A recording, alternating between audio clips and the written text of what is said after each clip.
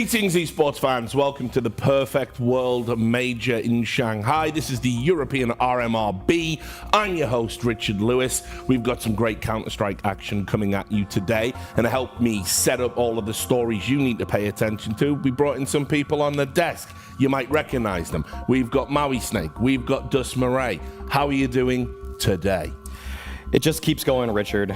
Some say that time is a flat circle. They do say that. And we're here again. We just keep going. We just keep repeating the events of our lives. That's NIP's mantra, but more on that in a minute. Yeah, good morning. I got to visit my daily ritual with the Romanian coffee robot in our hotel. She's very kind to me. She speaks to me in Romanian, so I don't understand what she's saying, but she gives me great coffee. So she does. That's the main thing, because we definitely do need that.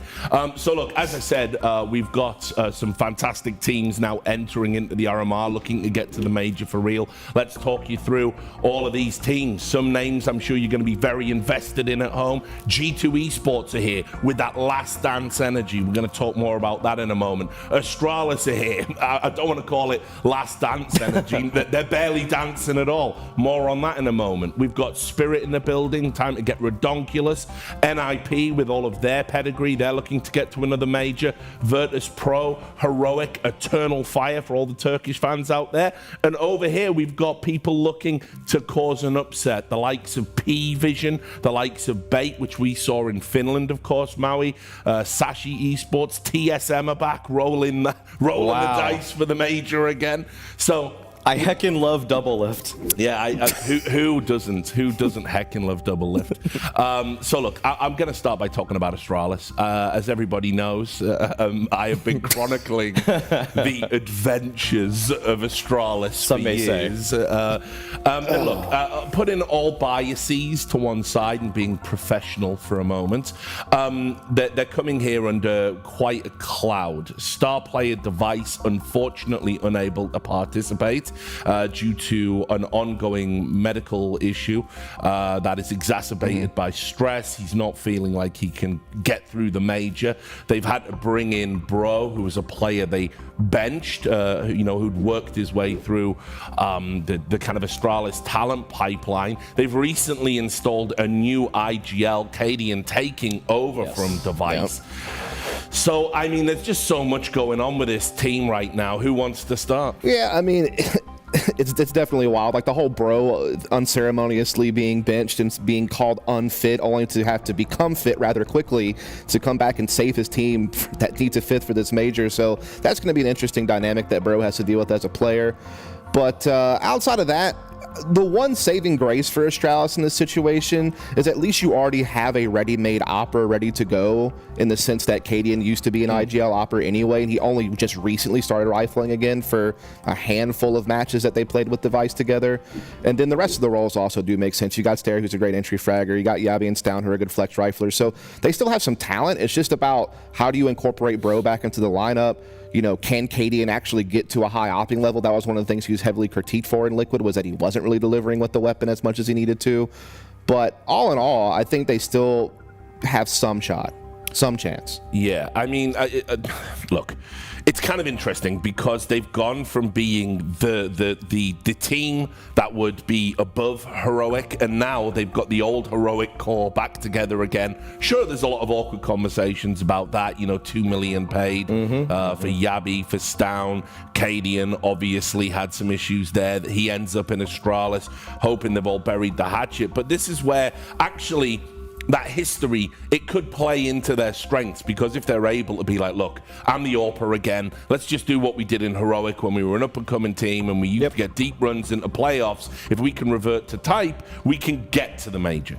Right, and you look at the players that are in the stead of the before Shush and Tessus and Bro and Stair, and I actually think that, yes, Shush and Tessus are better as a duo, but Bro and Stair aren't too shabby. So I feel like there is a clear drop-off in the chances for Astralis to qualify to the major with losing Device here, but I still think they have a great chance. I still honestly think that there's an excellent possibility. And on top of that, if we want to get just lightly on the tactical side, Astralis kept forcing double ops in every game they played with Device and Cadian, so now they don't have to do any of that anymore. Yeah, Nice. which is obviously important given the economy right now. I mean, speaking of economy, I'll come to you, Dust. What does it do for the Astralis pedigree if they're not able to get to 5 majors in a row? Like, if you just said that to me in 2018, that, like, you know, this is the price that they're paying in the future for all of the success that they had.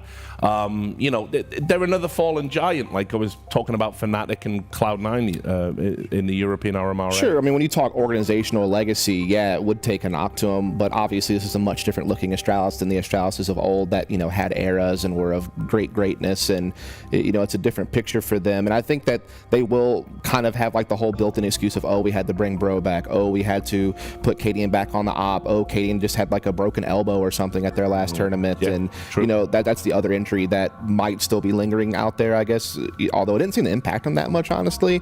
In fact, like, one of the things that you could point to with Astralis, besides the fact that the roles make sense and they have some individually talented players that we talked about, is that they actually looked really damn good in their last tournament run, like kind of out of nowhere after having a couple of poor performances when Cadian first got there. They kind of lit it up their last tournament and actually put some results down. And so that maybe gives you like some type of breath of fresh air.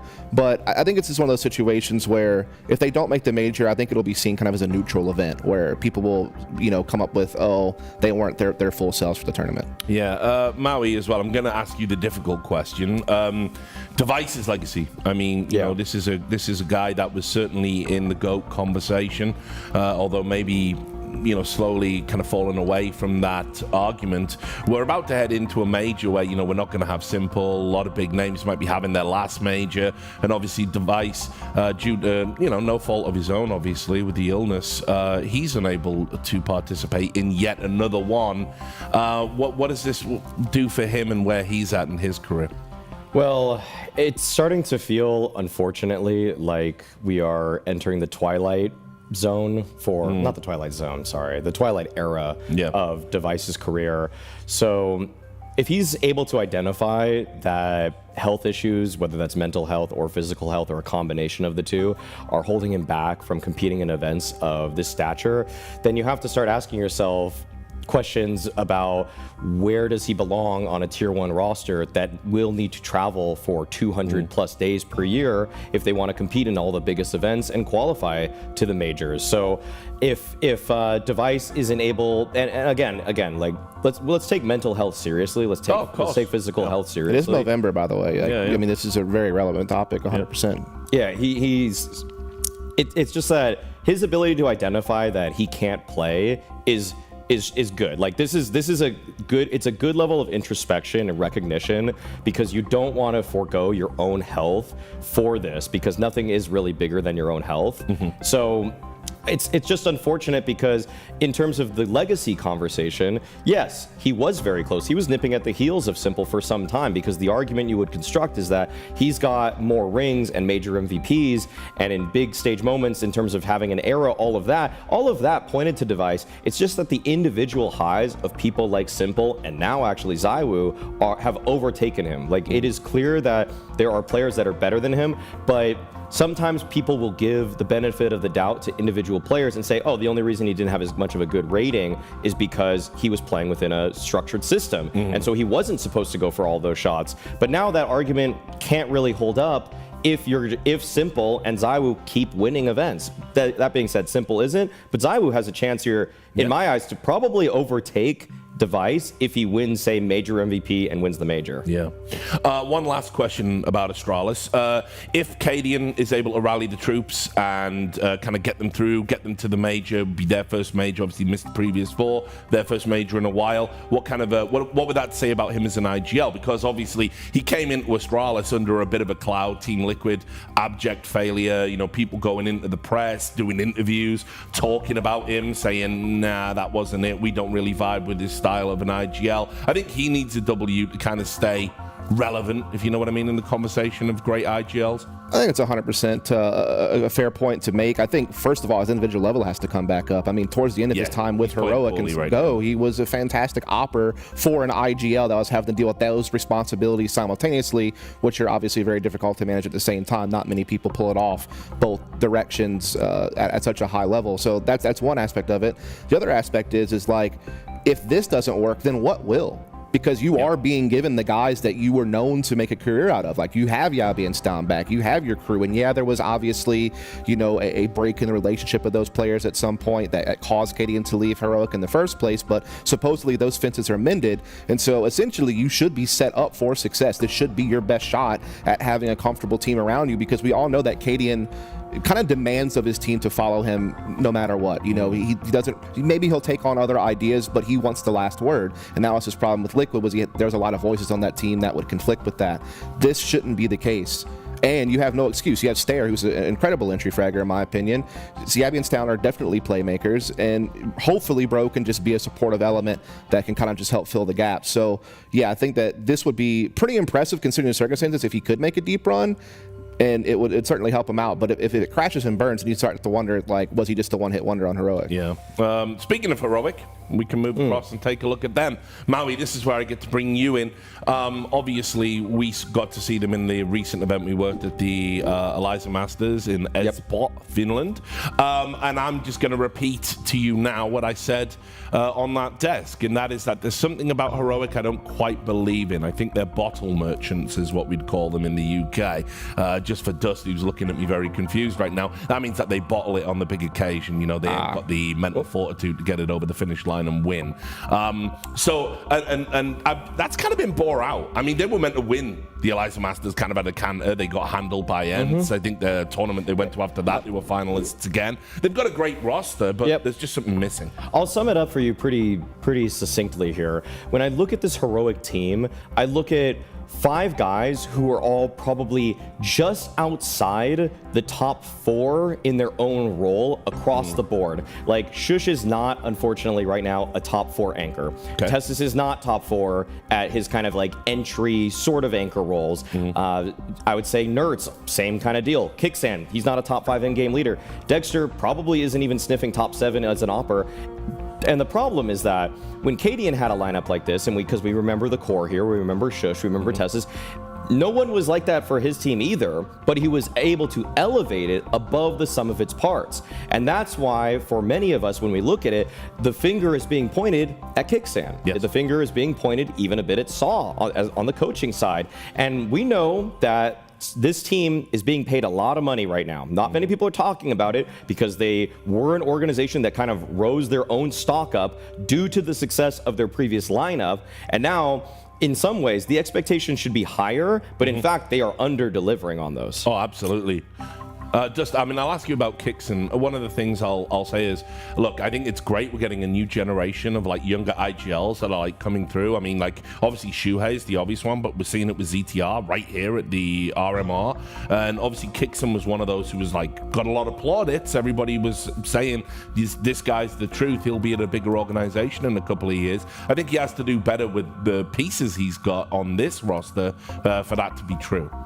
It's a fair point, but I kind of see it a little bit differently than you two do. Okay. And it's a situation where, look, Heroic came from a place where they lost out in the Cologne play and didn't even make the main event. They didn't have the greatest last season of EPL. Maybe a couple of wins over some decent teams, but their final placement really wasn't something that you would be impressed by.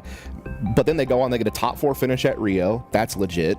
Then the last 2 tournaments, they've come second place at. And yeah, maybe they should have done better at Espu because they were playing against a brand new Ints team. But that Ints team just seemed on fire that tournament. I don't know. Like, that seemed like just like one of those weird situations where everything, it was one of those like weird ones for me. So I don't even know if I'm too harmed by that. So at the end of the day, I almost feel like they're on a positive trajectory results-wise. I also have to say that you have to take into context that they have had a revolving door situation in some of their earlier tournaments where they couldn't field Dexter for certain events. There was one event where they were able to have Dexter midway through the tournament, but had to use a different opera for their opening game. Then you had Saul having to stand in for a tournament. They had to bring Nikodos back to play Dallas. So there has definitely been a lot of turmoil as far as keeping a stable roster. And the other big thing you have to think about is it's like Dexter might not be a top 7 opera yet, but he also has just kind of started fielding himself regularly in a structured team in CS2, and we know the potential of this guy. I think he very easily could climb up the opping tier list rather quickly. So I actually think this team is currently moving in the right direction, in my opinion. And I think that Kixon has them operating like a pretty solid team. Like, they're a well-balanced squad. They play defaults well. They execute well. The roles are very well established. Like, they look like a pretty tidy team to me. So I think I'm a little bit more optimistic than you two are. Yeah, that's fair. I mean, that might be true in general. You know, probably. Might just be true just in life. Yeah. Okay, so the other big name we want to talk about, I'm sure this one might be a little bit more positive, although I'm sure I'll find some Grinch facts to throw at you. Team Spirit. Obviously, for me, I think they're a fantastically talented roster. They've got the phenom, Donk, a player, the likes of which I don't think we've seen in a long time. Not in that role, for sure. I think just an insane talent. And obviously, they need to translate the talent on the roster into trophies, which they haven't always done.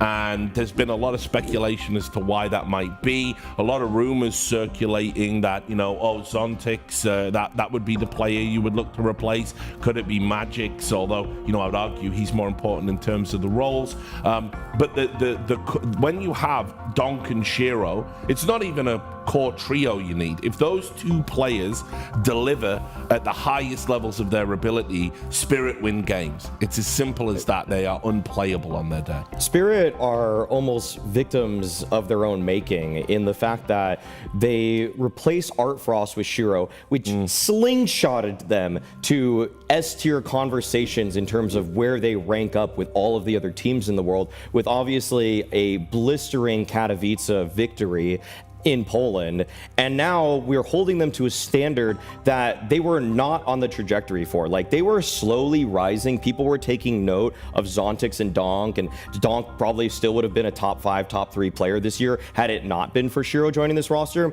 But for all of the pieces beyond Shiro, like, I don't think really any of them were ready to be thrust in a position where they have championship expectations going into every single tournament. Yeah. And you're starting to see in these big moments all of the cracks. Because yes, we could try to replace somebody like Magix or Zontix. There probably are upgrades out there, but it almost is unfair to them that they were just thrust in this position, because it probably should have more realistically been around this time of the year where they finally started making playoff finishes had they kept Art Frost this whole time. And so I feel like a lot of the players on the team, including Zontix, including Magix, and in some ways including Chopper, are receiving a trial by fire because they just suddenly paired up with 2 mega superstars. Yeah, I think the story of Donk kind of ruined it for Zontix, because the situation is both of these guys were academy players. Yeah. Like, I don't think people realize just how little experience these two players have, and it's because it's overshadowed by the fact that Donk has just been so amazing. I mean, what this guy does is incredible. He plays the entry fragging role, and he has probably one of the highest opening attempts percentages of any entry fragger in CS ever. And the fact that he is able to do that so successfully is kind of just mind-blowing. He's just a bulldozer. Like, you can just run in somewhere and win you around by yourself. Now, with that said, Zontix also comes from the same academy system. And so people see what Donk could be from that system, and they're like, hey, Zontix, you know, why aren't you at that same level? And it's just like, it's kind of unfair to think that you're going to get 2 phenoms out of the same academy system at the same time. But I will say, you know, there have been periods where Zontix has been a strong rifler. And honestly, I think Zontix is like the X factor that can kick them over the edge. Like, you can go out there and win games alone with the opping talent of Shiro and the aggressive rifling talent of Donk, and they have a good enough system to put those players in the right spots to get success. But if Zontix clicks on, that is when this team gets so scary. That's when this team can win a title. That's when this team can make a deep run. So that's the guy I look to, you know, not in a way where I'm critiquing him or hating on him. It's just like, but if he does pop off, I mean, this team is one of the few teams that has enough skill to battle some of the top ones up there. We've had some weird moments with Spirit where they've like just totally like flamed out of a tournament, you know, in last place or whatever. Also, as well, there seems to be an almost malevolent glee from the community. Like, if Donk has like a normal tournament, everyone's like, he's washed already, and it's like it's kind of crazy the pressure they're under to perform. But I would add, I think, when you've got talent like that on your roster, yeah, you probably should win more. I can agree, because I feel like when the scrutiny, for example, that I put Nafety under when he had Cloud9 at his fingertips, I seem to recall that, yeah. It's very similar. Even actually, when I look at Chopper's lineup, he might even have better players. You know, Donk was competing for #1 in the world here for much of the year. Probably is 3rd in my book today for 2024, but Daphne never had a #1 player, and Shiro has actually only gotten better since he's joined Spirit versus when he was on Cloud9. And so the tools that Chopper has, he needs to make the absolute most of them right now, because his legacy as an in-game leader is definitely on the line. Hallie as well, the coach behind them, because it really does feel like ever since that Katowice performance, they did well then at a Blast Spring Finals, won a couple big cash cups, I'll just call them right now. Like that's kind of the stature of other tournaments they were doing well at. It's been like the Cologne finish was kind of downright pathetic. Like you can't be coming out in last place even if you're playing G2 in the lower bracket game. You're supposed to win your first game so you don't have a double lower bracket versus a top team, and even then you're supposed to beat them, and it just feels like they've kind of they had this formula for how to win Kato, and they really haven't done enough to innovate upon it. Like if Donk doesn't drop a 1.3 rating, this team just it capitulates so quickly.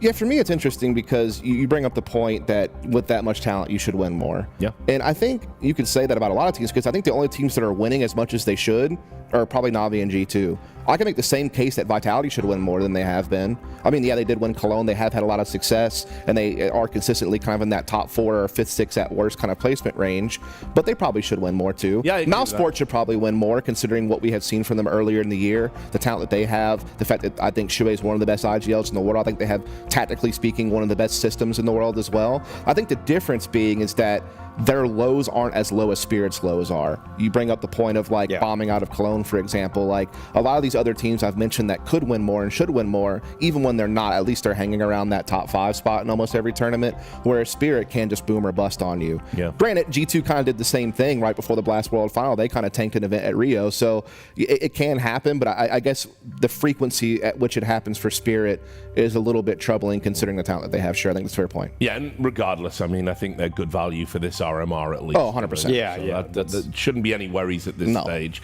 Just to let everyone know at home, I've just had a message relayed to me from Shanghai. We've got a slight delay, so that's why we haven't got into G2 NIP. And even you didn't hit the magical start button you're supposed to hit over there? No, yeah, the beep. I think one thing you mentioned that we didn't really elaborate upon was the idea that the community sentiment is just Donk is either a feast or famine player to them almost. Yes. It's that he's either MVP numbers at a tournament or he gets a 1.1 rating and everybody says he's washed. Yeah. But that's unfortunately the path you find yourself on when you are on the road to greatness. When you actually have a chance to be one of the all-time best players in this game, which is practically what his first 8 months of Tier 1 Counter-Strike looked like to the community and to pundits alike, then you're suddenly going to be scrutinized under a microscope that is so strong that only right now maybe 3 players all time can fit under it. Like, I mean, maybe 4 if you include like Monacy, Zywoo, Simple, and Donk. Like, that's it. Like, nobody else is under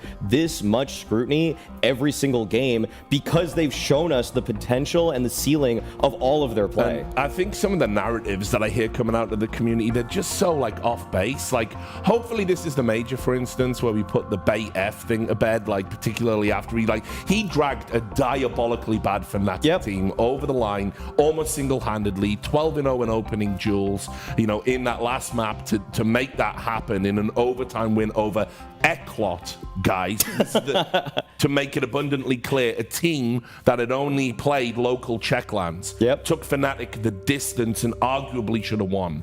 So, I mean, like, we'll put that one to bed, we'll shelve that as just utter nonsense at this point. Agreed. But here we go with Donk. You go onto forums, what do fans say? He pads his stats. He chases eco kills. It's like, are you watching this guy play? It's no, people not aren't. even guy. They're this not. Kid play. They're not. It's one of the least stat patty ways to play Counter-Strike, period. If you look at one of my favorite stats to pull up in regards to Donk is you look at average damage per round win. That is a stat that only the greatest players per team can actually have incredible numbers at. And for example, Simple in his 2021 campaign where he was clearly the #1 player in the world, winning the Stockholm MVP and all that, he had about 127 damage per round win for Na'Vi that year, which obviously means, you know, in the round wins, he is shouldering the burden for them. Donk has above 130. I've never seen anything like this. Like, it's one of the highest numbers I've ever seen. And if people don't really understand this stat, if you played ESCA at any point, I don't know if you remember RWS. It's like when you win a round, you would get a higher number, but it was kind of like a weird stat because obviously you have to win the round for it to work. But the thing is that people like Shiro, the number is actually way lower because he's next to Donk all the time, who is getting multiple entries. Like, multiple entries should grant you and your team the best chance of winning. It is one of the stats we always refer to every single time. It's like, what is their 5v4 win percentage? Oh, look how bad their 4v5 win percentage is. Because getting an opening pick puts you in such an advantageous position. And for Chopper to have the best entry fragger this year, bar none, on your team, you should just be winning more. Like, that's just 1 and 2 when it comes to CS on a macro level. Now, another big number thing for me, and I'm not going to get these numbers exactly right because I'm not a computer, despite what some might say. Really? I do try not to. Okay. Aren't you dating a computer, though, in the lobby? Yeah, she makes me great coffee. That's all I'm going to say. And it helps me get here every morning. Shout out to my real fiance, Tracy, out there, who's actually probably watching. So that's my real one. But anyway. just to make it abundantly clear, he's not cheating on you with a robotic coffee machine. Yeah, I mean, I'm not Joaquin Phoenix from that one movie where was it her? That was it. It's not me, I promise. You know. But anyway, so getting back to this situation, look, I think people understand that there are very few players in the world who have an above 50% success rate on opening attempts. And the players that would be in that category would be players like Xantares, Malbs, Nico, Zywoo, and then Donk. The difference being Donk's attempt rate is so much higher. So the fact that he's able to keep up in success rate with the players that I named, but he's like well over 30% at taking opening attempts, it's absurd, guys. It's absurd. No one else is doing that. No one else really has done that in an entry fragger role that I can relate to other than Donk and CS2 so far. So yeah, people just need to understand that trying to expect him to just blow up every single game is a little bit ridiculous, but he always will be one of the greatest entry fraggers in the game. Yeah. Let's take a look at the schedule. Remember, it's a PGL event. There's 2 streams running concurrently. This is the B stream, the alternate stream I prefer, because the B stream makes it sound like there's no bangers there. 3D Max versus TSM, that one's going to be close. Astralis versus 9 Pandas. We're going to get a good gauge very early on about where Astralis are at coming into this tournament with that one. Remember, these are best of ones, of course. Virtus.pro versus Passion UA and Spirit, who we were just talking about, going up against Bait. I don't think that's going to be a cakewalk. We saw Bait in Espo. I think that, you know, watch out for the former Na'Vi player MPL. You know, lots of good stuff going on there. Also, I wanted to say, look out for Passion UA. This team has never played a LAN before, but they have played like well over 300 maps of CS in like the last 9 months or something like that. They're coached by Kane, a legendary coach from like Na'Vi and Gambit. They have some really good players like Yambo is kind of considered like this up and coming opper. They have Fear, who's like kind of an IGL who also frags very well, and they have some young talent. So I would expect them to maybe cause a couple upsets throughout this. Yeah, and you can see, look, Team Spirit, Bait, it's underway. So much for what I was saying, they're not being a cakewalk. They're 6-0 up on the big screen. So thanks for that production. Let's make Richard look stupid in the background. Cheers, Seb. Love you, miss you, legend.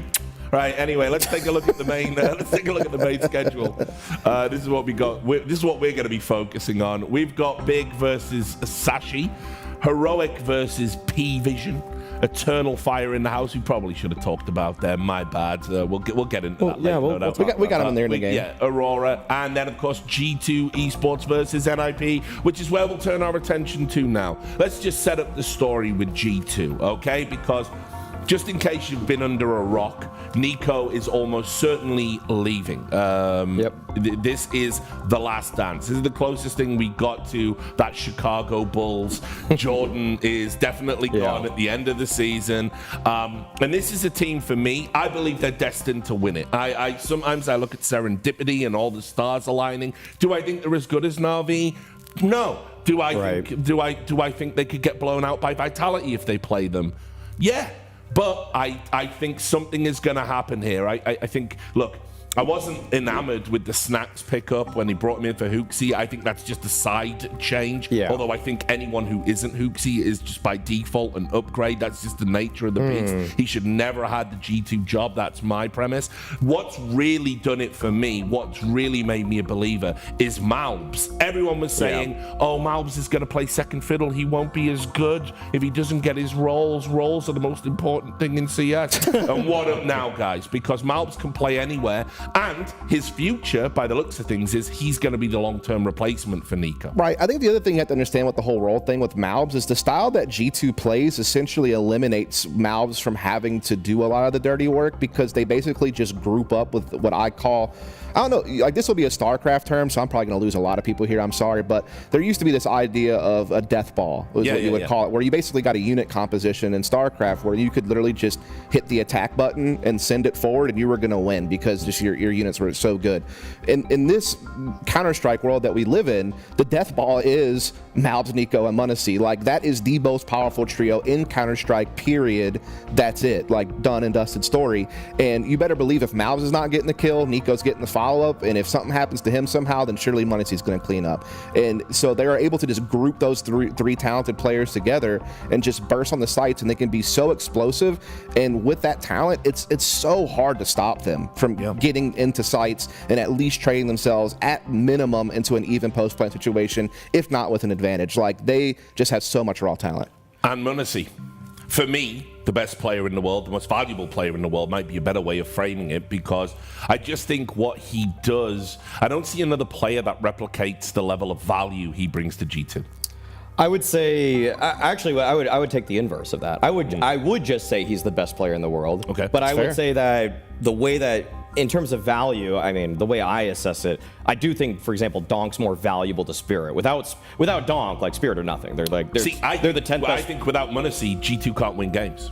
I mean, I've seen them win games where it's just Malbs, though, and just Malbs and Nico. But I never see a game where Donk falls off where Spirit really wins it. So that's my assessment on that phrase, but that's just semantics. Let's actually talk about it. I mean, m0NESY right now, most mechanically skilled player in the world. The time to kill on his op shots when he spots a target is unbelievable. It's something that players dream of when they pick up the AWP. He's gaining call him the Flash. Exactly. He's gaining a fan base akin to what Kenny S had in the 2010s, and he's one of the only people since Simple and Kenny S who practically have just devout fan bases that when he walks around China, people are worshiping him at his feet. Like, they will bow down to him because this is what everybody dreams of. When they pick up a mouse and keyboard, load up Counter-Strike, they want to be m0NESY today. They don't want to be ZywOo. They don't even really always want to be Donk. They just want to have the quickest op shots on the planet. They want to wall bang people in ridiculous fashion.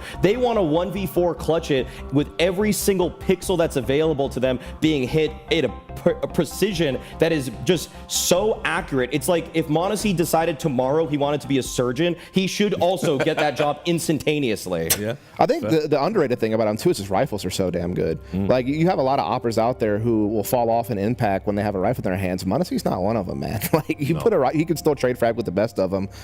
So yeah, he is just a phenomenal talent. Well, let's talk about NIP. They've had their fair share of phenomenal talent down the years. They've let a lot of it slip through their fingers.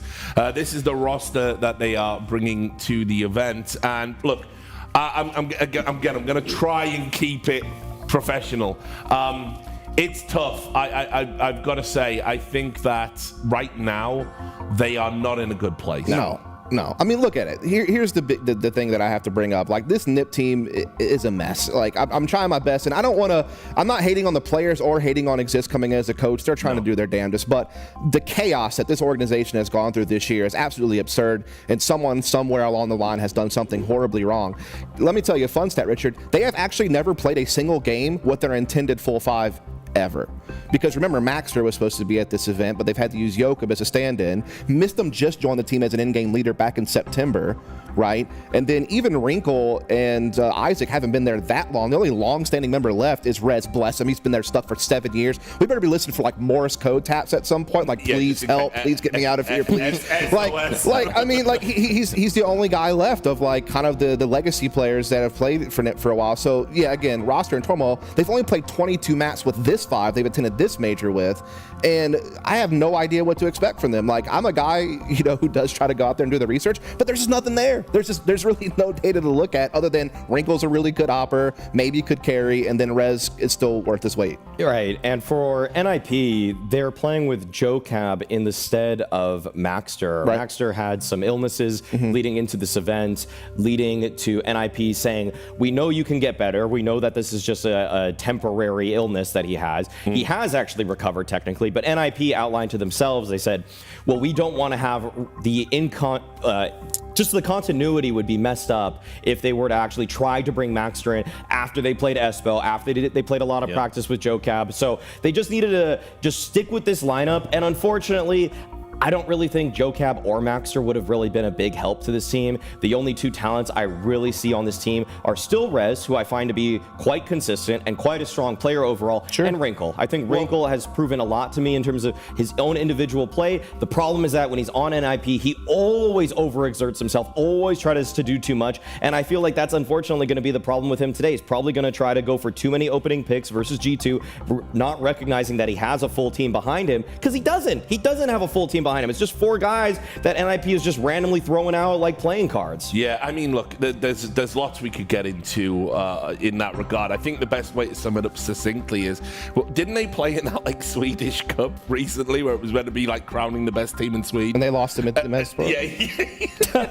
I remember, Rich, yes. Yeah, it's just like, well, okay, NIP. Let's also remember the long list of players who have gone on to be more successful since leaving NIP. Yeah, I mean, listen, by the way, that just is a very real phenomenon. Oh, it is, 100%. Yeah. We're about to get into the veto. Sure. We'll talk more about that man on the screen in a moment. Obviously, your best of one coming in. Is there a map that NIP can kind of find somewhere comfortable? I know the answer's no, but no. I've got to Not ask. even close. Like, I mean, the one map that NIP has had some consistent success on with this 5 we see today is Ancient. Yeah. I feel like it's probably going to end there. Maybe Vertigo.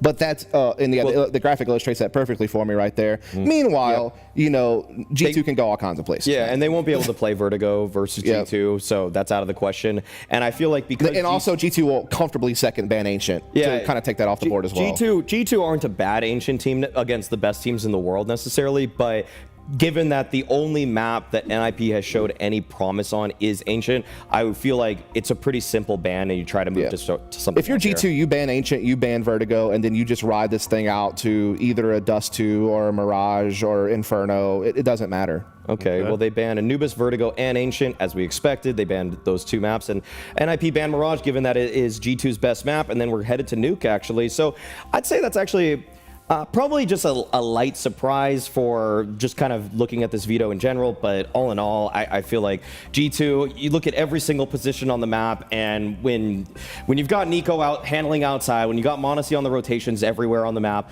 I feel like the only weak spot is Snacks, but a lot of his errors can be covered up on this map. Yeah, look, let's just touch upon the Nico aspect. Obviously, this is a map where, as Maui rightly points out, he plays outside. It's a very important position to play. I mean, look, I think one of the things that I love about new Nico, modern Nico, obviously we've talked a lot about his personal growth, his maturity, how he's learned to control his temperament. We all understand that he's most likely 99.9% certain to be going to Falcons after the season. He's been a great mentor to Munazy, obviously, related to Hunter. I think everyone's going to rally around him. Everybody wants to get Nico his major, and there's a real nice Zen-like cohesion around the team right now and around Nico in general. Yeah, I mean, Nico is just a special talent, and he has been for such a long time, and I think maybe he has been overlooked a bit because of how great players like Simple and Ziwu and Donk and Munacy and some of these other players throughout CS history have been.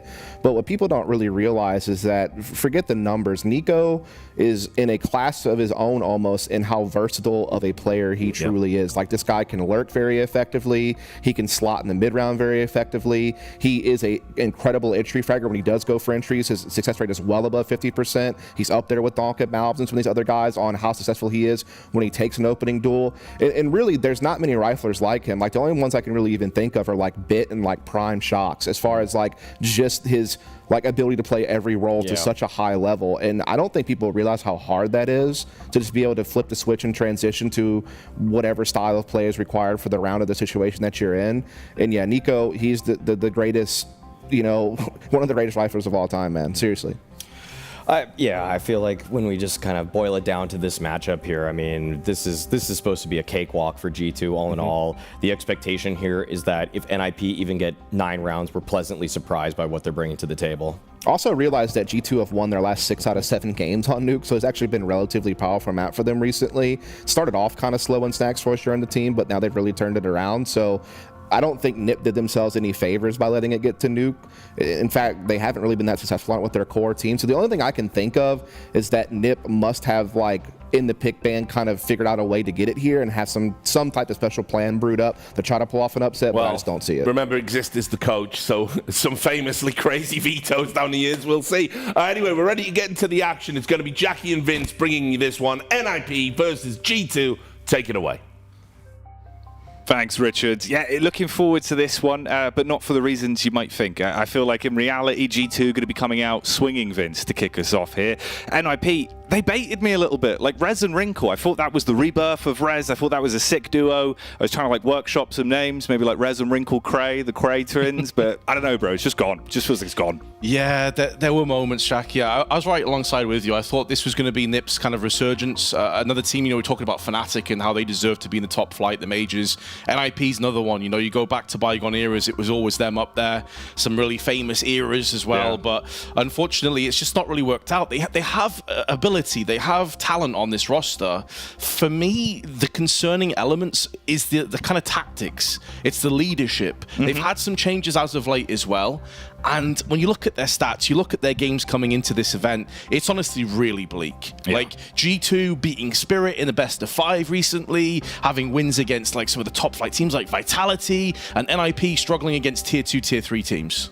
Yeah, man, what scares me the most, right, is I just feel like there was a timeline where, you know, what was it, back towards Yala Compass, this team came together. I think there's about a 2-week period before that, right? Different roster now, because it feels like they're kind of a bit of an auto body chop shop. Yeah. There's always someone new going in, someone else coming out for one reason or the other. But that was where I actually thought, oh, you know what? There is room for this team to find its form. And I was kind of hyping them up sometimes, did a couple of interviews where I'm like, yeah, I think NIP could push this with this roster. It just fell flat. Every other meeting outside of that, after that second place, it never had the same level of impact, the same level of oomph. And the things they were getting away with at that tournament, it was Rez and Wrinkle just being these absolute demonic duo, kind of getting into all the fights. Wrinkle with some crazy flanks. And now I'm not really seeing it as much. Obviously, we're getting into Nuke here. Let's have a look, Vince. Let's see how it goes, right? It's the first game of the day here for the EU RMRB for the perfect world major in Shanghai. And Nico is the first man to start it off. Oh, support of Malbs already 3 in the pocket. Yeah, about as predictable as we could have expected, really. Nico just body slamming multiple. He's so good in pistol rounds as well, by the way. They're talking about his versatility, completely agree. Can do absolutely everything. Can even AWP if he needs to. And immediately, Isaac and Yokab just on the back foot. They've got the bomb at least, but no utility between the two of them. And their prospect looking pretty bleak, hoping and praying for a G2 mistake pushing into the lobby side. But once G2 have got those opening picks, they've dialed it back. They're playing super deep passive angles. Mob's just going for the jiggle peek outside. He's going to spot Isaac sooner rather than later. And now they know exactly where the bomb is. He gets himself the P250, so a little bit more range to work with at the very least. It can be impactful, especially outside, right? Oh no. Well, it's gone. No chance for the P250 as Malbs does what he does best. Him and Nico with a great start in the pistol round here. Overwhelmed at least by Yokab. For 30 seconds on the timer, no real pathway in towards the bomb site. And a quick snapper from Snacks. It's G2 taking the pistol round relatively easily. Yeah, just dialing that in with ease. Straight up to M4s. A4 for Mobs. A couple of A1Ss and a couple of MP9s. No bomb plant either for NIP. And just the one kill. Yokab really picking up his use. Huh. They do this. I don't know what it is about NIP, dude, but they do this. Yeah. I guess like maybe positions in hot and anticipates like a push or something like that. Yeah, it's pretty much what he's going for. The issue with this, though, is they kind of like changed the range on it one patch whiles ago. It feels like a lot of players overlooked it. But yeah, the inconsistency of it. At one point, it was almost like a guaranteed kill from this angle, right? We saw Rob sort of, utilizing it loads when the Zeus buffs came in. Now it feels way harder to get it off. You push up, though. There's a fine chance maybe he does make this round a little bit more electrifying. The thing is that G2 have no real reason to push. If a post plant came in, they knew that it was going to be like Mac 10's Galil's full utility for an execute. That would be different. You might want to try and take the fight to NIP while I position up and prepare for that incoming flurry. But when you know they're going to have like Glocks and nothing else, there's no reason for you to budge an inch. Like effectively, you have everything in your advantage. Pushing can only go wrong, realistically. So Mobs, playing the passive angle, gets his pick and falls away downstairs onto B just to make sure they can't go for that quick plant. And Yokab moves up close on elbow. But I think it's going to be the same result. The spray from Nico on point with Munacy. And a quickly dialed in 2-0. He looks at the Zeus on the floor, says, "Ooh, brother, no." Does not pick that one up. Doesn't want it, mate. Get it gone. Batteries in the bin. So 2 rounds for G2 there. Didn't really expect much from them, obviously, coming into that one, right? Maybe there was a chance that you get a kill. Probably would have been the best case scenario if you could squeeze out a bomb plant. But reality of the situation is just Glocks. You're saving up to go in for this one. So 3rd round investment. Galil's, couple of nades there. They've got a little bit of utility to play. They're already setting those up. You can see the flashing on the HUD, meaning it's primed to be thrown out. So the outside smokes, dashed in. Malbs with support as Snacks as well. And a lot more of an aggressive setup here. So you're squeezing the space off them early. And mate, if Snacks takes the contact, Malbs with that A4, those bullets can deal a ton of damage on this one. Close quarters engagement, potentially. Oh yeah, they're going in now, just as the smoke begins to break a 2 for 2. Mobs bags both. It's the MP9s that are dealt with, the expendable weapons in this bonus for G2. And our Wrinkle with the arduous task of taking that AK into ramp and trying to facilitate a potential post plant, but they actually drop the bomb back towards the T spawns. They have to go and pick that one up first, and that'll be a little bit scary with a potential lobby push here behind them. Still quite a lot of time on the clock. Ways forward for NIP.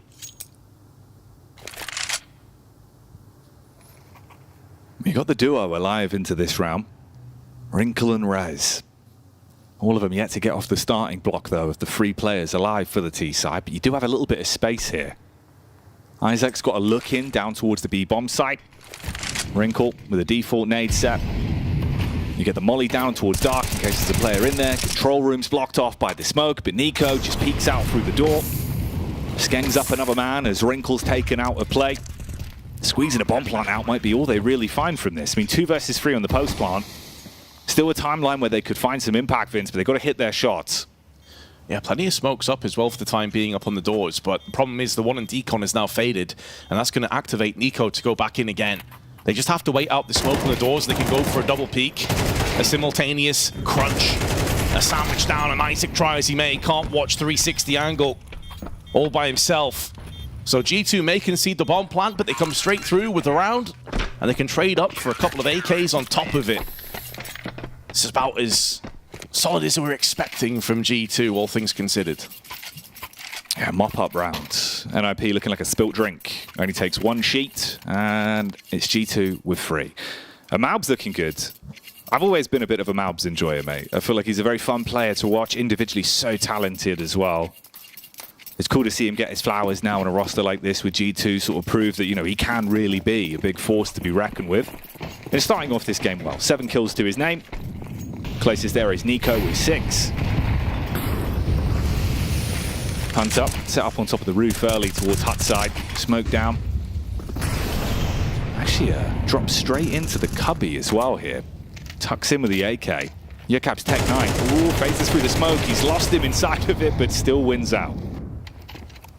Yeah, convincing opener again. The wall of smokes allows him to bypass outside, but Nico is here, and he's had a good start so far. 6 kills to his name.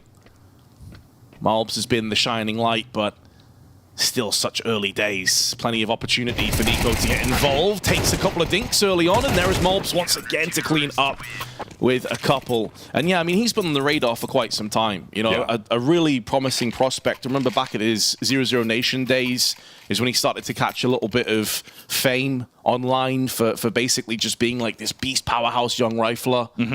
And then, of course, he went across to Team 1, then lost. And then I think M80 is when most people started to pick him up on their radar. I was like, okay, this guy's really legit. Oh, yeah. This guy needs to be in a Tier 1 team. But there were still doubts. When he went to G2, a lot of people thought, is he ready? Is he going to struggle? Or like G2 as well has been kind of this revolving door at times. If talent comes in, doesn't quite work out, they get benched, they get thrown away. They're never quite the same. So the fact that he's came in and clicked to this degree is really a testament to his ability and also how much of a professional he is. What he's like on like a personal level too. Like he's 100%. Been so easily adaptable to the rest of these guys. No, massively so. And I think it also, goes back to sort of what Rich and everyone was talking about on the desk as well there, where you're saying, like, if Nico is leaving into 2025, you need someone that's able to sort of step into those very big shoes, right? And for Malbs, I think that's what he's trying to write for himself. He's trying to show that that is something that he can be optics for the future for G2. He could be one of those players that you're looking at and going, yeah, this guy is sick. Let's see what Wrinkle's got in store for us on this one, Vince. He likes very aggressive openers. This is the sort of round where you'd hope NIP can show us some of that. He's straight in round towards ramp side. He loves taking early fights. We've seen it on maps like Nuke, maps like Anubis. He's got some great pathing, good movement, but it's the AWPing that sets him apart. Into this round, he smokes off early, can't find the first frag he's looking for. On the other side of the coin as well, m0NESY outside with a scope of his own. Yeah, we've almost not even touched on m0NESY either, have we? Haven't needed to yet, have we? Exactly, like he's just been chilling while Molbs and Nico have just been doing all the work so far, but now he will be called upon. Molbs playing more of a static passive angle, allowing m0NESY to pop up in the elbow.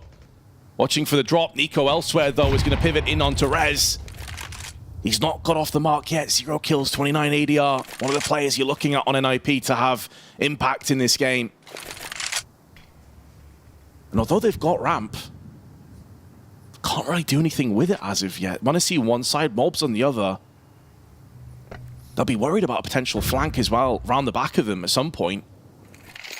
Oh, this is an awkward one for NIP.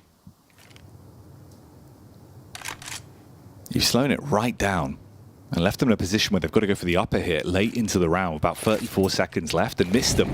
It hinges on him being able to draw the rotation. Obviously, if Snax drops off, you can get the pick up there, burst out through Squeaky, go for the play towards the site.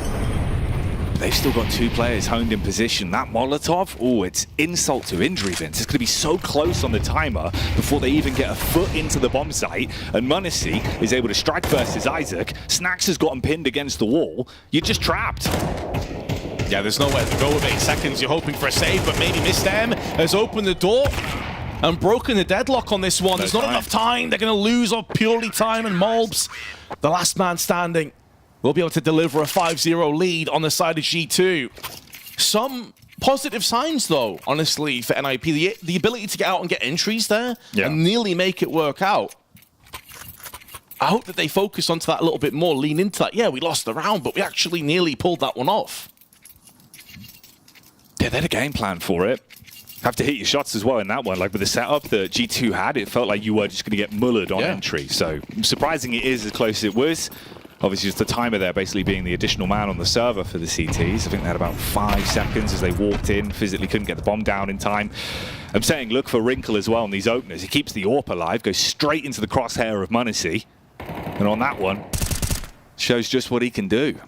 Now you really should be set up to farm through the rest of the round as well. Nico outside with support of m0NESY. Oh, okay. Isaac with a deagle gets one, but this has frustrated m0NESY, so he'll clap straight back. And he's watching for that angle as well for the cross. No smoke. Maybe a flashbang will afford Yokab a chance here. It does. Able to close the gap just a little bit, but maybe just closing the noose instead. Down he falls. Rez with the second 1D in the round and able to trade up to the M4, but Snax has him on the cross. On Squeaky, never stood a chance. AK picked up as well. Oh no, actually the AWP if they want it, but they decide not to go for the double AWP, which completely fair. I mean, the setup they've got right now is working a charm. You don't need to change anything. Yeah. No reason really to adjust. Like Malbs has looked great on the ramp holds. m0NESY outside with support of Nico as well, squeezing so much space off them. And if you bring out the second orb as well, it affords an opportunity where maybe Wrinkle gets his hands on it again, or someone else can pass it back over. Instead, of course, look at the damage already done to it, right? You're going into this one with 2 Galils, utility to work with, faster play potentially from NIP, changing the pace. Okay, you like to see this. Problem is, Hunter on top of the door. Good for the first. Isaac, though, bombards out. 2 clean kills, going on for a third as well. This is a major round from Isaac. But m0NESY's in the back line. And it all falls to pieces with only Rez. 1 minute and 25 seconds left on the clock, Vince, in the 1v2. Went for the tempo play. Can Rez somehow thread the needle? Problem is, he doesn't have the bomb. It is dropped down. It's been fumbled on the deck. And they know this as well. They're very aware of Heaven being a problem. Mobs is watching this one, and he won't be missing. The way he's playing right now, with the AK, surgical precision on the strike, and G2 off to the races at a 7-0 lead already. Making up for the delay, I guess. Like, yeah, we're going to get this one done quick. Yeah. I mean, the craziest thing about Malbs' career is, like, how does he find the time to be so good at CS whilst completing his medical doctorate? It's crazy, dude. That's why he's so pinpoint. He knows his way around a scalpel, Vince. He's never going to miss. He hasn't missed so far. m0NESY with 6-1. Nico once again battling outside and getting success. And although they try and creep through the shadows of the smoke, Yokab is not long for this world. Snack spots the pixel at the top of his head and will exploit it. A complete shutdown once again. G2 entering into the RMRs in the kind of form that many expected. They've been so good as of late. I think most people gave NIP pretty much no hope, and we're starting to see exactly why. Yeah, it's a bit of a weird time for them, right? Obviously, you know, Yokab standing in for Maxter, but at this point, it feels like he's kind of been there more than Maxter has in recent times, with the amount of events they've had to play with him. Like Thunderpick, Elisa, obviously the Swedish event that they were talking about on the desk as well. Wrinkle gets 1 here with the P250. Try and get his hands on a gun. 45 seconds left of the round. m0NESY. Beautiful shot. Right through the railing. Closes that one out. And yeah, it actually kind of has been pretty easy for G2, isn't it? They speak facts. Only facts. No lies. No lies from the observers. Yes. It's been a stomping. I don't think there's any way to get around that. I mean, you've had, if we're being kind of, like, you know, kind and pleasant across the NIP, they have had, you know, like 1 post plant, like 1 plant in 8 rounds. They had that round as well, which was on the dying embers of a couple seconds left, but they got those bunch of entries. But other than that, this has been about as one-sided as it really gets in Counter-Strike. Yeah, I mean, you know, positive look for G2 coming into the RMRs, right? You know, that's a nice 1-0 opener. If they close this one cleanly, start the day off with a bit of a banger, put yourself in a good position going into your next game of the day, obviously with how we do things here with the RMRs, right? Go 1-0 up, reset the bracket in terms of the pool play for the games following this. There is a lot of games to get through today. 4 here on the A stream, 4 on the B stream, and then another set of 4 for either off the back of the draw. So keep it locked, a lot of Counter-Strike. Now, NIP, how many times can I say, let's see if Wrinkle can get into the game here? Not this time.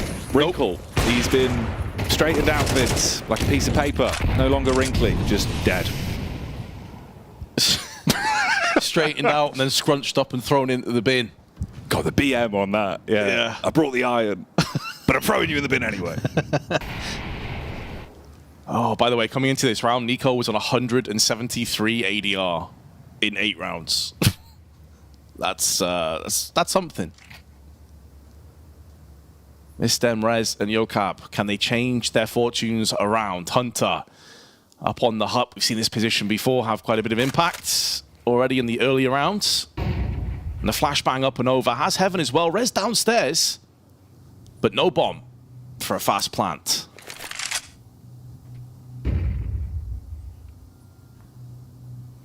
You have to make noise as well if he wants to get through on control room. I don't know how they bust out of this position right now. They've been losing every single duel. They may have found the timing though, but now Hunter spots them. No one checks the top of hut. Second player from Heaven's going to activate, and Mobs has Hunter's back. They've seen him top door so many times as well. No one clears it on the walkout. And like you say, like you had the perfect opportunity there with the timing. They actually could have made a play on it. Instead, Rez, he was always sort of, you know, the ship that's stranded from everyone else at the B-bomb site. Looks to try and do something, just wants to die before time there, so walks back up, shot in the face. 9 rounds on the board for G2.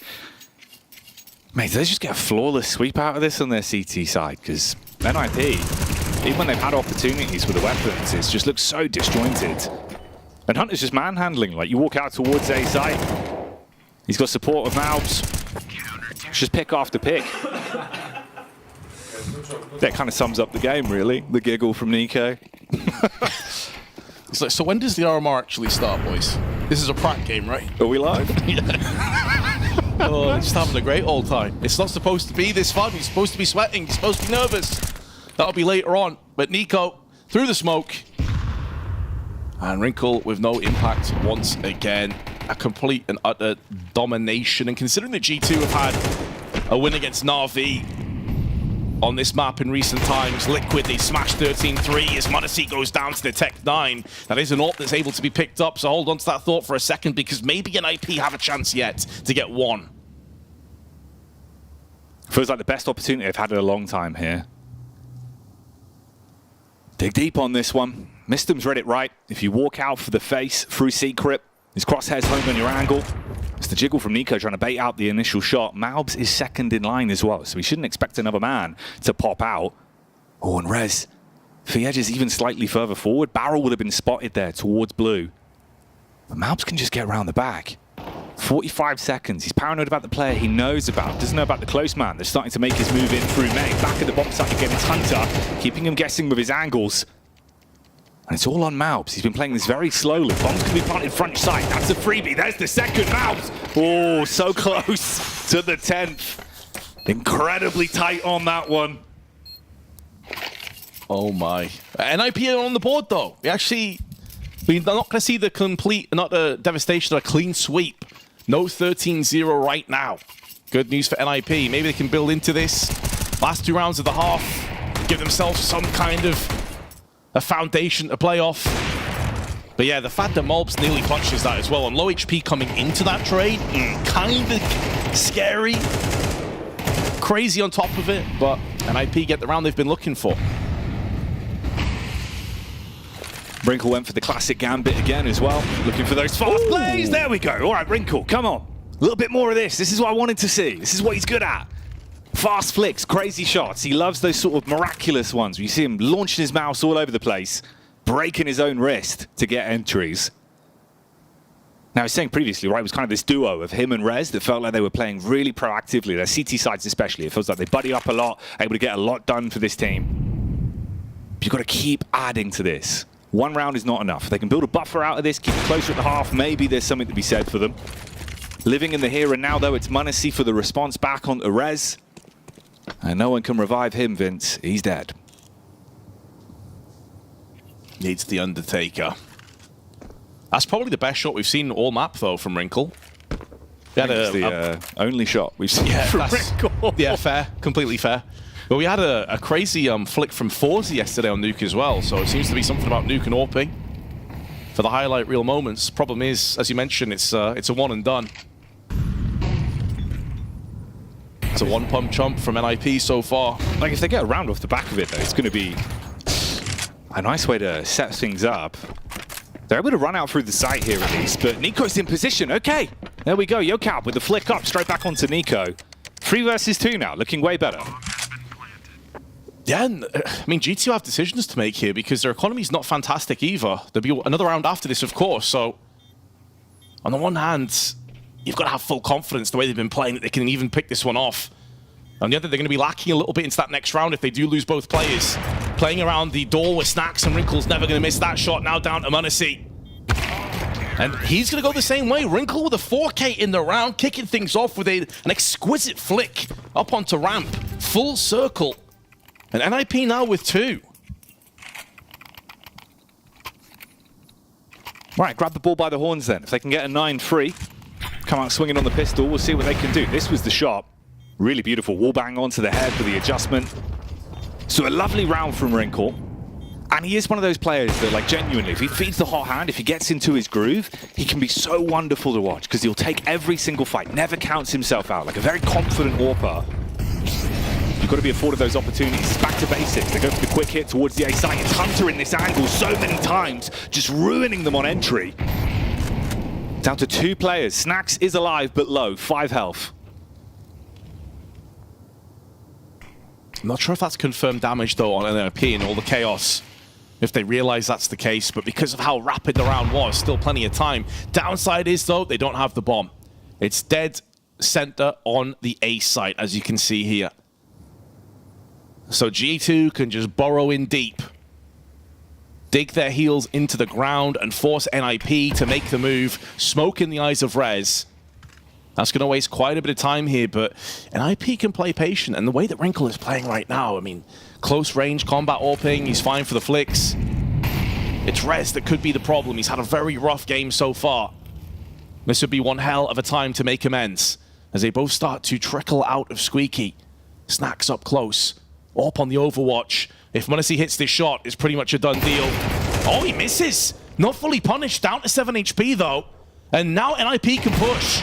Oh, 2 misses, but it baits them in. Luckily enough, they clear onto Snacks. All down to Wrinkle. There's a man sneaking up on you from behind. His name's Nico, and time is ticking away. Gets the first, there's the swing. Oh, even got the shot off first as well. Just couldn't get it over the mark. Close to a 3rd round, Vince, but Nico survives with low health and puts that one in the bank of G2. It's a really nice try, though, from Wrinkle. Yeah. He's going to be bitterly disappointed to be 10-2 down at the halftime mark, but he's had a couple of really solid rounds here, battling against all of the odds. That would have been a crazy clutch. Not quite, though. And G2 and Nico just too powerful at the end. What concerns me a little bit now is NIP move across the CT side, and other than Wrinkle, like, who really has been popping off here? You know, you're going to have potentially like Ramp get pushed into early on, A main. Yeah. Wrinkle can't be everywhere. He's not omnipresent. I think Wrinkle's story is very interesting as well. Like, it was his first RMR back towards the Paris Major, where Bait came so close to making it. Obviously beaten out at the time by Stico and the squad there. His very first LAN, when he was a young child, basically, there's a picture of him with Stico, and obviously Stico said to him at that event after knocking them out, Vince, like, look, don't give up. You're a talent for the future. You've got so much to give in Counter-Strike. Keep going. And to see him from, you know, that debut, a little bit nervous with Bait, kind of, oh, first RMR, to how he's like playing at events. He was popping off on stage at the Ala Compass as well. Like, first LAN event, the guy's basically just going absolutely ballistic, like screaming in the air. It's cool to see his individual growth. And you want to root for him a bit. Like, it's a very cool story, right? Like, if Stico's saying, look, dude, you're going to be sick one day, it gets you invested. And he's showing that here. Straight out, swinging outside, hits the head of Nico. And Isaac, Julie's in hands. All quite pretty ones as well. Oh, Wrinkle's gone down outside to Hunter. P250 prevailing over the USP. And now those Julies in play. Plenty of color and looking to splatter the T's. Won't be happening, though. And I'll miss them and Rez. Gonna try and hold on for dear life. They've got Heaven control right now, and Rez is making moves. But it feels a little too late, really. I mean, they have a kit, but they've got no flashes or smokes to get back on the site with. Mobs is taking the top of Misdem's head. He couldn't even see him fully. Oh, mate. Not missed them from Mobs. Got him. Flick up with the Glock. And Rez. All the odds stacked against you. Everyone's going to swing in. Gets a nice little adjustment shot onto Snacks, but grand scheme of the game, it's not going their way whatsoever. The hot commodity is the rounds that G2 have been able to squirrel away. 11 in the back pocket. Another pistol round being taken off the back of it. And it started off nicely, right? You win the 1v1 there. Power of the P250 shown again on Nuke. And then Mabs with this. m0NESY punishing Isaac for picking up those Julies, using it on the incoming CTs and the retake, and now m0NESY getting up close with the AK, Rez and Wrinkle. They'll want to try and run and gun with the SMGs. Oh, you can see Rez is really antsy. He wants to get in there, he wants to get in the thick of the action, and that's why. Headshot delivered immediately, and Mobs knows there's a second player in there. It's a lobby crunch, and so far it's been working perfectly. In comes Snacks though with a double. Losing no health in the process, but they have lost control over the bomb, and Yokab's about to strike from above. Oh, oh, mate. He doesn't want the apple. It's Snacks on a bit of a cannibal diet here. Feasting on all three of them with the SMG. Sinks the teeth in. Flick shot up towards the top of roof. God, it looked like it was actually going pretty well from as well on the lobby crunch, and at every turn. G2 showing they got the plot armor in this one. Rez up the ladder onto T roof, AK in his hands. Paranoid about where they are. Meanwhile, they're getting so much freedom, so much space to wrap back around.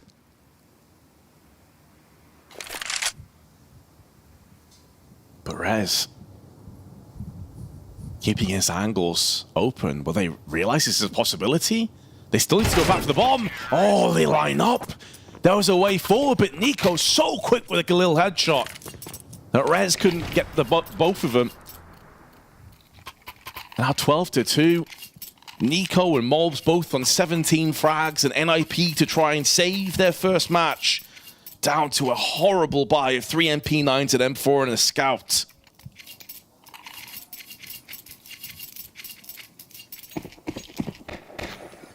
Real rough spot to be left in. Even if they somehow upset on this one round, obviously, like, the journey's nowhere near over. You've got to grind through so many. It would need to be 10 rounds on the spin to even tie up this game, and it's just not been painting like that's the way this game's going to go at all. It's looked like G2 have been comfortably in control each and every round. Even when they've had chances, just can't quite close them. Got the setup inside a secret this time with the MP9. Mal's playing inside of the hut as well. Bit of a spam from Snacks onto Squeaky in case anyone's close by. And they've not had to use any of their nades. They've still got tons to work with, so they can posture back off. You could even have a bit of a bait play on this, where Snacks can set up for the outside smokes, make them think they're going for the late execute, then hit round towards ramp. And NIP are going to be seeing all this as well. With the outside control, they might be thinking, okay, they're revving up for this, last minute hit. Could be caught completely unawares into the round 15 here. Yeah, that wall of smokes now has been put into place, and IP trying to get around the back with Missed M. Does get the drop on Nico. Upgrade onto the AK. A huge boost to this round, especially with only 35 seconds left. G2 now making a beeline. The Rez is there to deal the death to Mobs. Stops the initial charge. Missed M now in position for the cross, sprays down onto Snacks. Looking so much better on NIP, but Hunter, he now shows his hand. Missed M though takes him out. NIP get a third. It is a bit of an upset round, all things considered. There still needs to be so much from where that came from. Yeah. Journey's only just getting begun, really. You get yourself the 2 AKs, so one for Yokab, the other in the hands of Mistem. Nice shot from Rez on the defense, doesn't overextend as well, so they can play off each other, kind of splitting the attention to tees on the run out. You like the play from G2 though, right? Like obviously you run the clock down, back off, make them think you're going for the outside here, contact in through ramp. Felt like they had a good read, especially with the weaponry you're fighting with. It's surprising NIP get that one over the mark. Early nade damage in, that's going to be Snacks drop to 40, Mouse to the Deagle. Oh, yeah, there it is. Okay, I was going to say, this is one of these situations, mate, where he just hits those shots. Oh, even Yokab. God, it's a gory round, Vince, and it's starting to crater quite quickly. I mean, 3 versus 3, and they've got space now. Yeah, Yokab low, but so are Snacks and Hunter.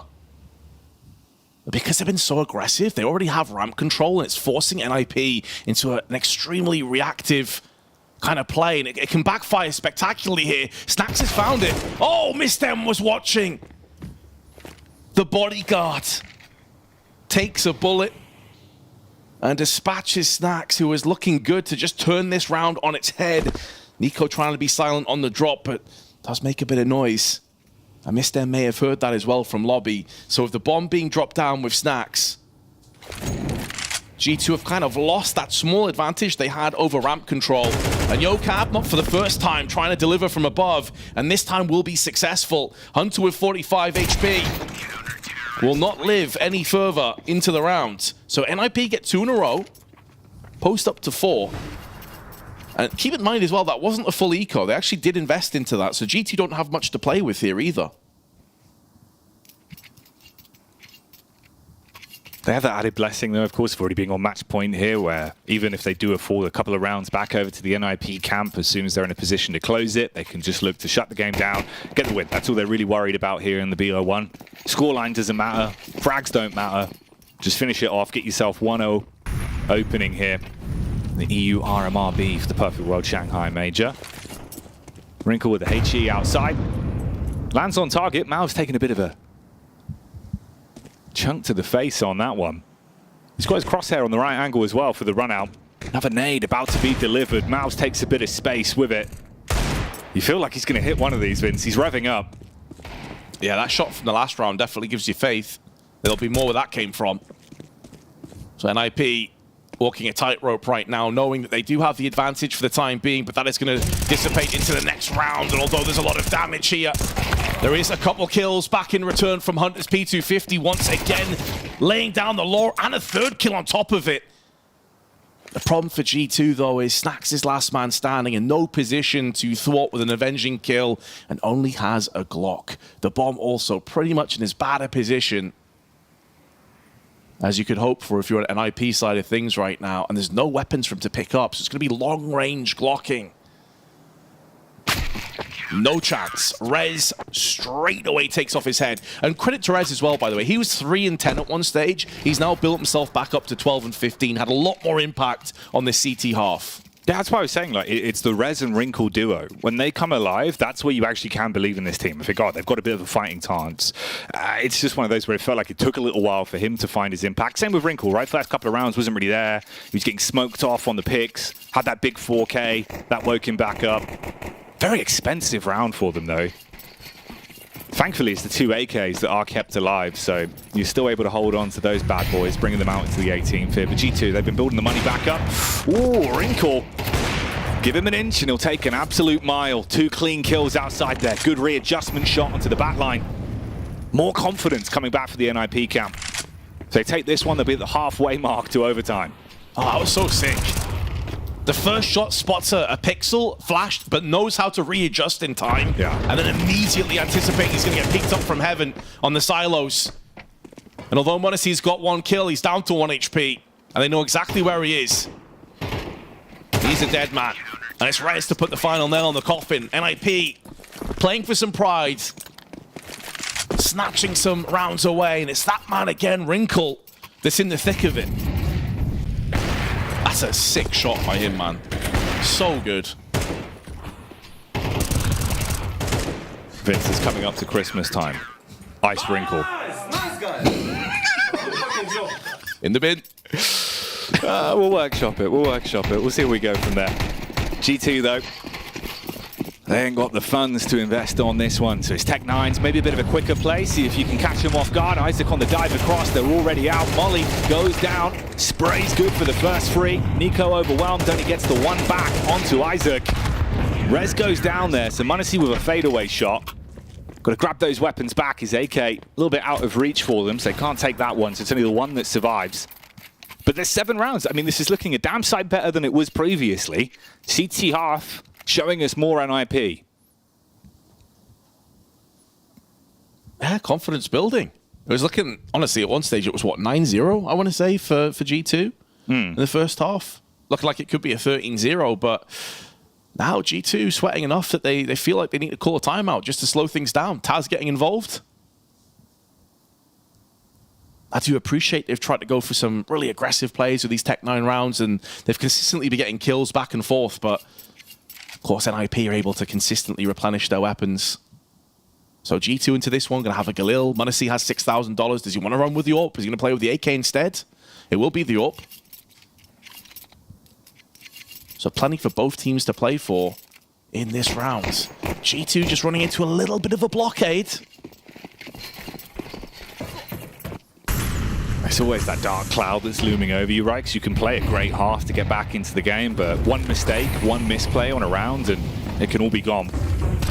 You got to keep winning these consistently, time in, time out. We've seen how close it's going down to like 2 players surviving an NIP, even when G2 have had pistols. So show us what you're made of in this one. Missed them. Not ready for the fast hit from Hunter. Flash over the top. He sprints straight in. The Galil as well onto Rez. Round 20. Looking like G2 have found the weakness. Yeah, they slow down and isolate 2 1v1 duels. Isaac should be good for the kill into Snacks. That's the bomb as well. It's gone down in a bit of an awkward spot. The thing is, though, there are already 2 players behind, so they can't really get a crossfire in, and Isaac's burning alive, down to 20 HP. YoCab will take control back over of ramp, and it does allow them to quickly bypass into B if that's what they assume is going to be coming up to play. But Hunter, he's going to nail the first. He was waiting to see if the second player would also show their head, and now it will. And YoCab goes the same way. 3 kills in the round for Hunter, and it will be a 4th on top of it for G2 to take this series 13-7. Yeah, no chance of a comeback there for NIP, although we have seen some crazy ones already in the European RMRs. But G2 got the job done. Maybe not as clinical as they would have liked, but at the end of the day, a stellar opening map from them. Job done. Well Indeed. done for G2. Yeah. CT side was impenetrable. I feel like NIP were getting stuffed in the first 20 seconds of practically every single round there. I'm glad we saw a little bit of a comeback from Wrinkle, though. Wrinkle's the one guy that I've been highlighting on this NIP roster. I know many people out there doubt him because I hyped him up way too quickly, but at the same time, I've seen such incredible individual skill from him and the willingness to take fights, and I just like that he trash talks people. I like that. I like it. Just go ahead and add Wrinkle to the long list of people like Headtrick, Alexi B, ZTR. I mean, you name it. That's gone through NIP and will go on to do better things after NIP. Well, yeah. Yeah, there's another one. Well, they sang all didn't make Device? it, unfortunately. Yeah, yeah, Device. I mean, you get a fumble Device. I mean, it really says something. Their last roster didn't actually have too many people that went on to do better things. I mean, they had Config. Where's he now? Is he in therapy? I'm no commenting on this. In a nightclub, I think. He had his tattoos lasered off. It's all good again. Okay, well... Whatever. Moving on. Yeah, yeah. I mean, this is the kind of form that we wanted to see from G2. Sure, it took a while for them on the T side to get things done, but I actually will give a little bit of credit to NIP. They were quite disruptive. We had Wrinkle pushing outside. We had some aggression towards lobby there. Overall, I saw more people on NIP pushing through lobby than I probably did G2 in that first half. So yeah, that's a nice sign, and for an NIP team that is pretty hamstrung. They're not playing with their 5-man lineup practically ever. For them to even put up a remotely decent fight once they switched that second half when they were already battered and bruised, it's nice to see that they can stand up when the count is already started. Yeah, I mean, look, on both sides, I would say, there's positives to take from this. The obvious ones for G2 is everyone has done their jobs, about where you would expect. And Nico and Malbs have both had very good performances in their respective positions, particularly on Nuke. Malbs was locking down ramp, Nico's locking down outside. That's pretty much job done on your CT side there. But for NIP, they were able to find a few rounds, take a few fights, put up some decent numbers. And I'm sure when they were looking at the results, they're going, okay, well, G2 are one of the favorites to win this thing. We're not even necessarily favorites to get through to the next stage. Let's just do what we can. And it's like you say, Wrinkle finding a bit of form. That's all good. I mean, they didn't look too despondent at the end.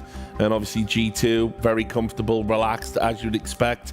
And they are now 1-0 up. Just relaxed. Yeah, just chilled.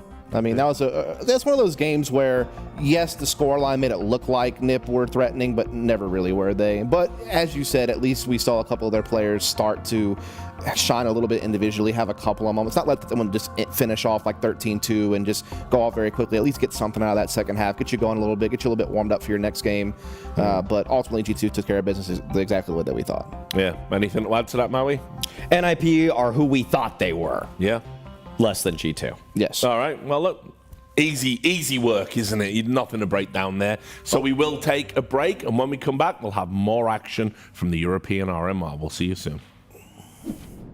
She said she loves you. But she can't love me. But I love you.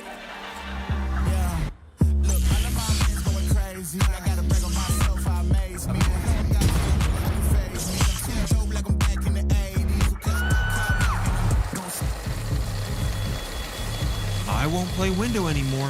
What's going on?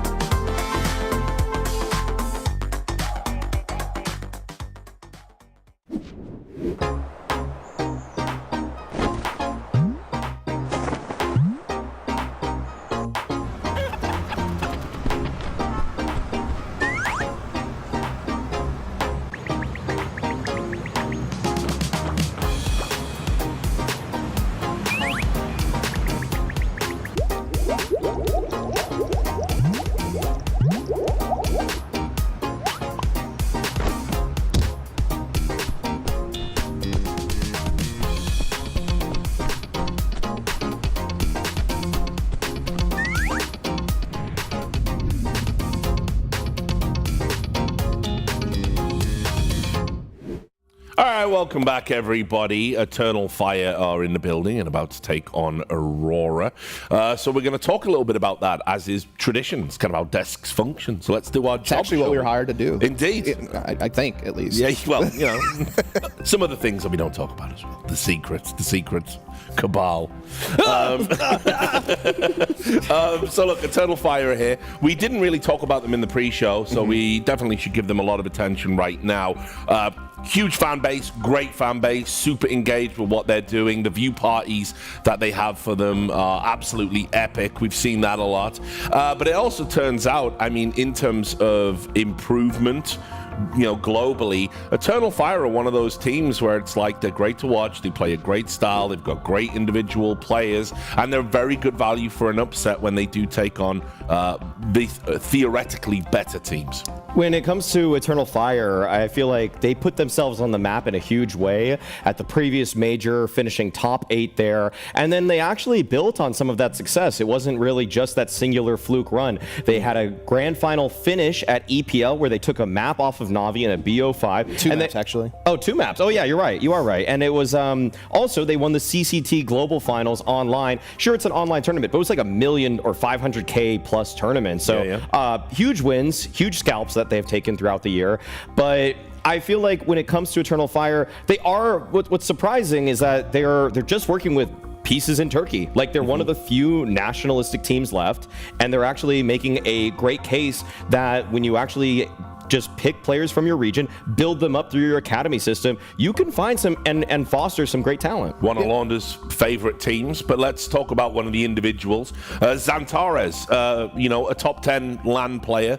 He's always had this explosive potential. Back in February, you know, we were talking about him and kind of whether or not he could power this team to bigger victories, deep tournament runs. And honestly, he's just been so good since we moved to CS2. Yeah, so these are his numbers from the last 6 months. And what I really wanted to highlight out of this was the fact that he has one of the highest success rates in opening duels of any entry fragger in the world at a pretty decent attempt rate, 26%. At times it's as high as 30%, depending on the tournament. So yeah, this guy is just like a one-man unit sometimes, being able to single-handedly open up the entire map or rounds for his team. Yeah, you'd probably still score up a little bit below someone like a Donk or something like that. I think he's like right there next to Malps and some of these other really good entry fraggers. Definitely one of the heavy stars of the team. I think one of the other stories though about this year for this squad is the fact that Voxic woke up. Yeah, like it just really kind of rose up with the AWPs, kind of back to the old Voxic I remember from, you know, his prime CS:GO days. And so he really has become like a solid second star for this team that did help them propel to the EPL finals, as well as a couple of other, you know, solid finishes along the way. And then Wakadia, we'll give him a little shout out. He's a younger guy. He came from their academy system, doesn't have too much experience, but he's actually a really solid flex player. He plays a lot of extremity roles, but he can also be like a trade fragger next to Xantares and some of their executes, and does pretty well at it. So yeah, they've had a pretty solid squad here. Yeah. Meanwhile, Aurora, their opponents, you haven't seen so much of them at home. If you follow a lot of these kind of online cups that we were talking about, you will have seen Aurora in action. Tell me a little bit about them, Maui. So Aurora were on the rise for the majority of, I'd say, the last 12 months. And as of a couple months ago, they unfortunately had to go through a forced player swap with 9 Pandas. They had Resalt in his stead, and he was looking to be their star rifler. But for whatever reason, Resalt, he like half explained this, where it was just that he didn't like how Aurora was conducting seemingly like practices or how they weren't learning together. And so he just said, I want to join 9 Pandas because it had more veterans on the team. And unfortunately, both teams ended up just worse for wear. Both teams actually started dipping in the rankings a little bit. Klax is a decent player, but Resalt was better on Aurora and Klax was better on 9 Pandas. And so that forced trade between the teams has kind of hamstrung them. And I want to say, just quickly, you know, back when I used to do a podcast called By the Numbers, there was two talents that I like earmarked for great success in the future, and I cursed them, and I regret it to this day. I should never have said they were going to be good. Their careers would have been very different. Bentet was one, right, and Deco was the other. And I do feel that with all of the talent that subsequently followed in his stead in the region, he's kind of the player that got away from us. But I still think his skill ceiling is so like phenomenally high. Yeah, I mean, Deco's a fantastic opera, but not only that, he's actually kind of more of a hybrid player in my definition. Like he kind of reminds me a little bit of Ziwu in some ways, in the sense that he will just take rifles quite often on T side and can be very impactful with entry fragger. But I mean, Maui hit the nail on the head. This is a team that earlier this year was like second at Challengers Melbourne. They were top 4 in the Challengers League.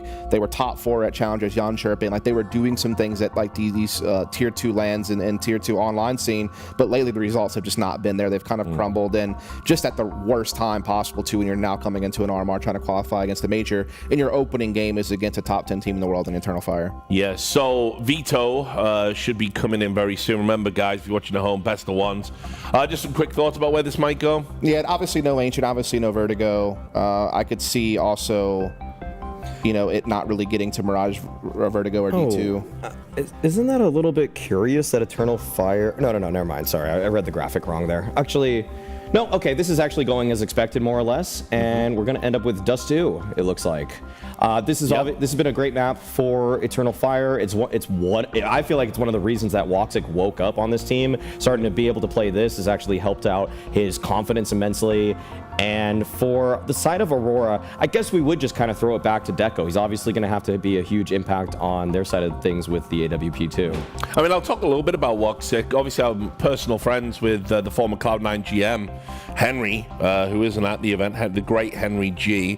When he was the GM over there, I used to watch all of their games with him, you know, kind of religiously. And I have to say, I've never seen a player like Woxic in terms of, if they don't get off to a good start, they can easily go missing in a game. Like, I feel like he really needs confidence frags at the start of the game. If he gets, you know, 3 or 4 very early on in the early rounds, he generally goes on to have a stormer. But if he doesn't, he doesn't. Yeah, I mean, it's one of those things where I feel like on a map like this, he feels very at home. Like, I feel like I've seen Voxic have a lot of big performances with the AWP on Dust 2, so I feel like he'll do great here. The thing is, you don't have to rely on him completely, right? You have Xantares, who's just a monster, you know, as an entry fragger, as well as a great rotator on the CT side. And this is a map where Wicadia can really get activated as well.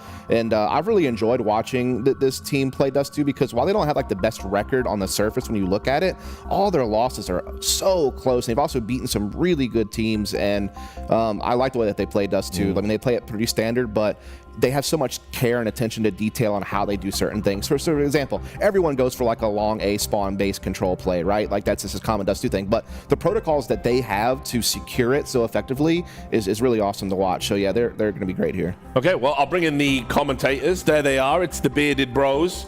I'm always worried one day that we're going to come to you and you're going to be tangled up. So anyway, I've been told we've got to get straight into the game. So no banter, no talking. Just do your job. See you later, Jackie and Vince. See you, Rich. Thanks for that. We'll avoid getting tangled, but we will stick ourselves right into the action. I think, you know, we were kind of chatting and saying, obviously, for the neutrals at home, it's a great map in the BO1 because it should have some real fireworks, Vince. Yeah, this is a map that historically Woxic has been unbelievably good on over the years, but I definitely do understand Rich's point and the rest of the desk point about Woxic being this kind of like inconsistent Dr. Jekyll, Mr. Hyde type player as well. Yeah. Like he can go absent, but this has always been the map, going back years and years and years, that I saw him dropping 30s in regulation time after time, and I have very high expectations. I think him and Deco is going to be a really interesting matchup.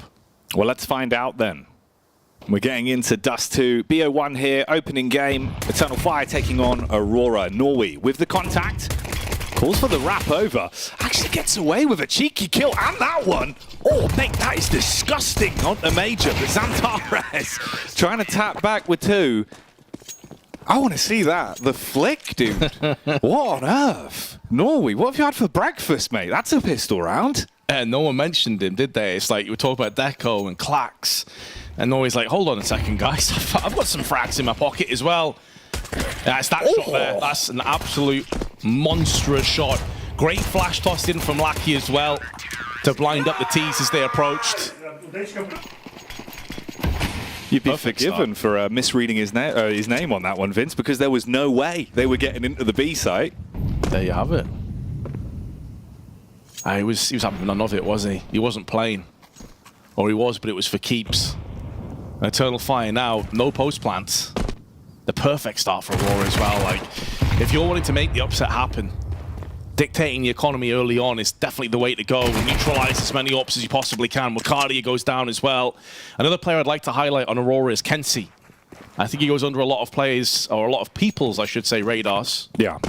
Very solid rifler in his own right. Be curious to see how he develops into this tournament. Clax the meanwhile though, triple spray looking good, but he only gets 2. Good news for Aurora is they know exactly where Calyx is, and he's low. And it's only the MP9 that has been put on the deck. So this is going to be a 2-0, and a comfortable one at that. You got like a bit of a Pokemon sort of situation going on here, right? Clax into Calyx. That's like the evolution. Yeah. Who, I think probably Clax is the top. Be this, yeah, you reckon? I was thinking he'd be like the starter, and then Calyx. Because you pronounce it more, you know, like Calyx. Oh, right, I see. Yeah, yeah. Clax. That's true, actually. I didn't look at it that way. You got to think about how the Pokemon would say it, Vince. Yeah, That's yeah. how they get you. I feel like Clax, like in terms of skill level, is a bit higher than Calyx, who does have some pretty decent ceiling on him. But a lot of the time, he has these off games. It kind of reminds me a bit of Woxic, but not quite as high a skill ceiling. But obviously, being an AWP also is going to have its own sort of pressures and problems alongside it. Good grenade, though, to Xantares. Almost knifes into the air out of frustration. Spots nothing, already down to 62 HP. Trying to throw the molly up to your teammate there on short side. So into this third round, obviously, there's weapons to work with for Eternal Fire. So can the T side start to burn bright early in the series? It's been looking pretty good thus far for Aurora. Pistol was the big ticket item. Following round was a nice conversion, just with the MP9 there for Clax doing most of the damage.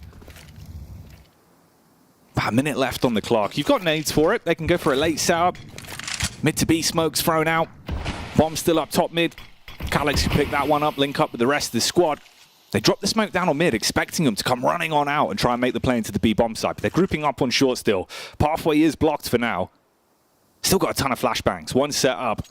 The captain of the team. The man that can raise his skill level when he needs to help out the rest of the squad, setting them up for success here. And Deco, can he dome them? The answer is a no, and it's the man you just highlighted. He may go down with a Molotov, but the entry frag is worth such a huge amount of impact, and Woxic removing the head of Lackey, alleviating a lot of the pressure that was building up on mid-side. Now the player advantage does go in favor of Eternal Fire, smoke that can hide behind, and if I'm Aurora, I'm thinking about saving already. Your economy not fully established just yet. You've got 3 rifles and Kevlar alongside it, a kit and a flash. And not a great prospect of getting yourself back into this round. So a save it will be. A couple of exquisite entries in Eternal Fire. They will make the most out of that one. And you were just discussing about Major. Of course, it was him back at the last RMRs. We were discussing this just before the game started. We had that interview. He came out and he was like, yeah, I've just realized that my teammates weren't feeling it. So I decided that I would. And he went and dropped like 25, 30 kills. And Eternal Fire made their crazy run in the last Major at Copenhagen. I was thinking they could have gone even further. I remember like seeing how the bracket was panning out, right? Like there was a timeline there where that team just grabbed on and ran as far as they could. But if you watch those games back, like you're absolutely spot on. There was so many times on like Inferno specifically is what was burnt into my brain, where Major was just getting away with crazy things like miraculous shots, rounds he probably shouldn't have been winning, that he was just finding a way to give them that upwards draft and bring them out. So there is a ton of talent on this team. They're very explosive, very fun to watch. Always got to have Eternal Fire on your radar, dude. You can never count them out. That's such dizzying heights, you know, Xantares and the team. I thought for a second he landed that one tap, by the way, onto Catwalk, but It felt like it, right? Kenzie takes him down. It wasn't even Lackey. I thought at first it was Lackey with the XM. It was Kenzie just smacked him in the face. It's like one of those outcomes if you paused the round and went, what's going to happen next? Not what I would have expected. I thought he was going to get blown in the back by the XM10, but instead it felt like he got the shot off. Couldn't deliver it, though. So it's an opening pick and a lot of damage early as well, so making them posture off a little bit and turtle up somewhat. And Lackey's repositioned. He's back towards the B site now. Obviously limited angles where you can really put that shotgun to best use. So you've got to post up in positions that are favorable for you. And again, smokes out towards short. Similar sort of play here on the run out. It's Kenzie this time. He's walking up. Seeing if he can get a read. He can post up close towards the smoke potentially. He's paranoid about the boost. Thinking they might go for this one. Spams out the warning shots. That'll bait some form of reaction. Potentially a nade right back. But look at the time here. 35 seconds. They've got the nades they need for the execute out. But Kenzie, if he can buy time, Vince, there's still a pathway for them. He gets a bit of a read, and Deco roams over. Shots are whizzing by, but they're not really connecting yet. Luckily enough, Kenzie does activate. Calyx with two. With too little time and too many crosshairs, Aurora will convert that one. So a third round now. Aurora had excellent utility control there as well. I mean, they wasted so much of the time off the clock. Obviously, when you lose Antares, who is probably at the top of the list in terms of impact riflers, maybe even in the world, honestly, he's up there. He's definitely up there in the conversation. But especially for this Eternal Fire squad, he's a huge component of their entry fragging, a huge component of their clutching. He goes down first. You're always going to be struggling, but the way that Aurora position their smokes and Molotovs down consistently, Eternal Fire never looked like they had a chance in that round, and now they're trying to pick up the pace. Maybe wait after that Molotov and just push straight through. Lucky's up on the perch and is going to get the spray into position, and Norway is going to go and check for the time being. As long as Lucky's alive and in position to strike, he's going to have some partnership in, but a 1-for-1 trade may not be good enough. Xantares is low, but can start to make a move over on the B site, where the bomb is about to get planted. Lucky. Ooh. So close to getting his face blown off by Major there on the close angle. Nate going to be dropped in. It will tag him up. Not too much damage to write home about. 3 versus 3 on the retake towards B, with time ticking away and not really finding a way in. It's getting close to that point where you've got to cut it loose. They've got the nades for the retake, but they've got to get in swiftly and find these pickups. They've been biding their time for Clax on the peak, but they've read this one. They can tuck right in, fight for the players towards the door. Xantares through the smoke, sees the barrel, strikes down. Clax might get the kill, but the round itself, it's gone. I think Major dies to the bomb. So does Deco. So although Eternal Fire get the round, it's a great cost to their money. Not ideal. Woxic, if he wants the AWP, it's going to be a glass cannon, $5,000. But there is also woes on the side of Aurora. Their money's in a bit of an awkward spot additionally. Nice effort from Aurora in the end. The Xantares with his kill through the smoke pretty much sealed the deal, sealed the round up. And although he went down to Deco, both teams come back with a bye. It will be the glass cannon for Woxic. His first AWP in the 6th round. And a scout for Deco. So considering that he has a glass cannon, this scout effectively could be like an AWP if they go one-on-one with each other. You see the idea there again as well for the opener, right, with the boost, but you spam with the AK to make little holes through. The issue is it works better from the CT side looking up towards top mid because it's the top of the smoke. The edges where you can blow bigger holes due to the nature of how they work in CS2. More pinpoint, obviously affected by the size of the caliber of weapon you're using. So shotguns blow a massive hole into it, but not really finding the gap there to get the shot straight back with the AWP. So no initial pick yet. Just back to the default for Eternal Fire. And Woxic waiting for this swing. They bait out the one smoke again with a mid to B block off for CT. Salaki's forced to drop his just as we hit the 50-second mark. And they're not debating short. They're wrapping off towards B. And with the extra smoke being thrown in, it'll keep them close towards the site for a few more seconds. Norway on the off angle as well, looking for the walk up with the Deagle. Needs to get impact here, but it's instantly dinked all onto his teammate. It's Kenzie with the A1S. He's trying to repel the invaders, looking to assault and barrage down onto their site. He gets 2 kills mid-air. Xantares picked off, and Lucky missing out on the spray. Could cost Aurora dearly. Major's watching for the flank right now, can hear the information of Clax up close on the doorway. Oh, but man, you go back to that Lucky moment. If he gets the spray down onto Calyx, the entire round switches. Instead, Aurora looking to try and save, and Major, he's waiting for the right moment to come in here. Spray on the first is good, and the transfer even better. No survivors. 3-3 in Eternal Fire in the driver's seat. The family man dealing with that one. Great control with the AK. And Kenzie, you know, he had his moment there. It was a beautiful follow-up shot, right? With Xantares diving through the air, trying to force the crosshair with such a vast flick that there was no room for a trade. Nice. But that spray from the A4, committed to it, no reset, was just hoping it would get over the mark. Instead, look at the knock-on effect. We're back to a 3-3 scoreline with no money in the coffers for Aurora. And Calyx got the spawn to post himself up towards long. I like the little bait on the first face. But you got to get so close to these USPs to make them work. And he's got support of Woxic. Should be a shooting gallery. Should. It's getting quite messy now. It's like Challenge like, Woxic, get out of my way! He's blocked him like 3 times on the shots. Molotov down though, I think will deny them picking up the AK for the time being, and Xantares can get up close if he wants to.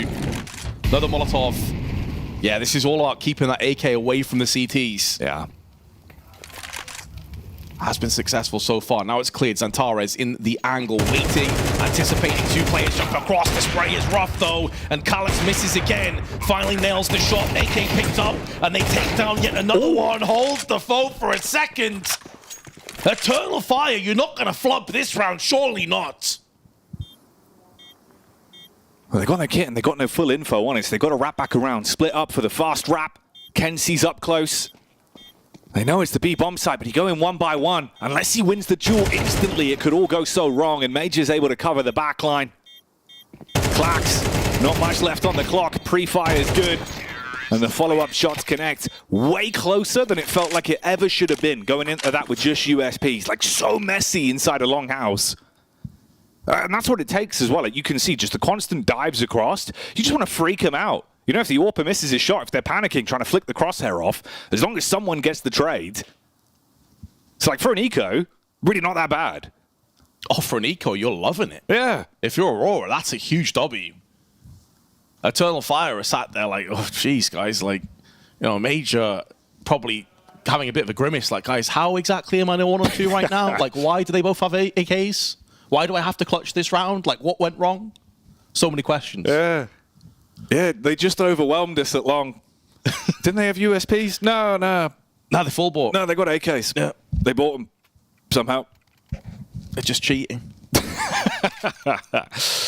Oh, right then. Well, 4-3. We're seeing some signs of life from either team here. And we were saying this could be an explosive map for the viewers at home. That's one way to open it up, though. Clutches out the previous round, and this one, he gets the early entry.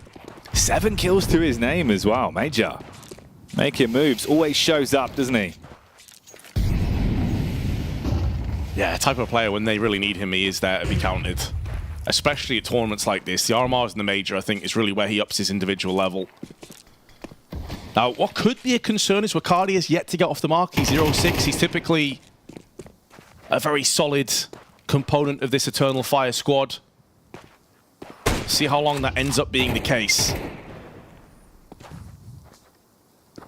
They've got mid-control underway. Aurora not with that much utility left. For the bulk of it's just HGs. No smokes, no incendiaries left between the 4 of them. So they're going to go for the flash for intel. And they've spotted nothing in the upper tunnels. So they're going to immediately rotate back around on mid. Flash tossed in, not affecting Woxic, but it's only a scout over the AWP. And he misses the shot, but he does spot 2 players on the cross. Because of all these early short takes towards late A finishes, you're conditioning them to think about that an awful lot here. So you can already see the rotate coming over. Again, it's just one man on the back of the bomb site, Norway. Great pistol round from this position. Oh, trigger discipline, so nice as well. Bit of a laboured spray, but still wins. So Wacardi down again. With 27 seconds. Any kind of shutter he can put down on the B bomb site could close it before it even opens for Eternal Fire. They've got that one smoke going over it, baits him for the swing out. Calix takes the head off. Now you've got a clean sight with the smoke locking off the rotate. 11 seconds, they can get the bomb down. Fast wrap round the back for Deco. Xantares. He's got the AK, waiting for it. Crouch into the face. Deco down. And again, 2 players on a retake towards B with the bomb planted. No kit in the back pocket. You're not liking your chances on this one. They're not going to give you an opener. Nah, it's up to you to try and crack open back onto the site now. You have to be so aggressive with such little time left and no kits, and Clax from above deals death. Lots of damage here. And Clax finishes it off. It's going to be close on the defuse. Oh, I think he realized he doesn't have it. Yeah. He has to back out of there. It's brutal. A 3K for Clax, and Aurora still concede the round. Eternal Fire are not playing their best Counter-Strike, but they are just about squeezing these rounds out. This was the opening play. Oh, just the tap as well, just through the smoke.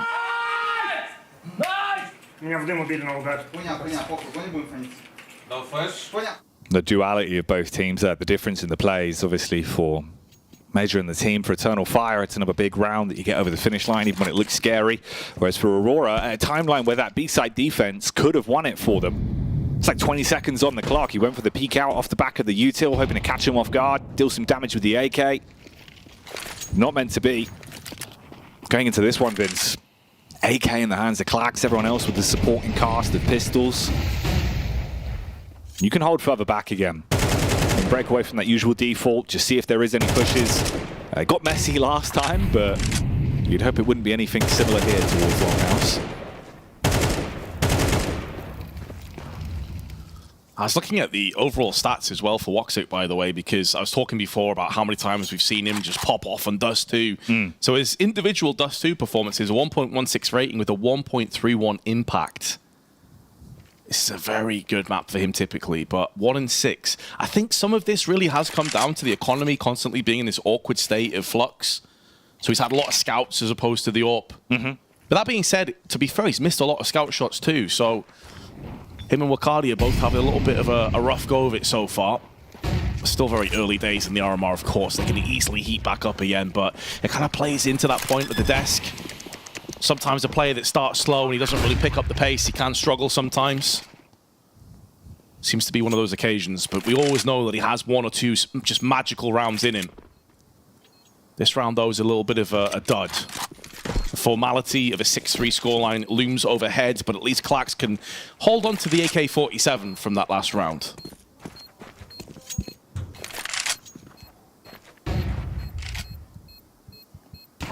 It's another one of these rounds as well where going for the short play towards A site, it's further making them believe, you know, these are the common rounds. This is the common go-to spot right now for Eternal Fire. So they're always being able to keep you guessing when they throw out those mid to B smokes.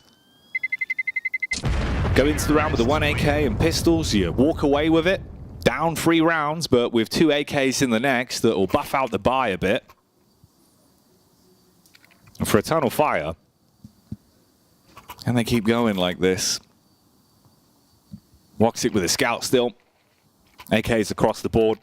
And although it is a quiet start for Wakadi, I think, you know, long term, like he has always been one of those players where in a lot of the interviews they've given, they basically said like he's always so confident individually, and if he makes a mistake, it's very easy to sort of translate like, look, we don't want this happening again, and there's never any ego to it. It will be fixed the next time around. Like he doesn't repeat those issues, and they were saying it's one of the reasons why they felt like he sort of gelled into the team so quickly is because he isn't gonna, you know, go headstrong into the same misplay time and time again. He'll always learn, he'll always adapt, and we've seen that over his career.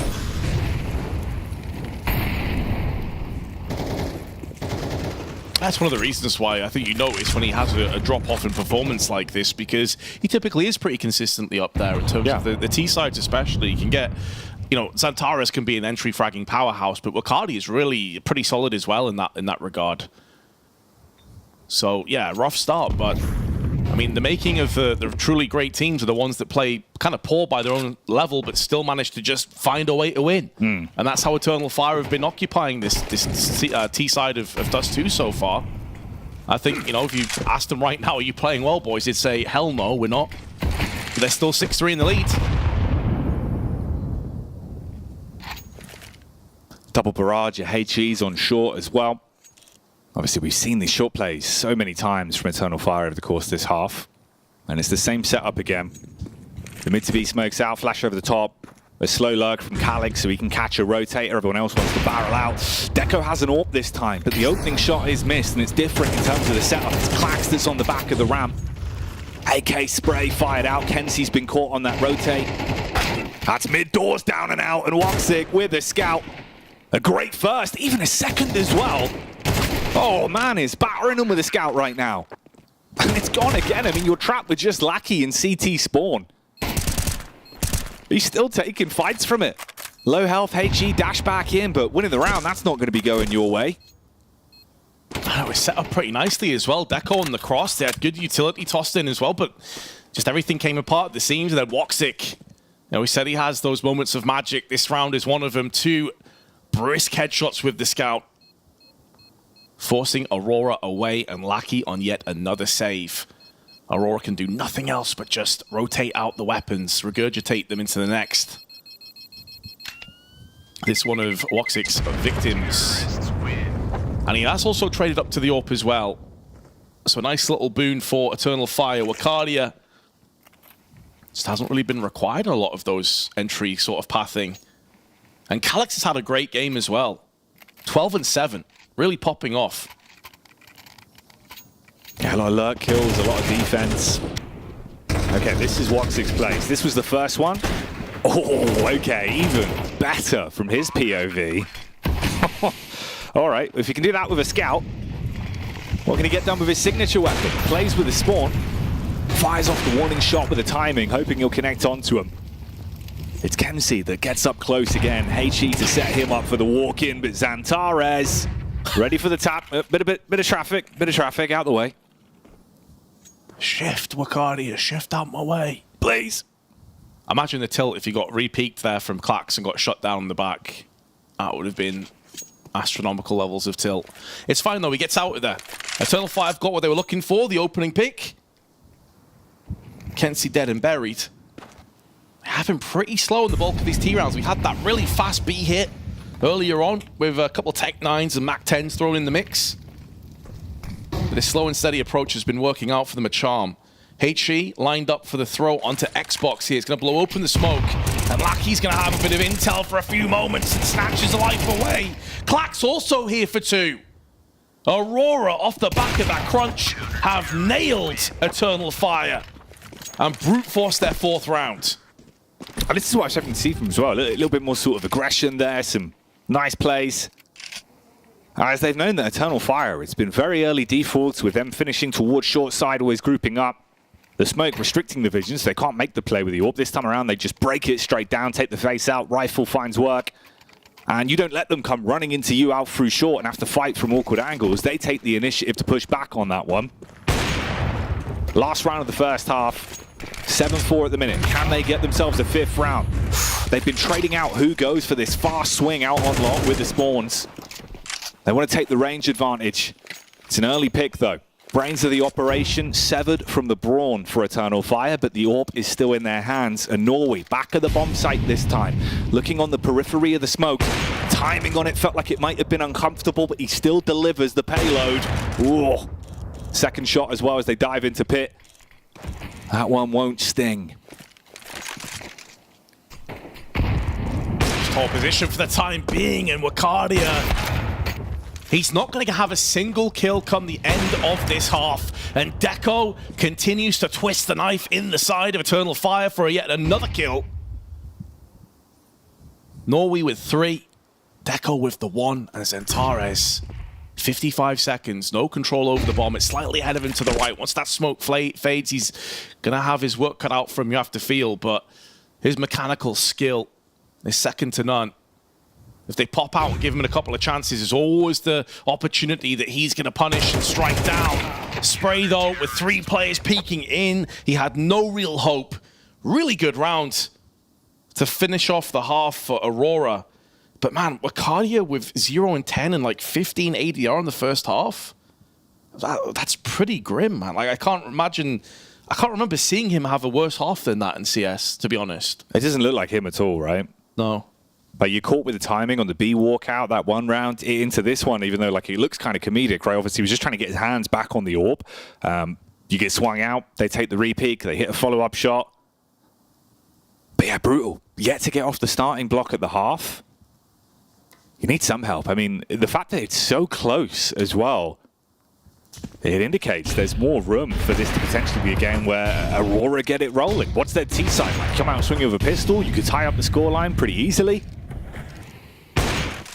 So that was Woxic on the peek out. And as he goes back in the second time, Wakadia was looking to grab the gun. And just got punished because of it.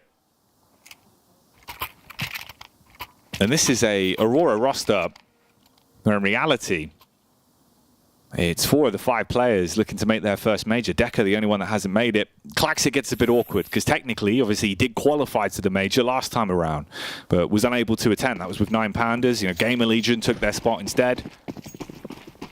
But he did the hard work. He fought through the RMR, just didn't get any of the satisfaction of attending. Zantares blocking the smoke. I was hoping he could block it so we could still have a vision towards lower tunnels. Not quite paying off, but instead backs off. 3 players on B. Up for Eternal Fire, up close with those Julies. Wakardi is still hungry to get himself on the scoreboard for the first time. Flashbang through. Zantara spotting 2, needs to fall back. Needs to get a kill more than likely, but it could be baiting them in now to the stack site of B. And Woxic and Calyx are paving the way with the bodies of the Ts. Wakardi finally gets his first frag. Now realizing 2 of the 3 CTs been spotted on B. Oh, Major needed impact. He's gone down without much of a fight. And now both the Ts can quickly scramble over onto A. Calyx spots just the smallest of pixels around the corner, but he can't exploit it. They got up, that's what matters. Oh, P2000 from Woxic. Wow, okay, snapshot. Beautiful way to put it down into just Kenzie in a 1v2. And he's being panicked here. The short peek making him flick his attention between 2 angles, but dismantles Woxic, tries to get the reload off, peeks back up, first tags there. Sliver of health taken away from Calyx, but his second shot guarantees the pistol for them. 15 kills to Calyx. Impact off the charts for this guy, and he's not typically one of the players you look at to be up there dishing the serious damage. He's below a 1.0 rating over the last 3 months, and yet in this game, he is the main heavy hitter. 106 ADR with those 15 kills. Huge. Woxic though, man, that first pick, he's only got 5 kills, but it feels like each and every one of them have been worth its weight in gold. The shot on Catwalk with the P2000 is what allows Calyx to even clutch in the first place. Mate, plays like that. That's why you're a P2000 user. That's why I love that bad boy. Feels so satisfying. The snapshot from it. You always see the USPs, but you got to give respect to the P2K at times. Nade down into lower. And you're set up to farm on this. This SMG. It can be an easy grouping of kills, 1 by 1. They're all trapped on top of each other. It's only Deco with the Glock. Grabs the gun, but you've got to get the reload in, so it's of no use in the moment. And only 1 casualty, but a 9th round. Yeah, Eternal Fire won't care. They're back into it. Obviously, it could have been a different timeline here. Like, if they convert that pistol round with how close it was, that's why it's so crazy they were able to get it over the mark, right? Bring it into the 1v1, nearly does it. Then this scoreline's a lot closer, and you're thinking, oh, Aurora, T-side, yeah, here we go. Instead now, it's far harder of a fight. 4 rounds between them. The buy's there. Deco on the AWP, T-side. What's in store for us here? He goes for the drop early, looking for the peek out. Not going to find anything for his investment on that one yet. No one towards midside. Heavy grouping. A lot of long control being taken instantly. And you could try tuck up behind the door, play inside of the smoke. You're going to have them debating where exactly they are, just knowing that long's conceded. You can wrap a player off instantly. And that'll be Zantares, who's on the move back towards CT late round. Deco up by the palm tree with a scope. It's a very powerful bonus round that Eternal Fire have in as well. Like, you don't have an AWP for Woxic, but 4 rifles. MP9, plenty of utility. Even if they were to lose this, they'll be coming back with an AWP. Molotoving off the perch angle. Aurora still plenty of time on the clock, but the smoke on middle is going to fade away their prospects. Norway, speculative spray, but no one's behind it. And now Kenzie starting to get a little bit more aggressive. Kind of caught in this stalemate position right now. Time beginning to get into a problematic position. 40 seconds left with a HE up and over. May have not done damage, but it's forced them away for a little bit longer. Flashbang also tossed in. Seems like they want to try and make a move through on middle. There's Lackey and Deco behind them. But Wakardia, safe. Sanctuary of that smoke, seeking a bit of reprieve. As Zantares drops down for a different angle, Aurora have to push the trigger. They have to get in right now. Time is way too low. Deco swings out, Wakardia down, Zantares inside of the smoke, slips back off, tucks into CT, 11 seconds as Woxic picks up another one, meanwhile out towards middle, Lackey laid to rest, and with 5 seconds on the clock, you've got to commit to the plant, so Zantares given all the freedom to fight, and the round is dead and buried, it's gone with Deco dying after time to the backstab. Could it have gone any worse? No. No, it couldn't. Deco dead after time. An AWP also retrieved for Woxic. Deco's got a P250. That's all he's got into this round. And keep in mind, he is the AWPer, of course. So if there's one player you'd want to keep a decent amount of funds in their back pocket on Dust 2, it's him. And he's gone down, so it's Tech 9s. Eternal Fire up to 10. And Woxic's like, yoink, thank you very much for that upgrade. And the utility there was spot on from Eternal Fire, but it's like Aurora were, but they were too precautious. They were respecting their opposition far too much in that round and paid the ultimate penalty. By the time they pushed in, there were so many angles that had gone unchecked. The Zantaras could just spring up from the boxes, shut down the plant, the rest is history. Pop flashing in, picking up the pace for Kenzie, but no one's there.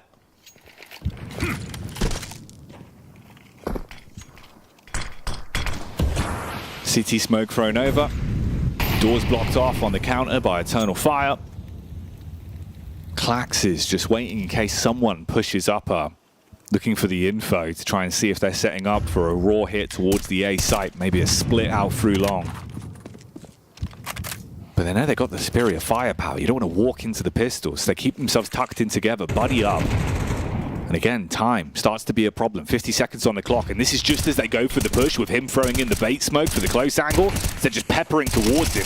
He keeps him trapped here, but that won't matter. They've wrapped in through the back. Flash out onto the site. They re-entry. Ricardia realizing from all the footsteps, don't run in on my own. Tuck back in, play for the retake with a full squad. Great call. You know they're rushing B, and you have a huge firepower and manpower advantage. Make sure you keep yourselves alive, and they move into the claustrophobic choke point. And that is the rounds signed, sealed, and delivered. Yeah, really important that Ricardia did not go out into the smoke there, because if he dies for free, that's a rifle that trades hands, and the dynamic of the round shifts a little bit on top of it. Denying the bomb plant is fine, no problems at all, as long as you make sure that you make the most of the advantages, and that's exactly what Eternal Fire did. And this is really where the fact that Deco died after time catches up. Yeah. Because you could maybe have someone drop an AWP for him, but then they're down to no Kevlar. So you're on Dust 2, 11-5, you want your star AWPer to be involved, and he can only play with the AK. And like Dust said on the desk, he's a very capable rifler. But this is a map that lends itself to AWPing prowess.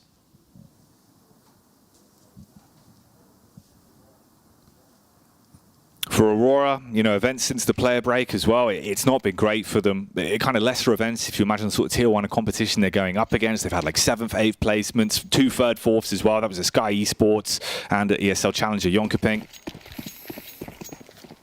The quality of the LAN to online matchups they're playing as well, Vince. It's like 37 maps on LAN compared to nearly 100 played online. So you can see where the grind's going in for them, whereas Eternal Fire, like string of seconds, good events since the player break, right? Getting a lot of that constant competition in that keeps them hot.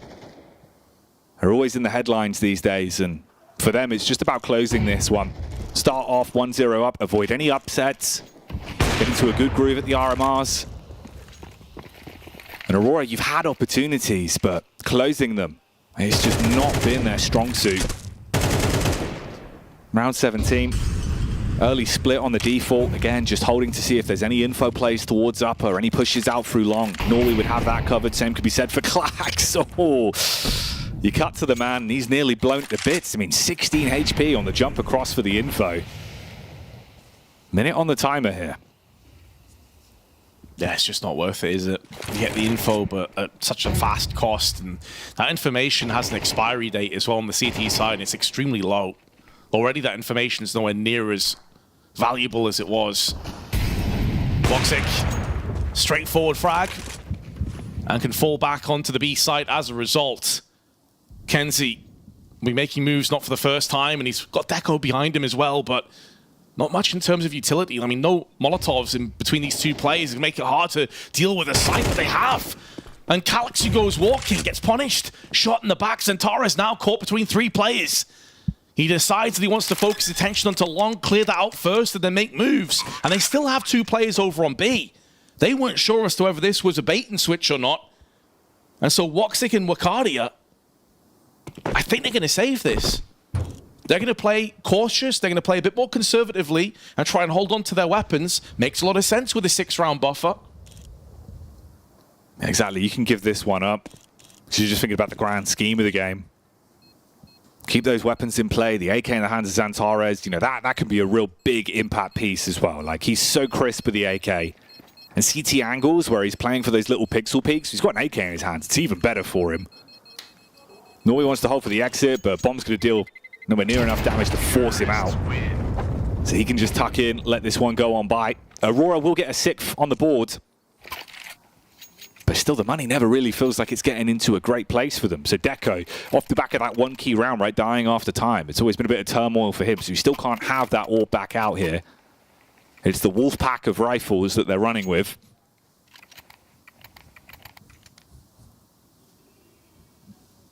It's been a long time since the Turkish fans had a team of this stature that could really get behind. I remember back in the day, it was like Space Soldiers were probably the team, and then obviously Xantares went across the big. Speaking of Xantares, down to Deco alongside Major, and long control immediately shifts firmly into the palm of Aurora. There is a smoke in play and a couple of shots out from, I believe that was Calix on his retreat. They're going to try and get aggressive behind it, see if they can wrap around the back and take some map control back for themselves. Perfect start, though, for Aurora. Up against it, struggling.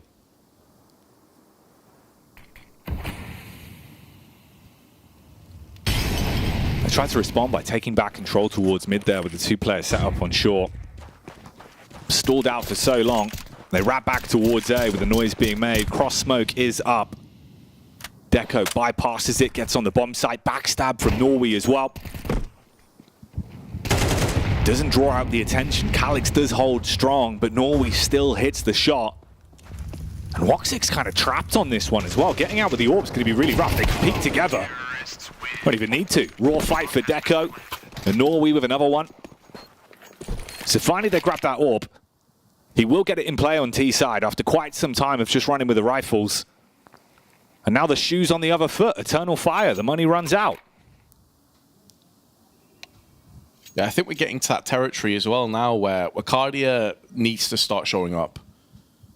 Calix has been carrying the burden of most of these rounds on his shoulders, but he's not that guy that can consistently carry round in, round out, consistently over the duration of multiple maps. And Taurus has had a couple of moments, but a little bit quiet by his own standards.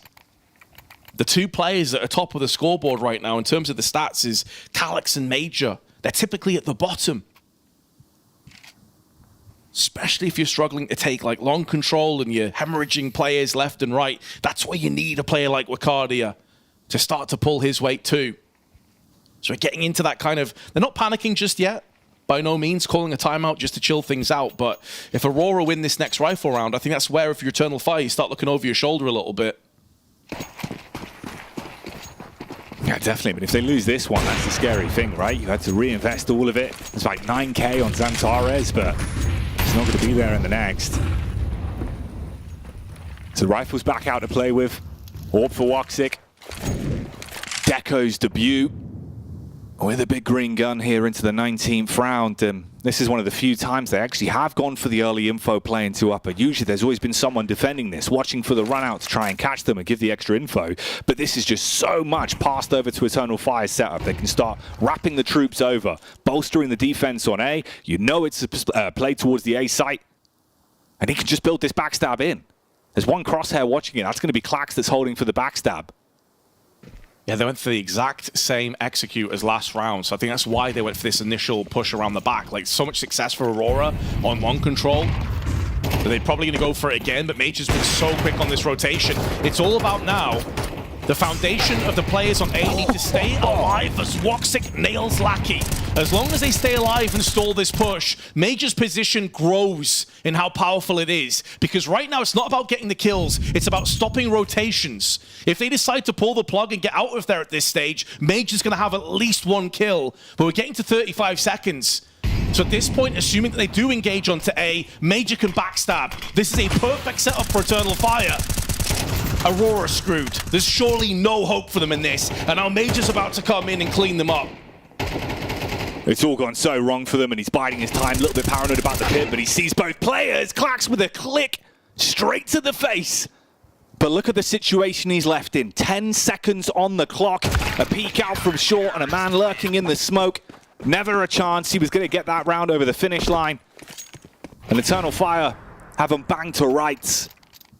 A 12th round secured. You had to win that one. It was going to turn into a slippery slope. They convert it. You've got match point here in your opening game at the RMRs. Oh, Aurora.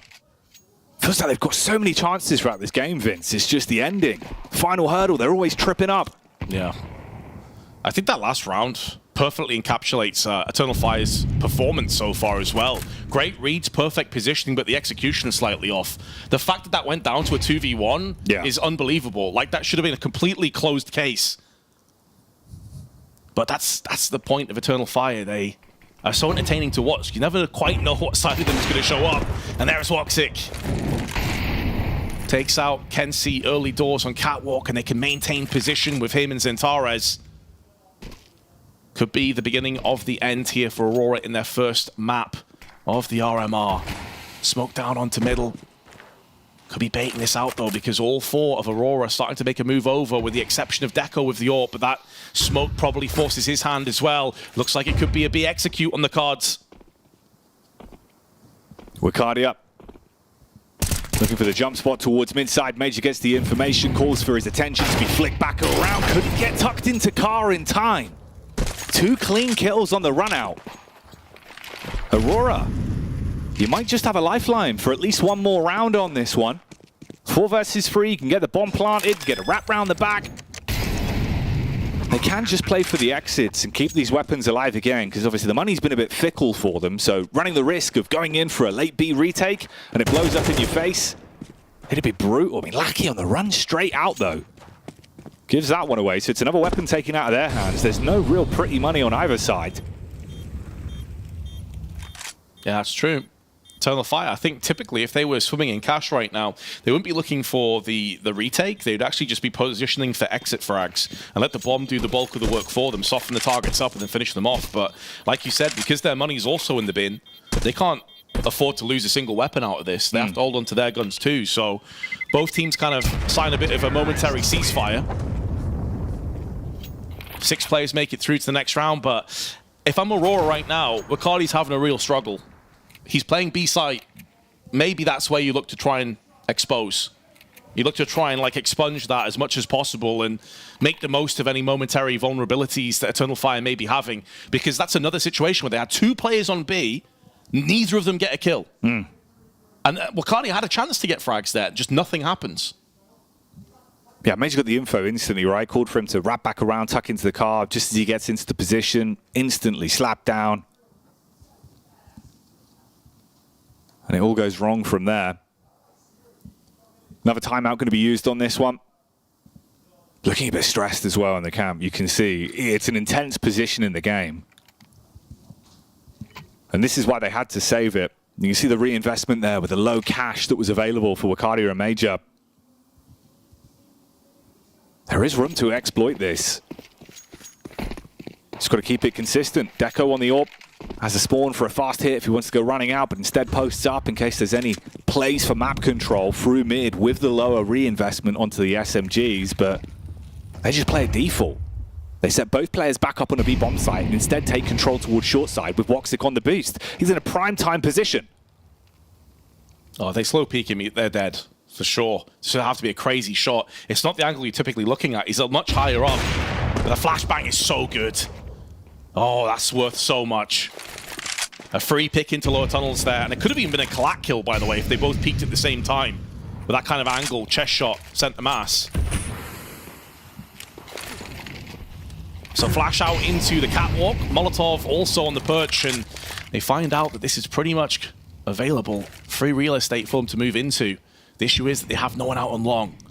And so Calyx alongside Woxic can stay in their angles for the time being. 50 seconds.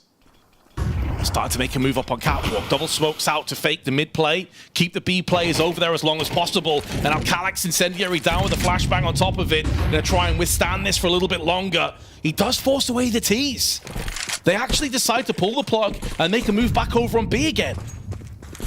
30 seconds on the clock, you go running out through mid-side. Smoke's there to block off CT shore, but if they're stalled for too long, the round could still be Eternal Fires, and they're getting important picks on this. The dive through the air for Wakadia guns them down. Klax is finished, 17 seconds on the clock. He's going off on this round, and the impact is felt. Kenzie, he's got 10 seconds, sprints his way towards the site as quick as he can. It's going to be so close. He doesn't have it. Pulls it out early. It's not happening. You can't get the short plant in. Can't win the round off the Jules. And that's how you lose it. 13th round for Eternal Fire. They go 1-0 up in the pool play. Yes, turns out you got to keep one eye on the clock. Bit of a sad way to lose that one, but job done for Eternal Fire, the superior team across the board there against Aurora, much as we expected. And, you know, they did it, actually, without a lot of help from one of the names that we highlighted. Why Katie and not having a particularly great game. Didn't need to. Turns out they had enough firepower across the board. Saw good performances from Calix, especially. He was doing well. I think Major's movements throughout this game were actually really strong. Felt like he was always on top of where the opponents were going, putting himself in some winning positions, not always closing out necessarily on the kills, but keeping up that sort of pressure. And Aurora, unfortunately for me, when I was watching that first half, I just feel like they weren't playing off each other until maybe round 10. But once they started doing that, this game got really competitive. Unfortunately, just a little bit too little too late.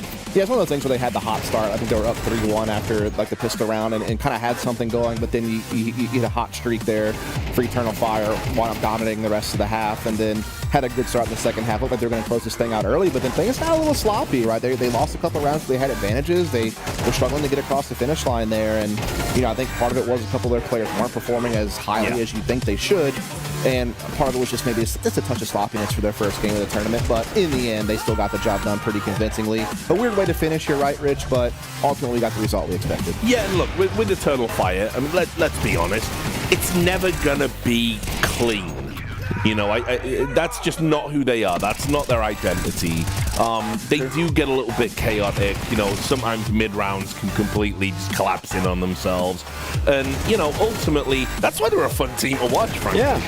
I mean, when you watch Major play, a lot of what he's doing is based off of instinct, just kind of the feel for the round.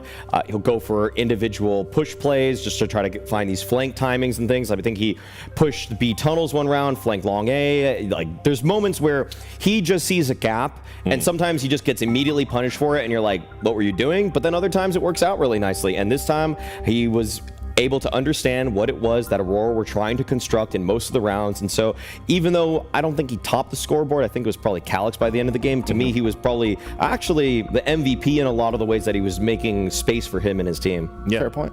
Absolutely. I mean, I think the thing with Major is that like he actually has a pretty good success rate in opening duels for an IGL standard. So you can actually get something out of him. Obviously, Xantares is their main point of contact, but every now and then Major can have that impact. When I think in a game like this one, when your Blockade is having a bit of a struggle, let's be honest, you know, Voxic had a cold start as well. I think he was like 0-6 when the game started, but he had a little bit of recovery in the second half. So it's nice that, you know, occasionally have a guy who can come in, and Calix to his own credit as well, to, you know, kind of fill in some of the spaces in your first game and kind of get people going. Yeah, I mean, obviously very hard to gauge kind of where Aurora are overall, just on a best of one against a good opponent. But did we see any signs of life there, positives? Yeah, I honestly love some of their rounds. Actually, I think on round 11, for example, they had it was in the replay package that was airing a bit ago. They had one guy that was playing close to the double doors smoke. They had the opera behind it. They break the smoke with a nade. They had guys swinging off cat at the same time. Good mid crunch overall. But like I was saying, it's like this whole string of rounds from rounds like 4 to round 10 were bad because they weren't playing with each other. Then they realized, oh wait, we have this whole strat book of ideas and we're not really using it as much as we want to. And so I don't know why that really happened. I guess they want to just kind of test the waters a little bit, but it's a BO1. You just need to run your plays immediately out the gate, making sure that you're the one that's in the driver's seat, because when you're on the back foot against an experienced team like Eternal Fire, they're just going to execute their plan, and they have great players to do that with. Yeah, nothing really to add. I mean, I think one of the things that you could also just touch on to look out for in the future for Aurora, you know, we've obviously highlighted Deco, but I really feel like Lackey and Kinsey can be some pretty solid riflers for this team at times. And so those are a couple of names maybe just kind of keep an eye on going forward that could maybe help this team out and have a decent run. Yeah, and now that they're in that 0-1, we'll see who their opponents are. Maybe it's a little bit easier for them. Anyway, we're going to take a quick break. When we come back, we're going to have more action from here at the European RMRB, so stick around. She said she loves you, but she can't love me. But I love you.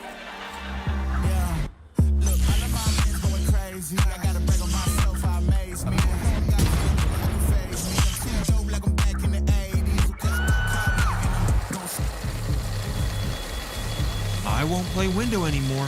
What's going on? Play your role. 1xBet. On to the next one.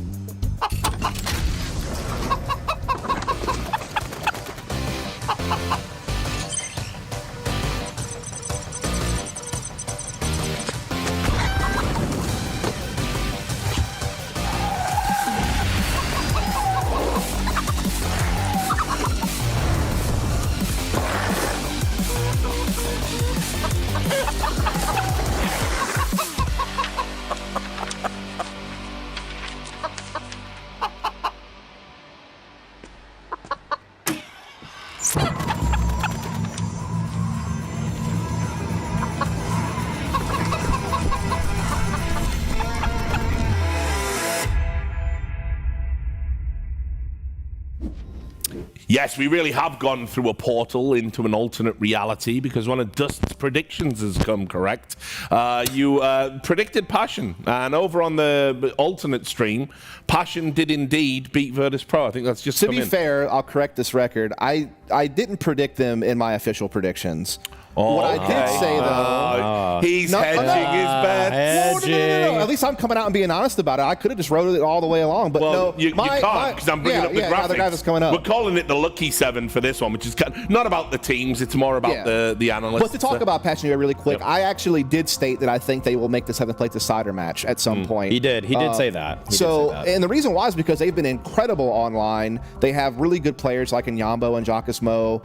Even Eschella and Zero Fix are pretty solid players. They're coached by Kane, a guy who has a ton of tenure. Kane and I have played a lot of foosball together. There you go. Just throwing that out there. Yeah, he really loves playing with me. Can't wait to hear about that in a more sustained fashion later on. Point is, Passion, I think, does actually have a chance to make it through in the end. I didn't pick them. Our first 5 picks, I think, are just kind of like the common picks that make sense, although VP did just lose to Passion UA. Yeah, they're going to let you down, and I couldn't be happier. That James Vanity project's got to stop at some point. But I am curious on your take on Astralis and Bait. Why those were your last 2 picks? Astralis, because I just feel like the core is actually strong enough, and it's Cadian, Stown, Yabby. That's kind of the in short. I think actually Cadian switching to the op is fine. They're okay with that. And then for Bait, on top of that, kind of actually a similar case as Passion UA, not just because they're both Ukrainian, but a lot of sustained results online. We've seen them now play at LANs. I've seen them actually lose some bad ways on LAN. Like they lost their nerve, for example, at the last ESL Challenger event in the grand finals.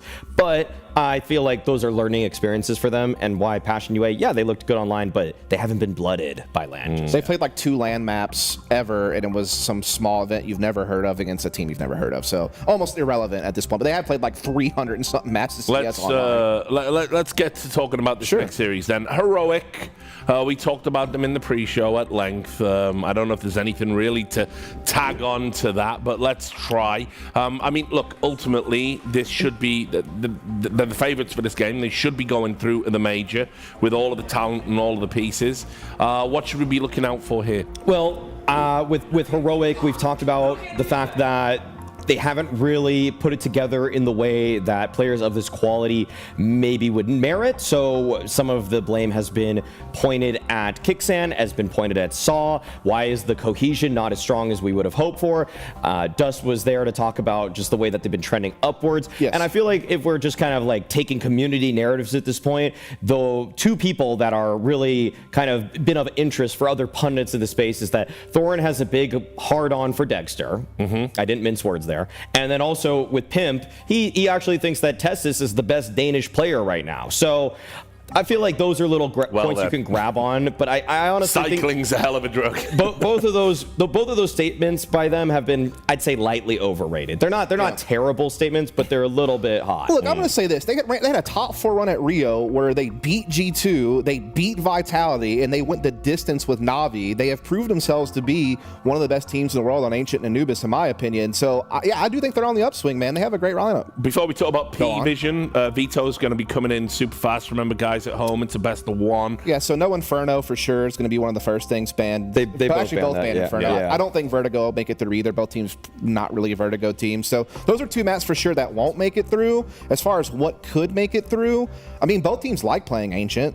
So I could see that. Yeah, it's a very wide middle ground for me. I could have seen this going a handful of different places. I think you might be on the money, though, Dust. Nice job. Yeah, you've done it. Nailed it. He's done it! Dust has done it! Every now and then. Dust. I don't think I'm supposed to chant myself, actually. Anyway, a round of Dusts in the chat. Let's talk about PWE before we react to this map, because we do want to talk about the opponents. They've got a cool story, Maui. Yeah, I mean, PARIVISION, PVision, they've been a team since last September. That's when the organization decided to enter the space by getting a team. The big signing that they had to kick off their lineup was Jerry. A lot of people love Jerry for his time with Forza, for the fact that he's able to uplift pieces that we still see competing in Tier 1 today, like Flit, for example, back on VP. But unfortunately, things just weren't working out. So they had to enroll Alpha, who had played on actually Cloud9 Academy briefly, on Team Spirit Academy for a while, and now he is their in-game leader. And he's actually surrounded by a couple of, I'd say veteran pieces. Kickert's definitely a veteran, having won a major, and then a couple kind of budding stars. Art Frost being the main name, as he was removed from the Spirit roster in the stead of Shiro. And now I'd say they actually have a surprising amount of firepower, although it's only kind of just coming together online, mostly with the RMR close qualifier. Quickly, what can you tell me about Belchenok? Belchenok is actually an incredible flex rifler for this team. He's kind of been their star player next to Art Frost. Sounds like a World of Warcraft villain. It could be. He's definitely a villain against a lot of opposition when he's kind of playing those like extremity roles and kind of trade fragger roles. Really well done. And honestly, I know people kind of gave a bad shake to Patsy because of his whole tenure on Liquid and all that jazz, but he's actually a pretty decent entry fragger for this team. He's back to speaking his own language. Come on, like that's obviously going to upset a guy that's moving cross at like transatlantic to an American org. I guess they're also Dutch, but you know what I mean. Like you're speaking a completely different language. He's back to his old form in some ways. Yeah, he is. And I mean, he takes a high percentage of the opening duels in his team. He's kind of right there next to Donk and the number of opening duels he'll take. So it really helps him kind of set up some of his other stars like Belch and like Art Frost. We're just calling him Belch now? It's just for shorthand, man. I was going to say, you can't abbreviate. You can't abbreviate to Belch, dude. Don't do that. Let's not make that. I'll get it right now. Chinook. Chinook. Like a Chinook helicopter. Chinook. He's doing it again. All I can think of is the Chinook helicopter. Your brain is a sewer, bro. It's rotted. It's completely rotted up here. That's all. This is what streaming does to you. Yeah, I know. You know. Yeah, I do know. He knows. So, I mean, how are we feeling about that then? The ancient pick. The casters are going to be with us very shortly. So, do we feel there could be an upset here or light favorites heroic? I'd go like light 13-9 kind of game. Okay. So possible for PARIVISION to upset that sort of balance, but. I still actually would say heroic are decent favorites, like 3-round favorites. Heroic heavy for me. I think they actually are in the conversation for one of the better ancient teams in the world. Period. And I think it's because they're just so dynamic on this map. Some teams will be just very default heavy, or some teams will be very execute heavy. They have a good blend of both actually with Kixon at the helm, and they have some really like nice riflers and nerds and Testas who can create openings and really give them a lot of good drive. And then obviously again we talked about Dexter. He's just progressively climbing and getting better, and I think he'll continue to do that as he gets more reps. Remember, he never really got to settle into this team initially, and now he's finally getting to do that, and I think he'll only grow. All right, we'll bring our commentators in. Let's see if we get time to talk this time. We might not again. So what do you think of this one? I just can't believe the line from Dust about Belch. That's going to be stuck in my head. Yeah. I think, for the like you haven't workshopped it. Like you weren't just going to burp down the microphone at some point, Jackie. I've heard your work. I know what you're about. My stand-up comedy. That's all I do, Rich. Is that all I am to you? A belching man? You're a very well-dressed belching man. I'll give you that. I do love your fit, bro. So, but yeah, no. On a serious note, Vince, predictions for this?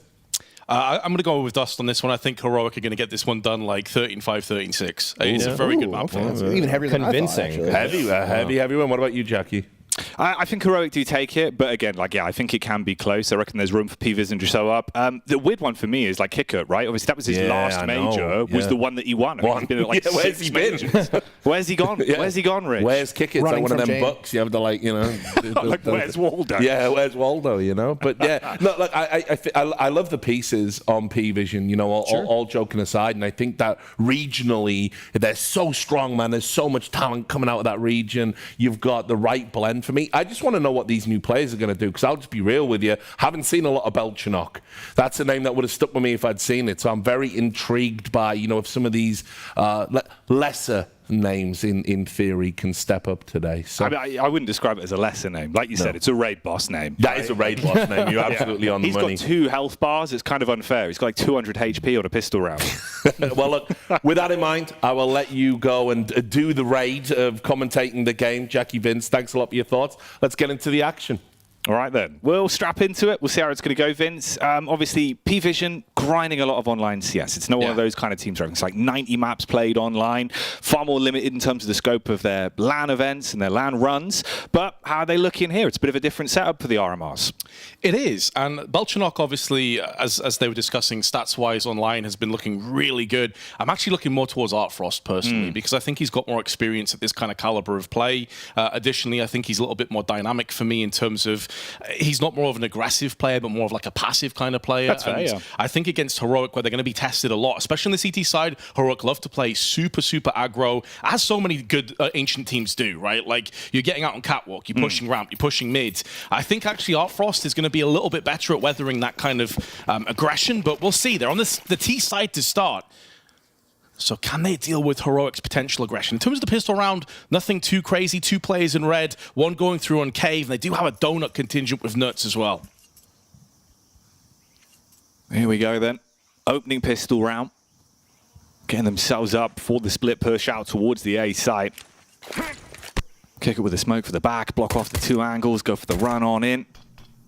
As they both land on target, Donut and CT, vision restricted. The one man inside the temple takes pot shots, but no real impact from it yet. Nuts gets a bit scrappy, but he still gets the kill he wanted. So the raid boss is down. It's just the mobs left that you got to deal with all over the site. Kicker, clock in his hands.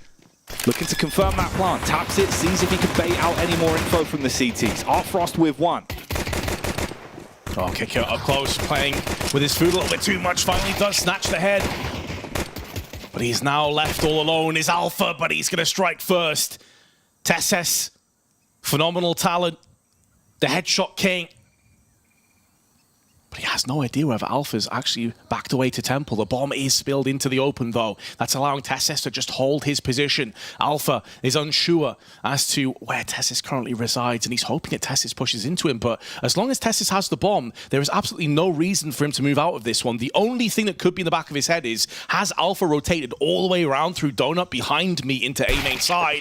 And in all of that conjunctive elements and paralysis by analysis, Tesses is going to get the drop on Alpha as he turns his back for a split second and loses his life. Overfought it there, unfortunately for him, obviously such a scrappy pistol round with the bomb falling in a very uncomfortable angle. It was all set up for Tessus to take it. He kept it close. It was a nice shot from Kixan's POV as well. So Heroic with a pistol round, their CT side, as Tessus wins it out in the 1v1.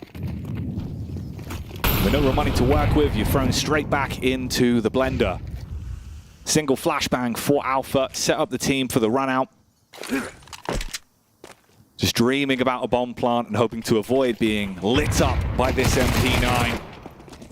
Tessus forced to fall back, got to push from either side, and it's all freebies, even a bit of carnage that results in Artfrost shutting down Kicker. So an uncomfortable second round for PVision, but just as it's supposed to go for Heroic. And the thing about Artfrost as well is obviously he is the primary AWPer additionally for PVision, it should be mentioned. So playing more of those sort of passive angles and waiting for the CTs to push into you, the way that Heroic play, especially with their protocols on flashbangs and pop flashes in, may be a little bit more arduous for him.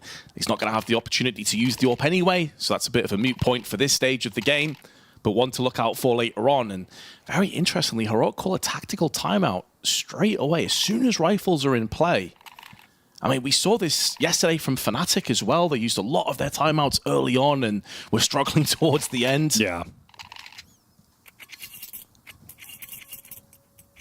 And we saw how much those moments with Jamie, Keita, coach of the team there for Fnatic, bailed them out long term. Yeah. And obviously for Heroic, you get an opportunity to talk about this one, knowing that you're keeping the bonus alive with the MP9s. Utility's always the big ticket item on a map like Ancient for your CT side, though. If you ain't got the nades, you really don't have the defense you're looking for, and it's a full house in terms of the utility. PVision's first buy. What have you got in store for us? Smoke up early towards midside. They molly for the quick wrap round towards lane, so you can't fight to assist towards caves. They get a bit of map control instantly from this. So it's a nice opening gambit thus far. You've been able to get to where you want to be. Kixan replies, though, by pushing the extremities. Footsteps will be heard through the smoke. He slows it right down. Artfrost with the AK. Overwhelmed on that one, so bombs drop. Kicker forced to fight towards Jaguar. Kind of forces as well the MP9s to start to get a little bit more active through on A main side. Shush looking for the information and allowing Dexter to rotate through CT. Because they realize that Tesses and Kixan need some help. If they over-rotate, though, they do run the risk of giving up mid-control and the T still vacating the premises and going over into Donut. PWE so far are holding fast, not making moves. Shush getting a ton of intel now, picking up the pace, getting around the back of the T's. He's going to find out that mid is also clear. Smoke also available to lock off the cave. And this is going to suck for PWE. You're at a point now with a low kicker and no flashes to get through the smoke with, where you are potentially running into a crossfire stack. Shush looking to silence them step by step, gets closer to the moment he pulls the trigger. Easy for 2. Assist from Dexter onto the third. Belchanok beheaded, and Alpha is the only one that remains. Not for long as Kixan walks on in. So the bonus round goes absolutely flawlessly.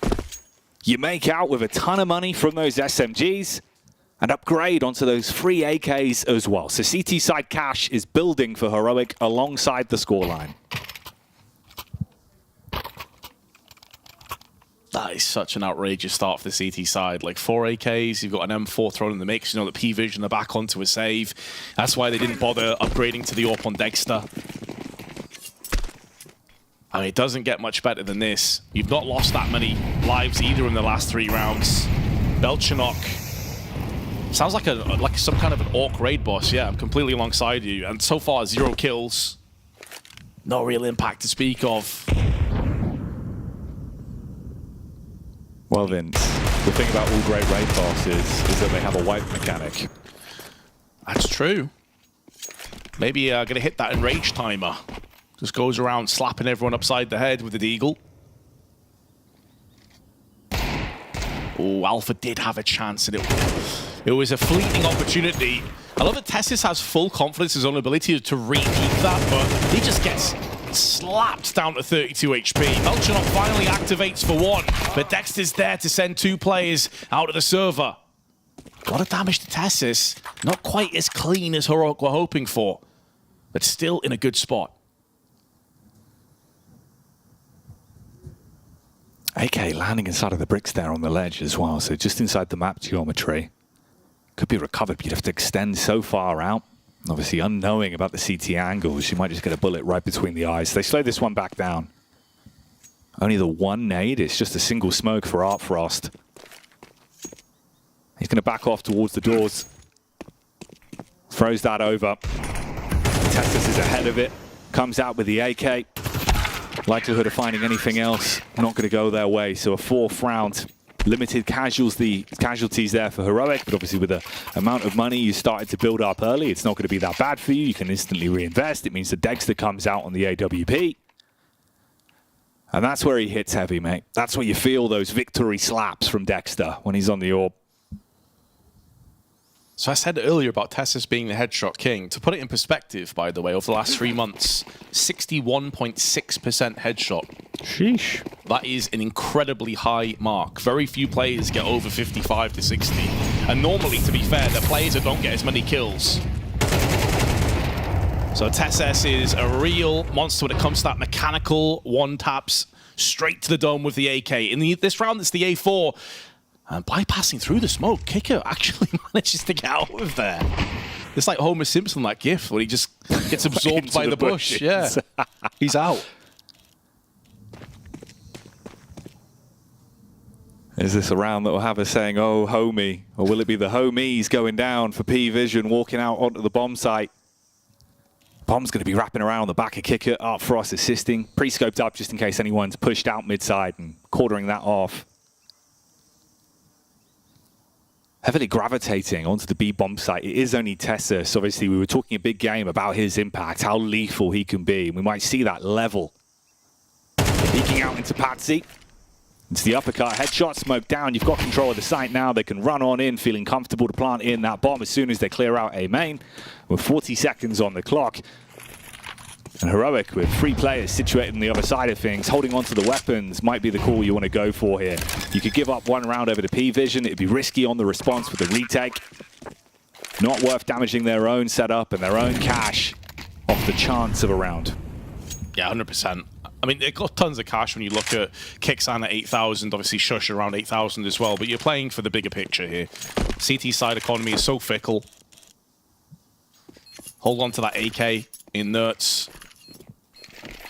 And you've already got a nice little buffer of rounds. There's no reason to get greedy.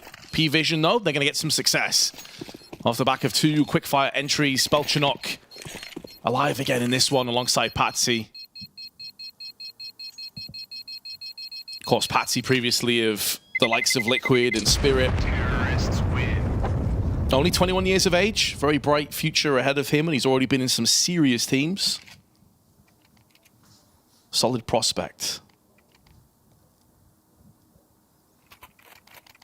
Yeah, and that's where the experience lies in terms of the majors specifically, right? You know, we were kind of having that little joke about where's Kickoff gone. That's because he had 6 major appearances over his career, but the last one was Rio in 2022.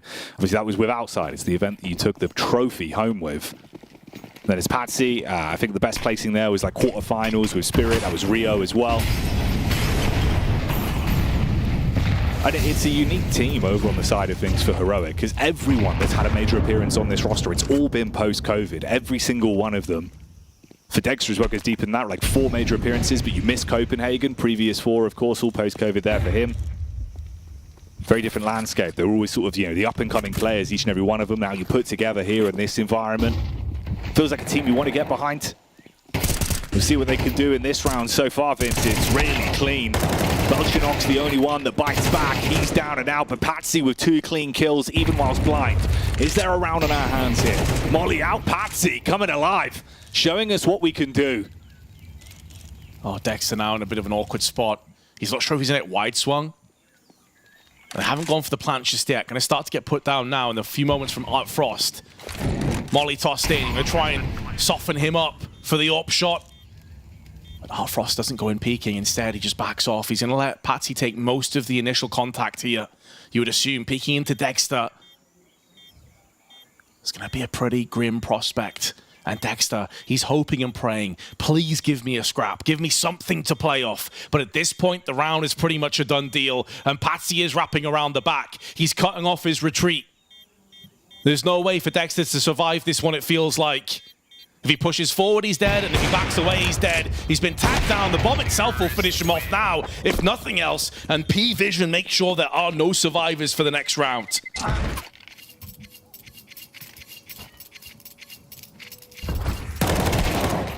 So Heroic made it look like it was going all their way. Had a great lead coming into the round. The hold looked good. And then Patsy afforded some absolute luxuries. Goes on for 2 clean kills. The third as well through the flashbang. And finally, Arfrost will close it. He's got his signature snapback on. And he was hitting some right snaps with the AWP. Heroic. Maybe we were going to see some aggression here towards mid early. Felt like Nerds was revving up for it. It's been the same default nade set from PWE, making it uncomfortable for them to be able to assist on the fight towards lane side. Bomb was left in spawn. Patsy will pick that one back up. A lot of space taken from Belchanok as well. Was clearing out inside of A main. Yeah, picking up the pace as well, it would seem. They're going to not really fully respect this smoke, it feels like, especially once it fades. And Shush, slightly out of position, is going to get the chance to get back onto Xbox. Just playing off the extremity of temple. He's going to be good for the 1 kill. There's Nuts. The guillotine comes down, but Art Frost will not miss. Stuck behind the Molotov, doesn't fully spread, but there is 3 players now coming in quickly from Heroic, one of which is Dexter with the AWP. They have donut control still with Nuts. The smoke in their eyes is going to stop them from denying the push coming through. In fact, actually, PWE is still stuck in A main. I thought they'd fully spread out to the bomb site. They may have missed their chance now. Second Incendiaries absolutely own them. They back off because of it. And like you say, they are trapped. That's what it feels like here. And the walls are closing in. It's got to be a really claustrophobic round. And it gives so much more time for Heroic to like push back out, clear towards mid side. They do stick themselves back in position towards a double 2-player setup inside a donut. Texas on the site. Molly might force him into a peek. He sprays as he tries to run back, but it's all about the timing. 17 seconds here. Dexter, as long as he hits the shot, he should be dead and gone. And Kickert's all that remains. 1v2. That timer lurking above his head.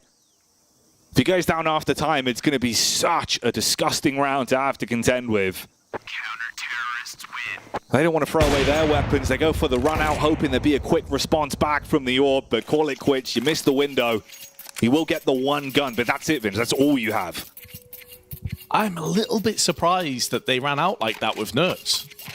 I mean, I know he was trying to trade up weapons and pick up some grenades and a kit on the floor, but that has hurt their economy that little bit more. However, it was worth the risk because PVision can't come back in with a buy of their own that's going to be at any kind of magnitude. They got a Galil, they still got an open play for Artfrost, but the rest of the team is going to be struggling. So Heroic 5-2 in the lead. You know, we were talking about the experience, maybe surprising amount of experience that this PVision squad has. Well, Kicker is the main man in terms of that regard. Obviously, previously at VP, it was a bit of a hellacious time of it that he spent at VP, into the Breach beforehand, then VP again, then a Vanguard. It's been around for a long time.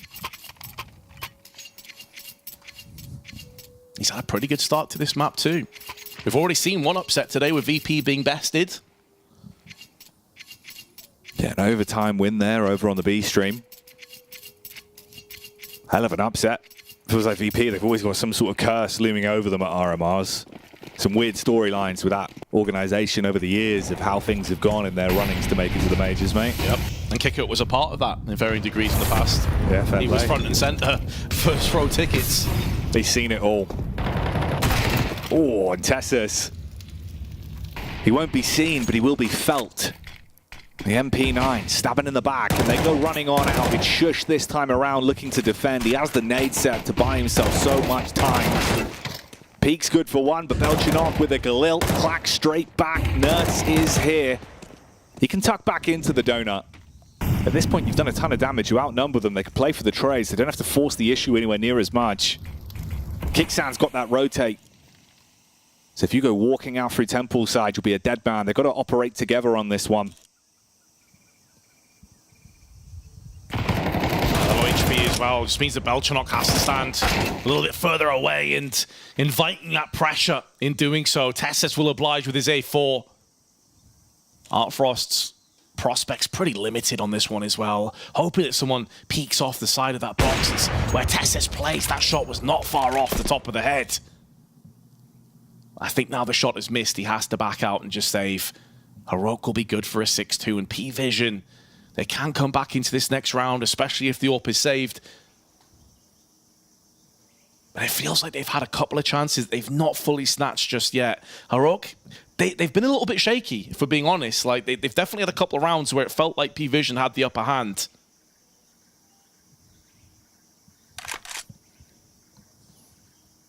Vince, it's a cold day at the gallery.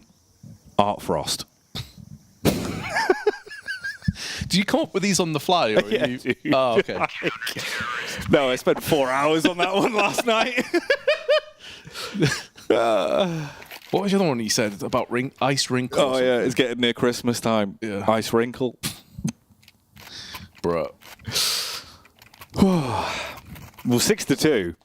They're right looking good in the CT side right now of Ancient. But carries on like this. This game very well could be Ancient history as PVision struggling to get it going.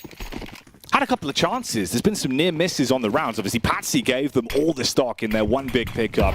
That was the play out towards the B site where he went huge. And this has been the Molly time and time again to deny this exact play. This time it's a little bit shallow. Nerds gets on top of it, and they might not expect him to be so close here. And there's so much damage as well into the catwalk plays. Like, they're all softened up. Belchinok, Patsy, Kicker, all taking shrapnel.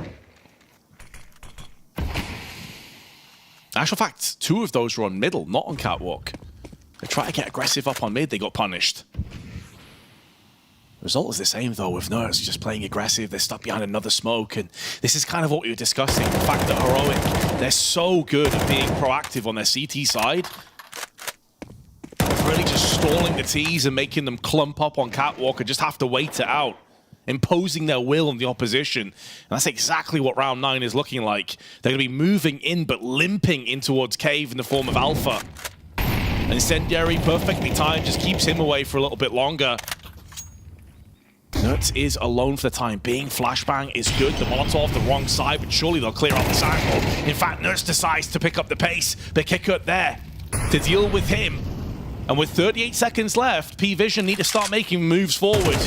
Make the most of that pick.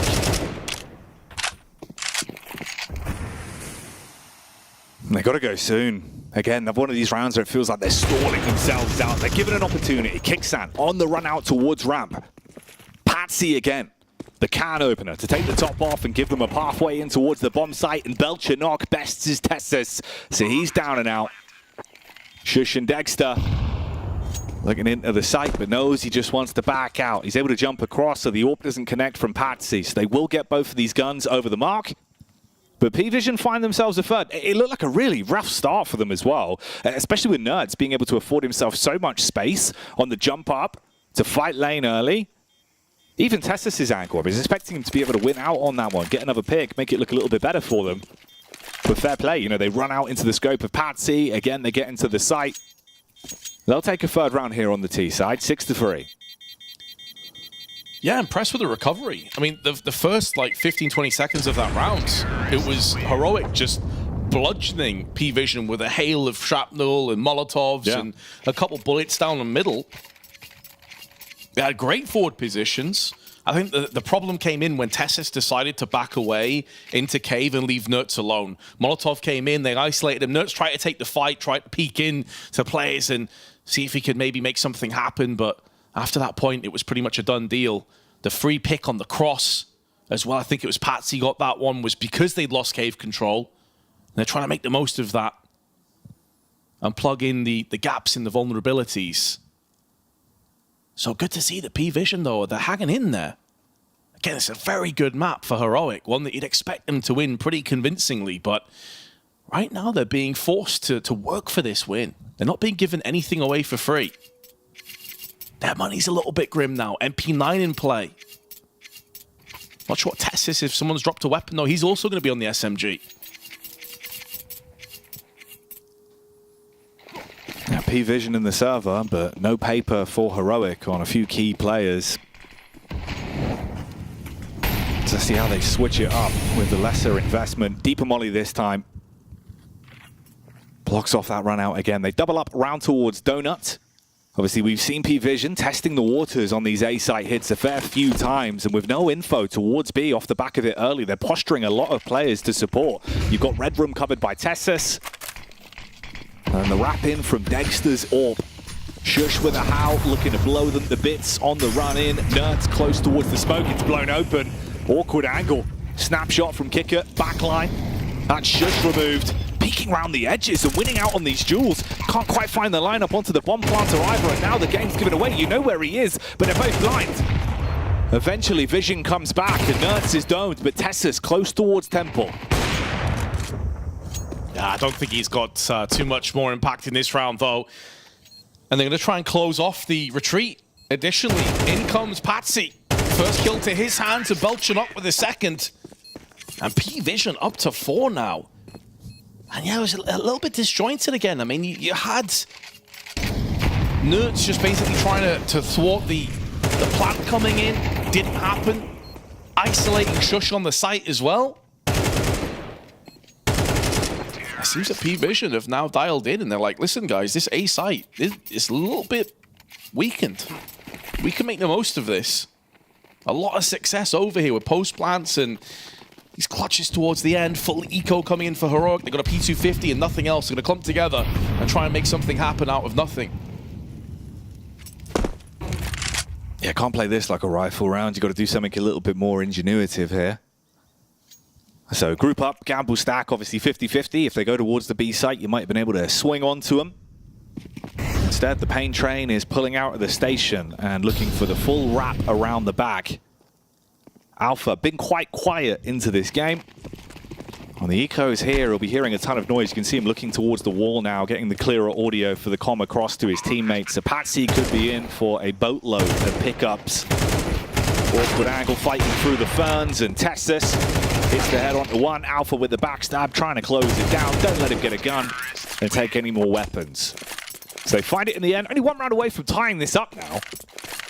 So PWE, I mean, if they go 6-6, coming into the second half, Vince, could be a whole different ballpark. 100%. I mean, I'd even make the argument at 7-5 already is compared to where it was looking like it was headed. It was what, like 6-2 at one stage? Yeah, 6-2. So if you're PWE, you're feeling pretty damn good about how things are going. I will just put a little bit of a dampener on this, though. Heroic have a much higher win percentage on their T half and their CT side. on Ancient, 57.7 on T rounds compared to 50.4 on CT. So the best is yet to come, at least from their perspective. And PVision have a 48% win rate on their CT half. However, plenty of time between then and now, and Shush is going to try and lay down the hammer on Donut. Just the one kill, but does soften up Belchanok, who had a slow start, but 11 frags right now. He gets the better of Dexter on the wide swing, repels him away, and opens up business for the A site one more time for PVision. I think Nerds has been spotted. Oh, but Belchanok misses out this time. No, it's always quick on the draw, but Art Frost is faster. Snipe straight back. Can't save this one. Gotta give it your all. Tessus in the 1 versus 3 with time nipping at his heels. Kit in the back pocket. Art Frost looking for the jump spot. He's caught vision. Holds the aggressive angle. You come running out, you better wide swing it and hope he misses. There's the dink. But it won't matter. Affording nothing off the back of it. Little smirk for Art Frost there. Smiling off the back of that one. And fair play. Some nice shots and a far better half. That's the grand scheme of things here. They actually keep it way more close than it looked like it was going to be. Felt like Patsy kind of instigated this game for them with that play out onto the B-bomb side. The free K he found. Yeah, that felt like the catalyst, right? Yeah. Where everything kind of followed after that point. Momentum shifted quite a bit. And let's be honest, RMRs lend itself very much to nervy first game performances. You see this historically. In fact, I think Vitality just picked up their first ever 3-0 in an RMR in the previous EU. So it goes to show that even the best teams are sometimes shaky, especially in their first and second matchups. Heroic certainly wouldn't be the first to be in a bit of a sweaty encounter here in their very first game. But you got to give credit to PVision. They looked dead and buried at 6-2. Nothing was really working out. The star players weren't hitting the mark. Art Frost was slow. Belchanok was doing very little. But everything has switched around. However, as I mentioned, this is typically where Heroic are at their sharpest. One of the best T sides on Ancient in the world. And we'll see if they live up to that promise right now as we're about to kick things off in the second half.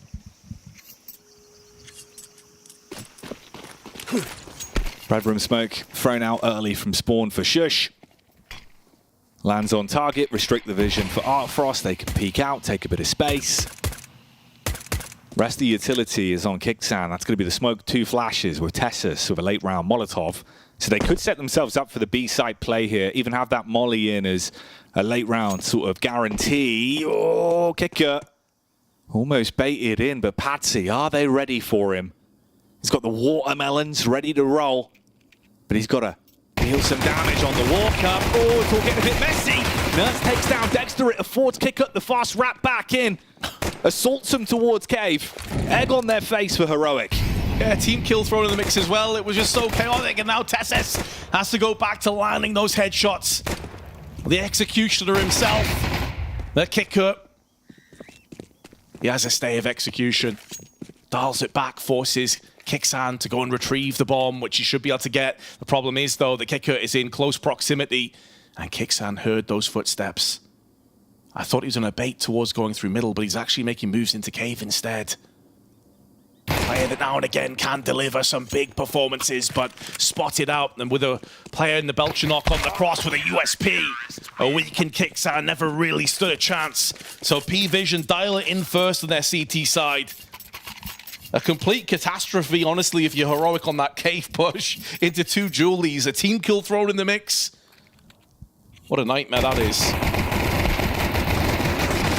You see how uncomfortable it was. Like, at that point as well, all the comms get so messy because everyone's trying to focus on that one angle that you're not really mentally ready for the peek round the back.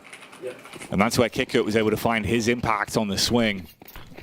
Had all the nades, had the setup in mind for the late B hit.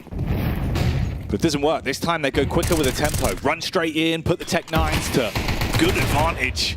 Alpha trapped into the corner. Dexter can just hold inside of the smoke. Patsy shoots through. They're looking for the bomb plant, trying to set themselves up on the post. Patsy finding these for free, but Nerds with a Tech on deck, he can still be beastly, and it's Tessus that punishes, showing us he's got the moves here. 2v2 now. Shouldn't have been this close. He's got the M4 as well. A significant upgrade on both of these Star Riflers. And a spray from Tessis on point. HG up and over, but Frost on low HP has been dealt with by Nuts. Heroic bounce straight back. Breaking PVision. Economy in tatters. And their T-side now fully off the mark. But yeah, it's these Tech 9s, man. Once they clumped up the CTs together in this awkward spot on back of long, it felt like there was only one way this round was going.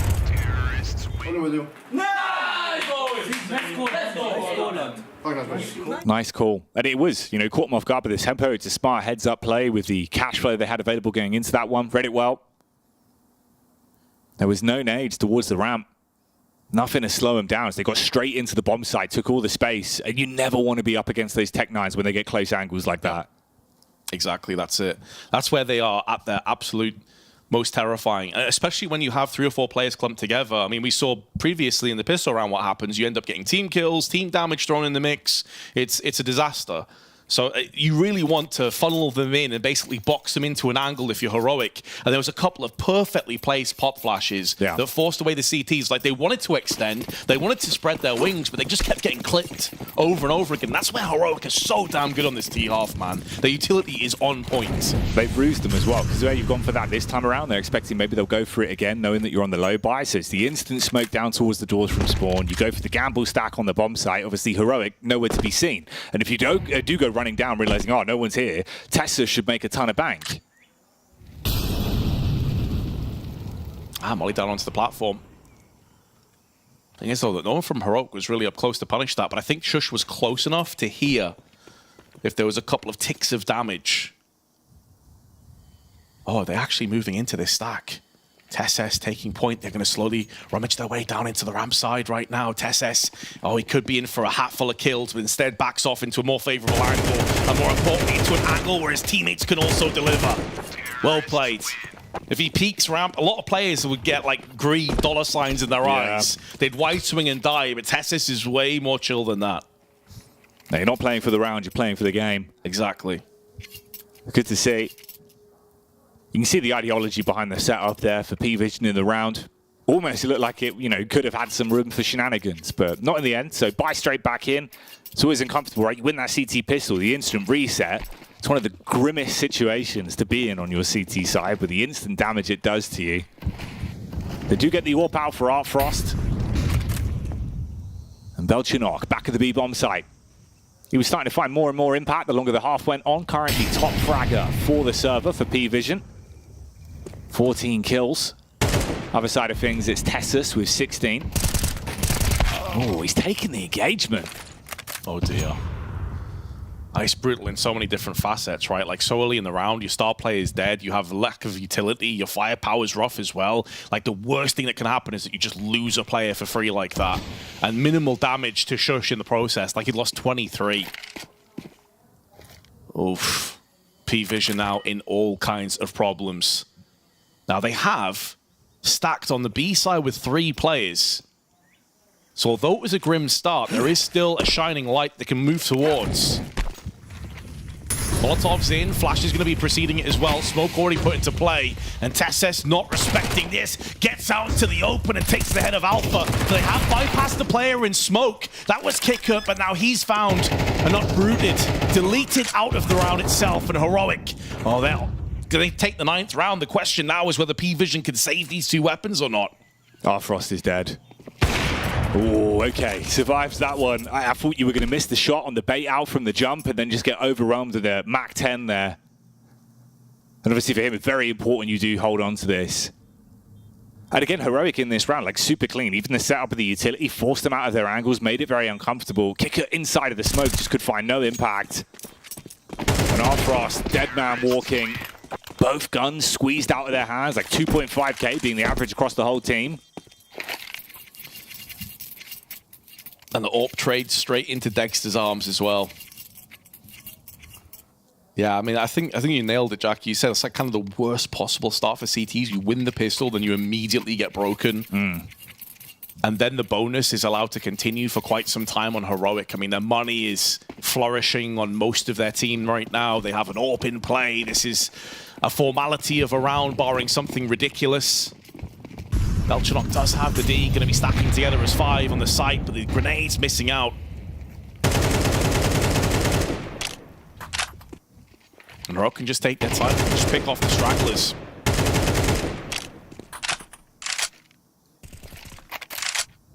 You can see what they're trying to achieve again, right? Because obviously, like, Heroic are just going for these consistent late round hits towards the B site, and then there's been the tempo plays as well, where they go in fast up ramp. So you're hoping, like, free stack of nades, maybe they're going for it again, slows them down, does a ton of damage. Instead, they held further back onto this one. So you're basically bone dry, boost up. It baits out the shot, you can't hold on the angle. The Orb's going to beat you on that one if he goes back in. It's 2 misses from Dexter, letting them get close, but your teammates should be able to cover on this. So Shush finds that one. They go back up on the totem pole. It makes it awkward for the Orb to hit the head, but the rifles are going to be able to find these for free. Tag with the Deagle, but how'd you even really convert it? So one player that can maybe make this a bit messy is Patsy, but he's only got a USP. He heard all those players funnel away, though, and his forward angle on Cave, so it's allowed them for a fast rotation to try and get round into Red Room. But Heroic have already bypassed all of this. Bob getting planted down, and Nert's looking to try and feast himself on a few more kills. Pad those stats just that little bit more. Already up to 14. SS, bit of an awkward spray, but still hits the head. And Heroic hit 10 first. Also, even though Dexter didn't actually get any kills and have much impact, I love how intelligently he played that. When he took the shot on the peak, knowing they had upgraded pistols on a Nico, he didn't re-peek. He sat on box, allowed his teammate to just watch the angle, because he fully anticipated he was getting pushed, and he did. Yeah. It was the 5-7 player. If he goes out and swings again, he will die there, for sure. So I like that he had the wherewithal and sort of the clarity and chaos to just back away and play to his team's strengths. No, exactly. It was a good sort of two-piece setup from them there, so you're not putting yourself into a disadvantage up against the pistols in that lethal range with the 5-7. Set up with the instant smokes from Sport. Line it up and run on into the site. Those plume instantly, so going to block off towards Donut, Red Room, and try and make it uncomfortable for the mid-rotate. Artfrost at least hit one on the run-out, so playing for the retake does give them a little bit of edge on this one. Bomb's now planted. Oh, Alpha. So much damage done on the spam, but Shush just shoots one straight back through, and that hits the head, so Alpha's gone. 4v4. That's the problem, too. I don't think he realizes that he did that much damage to Shush, but PWE in that kind of stage of the game right now where rounds are just so valuable that they may feel like they have to go for this. Problem is that Dexter has landed the shot already. A weakened Patsy is sent sprawling out. And Kicksan holds his position. He's also going to deny the save, more than likely. Smoke down, Artfrost trying to use it to retrieve himself. The Orb to the next round, but HG tossed in for good measure. Damage being inflicted, but Kikut's able to bodyguard his Orpa. Bomb goes off. Looks like they've done enough to actually hold on to these two weapons. Nice little encounter at the end, but it still doesn't stop the fact that Heroic have a commanding 11-7 lead. And that's the problem. You just can't stop the rot, right? These rounds that are being racked up now at such an important point in the game. One away from match point. Again, on the run out there, like Artfrost hits the shot. 5 versus 4, but spam straight back through the smoke. It gets uncomfortable for Alpha. It feels like he's had such a rough game as well. Very limited impact for him over the course of this one. Only 3 kills. Aggression towards mid. Jump down into the cubby. Patsy. Felt like his days were numbered, but he's good for one. Kicks out with 5 health over the top of the smoke. Takes down Belchanok. And they're splitting the attention onto both sides of the map here. It was 2 players walking up. Kicker. He's good to repel the first, but baited out by the Molotov. Dexter, some uncomfortable misses. Trapped in the angle and low on health. He's finished. 4 versus 2. You cannot afford to lose this one, PWE. Uncomfortable misses is going to cost him his life, and more than likely, Heroic the round. It kicks out on 5 HP. How do you possibly get into this round? You're really banking off Shush having impact here from Cave. There is time, they have control over the bomb, but this next kill needs to be clean. And now Shush's position compromised. Kicks out using that smoke to get up close. Once he comes out of the smoke, no, Kicker, the alcove. In the cubby is going to punish him. And Shush has a good read of Patsy's position, but he's just overwhelmed and swamped by CTs all around him. Outnumbered, outgunned. And PWE pick up an 8th. But yeah, you go back to those Dexter misses, you think, if he got that first kill clean, that is their way forward through on ramp side, and things start to get interesting at that point. No, 100%. 100%. I mean, for Heroic, like, it's a rough round to lose. You still have money, you still have an opportunity, you've still got timeouts, and you are leading by a large margin. But obviously, it's getting finer and finer the longer this goes on. So it can still be scary. You know, we were all sort of saying, yeah, like Heroic should win this one, but it could be a close matchup, sort of, you know, 13-10, 13-9. Well, that's roundabout where we're reaching. Critical mass. Saw can rally the troops. Speaks with the Heroic squad here. He's dodging that cable. He's got some good footwork. I was looking at that too. I was like, no. I thought he was going to trip, honestly. That's why I was like, oh, hang on. We're going to have a tech issue because he's going to face plant and rip the cable out or something. No, he's... Oh, no. He's seesawed. Good footwork, though, man. Appreciate that.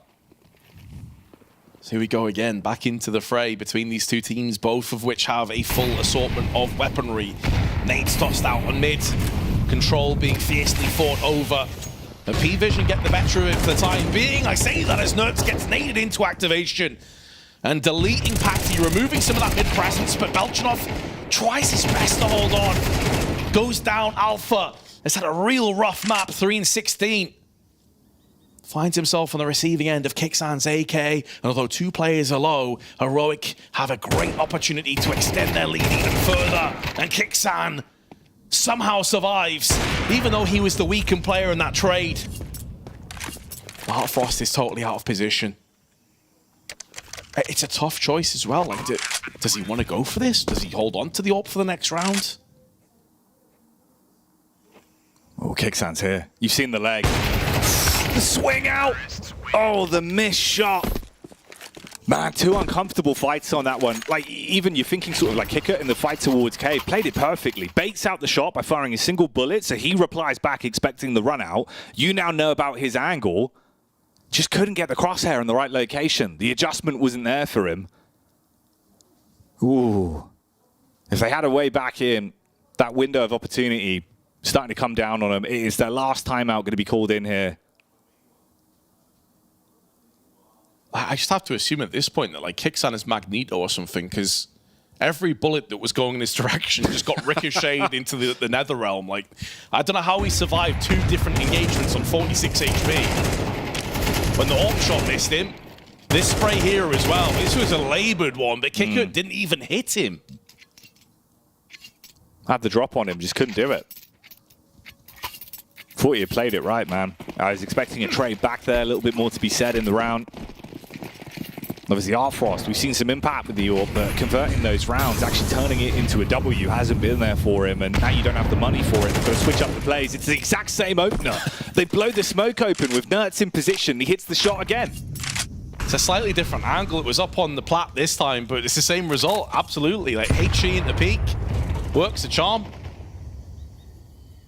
Patsy can't do anything now but look on and hope and pray that his teammates can keep him in the game to go again in the next one, but 2 smokes, no incendiaries, no kits either.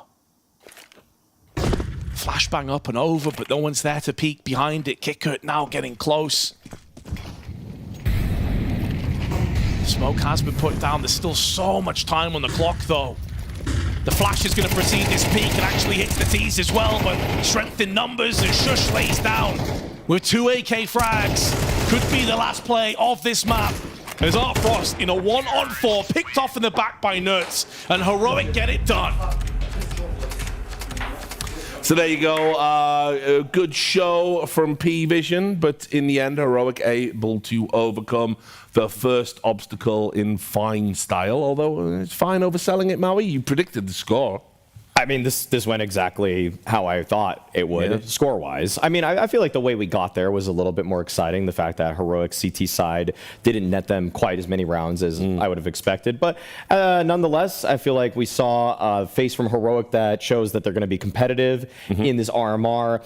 I don't want to extrapolate too much from a single map against PWE here, but I feel like PWE, some of their individuals too, showed a little bit of mettle. I think Art Frost had some really quick shots in this one, even when he was actually disturbed with some of the moves that Heroic were making. Yeah, I mean, it started off really nicely for Heroic on the CT side. They built a really big lead, but then you saw PWE able to kind of really start exposing that A bomb site in particular. Like, they were able to start shutting down Shush. They were shutting down Dexter, rotating with the AWP through Temple. They were able to really convert some nice rounds off of that. But then when you swap sides and you get Heroic on the T side, they just never looked out of it. I mean, they were so in control of this half from start to finish, and you could just kind of tell that eventually they were going to dot the I's and cross the T's and take that 1-0 start here.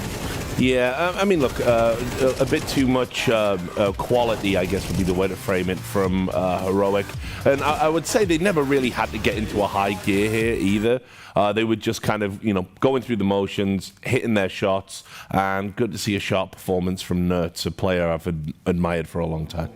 Yeah, I feel like you've like Nertz. I think a lot of people that actually have been watching Nertz's trajectory, both on ENCE and this Heroic lineup, he's only had very brief dips in form for like 1 or 2 month periods at most, and much of that was actually when this lineup was being formed. And so now that he is in a more comfortable situation, him and Tessis are pretty much going blow for blow on who's going to be top fragging this game or that game. And I mean, technically, Nertz did top frag this one. He's been our standout player for this game highlighted, and my goodness, 8 opening duels over 24 rounds. You're telling me over 3, like one out of 3? That's crazy. That's actually quite impressive. Oh, that's not 1. That's just how many he took. Okay. Yeah. Okay. Yeah. Well, still, That's still good though. Yeah, he's out there. He's fighting. He's out there. He's fighting the good fight. He's fighting the good fight. Dust, any observations from you? I mean, I know that Heroic had a pretty solid T-side on Ancient, which, I was kind of, I guess, pleasantly surprised. Yeah, I mean, Nertz just a dynamic rifler. I mean, he defaults in that mid position, so he can be used as a solo mid pressure, or he can be part of more of an entry group at middle, or, whenever you're just going for execute, you can just be right there in the slot next to Texas with the trade frags. And so it just goes to show, like, the flexibility of Nertz as a rifler, how he's able to play multiple positions on the map and have impact, and certainly did this game. Mm-hmm. Well, continuing that thought, I understand you've got a couple of clips that demonstrate this. Yeah, I just wanted to show the dynamic T-side that Heroic brings to the table. In a map that can be very default heavy or be execute oriented, Heroic really do have versatility when it comes down to what they're able to accomplish with their T-sides as far as being able to break away from some of the common trends into just being able to do split pressure plays. So this is the first round. It's a split pressure play where Nertz is pressuring middle at the same time they're pressuring A. They get a pick at A, and then based on all the map control that they have, they can just roll off into a late D execute just because they're able to create a constant presence all across the map at the same time and just come together in the end. And then eventually you'll see in another round where they can just go straight away to an A set piece, which I think they're going to show here just in a second. You'll see they're all in spawn and they're just immediately going A right away. You can see they take a long time, like lining up the smoke grenade that lands perfectly. And even though Art Frost does get the opening pick with the AWP here, Heroic still has so much control of the site so fast and beats all the rotation timings that they're able to get the bomb down comfortably very quickly, set up properly in good post plant positions, and ultimately close out the round. I feel like these 2 rounds just kind of illustrate Heroic being able to break the mold of like what is typical on Ancient and kind of add some different layers to it and use it to kind of hold off a P-Vision team that was making a bit of a comeback on them. Sure. I felt like these 2 rounds is what won them the game, honestly. Yeah, obviously we saw a few comebacks on Ancient yesterday, more than a few, Gamer Legion and company. Maui, let's just talk quickly about P-Vision. I thought even though, they've lost the best of 1, definitely some positive signs there. I mean, compared to everything I've seen today, and just so people know, we're kind of watching the games, we're watching the alternate stream, we're dipping in and out. I'm trying to keep an eye on everything. I actually really like the look of P-Vision here. I think when they go into those 0-1s, depending on who they get, I think they're good value for a win, maybe 2 wins, and then who knows what could happen next. I don't think it would be unreasonable to believe that P-Vision are going to end up 2-3, even have a fighting chance for 3-2. And that's why, actually, as a whole, RMRB is a lot more exciting than RMRA. Yeah, that was very routine. It was very top-heavy in that one, too. Sure, there's a couple teams here that feel like they're cut above the Spirits, the G2s. But PARIVISION, P-Vision, they can actually easily punch into those top 7 positions. And it's off of the fact that I think Alpha actually was able to recognize this game, just like things are not going well for them in the beginning. How do we fix everything? And they actually, like you said, we had a comeback in this one in general. So the individuals, I think, also have the right blend of veteran savvy and people like Kickert, and just pure unbridled firepower and people like Belchenok. So a good balance, and one that I feel like the construction of this team, they took a risk by replacing Jerry with Alpha, and I actually think it's starting to look kind of decent, but like, I don't know if they can do any, like actually getting 3 wins. Like, I do think that's going to still be pretty tough for us. It's going to depend on who they get the best of 3s, right? Yeah, I mean, it's going to be a good mix. And I like you bring up the point balance, because it is really a situation with this particular RMR that there are the clear-cut favorites. But between, PARIVISION, Passion UA, who obviously already got the upset over Virtus.pro, and then even Bait is a team that has shown some disturbance capabilities. I think that the fight for those like final 3 spots is going to be pretty intense. All right, well, we're going to take a quick break. When we come back, we're going to see 2 teams that are indeed fighting to go through, so make sure you join us. She said she loves you, but she can't love me. But I love you.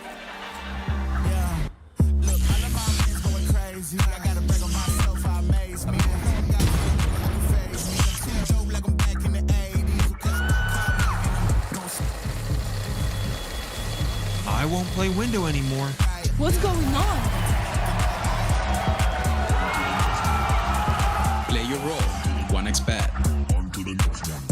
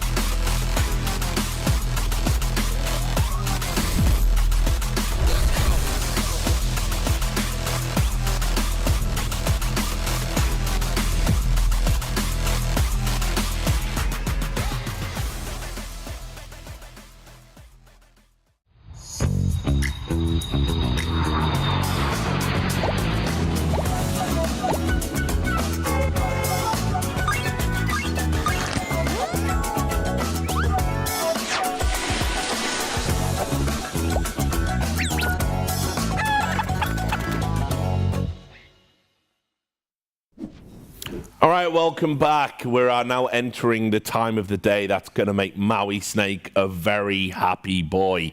We're going to talk about Big, his favorite team in all of the world. You've always believed in Big. They're going to be taking on Sashi, but we are going to start by talking about Big. Why do you love them so much, Maui? I appreciate the vision of Big, okay, Rich? I really do appreciate the fact that Big have returned to their roots to try to form the best possible German lineup that they can. Obviously, they are playing with a single Swiss player in Regon at the moment, but at the same time, Big has always stood for one thing to me: tactical CS. They don't like to play scrubby, puggy Counter-Strike. They don't always rely solely on the individuals to try to basically punch upwards. They want to do it with a good system. Tabson has really passed on the German lineage of just wanting to be a well-oiled and drilled machine, and because of that, I always just understand where Big is coming from in all of their game plans, and I like when I can just follow the thought process of a team, although the individuals have let them down in the past. Yeah, I mean, I think Big, when you do the eye test and watch their film, they look like a well-constructed team. They have a pretty balanced playbook. The roles are really well-defined, with JDC and Rygon kind of being your main entries, Tabson being at the helm, you know, Crimbo being like the star passive rifler on the extremities of the map and great anchoring capabilities. And then Searson's actually an interesting one because, yes, he's a primary opper, but on a lot of their T-sides, he'll just grab a rifle and he'll just pack up with the entry fraggers and try to help with, you know, taking map control or executing sites and say they look clean. I think for B, it's just their results are so much of a seesaw that I can never really figure out like exactly where they are, because they'll have some tournaments where they'll look interesting, like EPL. They were kind of middle of the pack and had some decent wins but still didn't get very far. Then you had Atlanta where they came second and they beat Saul, but then they lost the Fly Quest. So it's like I just don't know where you should actually place them in the world rankings. Historically, I've always described Big as a coin toss team. I think there's no rhyme or reason to them. They are profoundly inconsistent. I think that stems from the top down. Tabson, for me, is one of the biggest what-ifs in all of Counter-Strike history. There were opportunities for him to leave and go to an international lineup way back in the day. He chose to settle in Big and sign for a long-term contract, take over the leadership and captaincy roles. And also, I'm just going to say, Searson is too inconsistent to be a tier 1 sniper. These are the facts. This is what Big is up against. Those are indeed. I can't really disagree with anything that you're putting out right now, anything you're selling, Rich, but I can sell harder. Okay? But we noticed that after the Fnatic Eklock game. Your counter manifestation of a victory. Exactly. Very upsetting. And I have reasons to prop up Big and some of the individuals, okay? JDC right now is on a redemption tour, okay? He was thrown to the wolves at the end of his time with Maus, where he then joined that 0-0 Nation lineup, accomplished absolutely nothing, got another chance in Tier 1 Counter-Strike because of 0-0 Nations, the way that they dissolved along with Searson, and he has actually remade himself into a star rifler. He was not an aggressive rifler before for Maus. He was much more of a support player in general, but he has unlocked himself. Crimbo on top of that is probably top 5 in most clutch players. Many clutch stats in the previous year actually indicated that in very late game situations, 1v2s, 1v3s, he was one of the best in the world, along with people like K Serato. And so the problem with Big, generally speaking now, is some of the players you did mention. Yes, Searson had a slight uptick in performance when Toby became the analyst or secondary strategic coach for this team behind Kakafu, but at the same time, Regon, that's the one guy where unfortunately he just really hasn't found his place. He was playing for Bad News Eagles. He captured many people's hearts with the aggressive and sometimes calculated style, but beyond that, when it comes to Big, it's almost like there's too much structure for him. Well, just quickly tell us about this Sashi lineup that Big are going up against. Yeah, so Sashi, basically a Danish lineup here coming in. It's a team of some familiar faces, like Lucky on the AWP. Obviously, people will know of him because of his brief stint with Astralis, Godspeed. And then a couple of the other names you may not recognize, but Cabby, pretty solid entry rifler. I think Mister is also kind of like a solid flex rifler. They haven't played very much offline. I think the Esports World Cup was maybe the only thing that they did play offline, but in the online portion of Counter-Strike, they've done pretty well for themselves. We're like a 5th, 6th place team this last season of Challengers. They've done well in some of the Alyssa invitational tournaments where they've come 2nd place in a couple of those. So they have put a little bit of ruckus out there on the online scene. Got a veto coming in here. What do you reckon? No D2, no Inferno. I can tell you that for sure. Also, if I'm Sashi, I think it could go to Vertigo, actually. Both these teams play Vertigo. Yeah, they could have Vertigo or Ancient here. Okay. Respect ban from Big at the end. They actually banned both of it. Okay, we go to Anubis, actually. Haven't seen a lot of that so far at the RMRs. No, it's not really a middle ground map for a lot of teams. Yeah. It feels like people have become kind of specialists on it more so. And the fact that it generally is just T-sided, I feel like people don't like putting their tournament or a series life in line with just the fact that it's fairly one-sided at times. So I feel like for this one in particular, though, Crimbo on the extremities is always a guy that I can depend on. And I think that, unfortunately, though, with Big, I just don't always feel like the map control presence from them is the strongest. It'll be interesting because this is a map where Crimbo actually will sometimes default more mid on the T side, but he does more in a passive way because they like to put their more aggressive riflers on the extremities. Like Rygon, for example, he plays A side, so when they do A execute, he can't entry there. This is where you also see JDC's flexibility. You're kind of hyping him up, and I think for good reason. He's very flexible because he plays a position outside B, which is normally kind of passive, but he becomes a B entry when they want to go there. And he also plays one of the most critical CT positions on the team, which is defending that B connector at Canal and trying to deny space from T opposition. So it'll be interesting to see how Big play this. I think they should be favored on this map. I actually thought this was one of Sashi's weaker maps generally online, so I think this actually played out pretty nice for Big. Does Regon play A on this one, Dust? I thought in the last film I saw he was defaulting outside A on some of their rounds, but he also can group up and help them take control of middle and do some other entry work. So it kind of can depend on what exact play they're going for. Okay. Gonna bring the commentators in. Sorry, I'm losing my voice. It was a long day yesterday, Jackie and Vince. I'm struggling, fighting for life. It's fair enough, dude. I just thought I took your breath away, Vince. Well, Vince, Rich. Well, hang on. It's all going on. It's all going on. Love is in the air. Right, I'll leave you guys to it then. I think you got a cast to do. Right then. Well, let's get into it. Let's see how it goes. I genuinely think there is upset potential on this one. Richard. Yeah, me too. I think out of the games that we had today, obviously this is our last best of 1, and then there's another 4 after this. It's still going to be a long day of CS. I thought this was the one that had the makings of the highest probability of an upset. Yeah. Because G2 against NIP, that was pretty straightforward, etc. But this Sashi, they just have that qualification bug within them. Like, they seem to really up their level. I think Lucky is going to have a very good tournament here as well. A super capable and experienced player at this stage. And Big, they're so up and down, man. Like, it's really hard to gauge how consistent this team actually is. Yeah, Sashi, the meat company. What can they get done here? Oh, Cabby's chopping them up. The blade's pulled out, hacking them to bits early. There's the USPs dealing damage. But for Lucky, it's anything but in this round. All Tabson. He's made some big plays in these kind of positions over his career. 1 versus 3. They don't clear him. Tabson tapping, but Iceberg won't go down easy. Survives, and the Sashi ship course corrects as they take their pistol. God, scrappy round though. Yeah, it really was. You also your eyes were lighting up seeing Tabson behind pillar going unchecked. Dude. So many times over the years he's pulled those plays out. Nearly one more time. But this is the thing, you can't overlook Sashi.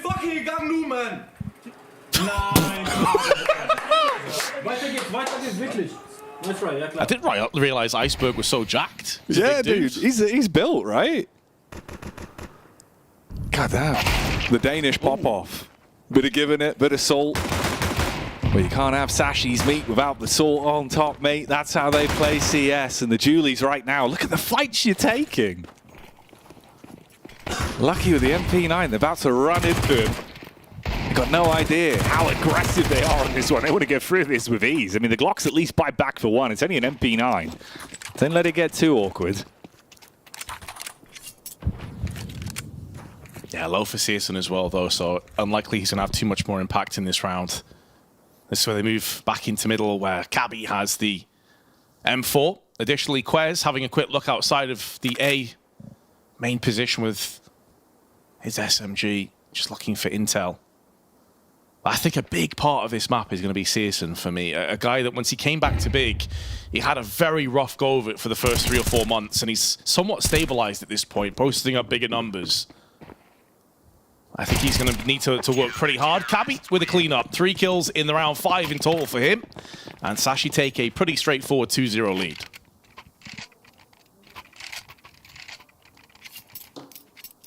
I always do love watching Crimbo on this map as well. He feels incredibly comfortable every time I've seen him play it in terms of his own individual skill.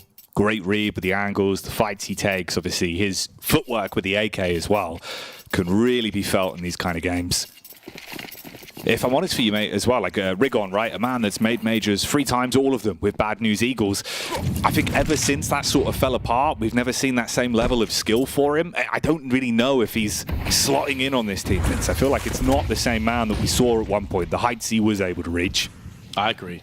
I think the stats also backed that up, Jackie. Like, you look at his overall sort of stats for the last sort of 3 to 6 months, and he's below a 1.0 rating. But kind of worse than that, his impact is down like a 1 rating. His cast, which is kills, assists, etc., is down. Kills per round is down. Like, across the board, like, his stats are struggling. There's just no 2 ways of getting around that point. And a player, when he joined Big, there's quite a lot of hype around him, like being this rifler that could really add lots to the team, but it's Cabby right now. That's kicking things off with 2. Tabson and Rigon, the man we were just talking about, have been backed up and removed, but Searson keeping this round alive just about. Iceberg is wrapping around the back door with his MP9. Call this one Titanic for Big, because they're about to be sunk by the Iceberg in the back line. The MP9 delivers for 2. The fact it was uncontested trades as well, with those first picks out from Cabby. Like, what's going on, dude? Exactly. As much as we were bigging up Eklot in the last RMR for always being there, if they lose a player, they trade. They lose a player, they trade. You can't say the same for Big. And even then, Searson got the kill back, but he lost like 80 of his health to Cabby as well. Like, he's had a crazy round. 237 ADR right now off the back of these 3 rounds. And just like that, Crimbo has to try and just go back into his shell and save on to the AK. Sashi off to a phenomenal start here. A 3-0. AK traded to Mr. as well. Orp saved. The second AK's just been picked up on Quez. Counter-terrorists win. Rough opener, if you are Big. And for Sashi, you know, this year overall, obviously post-player break has been a bit more limited, where there was only sort of the one event, like Dust was saying, with EWC, the 10th, 11th there. But the big point about this year for them has been the quantity of events they've been able to qualify through online qualifiers. When you've got to grind out those games, you know, it feels like they've got so much sort of stamina over the course of a day, Vince. They're never a team that struggles late on. You know, 2 best of 3s, 3 best of 3s. They're still grinding. Play a ton of online CS all the damn time. 135 maps played online post-player break. Puts it into perspective. Crimbo, though, I was saying the man can really deal some damage. And in a round like this, being the star AK, the hero of the round, he's got to do just that. Iceberg again goes out for the info play on the push towards the extremities. Square's getting a little bit suspicious that no one's outside of A either, so they can lock it down and stick to the defense. Big wanted to cut noise, make them think they've wrapped off, but they're still here. They're still coming. Yeah, maybe a bit slower, maybe with a few swerves and twists, but they're still moving forward. For the time being, though, they are respecting that smoke put down on the main side. But they're not completely putting all their eggs in that basket. They're deciding to filter out towards the site. And again, Sashi so aggressive with these flanks on the CT side of Anubis, consistently having players around the back. Last time it was Iceberg. This time it's Mr. perched up on the A mid portion of the map, watching the back, trying to call to the rest of his teammates when the rotation comes through. And Lucky holds on with the AWP. 2 kills go his way through the Molotov, and there's a third. No one there to counteractively kill him. The easiest of rounds for Sashi. And that's going to build the confidence to tremendous heights. Yeah, you're in great stead now. No trades, no nothing. Around big, we're hoping to find some sort of move in with the opening pick going their way off Crimbo's AK. But longer it went on, it was all Sashi with some nice rotations and great holds with the AWP there on Lucky. Nothing lucky about that one. Round 5, back in. You do finally get the AWP on that T side, and Tabson's looking for the opening pick, trying to support them for the setup. Nades have been good, though, from Sashi up to this point. Oh, CS has his hands on the AWP finally. The way that Sashi have been so oppressive, though, and constrictive in terms of their rotations around the back, and really good utility usage is just highlighted with the HEs, the Molotovs. Not sure how many opportunities that CSN's realistically going to get, though, with the AWP. Have to change their style quite a bit. He's positioned just outside of B main for the time being, but that's JDC on the swing. The entry that they've been waiting for desperately. His first kill of the match so far. And it does immediately force back Sashi from those up-close angles on Korn and Pillar. On Glyph. This allows the T's now to make moves into the site, but they're holding fire for the time being. They're waiting for that smoke to fully dissipate. And Crimbo will be moving back around in Korn to join the rest of his teammates on the post plant. So bomb's going down now. Only 2 players on the site. You can blow the smoke open. Not enough to give him crystal clear vision in. And the vision of the round, it'll be an outcome with Big walking away with their first on the board, as the CTs don't want to run the risk of going for a late retake on this. It'd be very rough for them. So you call it quits with no impact found on the nades of the smoke. 4 weapons will be saved for Sashi, and Big do finally get themselves on the board. And for JDC, I was a little bit worried for him as well. Felt like Mr. had been able to find the angle there, obviously dip back through the flashbang. You had no nades left, but he just wins the raw duel. And the round goes with it. Yeah, AK on top of it, but obviously Sashi in no position to go and reclaim that from the corpse of Mr. A big finally strike. Sashi with a very quick call for the save. Keeps their economy looking good for quite some time as well. And my concern kind of comes in. Like, yeah, Big, you got success. JDC with a really nice entry frag, but I need to see more before I begin to believe in this half. It's also a half as well where you need to post up as many rounds as possible on the T side of Anubis. So the pressure is certainly on for Big, and they're going to change things up.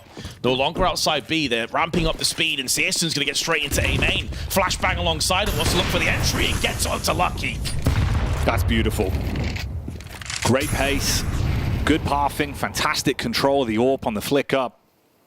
And Iceberg this time unable to find any impact as he was shut down by Rigon, his first kill of the game, as he welcomes himself to the server. 1 by 1, uncontested kills. I was in a similar mindset of you. It felt like it wasn't really a test in the last round, that it was just that one play that was required of them. Here, they're passing with flying colors, but there is still 2 CTs left, and they've got nades to slow this right down. Queez, if he can make a play on the back of the bottom side, maybe they can still salvage this one. How's it going so wrong, Big? They're feeling queasy off the back of that. Sickening plays, and Sirison trapped in the back. Low on health, 1 versus 2. Up close with her AWP though. Oh, they've heard it. They know exactly where he is, and they double swing him. Quez with 4 kills in that round. A hero play. And Big are sent reeling out. Everything was looking like it was going to be the easiest round of the entire map, potentially. Yeah. And then Queez just destroys everybody. Oh, the timing of it all. So heavily focused on the man towards camera. Caught with the nades out.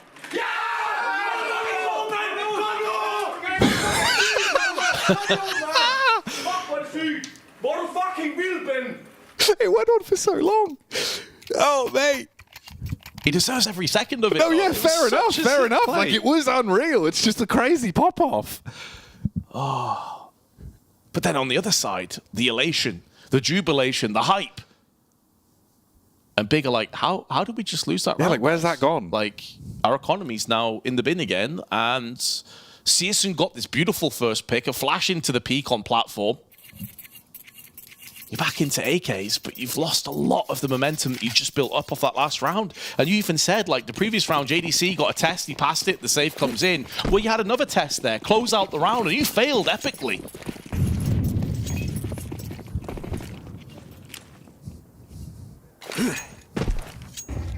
Yeah, they would be real disappointed with that one. You got to shake it off instantly. Hearing the screams echoing through the halls as Sashi get fired up, whereas Big, to really even instigate themselves back in. Once again, gravitating towards the A side with so much information gathered. Look at the push from Iceberg. He's going for this time and time again. Mate, he's getting the bleed right round the back. Yeah, they get the tag onto the close man here towards the setup on the site. No nades left for him. They're both trying to play anti-flash. They're buying time for the backstab, but it feels like they're getting ready to go on this one. He's got to speed it up a bit. Runs because of it and taps and comes across. So much better. It looked like Sashi had found another winning formula, though, with that rotational play. Tabson being able to take him down, just spinning around and landing the headshot. This is maybe where Sashi are getting a little bit predictable. Because they have done this 3 or 4 rounds now, even with rifles, knowing they'd be up against a full-on investment. So this time, Big are like, hold on, let's just keep one player watching our back all the time. Make sure we're not getting backstabbed. It's a great way of alleviating the pressure on the CT side of Anubis, though. But if you are doing it time after time, the predictability is going to be there. Molotov misses for Tabson. But it's all about trying to draw away the CTs over onto B and allow the plant to come in. Lucky has nailed the shot. Rigon may stand his ground and deliver. But more importantly, Big is just going to go to A site and get the plant down. Nice shot again from Lucky. Is there a way back in right now? The bomb's just getting planted with 7 seconds. He knew if he denied that, the bomb could have very well won the round for him. But instead, he goes from being proactive to now reactive, from aggressive to defensive, and he's moving into the arms of Rigon. The timing may favor him as the jump up comes through. But no AWP will be saved. The second round for Big. Really scary how tight that was in the time, though. Like he was summarizing there, like going through his mind, he's just thinking, if I deny this, it's still a round win. Go in for it. You're not going to get the replant back off. Ooh. In the end, opted to try and save the AWP. Nearly sets himself up for the no-scope. He was posturing for it as well. Couldn't quite decide if it was AWP or 5-7 territory for the save. So Rigon with a couple of kills to close it towards the end. And Sashi, 5-2, still leading on their CT side campaign, obviously for Big. A lot of pressure on them to rack up the rounds on their T side. Cabby eats the nade early, little bit of damage, about 12 HP taken off of him.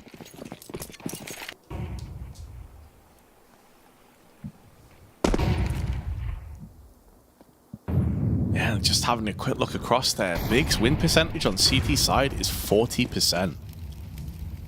So these T rounds are so incredibly valuable at this point. Get as many as you possibly can. At this point, it's 7. Don't expect them to have that kind of consistency, but they can make a giant leap towards that mark. If they win this round, it would be Sashi into an eco.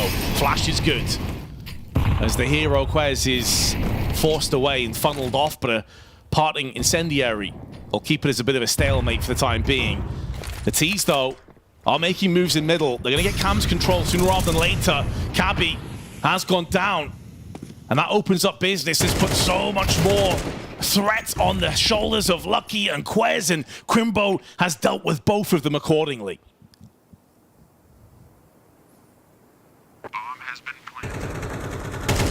Rigon sees Iceberg as well on the flick. So looking to deny anything for Sashi on this round. Fast taps, good adjustment shot, takes a bit of damage, but he'll be happy with what he wanted out of this one. So take a clean round here on the T side. Break open the bank for Sashi and leave him in a real rough spot. Starting to get a bit of momentum back. Good to see Crimbo coming alive as well with the AK there. Beautiful shots with the AK. Manhandles them on entry towards the A site.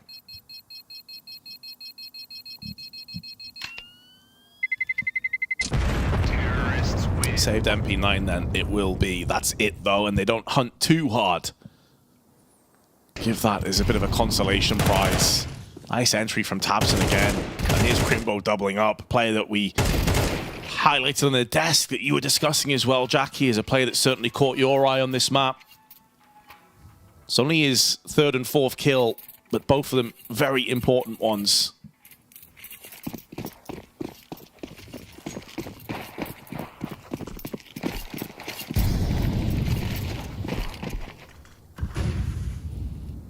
So just the MP9, everyone else on the USPs and the single 5.7 for Cabby. You're grouping up, hoping to run out, bait out the AWP shot. There's a second in command there with the AK to deal with them though. So they couldn't get close to make it awkward. Or maybe there's still a bit of a chance to make it more expensive though. I mean, 5.7 snapshot. You've got to concede one of those guns to scavenge the AWP now, late round.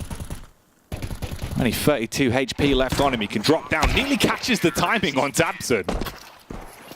But they find it. Fourth round in the end for Big. And it's crazy to think, for Big as an organization, 7 major appearances over their tenure, but they haven't been back to the majors since Rio back in 2022. Feels like it's been so long in Counter-Strike. Yeah, it's been another team kind of similar to NIP, but maybe not quite that bad, to be fair, with this kind of revolving door at times with players in and out. Obviously, this is CS2's second spell within the organization. Rigon pretty new. JDC was the player that people were so desperate for from the German scene to join across, and I think it's safe to say it's not quite worked as well as they're hoping for. We do find them in a bit of, not necessarily a golden patch of form, but at least on the up. Off the back of CS2's improved performances as of late, that's always going to be a nice boon. Oh, they push through. They try the pop flash into peak, but Rigon on the close angle. Make sure that tabseN's life is not deemed forfeit. It is worth something. And that's going to funnel away some of the CTs over on the A site. In actual fact, it's Cabby that gets aggressive. Tries to go on through on the middle and get some intel for his teammates. Rigon's keeping them busy. Effectively a 3 versus 1 about to kick off on A site. And it's that man again, Quez, this time with the FAMAS to try and withstand all of this aggression. But he just keeps himself alive for the time being. It's not about the hero play, it's about buying time for the rotate in for his team. Different round to last time we saw him pop off. 36 seconds on the clock as the digits are punched in and the bomb will go down, but this is afforded Mister's rotate and he's close by. Crimbo, great angle for him to play off of here. And you're watching for the run out. Bit by bit, they walk on down. Crimbo is trying to reposition. Caught off guard. Focus on Heather, but he's baited out at just the wrong time. Good for one shot, but nothing else. Retakes clean from Sashi. Straight back into winning ways. They will get a sick from this. And that's Mister with a 3K. Important 3K, but Queasy also got like a couple of flash assists on that one. So from beyond the grave had his impact. And if Big thought that they had a fast track to a 7-5, they are sorely mistaken. Put back into reality. Have enough funds to come straight back through, and they probably have enough funds for the rest of the half, to be fair, with 3 players still looking pretty solid in terms of their investments. And when you consider as well, Jackie, 33.3% win rate for Sashi on their CT side of Anubis, they're already way above maybe what they were anticipating. Flashbang pretty good. CS up close though. Missing out on the flick, but not fully punished with his life. And elsewhere, it's the other AWPer that spins in. Mr. knew that he was low and tried to finish off when he started, but it backfires, and this time Crimbo is the aggressor and Cabby the victim. 3 players left on that CT side here into the 11th. Iceberg up close and personal. Molly round the back. He's able to situate himself ahead of it. Nade will clear, but it's not really going to do enough damage onto him. He wants to pivot out and fight towards Dark, but he's paranoid about the peek from sight side. Meanwhile, the wallbang softens them up. Now he goes in. Such low health on Tapson. Tap down. You started the round with the AWP, but can you close it? Smoked off, restricted. And he had flashbang in his pack pocket and no real time to play with. Giving it up. They're going to jump straight on the bomb for the defuse. That'll be a 7th here. Mate, anytime it feels like Big have an opportunity, they've got a chance to close down a round. It's going so wrong. Man, Iceberg just pulled off a sick 3K there, just spinning across like a turret, like a laser beam. A1S ripping through 3 and basically outright wins the round. Here is the play. First one through the smoke. That second and third kill are exquisite.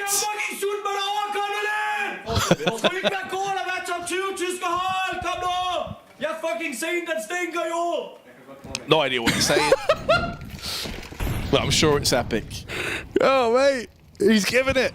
He's absolutely giving it. He wants them to hear these screams. Great set of pipes on him. His teammates are like, you do know that Big are German, right? They don't know what you're saying. Oh, 7-4. I mean, Sashi, they might not know what they're saying, but they're certainly feeling the impact of it. Bloody hell, mate. Any more? An 8th round here for Sashi, maybe? We were saying this is definitely like the biggest potential upset game. It feels like it's going that way. Sashi always grinding out these results. You can never really count them out in these kind of events. Oh, blow open the smoke. A little bit deep on that one, but it'll tickle the toes of Tapson. Nice shot from Tapson there. Missed the court. Trying to get aggressive through on the canals. There may be more where that came from, but you got a 2-player setup in middle. Cabby with 2 nearly. Gave him too much credit, but it did a lot of damage to JDC. And if he were to walk out slow through middle, he'd be a dead man. Barrel the gun, though, protruding around the corner, betraying Iceberg. And Crimbo silences him in more than one way for this round. Lucky in the meanwhile, though, with a good flick, but going to find out that no one else is on the B site for the time being, although the bomb is trickling through in the hands of JDC, and with 20 seconds, there is no opportunity for a rotation. He has to fully commit to this site, but Lucky's backed off. He's given it up. Repositioning on the wraparound. Here's the audio now. Bomb going to be going down there. Just a sliver of time to commit to that one and plant. So the 2 versus 3. Incredibly awkward now for Sashi. It felt like it could have been another round to the greater, but it's all down to the retake. So many nades to play with, but can you actually get them off to situate yourself into a better position? On the walk up, you're going to be spotted. Barrel scene, visual contact, walk out, slow peek. No room to breathe on that one. Clap straight back from Lucky, but the trade from Crimbo is good with the AK. So Big don't give away another round for free to Sashi. It will be 7-5 at the half. But some ridiculous rounds to win. You think about the nature of some of the ones they picked up there. Man, I can guarantee you, if you ask Sashi to take a 7-5 lead on CT side, it would snatch your hand off. Oh, yeah. Because, as I mentioned before, both teams, as is often the case on Anubis, T side's your best half, but Sashi's CT side is really grim. They've played this map a lot, by the way. 16 times. And as I mentioned before, 33.3% win rate on their CT half. So they have just played by far and away their worst half. I think it's actually their worst half in the entirety of the map pool. Or definitely up there. And they got 7 rounds out of it. That's an amazing outcome, all things considered. Looks like potentially an issue there for Searson. Called over the admin. Headsets off. So probably a few moments before we get back into the second half. And obviously you touched on, right, saying it looks like there's been some better form for Big as of late in terms of the player break. But when you delve a bit deeper, put it under the microscope. ESL Challenger, that was a second place. Obviously, big hurrah there. Feels like, yeah, okay. Starting to get everything working out. This roster can deal some damage. Following that, 13th, 16th for Season 20 of Pro League. 9th, 12th for IEM Cologne. 9th, 12th.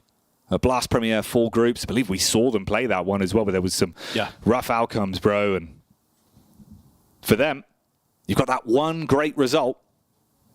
The others, not so much. It feels like it has been a little bit dry for them following that. And they'd need some shades of Atlanta-level plays here on the server today. Because Sashi showing up massively, obviously, in terms of their major appearances. It's only the one for Lucky. That was back at PGL Stockholm 2021 with Astralis, of course.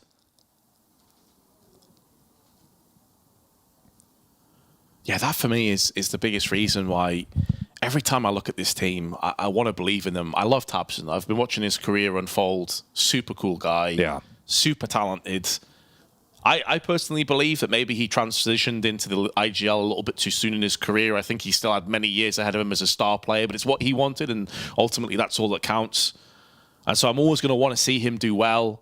And it never felt like Big really lived up to that mantle. Obviously, you had like God B in the mix for a while as well, where he was kind of took Tabson underneath his wing. The two of them worked together for a long time.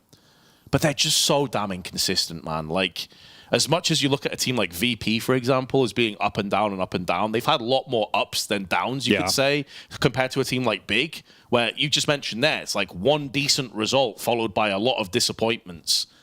That's what makes it so hard to read them coming into the RMR, because like you want to believe in them. You look at their roster, you look at like the upward trend of players like CS2, and you think, right, well, they definitely could make it through. But then there's always that little doubt in the back of your head that there's like, but they could also go out 1-3. I think they've got a map in them at least. Like even if they do lose here. Surely. But you're thinking they could go out 1-3. They could be one of those 2-2 matchups in the final day of the proceedings that just lose out by the narrowest of margins. They're that kind of team for me. No, I agree, man. Oh, there's so many nightmares that go on for them. And for Sashi, like these kind of games, weirdly, are sort of their bread and butter.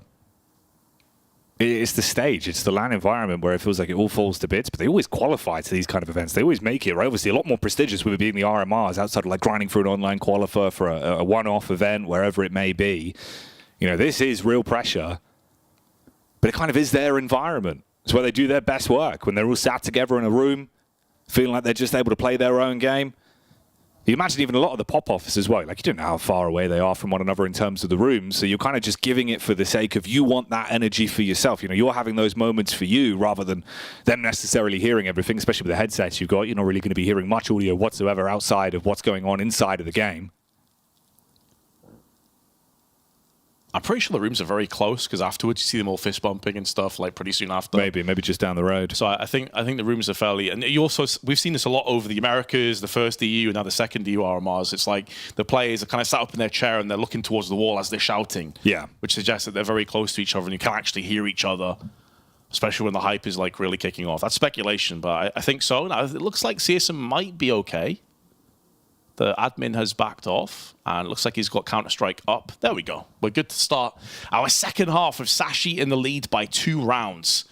But as we were discussing before, Big sometimes do struggle on this half, and so it feels like these opening 3 or 4 rounds are going to have to be solid for their prospects if they want to come back into this.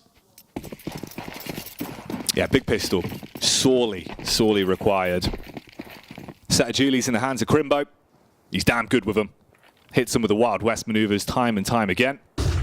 Anti-flash setup, setting themselves in the close angle. They've read this one. They expect to play, but it doesn't matter as Sirison slays with the USP. Good for 2. Only Lucky biting back. They've got the great opener, Vince. It's just about the close. Exactly. Iceberg, nice shot, though. I was going to say, like, it's pretty audacious for CSN to peek out by himself. There was no real backup. But the same can be said from JDC. Probably didn't anticipate the connector push to be that fast. But it's put a lot more pressure on Tabson, who will deliver in air. Lucky. Nailed. The bomb drops to the deck. But Mr. is keeping them in with a fight before tabseN rips it away, down to a 1v1. Iceberg's had a lot of big rounds, but it is Rigon this time that comes through clutch, and Big take the second pistol. Flip the switch there. Rig on as he takes that one. Winning out in the 1v1. This was the crazy opening play. I felt like they had the call for it as well, how they were set up. He ran straight on in, rinses them with a pistol. Going all the way down to a bitter 1v1 with Iceberg. Doing some great damage with the Glock. 2 impact frags for him, but can't convert it into the round win. So trailing by 1 round now is Big. Within touching distance of getting back in charge of the game. Up close for the MP9, tons of damage onto the first. Doesn't matter that the clip's nearly run dry because he's got a man in the back line, but they find trades. tabseN could clean this one up, but he's given his position away. He anticipated that smoke would be followed up by a straight-up rush onto the site. Wasn't the case. They slow things down. And a correction, to give Big their credit, it wasn't CS2 just solo peeking. He did have a very well-placed flash from tabseN. Maybe a set play that you can look for in the future when they have an M4 and MP9. That's an awkward drop. A lot of noise. tabseN now has JDC that's also joined them. They're leaving Crimbo alone. The very capable hands over on B. And Sashi have wasted enough time at this point where Big may feel like there is a rotational element coming through. They're hoping to draw away one of those defenders. But to be fair to Big, they're not biting down on this. And now the grenade is coming in. The incendiary, they're going to know for a fact what's coming up. Loads of low health bars going to get finished off here by JDC. More than likely, Lucky will not be able to do much out of this. Tries to draw him out into the open on 12 hit points. JDC also low, but Crimbo delivers from the side. Quite a costly round, though, for Big, considering it was an eco on the side of Sashi. It's surprisingly quite scary. The Anubis clipping coming back to haunt him there on the bomb drop, just bounced off the barrels, and that audio cue would have been heard as well, as they were a little bit more tentative for the idea of the wrap off. Obviously, they go for the run out. Felt like you were just going to get ruined by the Falmouth as well. So the fact they actually made it a little bit closer. And you can see the idea. Didn't commit to the bomb plant because he thought that he was going to get peeked out from Heaven's side. Timing on it. Nearly got himself that 1v1 he was looking for. But Crimbo was always the security. The man to close it. We're living the here and now, though. 7-7, round 15 going live. Weapons to work with for either side. You've got AKs in their palms. And Mister wanted to get the backhand out, swing in towards the site. Nades rolled in case it was a rapid entry following the information play. Crimbo in these kind of angles, this is where he shines bright. Smoke in his eyes as well, though. May dull down the senses, but instead, it's Mister that flicks the kill switch. The damage may be already done. JDC tagged down to 7, still deals the fatal damage onto Iceberg, allowing Cabby the luxury of the post plant. He himself is also low, and Rigon making moves through on Con. Maybe a bit of an unorthodox position at this standing, and the timing slightly off. They're not anticipating this one. Rigon should take down Cabby, who survives on 4 and gets Rigon out the round. JDC and CS2 both exceptionally low, but both of Sashi on the wrong side of the site getting sprayed down by tabseN. And there will be enough time with the kit to get this defuse in. Big take it 8-7, but man, when Cabby survived and spun on Rigon, I feared the worst for Big. Oh, I mean, that was a really terrifying one for them. Heads up play from tabseN as well, repping himself in the engagement. We know he's got the skill ceiling for it, and great damage done with the Famous. They both swing in one by one, angle not favoring Queez. He's getting close on time in the 2v3. tabseN snatches that away. So that's how you get your lead. That's how you get your way back into being in charge of the game here on their CT side. Faster play. Look at this. Quick through mid. tabseN inside a camera. Great flash. Able to engage off the back of it. He's got backup. Oh, the second tap. Coming back in as the bullets batter him. And they're going to push up. They want to get this one done by their hands, not leave it up to the T side. It's only Mr. left, and he's about to be found. CS2, okay. 4K in the round, some beautiful flashes into peaks. Bit of hype as well in the background. This is great news for Big. If CS2 has a good tournament here, it really escalates their chances of making the major. very important player. Sashi will be calling the timeout. They're looking at an eco here. Maybe some Tech 9s and P250s in play. Maybe a flash or two for a pop flash execute. But we talked about the importance of Big starting strong on their CT side, and they've done exactly that. Been a few close rounds, but it doesn't matter if they're close if you're the one walking away with them at the end of the day.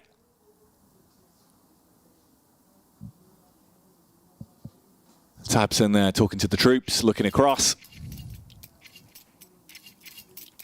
And here's the knock-on effect. So Mr. with a scout. 2 Tech 9s, double deeg. A few nades to play with. You got the 4 smokes there, 1 Molotov, single flash. What's the setup into the 17th? How do they play off the back of this? You're looking for the run-out peek in towards dark side, but the scout honed in on that, so his teammate can get close towards it. The other 3 players grouping up outside. That 1 flashbang is in the hands of Iceberg. Yeah, watching the back as well, just in case a Big give them a taste of their own medicine with those fast flanks. We saw Iceberg and Mr. going for this time after time until it stopped working. Big did make the adaptation or the adaptive play to it, and Sashi started to actually walk into traps over and over again. The Scout's not really had the opportunity to get involved so far. So Mr. will be repositioning and trying to peek into connector where no one is present. Crimbo playing more of a passive angle in con. Maybe a flash or 2 for a pop flash execute. Molly down, looking to slow him down on the push towards dark side. And Crimbo advances back in. 45 seconds left on the timer. They've still got all the smokes. They try and run up, see if they can force the issue on dark. But it's easy picking so far.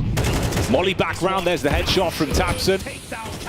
Only 2 players left here, 1 by 1 being fed to the Lions, Vince, and Big will be able to get themselves a 10th. Low, but both of Sashi on the wrong side of the site getting sprayed down by Tapson.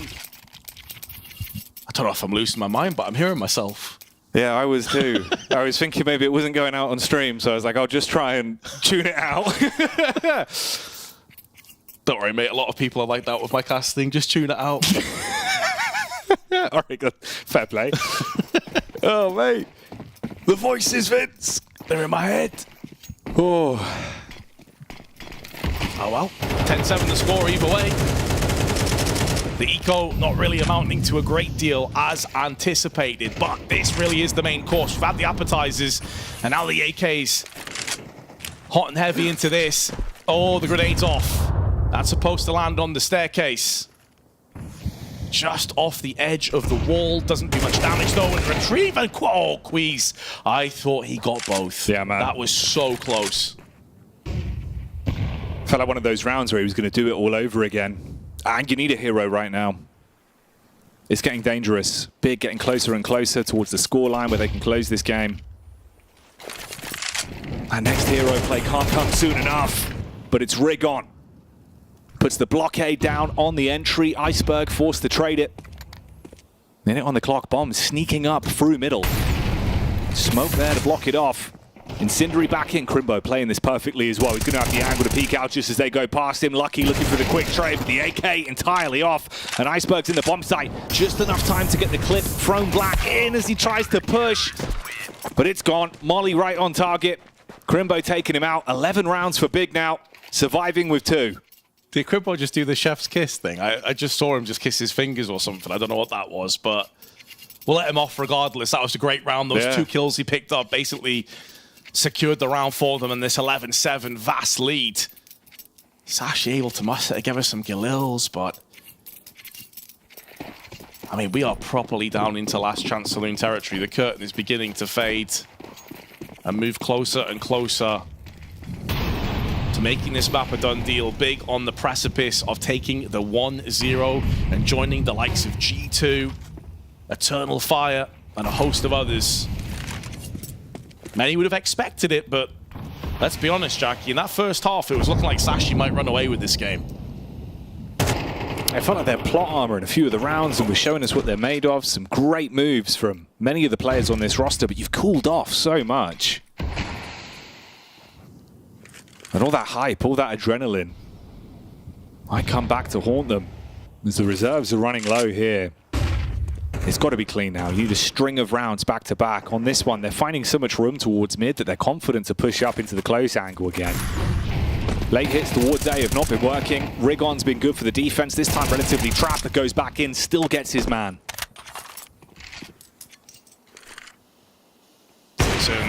He's just not missing right now with the AWP. AK AWP doesn't make a deal of difference. He's nailing everything ahead of him. Rigon also aggressively in the canals as Tapson will fall to the hands of Cabby, and there's another 2 behind him for a fast hit on the A side. They're going to get this plant down sooner rather than later, but they will be encircled by Big, who have still a bit of utility to play with and a player advantage. They double up. They're looking for the fight together. They want to push on this one. Walk in. Cabby good for the first. Even gets away with a second, supported by Quiz. There's no trade on that. Crimbo cleaned up. So considering the fact you had a 1-player advantage on the retake, and it felt like it was good for them to be able to find it. Yeah, that's not happening. Looks like they're calling it a timeout following this round as well. You could see Kakafu there frying up the tea. So you clutch onto the AWP, but the round goes the way of Sashi. Surprising stuff. You know, it felt like you found the push out through mid into the site. No one's home. So an 8th on the board. Still in the game, still fighting. And that's the pause called in. Their first time they've needed a timeout. What surprised me a little bit, Jackie, on that re-engage, the retake, was a lack of flashbangs. Like, I understand that you may want to try and play the element of surprise and you're not anticipating 2 players to actually push you at that kind of stature. But in a site like A, one of the reasons it's so difficult on CT side is you can quickly get overwhelmed. There's only so many places you can hide. Flashes and mollies are so powerful. And so you have to expect if there's a team behind by 1 player, they're going to try and push. They're going to try and basically punch through and puncture the oncoming retake. So I'm very surprised not 1 flash was thrown in. They had smokes and they had a HE as well. Nothing. Just dry peaks on main and they got utterly eviscerated because of it. Then again, on another day, you don't get double pushed and things go perfectly fine for you. So that's the nature of the beast. Regardless, though, the timeout has come and gone, and Big have enough finances with the saved AWP to go again. Oh, look at this aggression from Tapson. Last time it was Rigon, but he wasn't this fast in this position. Using the smoke, they also push out of A main at the same time. Iceberg, though, gets his man. Would have been a brilliant opener. It has at least given more space for Rigon. He pushes out, but due to the nature of losing that first pick and being a bit more timid in the round, you have to posture further back.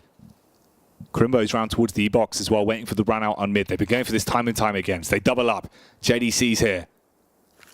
Sashi, huge round. You got the first pick, you got to find a way to convert it, and Crimbo getting a bit antsy, walking up. Look at the setup from them both. Perfect stereo kills. Trade straight back though. Silence them in the moment. And only Sirison still standing, so they're into the bomb site. That was a nice opener with both of them getting kills, but like you said, there was just like a really good avenging sort of contingent thrown into the mix as well. Sashi not allowing them to get the double hit and back off. They do punish them for it. Sirison just wants to hold on to this AWP for as long as possible. He was never really in with a chance. They left him by himself to defend the B site. So Sashi tie it to 1 closer round. Just 2 now between the teams. Pressure beginning to mount just a tad.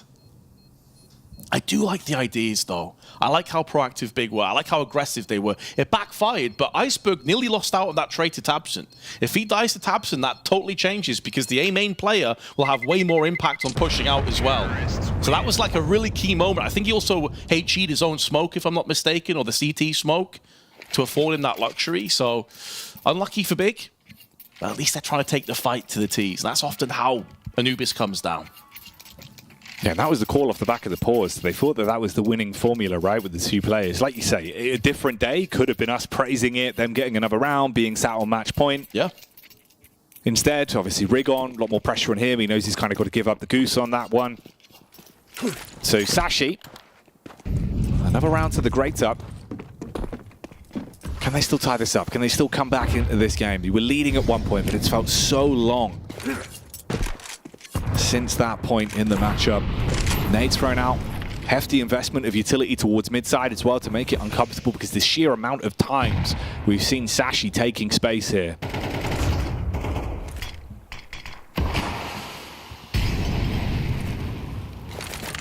No aggressive shenanigans this time on the side of Big. Decent damage, though, inflicted to Mister. A HE puts him down to 58, but mid-control established early on. Is Tabson really going to go for this wide swing? What? Cabby gets destroyed. Tabson lost. Nothing. That's the same Cabby that was lighting up the scoreboard in the first half at 6-0. Molotov's round, Crimbo's the dead man. Iceberg with 2. Clap straight back in. Oh, a miraculous round, and Tabson's repositioning. I thought that was where it was going to go so horrifically wrong for him, but he's still alive, living on borrowed time. What? Tabson! This is a 3K of unbelievable stature. And he's still in it. Tucks into the back of the site. Assisted by Rigon. And Mister, you might not be long for this world. 25 seconds on the clock. Tabson waiting for the swing, but Rigon gets it done. What is that round? Tabson rolling back the years. That's mental. Anubis itself is looking down and favoring Tabson on that round. That is the only explanation I can think, that not only does he get the opening pick to Cabby for free, but then on low health, takes 2 more players down. For all intents and purposes, this round looked like it was over once Iceberg got those 2 from Con. That is absurd.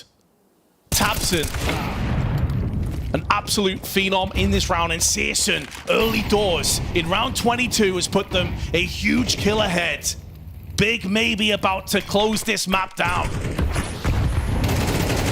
Lightning fast hit towards mid from the Orpa for the CT side of Big, but Iceberg trying to do it once again. Clip runs dry, only the 1. No successive kill. And you only got a trio remaining now into the 22nd round. Lose this one, it's all over, boys. The Anubis stream is done for. They go 0-1. Big start it off nice at the RMR. It's just about closing it. Rigon. He might be walking into his demise here. It's being held by Lucky with the reposition, the timing on it. The stopwatch play. He's going to be kicking himself. If there was a chance to get a pick and maybe resituate things. It's dead and buried. Only 2 players left. You get the info that he's backed off, but he stays alive. That's all he needed. Just tuck in, play for time. 44 seconds. The only thing going in the favor of Sashi at this point is they still have control over the bomb and a bit of utility to work with. Rigon spotted. Need to try and deal with him, but he's able to muster up the strength for 1 and significant damage to Queasy. Searson's not baited out by the jump spot. But this time around, he nails the shot. And Big come back from a deficit in the first half for a clinical CT sides. Yeah, Big fighting, you can see. They're all very happy with that performance. It was looking a bit dicey at one point. Sashi ahead, but in the end, Big were able to dial in and deliver the win. In what was looking like a pretty scary first half there for Big, they recovered and did so with a couple of surprises to us for how Big decided to play that defense. Yeah, so defensively, when you looked at some of their earlier Anubis games throughout the course of the year, it was actually Crimbo playing more of the middle position on the CT side, where he's normally more known as a side anchor, and they actually had Tabson playing at B with JDC. But if you watch this game in the second half, they actually had a swap where now they have Crimbo kind of being more of a B anchor, and they put Tabson into the mid position. And what this really allowed them to do is a couple of things. One, Tabson was able to make some aggressive plays at middle, and I feel like he's a player more comfortable doing that maybe than someone like Crimbo, obviously.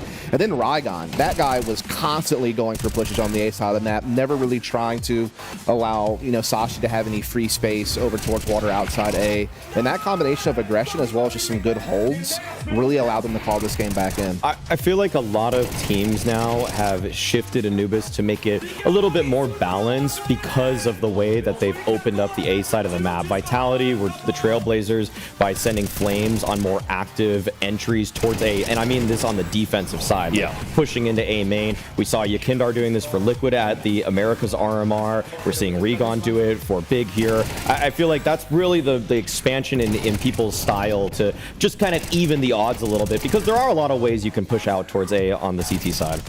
Yeah, I thought there was some nice touches here. I want to say from both teams. I mean, I'm always interested in how Anubis is kind of evolving, and I think Big, particularly on the CT side, they did kind of show some nice flourishes, let's say. Yeah, because I mean, and you saw Tatson do it a bunch of different ways, right? Like, I think some of the Brazilian teams kind of made famous smoking off the stairs and dropping out window off the mid bridge and trying to pinch water that direction. But Tatson would sometimes just walk outdoor and just say like, "Hey, I'm going to take a fight." And I feel like that last sequence where he gets the kill on Cabby at middle that one round, and then rotates back off to B site with no health, by the way, and just tees off against like 2 or 3 more players on the B site. I mean, that was a moment that basically saved the game. Like, there was a chance there for Sashi to claw back into this, and that was the great separator, I feel like. So tip my hat to Tabson. Obviously, overall good performance just by the numbers, but when you look at some of those key rounds at the end of the second half, he had a phenomenal impact. And for Regon in this one as well, to go 14-14, like, he has unfortunately been a sore spot for Big. Like, he's easily been their weakest player overall, hasn't really fit the system. For a guy that was a bit more brawly on Bad News Eagles, to come in as an anchor, but then for Big to recognize that the stationary style doesn't really work in his favor and to set him up, it's nice to see that Big is actually recognizing that he was a problem and we need to change our style around him too to suit him. Yeah, well, I mean, look, at the end of the day, this is who Big are. Big are a team that are min-maxing. They've got an identity. I understand what you said, before the game about them being admirable. They want to have this, German lineup, and they really don't have a huge talent pool to draw from. It's not like the old days of Counter-Strike Source where, the German Pro League was where you went. I mean, we used to export UK players to the German leagues back in the day. It was the place to play. But German Counter-Strike has really fallen off to the point where, there's a couple of people that like maybe attacks that you can like draw upon, and Sprout was there. Yes, but Sprout, both those orgs have fallen off. And it is kind of slim pickings. So, they've had Danish people on Big as well that just so happen to speak German historically as well. So I really respect what they're trying to do, and I always like it when they're able to have these coaching adjustments to get the best out of their rosters. Talking about Sashi, you could see there from the highlights, super loud, super brash, super confident, and then not able to deliver the victory. We saw some great moments from some of the individuals, though. Like Cabby's anchoring holds, the multi-frags that he was finding.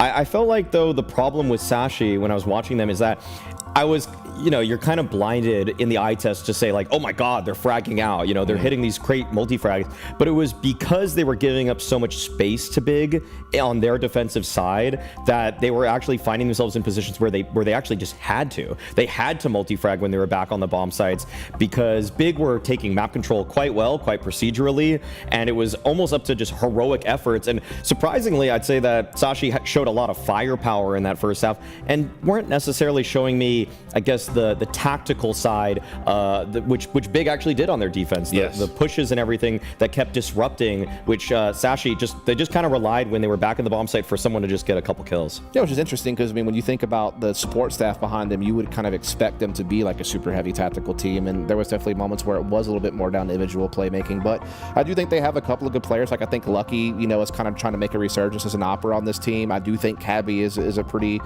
solid, aggressive rifler, and, Mister, I think, is also one to keep an eye out on going forward because he's just like a really flexible rifler who can, play perimeter roles. He can help trade frag. He can help do different things. So even though Sashi lost this map, you could see some bright spots, and I certainly could see them against some of the weaker teams, like in a 0-1 game, still kind of battle their way back. And I don't know that they'll advance from this, to be honest, but I think they could at least put themselves in that 7th place decider conversation. Well, what we're doing is we are biding our time because we're going to sync everything up in the stream quite cleverly. TSM are taking on 3D Max. I don't know if we can get that up on the big screen so we can kind of see where we're at. It's 12-10 to 3D Max at the moment, so we'll just have that on the background. We didn't really get a chance to talk about TSM. It's kind of a big deal that TSM are back. Obviously, huge esports organization historically, although much like a lot of big orgs in the esports winter, as it was titled by filthy journalists like me, they kind of have taken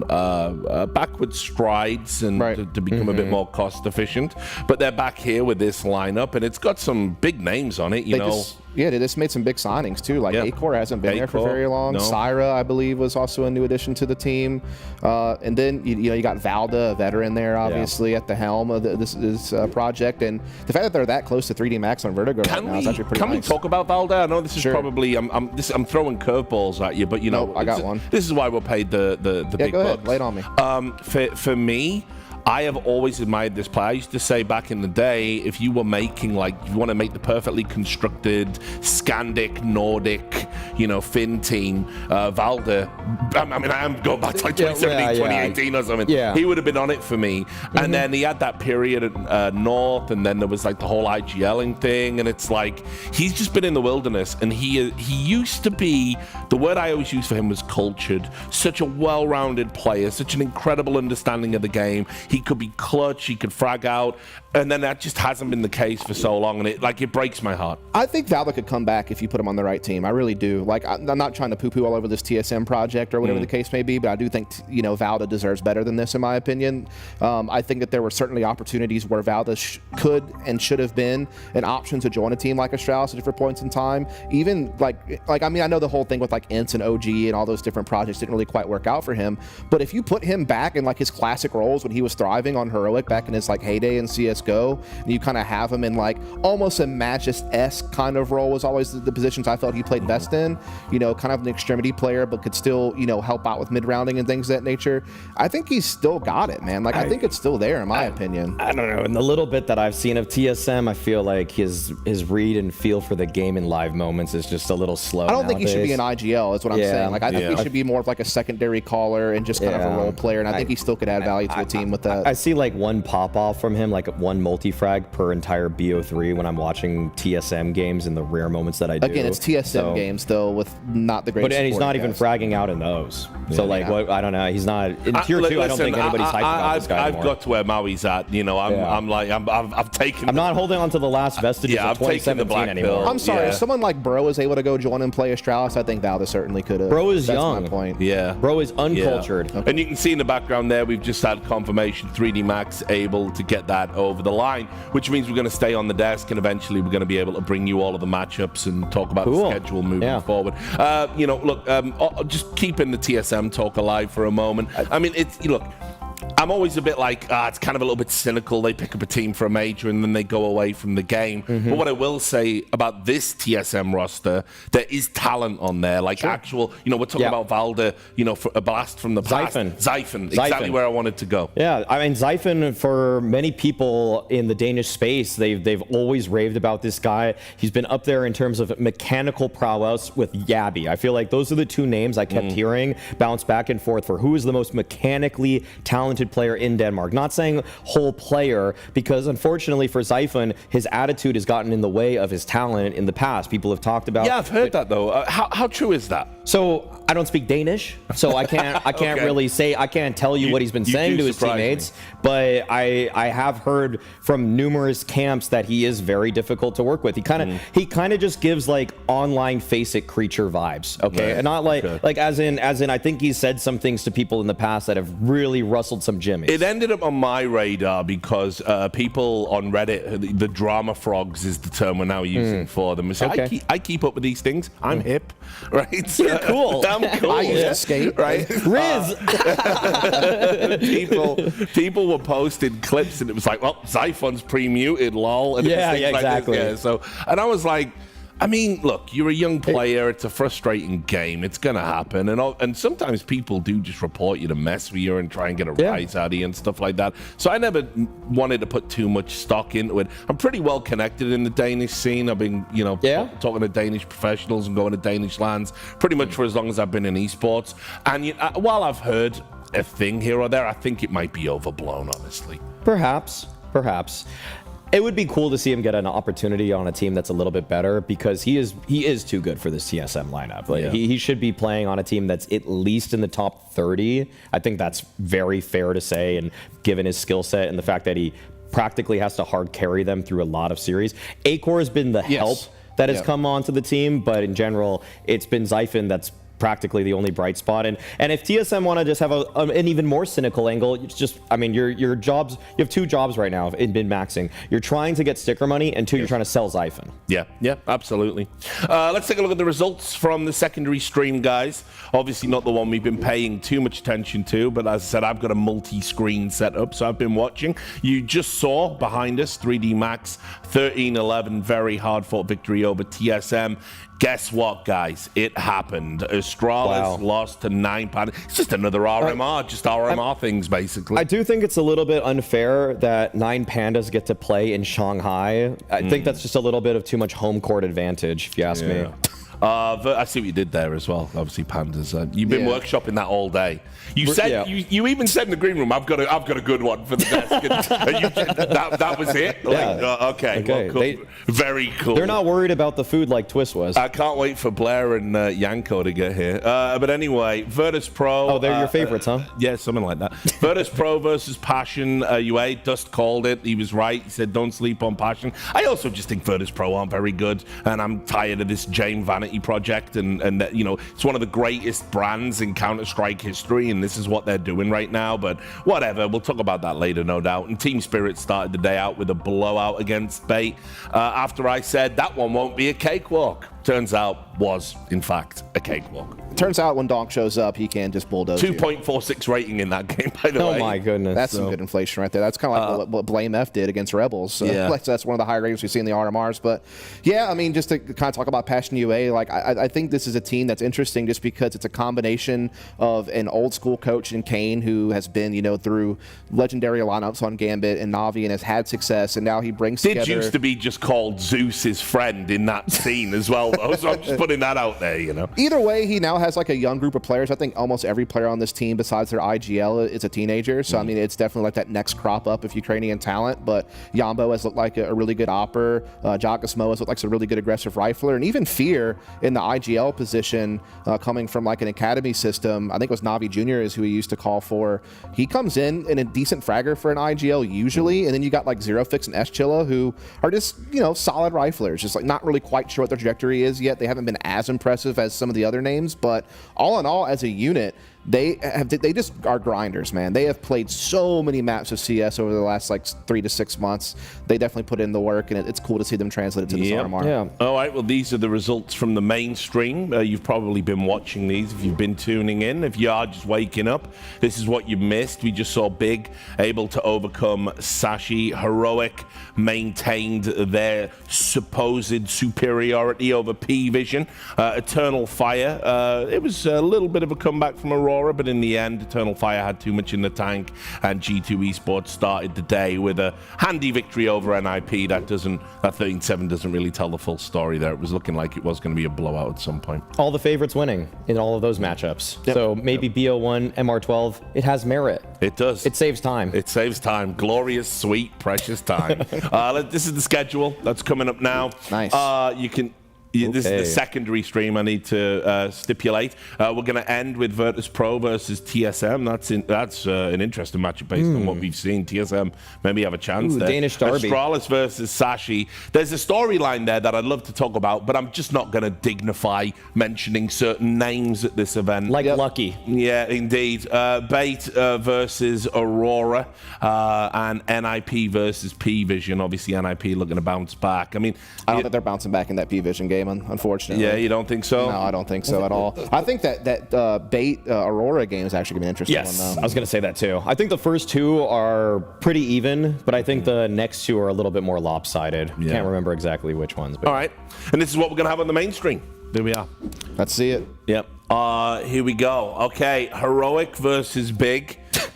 Your precious big, you're getting absolutely. It's like a battle of the two teams we're most concerned about, and so whoever comes out on top of that one is like a team that we can actually finally get behind. I just laughed at the Spirit getting Passion UA. They basically get to beat the same team twice. Yeah, well, let's see. Let's see. I think Passion's a little bit. They're not that's a bit reductive, Maui. They will not get 13-1. All right, I will stand on that hill. Okay, well, let's see. Stand on business, Dutch. Jinxed it, of course. Yeah, let's stand on business. G2 Esports versus 9 Pandas and Eternal Fire versus 3D Max. Actually intrigued to see what happens in the Eternal Fire. Oh, that's a good game for sure. Yeah, I think so. That'll be an interesting one.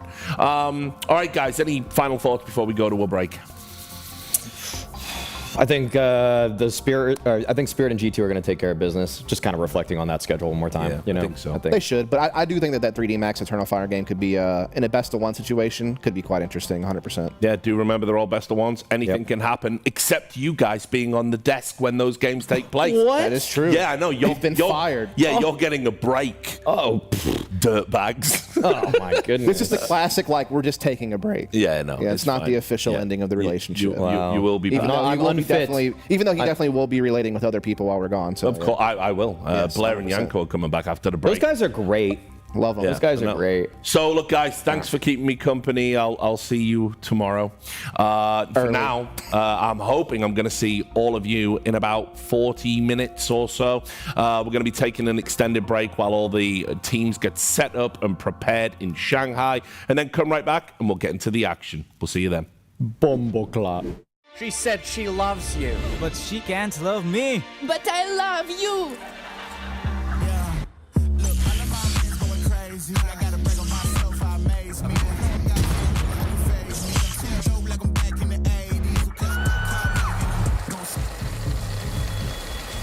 I won't play window anymore. What's going on?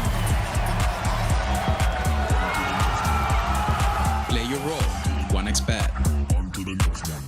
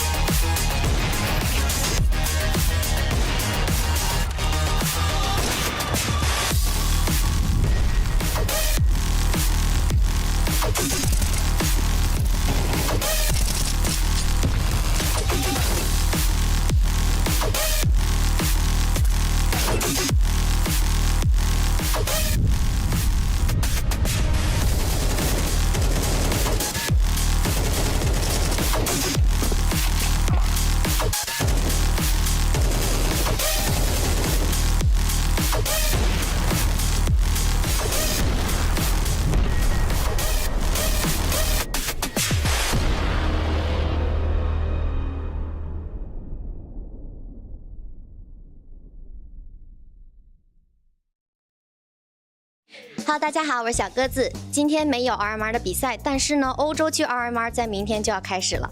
战队已经到达了现场，他们现在正在进行定妆照的拍摄，我们一起进去探秘一下。Hi, Boomich. Yep. Wow, you're pretty tall. Oh, hi everyone.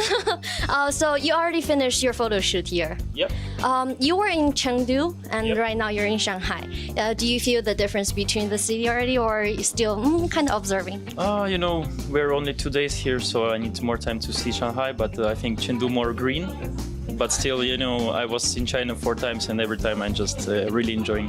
Oh, what other place you've been to? It was Chongqing and Zhuhai.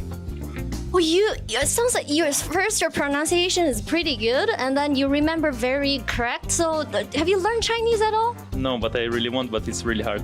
It's even harder than Russian English, and do you think so? It's the hardest? Some people say Chinese is the hardest language. Yeah, for me, I think, yeah. Okay, what about the new map? Have you played the new map? No, I think I just played Deathmatch once, but it's really seems different, you know. Seems different from the old one? Yeah. Do you like the changes? You know, if we talk about competitive, I think we need more time to explain what will happen on new map, so I don't know. Are you lining up for the sticker making? Yeah, we will see. I'm really bad at drawing, so we will see. But I have the good idea, I think. Oh, can you tell us a little bit about your idea? I know you haven't signed yet, but what is your idea? Okay, I have like infinity sign for $00, and it's 4 at my last is 4, and I want to do like little ever, like it will be Boomich forever. So. Ooh, that sounds pretty good. I can't wait to see what's your sticker this time. And спасибо. Yeah. Спасибо. Привет. How's my Russian? Sounds like. It's very good. It's very good. Hello, how are you? Good. How are you? Do you speak any Chinese at all? No, just a little bit. Just like hello, and that's all. Like ni hao ma. That's all. Ni hao is very good. Okay. How do you feel about Shanghai? So I think Shanghai is very beautiful, and for now, from what I've seen at least, it's beautiful. It's a nice place. The weather is a bit smoky, I would say, but otherwise, it's really nice. Oh, I think these days it's been raining a little bit. Speaking of raining, have you played the new map, the train? I think I played only one time, and it was, I think it was cool, but it's not like the real train, I would say. So yeah. Why it's not like the real train? What is the main effect you would say real train? Okay, so I think the main one is like the trains. There are not like 3 trains at least on A, and it's different. So I think this is for me the real reason.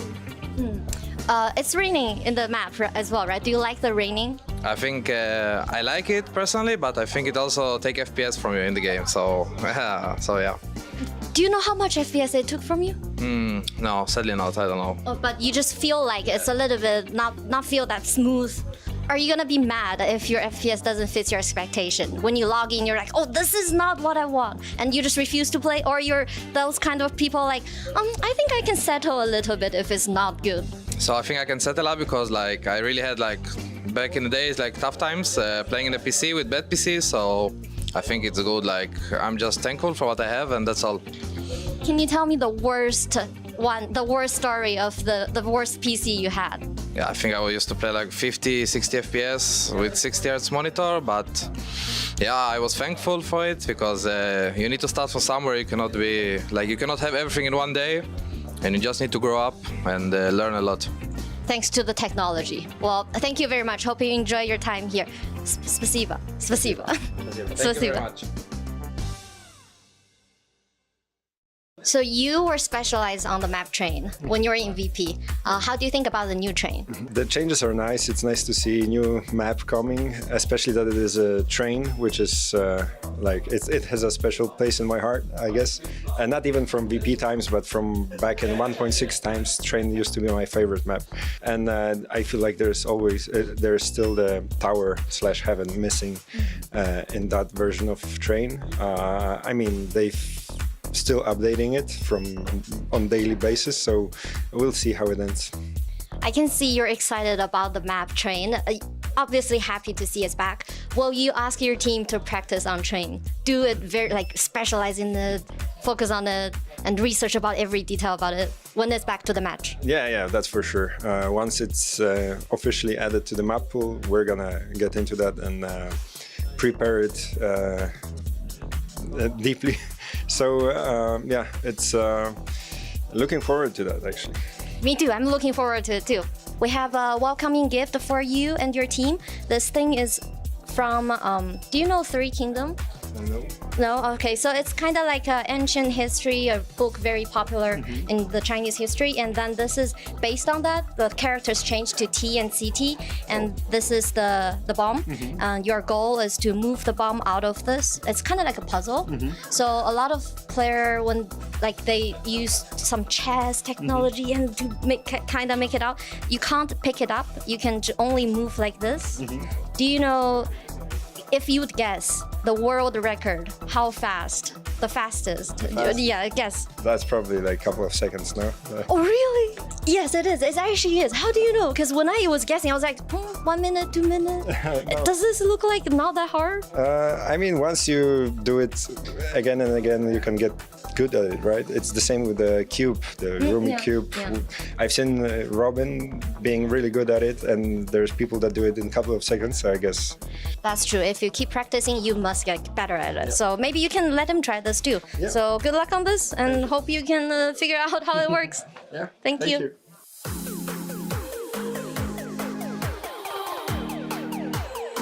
Yo, how's the Huarong Road? This game called Huarong Road. How's it? How's the difficulty? It's pretty hard. How do you think? Can you do it? I can't. I can't. I really can't. I tried like 5 minutes and I got stuck. You want me to show you the secret? Yeah, can you show me the secret? Yeah, you think. No.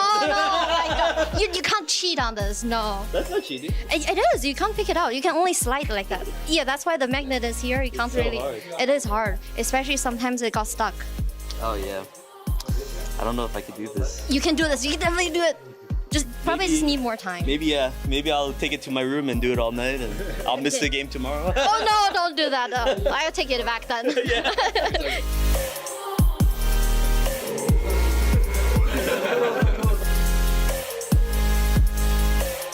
Yo, we got frozen here. So this is your new sticker. Can you tell us more about the idea behind this? I just replaced an O with the ice cube. I wanted to do the same last year already, but it didn't get approved. So, you know, just try to make it more simple, and yeah, hopefully it gets approved this time. Do you like this design? Because the idea you came up with yourself, like to make the ice cube here? Yeah, I mean, it wasn't really that complicated, you know, like just replacing the O with the ice cube. I mean, this one exactly we're holding is not really. I don't think it's the one that will be used. I can't take that one. I tried. She didn't let me. Yeah, so the original one that will be used hopefully will look better in game. So you're back to Shanghai. You've been performance really good when the majors or like other tournaments in Shanghai. Do you feel buffed when you landed? I'm not sure if buffed, but we definitely have some good history with the guys in China, with FaZe or before the FaZe. So I don't know. I hope there is some magic here, you know, for us. Is there anything new you want to try in Shanghai? I mean, maybe some food, you know. Hopefully there will be time to explore the city a little bit more as well, because it's my second time here, I think, and I haven't really seen that much, to be fair, of Shanghai. So you know, looking to explore all the beauties of the city, and yeah, looking forward. What's the best part in your memory of Shanghai? I think I would say winning the CAC. I think it was 2019 with the mouse. Yeah, but that would be the obvious one. But I think in general, like the passion of the fans every time we come here, yeah, it just gives a special feeling, because like compared to other European tournaments, the passion the fans bring here, it gives you a different kind of feeling. It makes you feel like a superstar in a way as well. So yeah, I think that. Hope you make it and then see the fans at the venue, and then I'm pretty sure they're gonna be super hype about FaZe. Good luck. Thank you. 我上一次见到 Simple 是6年前，就是2018年的 CAC 吧。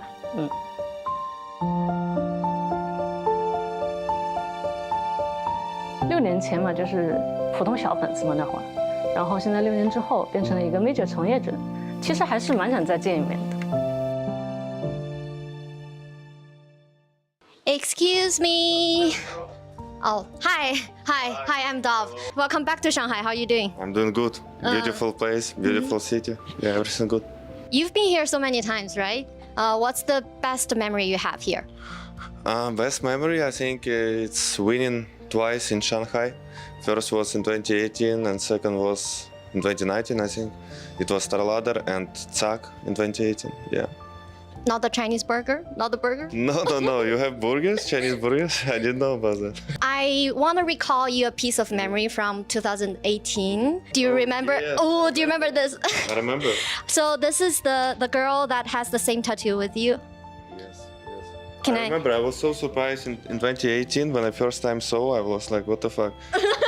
It's like the first time I see someone doing my tattoo and it was a girl from China. Yeah. So yeah. She was a fan back then, and then she's one of our production team now.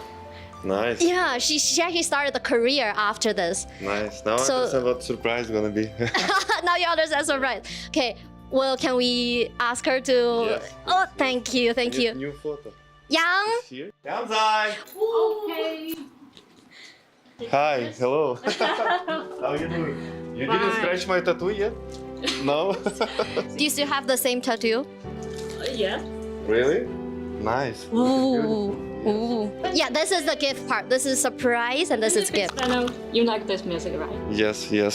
But this one that's in Counter-Strike, yes. Yeah. Yes, all the time, yeah. Thank you a lot. 2 years ago, I have an idea of this painted face, so my team and I created it. Nice. Thank you so much. Thank you. I appreciate this. But I need to open this now? Okay. So this is this song, yes? Yeah, this is the physical vinyl of the painted face you use in Counter-Strike. You can put it on a player that you can actually hear the soundtrack exactly the same from in-game. And she actually created this. Really? Yes, and I was in shock when she told me the story. Now you understand? Now I understand. Surprise and gift. Yes, thank you a lot. I appreciate it. Thank you. Let's do one more picture. Yeah, let's do one more picture. Hold that picture and do a picture in the picture. Yes. And in 6 years we do one more. 6 years later, another one. Yes. 3, 2, 1. Yay!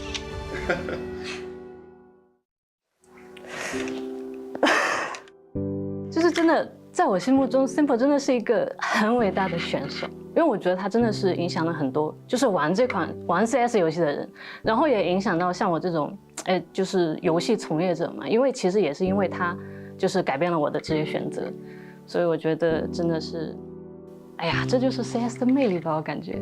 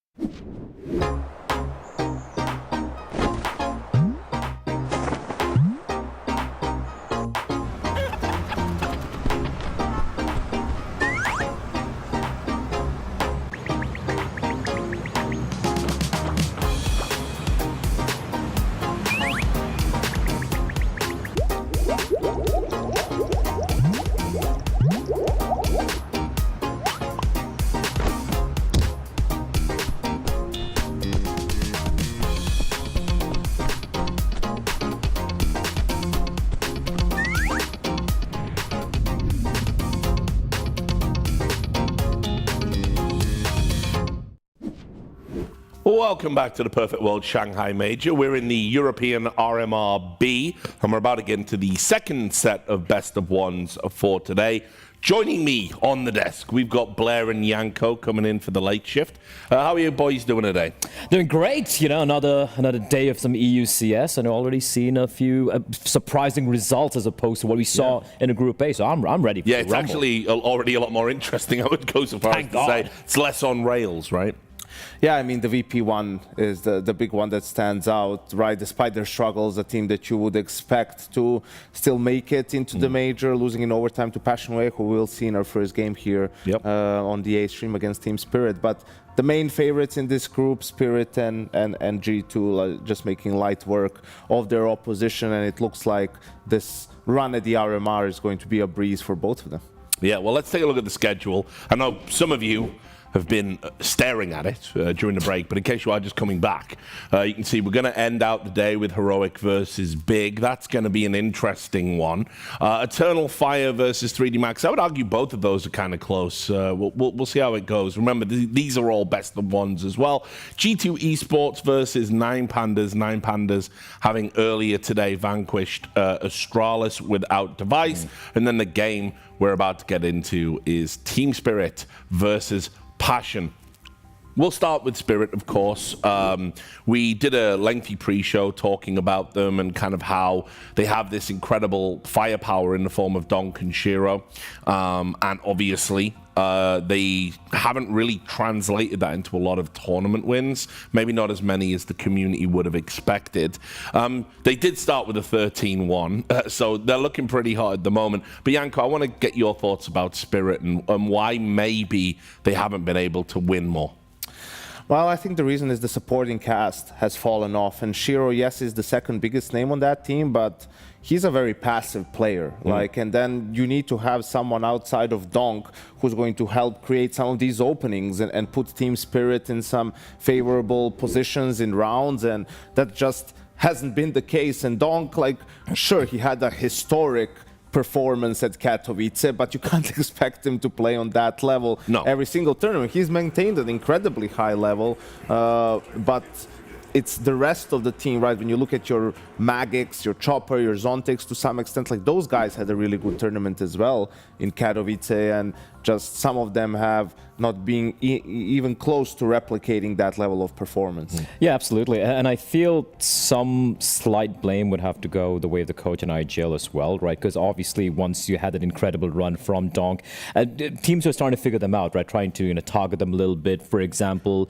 famously or infamously, Vertigo comes to mind, where they figure out, oh, this is where he plays, and he was getting abused a little bit. And obviously as the game, as the year progressed, things were going to change. They had to adapt. It's always a catch-up game, right? You have to either get ahead of your opposition, so they're going to figure you out. And I do feel like they managed to figure out some of the weaknesses they had. They realized that Donk is still Donk. He's still going to be donking you in a server, even if you have the best laid plan, so to speak. But as Yanko pointed out, the supporting cast has gone missing, and I think it's just laid bare in the last few results. Here's what he did in his previous game. The kids come to play. Well, I mean, what can I say about that? It is ridiculous. But what I will say is, look, you're on point. What we've seen some of the better teams do, I would say quite famously Mouse, right, with Shuhei. They've been able to neutralize Donk in the past. And look, he is their principal weapon because he plays this aggressive entry style. He always takes fights. He, more often than not, it feels like, wins them. He just gives you so many options. He is a phenom in every true sense. But here's why I don't have too many worries for Spirit with the context of the RMR. Now, of course, if you look at it from a broader perspective, sure, winning the major and all of that, there's a conversation to be had perhaps later on. But looking at this particular event, if you look at the caliber of teams, despite the fact that on paper the RMRB should be more competitive, so to speak, I just don't think there's the level of opposition, apart from maybe a G2 or a couple of teams out there who can exploit the weaknesses of Spirit, who can give targeted harassment to Donk. I don't think it's going to happen, and I think Spirit are just going to breeze through their matches here. Yeah, well, we'll talk a little bit about Passion. Dust was really good earlier in bringing up a point about how not to underestimate them. He said he watched a lot of them. He called them upsetting Virtus.pro, when we maybe didn't see it that way. What are your thoughts about that team?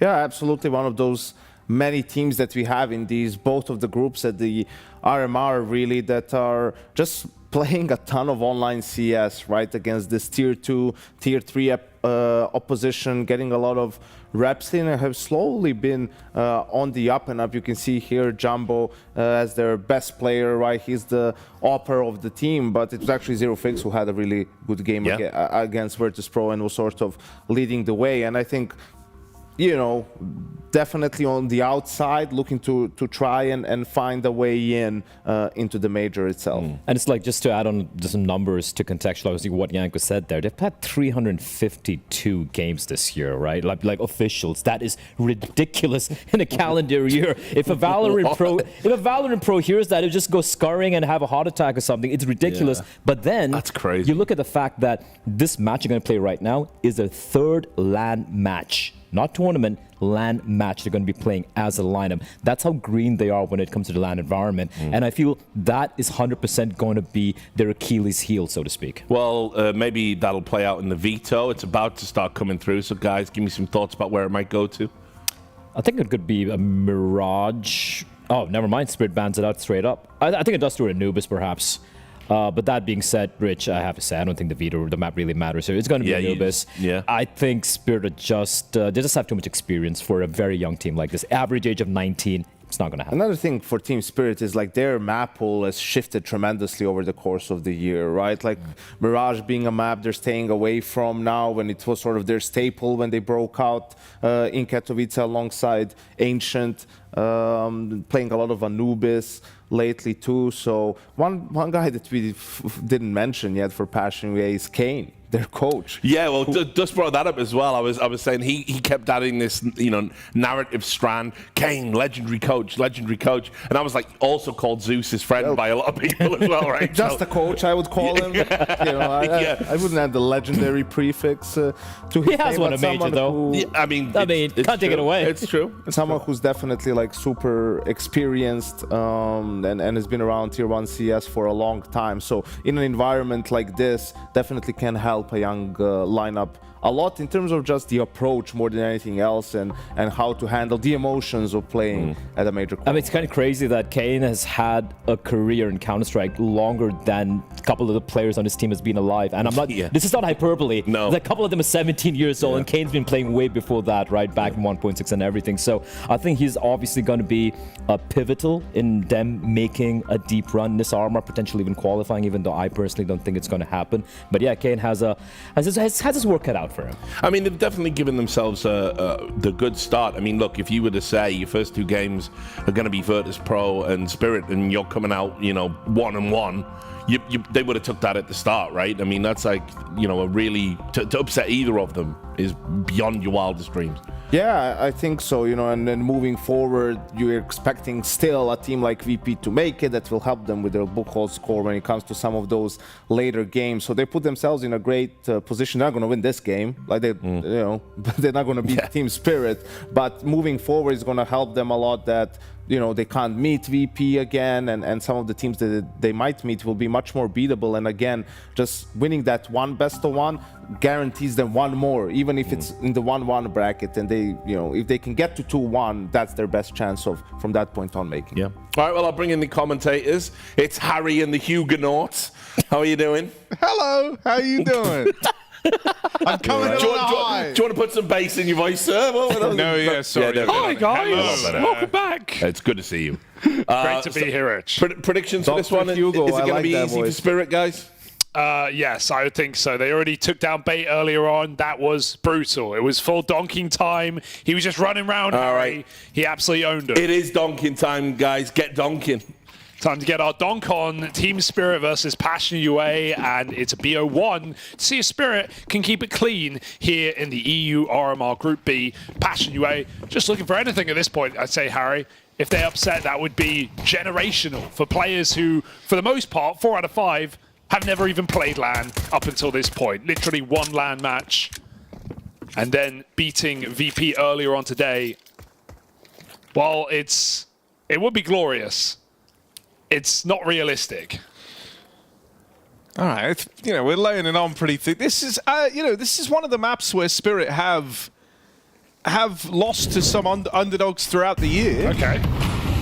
You know, they had losses to MIBR and 3D Max on this map in EPL.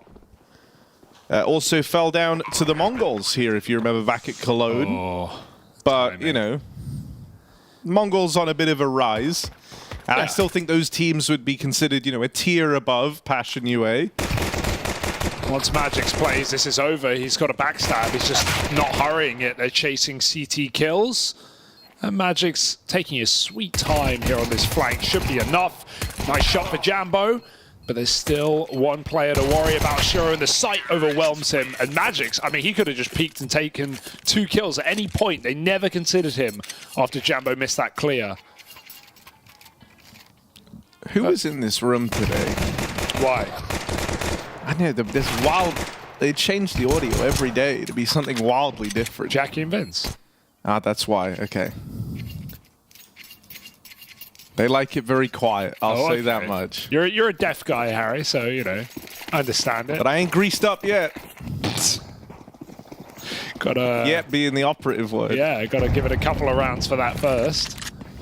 I want to see if Passion UA come in with some exciting ideas, some gimmicks maybe. Blair mentioned the maps played for this team. 352 this year. That's crazy. That's a lot of practice, a lot of gameplay. So they're going to have ideas. There's no doubt about it. I think in a game like this, a lot of it is going to come down to how strong Spirit's individuals are. Some great dig shots coming in and water, and it's a 1v2, but the flank is in, and Spirit, a bit of damage done, but they take that second round. How many matches was that huge? I'm going off of recall here, which can never be trusted, but I think he said 352. That sounds about right. This year. How many days in a year? 356, I'm going to go with. Yeah, we're not at the end of the year yet, No, so that's over 1 game a day. That's crazy. That's a lot of games. They're one of the grinding teams, right? They've got a lot of experience online. Must be very cool to be able to play some of the best teams in the world right now for some of your first LAN games of your whole career. Mid push, denied. Peace.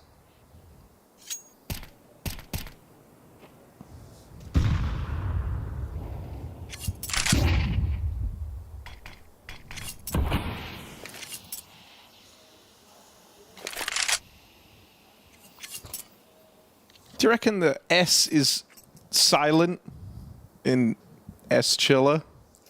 Or I would have gone with Schiller. Or Schiller. It's a shame his name isn't Chin. Because then we could say Chinchilla.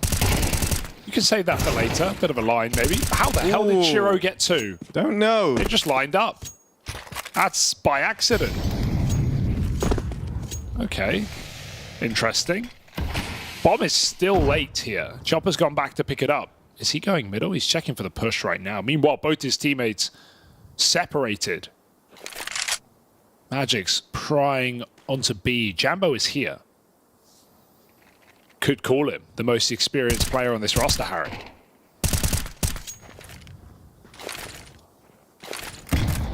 Done well to deal with Chopper as Jambo.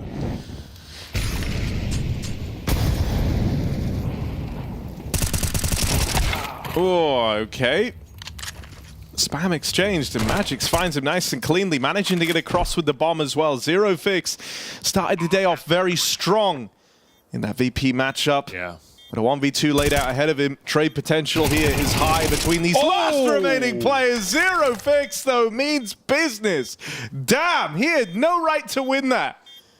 That's a crazy transfer and a gnarly 1v2 to find the first for Passion UA.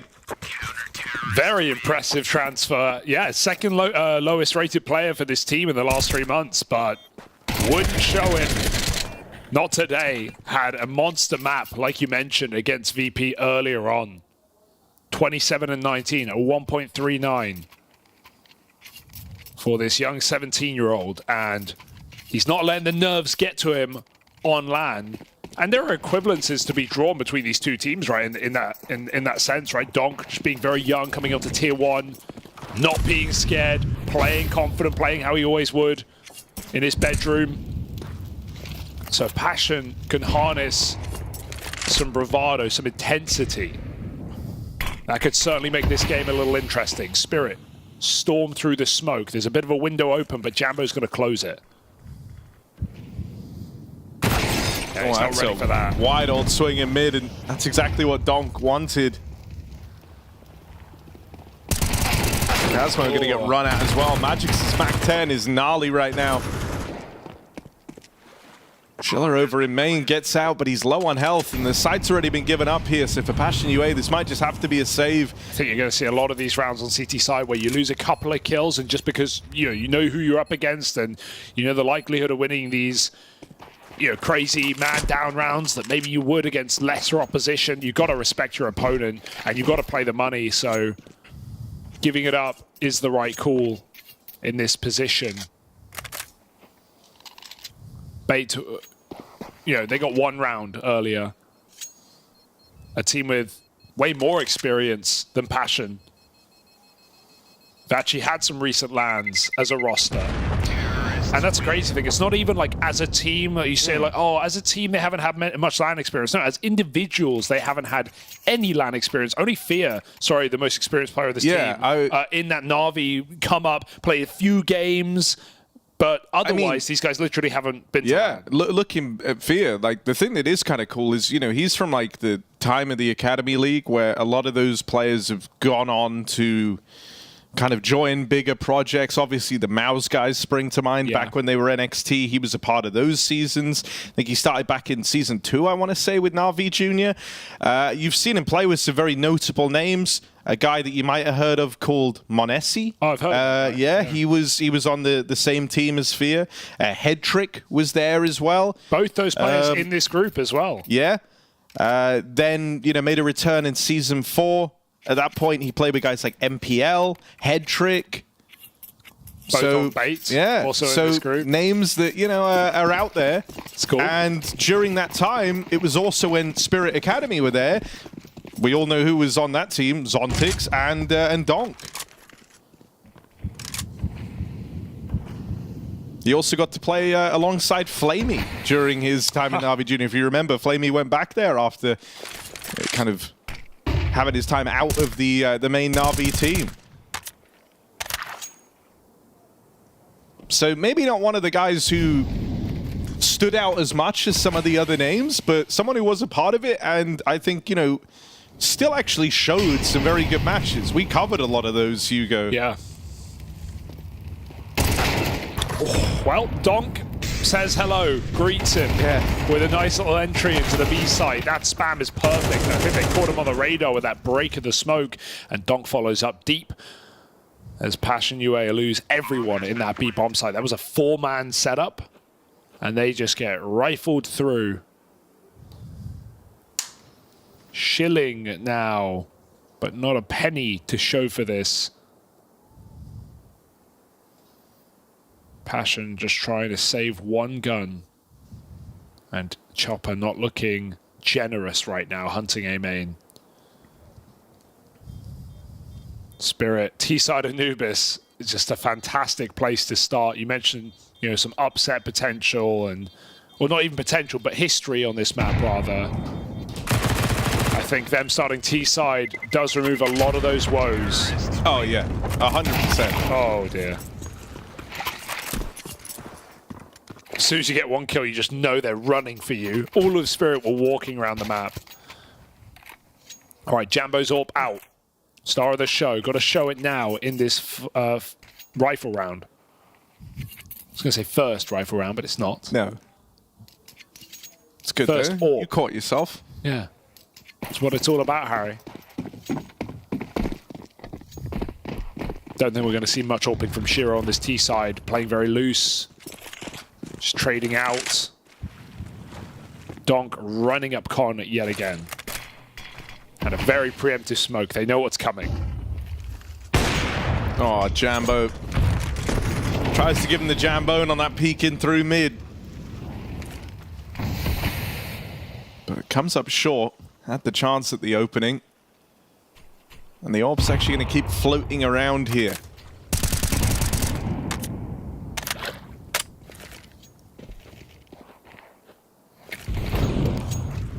there it is, striking. Chopper out of the round all of a sudden. Spirit pretty split up here as they're trying to work up into a main. Zontix leading the charge there. Gonna see a lot of Zontix over here across this map. Meanwhile, Donk trying to apply some pressure through Dark in the meantime. It's a fake, but Passion aren't buying it. It's nice to see them still keep 2 on this site, but it might not matter how many you've got. Fear playing safe, trying to bait Donk. It swings on his own. Donk can't double up, but surely his teammates can trade. Zero Fix finds 2. Big hold. Orb fires off, removed as Magic's fakes. And a nice try for Passion UA, but this flank might seal the whole deal. Yeah, the backstab from Shiro is huge. Just getting out with a kill there and then disappearing. Doesn't overstay his welcome. Chicasmo battling forward, but 1 HP, 1 point of health. Oh, trades off under the orb. That actually has given him a fighting chance now. Gonna try and get the bullet off, but Shiro able to withstand it. Nice try. No clutch today. It's Spirit in with the 5th. Yeah, no way he wins that with the A1. No way, because he's going to dink him. Exactly, it's not going to do anything. Shiro so he will knows get 1 shot. He needed to get out with the AWP to even have a chance. A cool head-to-head, but Shiro able to lock it in. I like how many times Donk and Fear have clashed here. Yeah. Might have started over in We Play Together. Now it's He Play. It's just Donk out through Dark. Yeah, the swing for Fear is a bit much. Like if he's, well, it was kind of meant to, it was in tandem with the backside player. Yeah, but the backside player, he should play off his contact, and when you know it's Donk, just swinging in, he's going to be ready. You can swing off a teammate instead. It allows Donk to isolate, and even though Zero gets 2 kills, Magic's was there to trade it out. Started like thinking back to those academy days, and the thing that was wild to consider was that like Donk was a part of a 6-man lineup for a while, if you remember, and would be like subbed out sometimes, and it's just kind of a wild timeline. Seeing how good he is now. Still got it. Still got it. Good thing Zero Fix did not commit to that peak.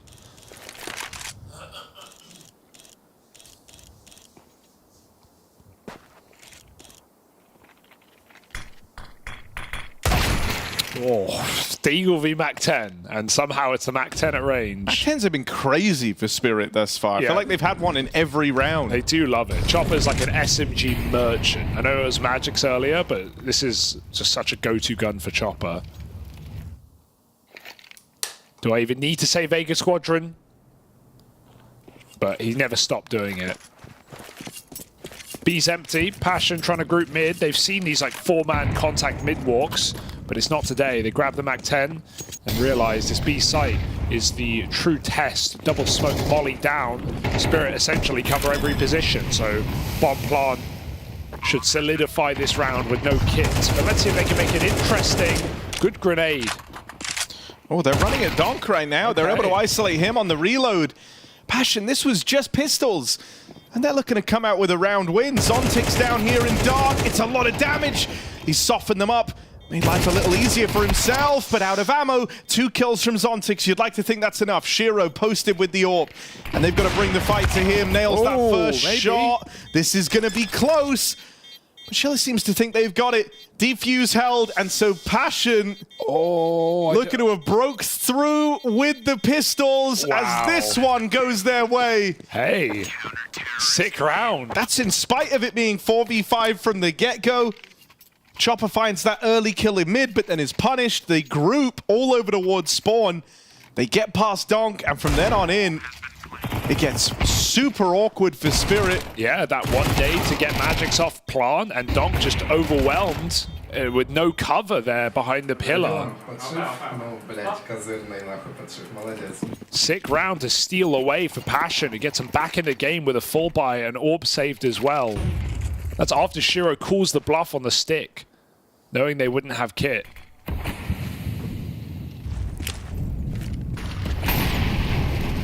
So already doing better than Bait in that Dust 2 game. Let's see if they can keep it up. Oh, B-pop here for Spirit through the smoke. Jambo and Fear up close, hitting their shots. Pistol out, smoke fade. Chopper again with a MAC-10. Could have afforded an AK, didn't need to. They're still going to commit here. Chopper just trying to gain more ground. The Orb doesn't realize. I don't think they know he's out on jail. Shiro's been tagged a lot. Chopper breaks a smoke, but surely not the gun for the job. Surely. No way back for Team Spirit here. Shiro through the smoke, and Chopper gains more space. This is getting really, really scary. This MAC-10 can overwhelm 12 up close. bullets in the MAC-10 though, but Shiro just keeps finding success. He's so low. How? But his rifling has put this one back in check for Spirit. It's left to Jambo. Started the round on that AWP. Tries to duck out of there and put a bit of distance between himself and Chopper. It's nice, but bomb can be thrown. Shiro's really surprised me across this entire round, so... There it is. Bomb makes it across, lobbed on in. Jambo gonna go for the clear. Does get past Shiro. Chopper's MAC-10 versus the Jambo. Oh, and the no-scope lands. A clutch up, another clutch going the way of Passion UA. Super well realized what was going on there. Shiro throwing the bomb, he heard it land. The call is in and he's low, and he realizes he can take that 1v1 via the low rifle while Chopper plants. Relies on the no-scope to beat the MAC-10. It's a good odds battle there. And that's a round that Passion almost completely throw away. A 4v2 where Shiro finds two ridiculous picks, one through smoke, and gets Spirit back in that round.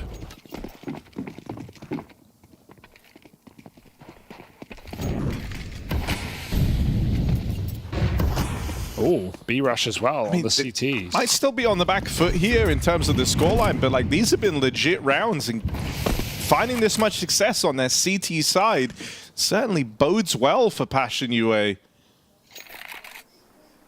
If they're able to break Team Spirit here, suddenly you could be looking at a tie game.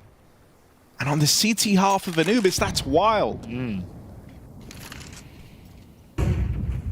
is, you can never rest easy, even when Spirit are on an eco, that they're out of the round.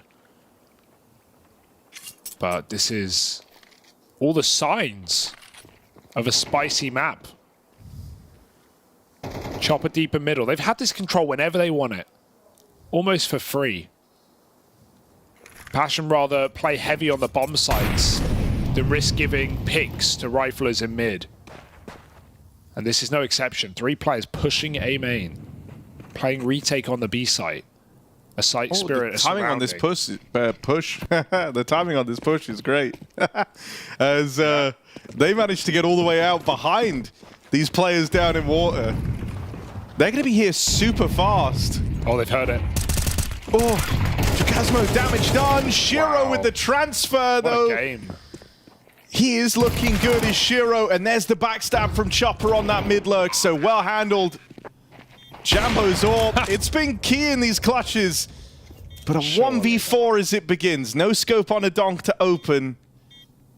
Chopper is full flanking. He's like going for the hunt already.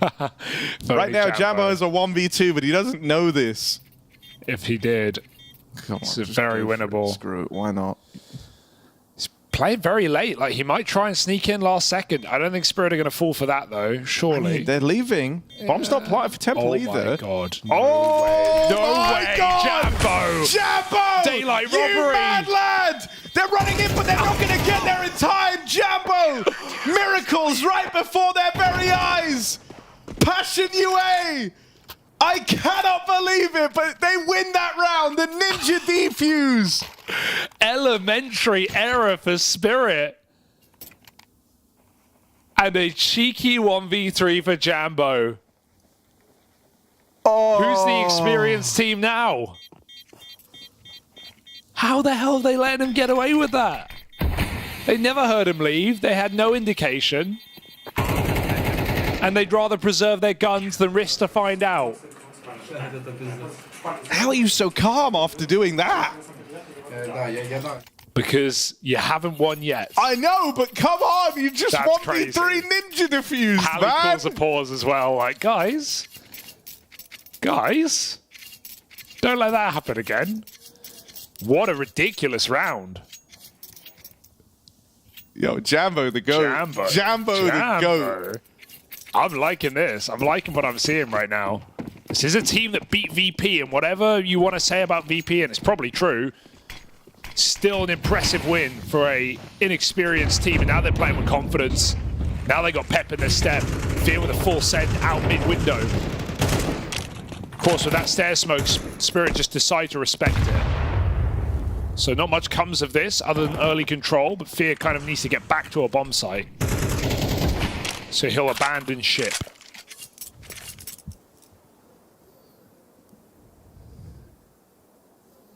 Spirit looking like they're playing, I don't want to say scared, but quite static right now. Is there more than meets the eye on this matchup?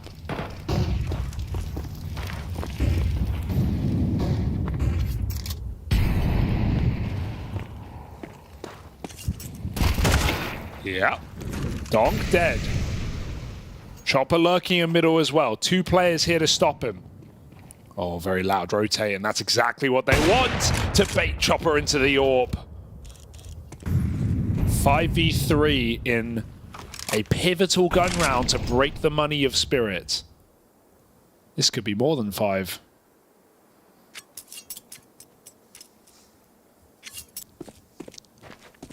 Spirit are worlds apart. Like, you can't meet back up here. You're 3v5. You're saving. No way. There's 20 seconds left. Like, what do they even do? Save. So they're out of this. Tie game now at 5-all. And Spirit's stuck in a bit of a whirlwind of buying, because they're saving, they kept guns the last thing that's round. really wild is that up until this point, Passion UA's rounds have come down to clutches, right? Have come down to those moments where you're 1vx and you're having to rely on the individuals, but this was not an individual round. You win it cleanly in the head-to-head, so now they finally start to kind of break away in that sense. It's no longer coming down to these heroic moments, crazy ninja diffuses, crazy clutches out of Jacasmo and Jambo. Now you win a round heads up, and you're tying this game up with the potential to win it out on the CT side. That's with a 1-5 start. The last 4 rounds in a row going your way. Money now established, so you're not going to get reset down the tail end of this half either. Now they're playing even more confident as well. They keep going for this B pop. I want to see Spirit just play a bit faster, play with less respect. Don't let them pick you. Jambo just missed that timing on Magic's in middle. He can still catch him, and he does, but Shiro will not allow the trade. Shiro is trying to do this solo. 15-4 on the sniper. But it's the rifle that's got him there. Grouping for an A hit now with Chopper lurking. He's picked up that AWP in middle. It's only Jacasmo on this A site. Overwhelmed, traded out. That's enough for Spirit to get a bomb plant, and Chopper could catch these rotates, but he scopes in mid. Now they know. They've got a player late. Yeah, they know he's going to be out of the picture here. Do they want to hang around to try catch him on this rotate? Or do they pressure the site? Well, they know they've got that 3-on-2. They kind of do both. They send one man into main via awkward timing there on the wraparound for Chopper, but they don't know about Zero Fix. They don't know that he's already made it into main. And even though Shiro's checking this every now and again, it's still on timing. So that leaves a window where Zero Fix could try and make this first incision. Shiro dead. Donk, can he withstand it? First kill goes his way. Yeah. Oh, and the quick flick up on a bricks as well. Donk's gonna right the course here for Team Spirit. 3 kills from him in the round. Or if they catch Chopper there, like they really should have on that clear from Fear, then Passion UA can speed it up. They can overwhelm Shiro and Donk, but that's still Donk we're talking about. In a post plant, puts on a fantastic hold. Spirit, 6 rounds. Can gawk at a couple of these, but it's too early to call.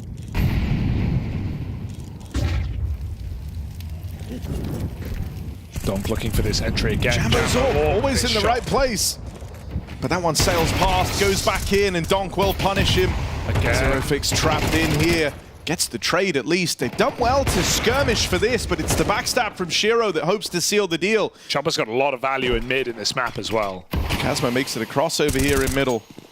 But Shiro holding on. Should be a safe pair of hands, sitting top of the board for Team Spirit. And the one guy switched on from round 1.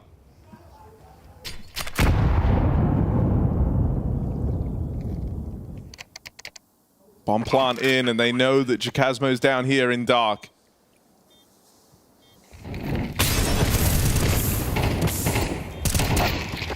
So well played for Shiro there. Closing it on the AWP, swapping out to the rifle, putting in some fantastic rifling work is Shiro. And so narrowly, Team Spirit get away with a victory in this first half.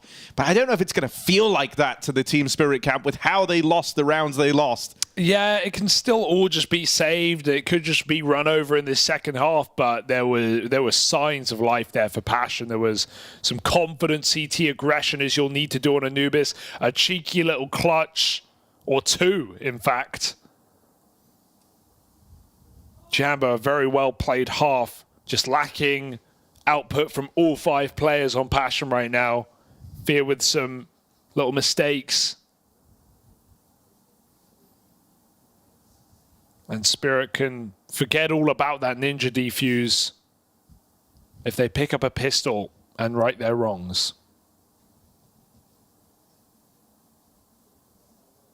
Very young team, though. Not afraid to take risks, not afraid to play ballsy. I mean, make some childish gamblinos and give them the Jambo, and let's go. Passion UA, 5 rounds, T-side. Let's see what they give us in the pistol. Saw Donk starting to get a little more activated there down the stretch, rising up alongside Shiro. Spirit are going to need him. They want to keep this one in check. Do we have an A rush? No, there's a deep smoke towards A, but they're walking up con instead. Oh, it's a decoy. We've been pranked. Spirit haven't. They're about to realize exactly what's going on. It's Magix and Donk in the site. Zero fixing for that entry, and Magix denied. He's put on a good game so far, but Donk is dead, and Magix has to do it all on his own with no support from the temple. Magix finds 2. It's not enough. 2 on 3 in the post plant. Spirit with no kit. They're in trouble. Fear, that's a dangerous. Crazy swing, man. Like the wildest swing. Did not need to go for it, but really trying to send this one home. You still have Shiro to worry about. And if anything, he's been the big threat. He has been the big danger. Shiro, 2 players down in dark, but quick work made over Schiller. Flick back on a main for Zontix, and Fear's tapped out as well. Jambo needs another clutch. He's got it. Around, he's gotten behind them. Shiro saves the day with that check. It's still close on the defuse, but Spirit locking a pistol round here to open up this second half. Oh, Shiro so clean with the dualies as well. What great combination of util from Team Spirit. That smoke isolates not only the bomb, but cuts off the main player, so Shiro can pick the dark players out. And he reads that Jambo's already crept out into the site as well. Glad to see Zontix get on the stick there. You definitely want those dualies in that close range position where there's no room for error. Can spam forever with those. Very important pistol for Spirit. Passion go for the force after plant. Couple of Glils, couple of MAC-10s. A quicker round perhaps.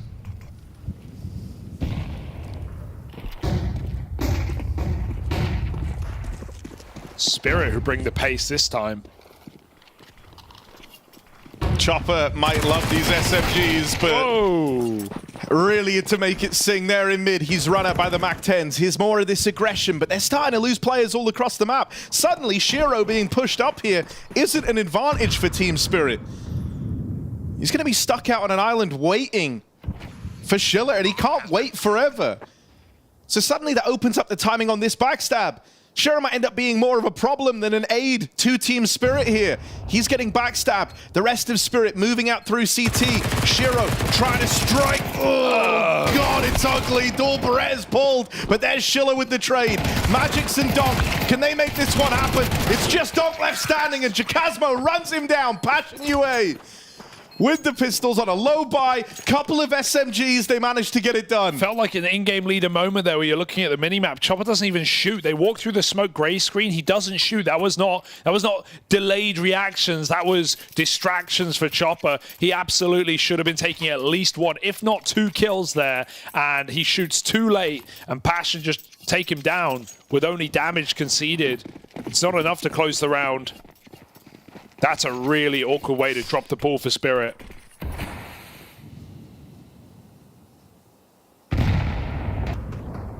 condemned to pistols. This is mad. This is madness. It's the confidence that Passion UA are playing with. How have you made Spirit look like they're the ones who are scared? I do think this is where, like, you know, the hotel room LAN setup definitely brings benefits to a team this inexperienced on LAN. They can, you know, they're not looking at their opponents. They don't have to think about what they're up against. Seen a couple of weird smokes this game. Missed one in the pistol as well. But it won't affect much unless Donk hits some crazy deke down water. He could. Let's replenish second smoke. I think that's CTs anyway.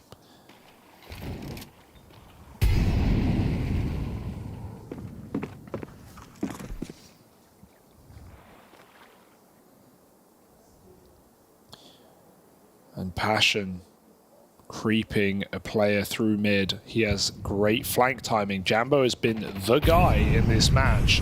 And as long as his team don't push too early, he's got the round ready in the palm of his hand. Donk with a nice aggressive play, but it's still Jambo to put the knife in the back. He's absolutely whiffed it. He has absolutely whiffed it. 1 health.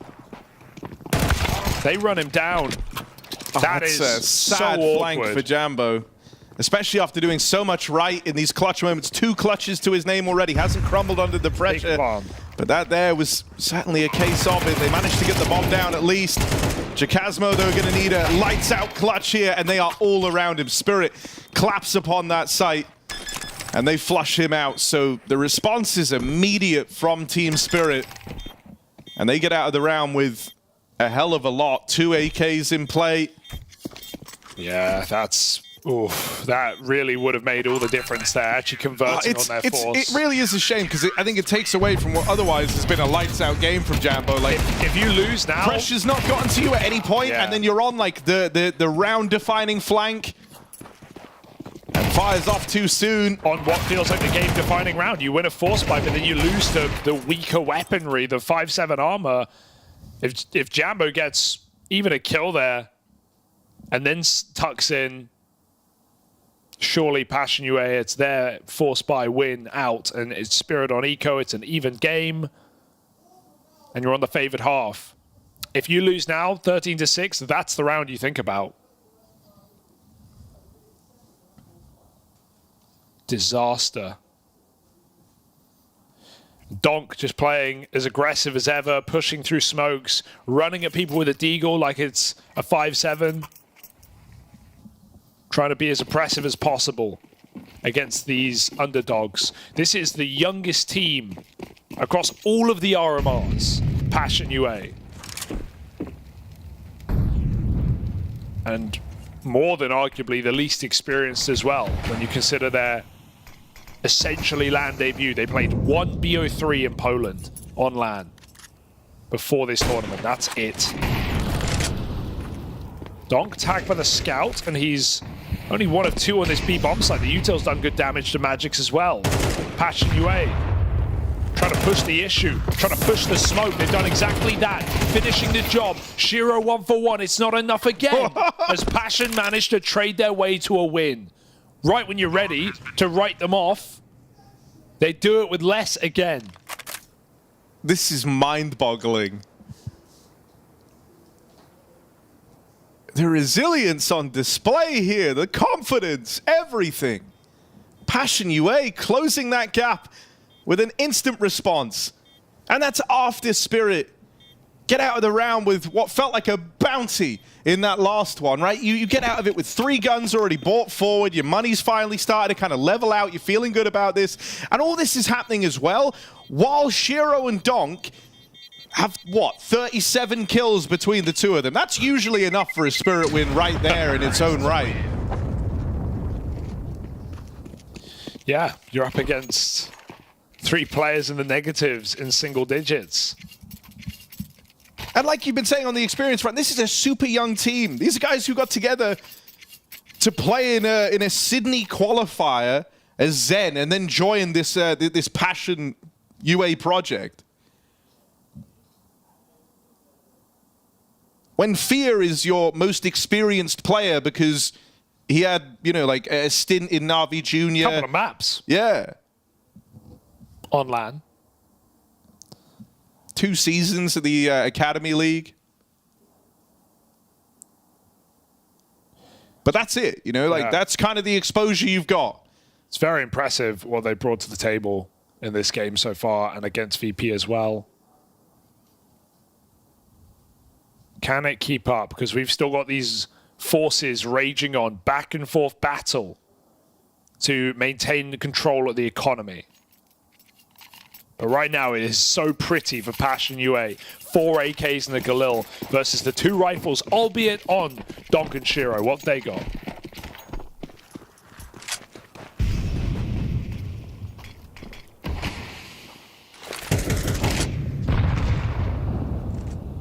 Passion UA have been able to get back to that position again where they can break the money and look to level out the playing field here on the T side of Anubis. So suddenly, you know, they could start to feel favored at that point, which is wild. This was also a 5-1 start for Team Spirit on this map. Passion UA slow it right down.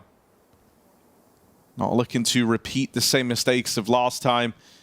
The thing that kind of made that last one start to crumble wasn't just the missed opportunity on that flank, but it was the unpreparedness for the flash B main aggression out of Team Spirit. So they try to make up for that here and now by slowing it down, taking the pace out of it, waiting to see if Spirit make any of these opening moves, knowing that Spirit are working within limitations. Passion UA now going to start to group. They've got this mid control. They're going to up and leave B, and that's where Spirit have the bulk of their players right now. Shiro is the man they're going to have to get past. Yeah, 21 kills deep. Just leaves the camera angle. Goes back onto it from Fountain, but he's lost Zontix over in main, and Shiro falls immediately. Donk gets there, but only gets out with the 1 kill. And so the late A-Rap in through middle, in through main. They split the site. They deal with both players, unable to accomplish a thing as Shiro and Zontix. And even though Donk is in the right place, he's arriving, you know, milliseconds too late to truly leave an impact. An instant trade comes out. Passion UA break the money of Team Spirit and now look to tie this game up. They've had some excellent trading in this T side, right? Like, other than these weird flank rounds and these split up rounds on CT, I mean, trading has looked really, really good. And that is, ironically, experience, at least in playing as a roster online, having these hundreds of maps logged together. They've won and lost so many times this year. They know what it feels like. They know how to maximize their effectiveness. And a slow T-side on Anubis right now is picking up steam as they break Spirit's money once and for all. Barely anything saved. This is 9-9. We just don't know it yet.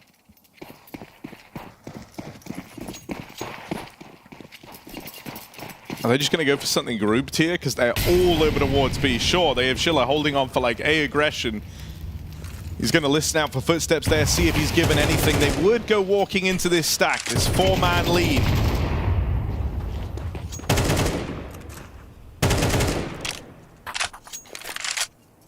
And so they blow the smoke open. They see if they are given an early kill, and when they don't get it, now they let up on this B aggression.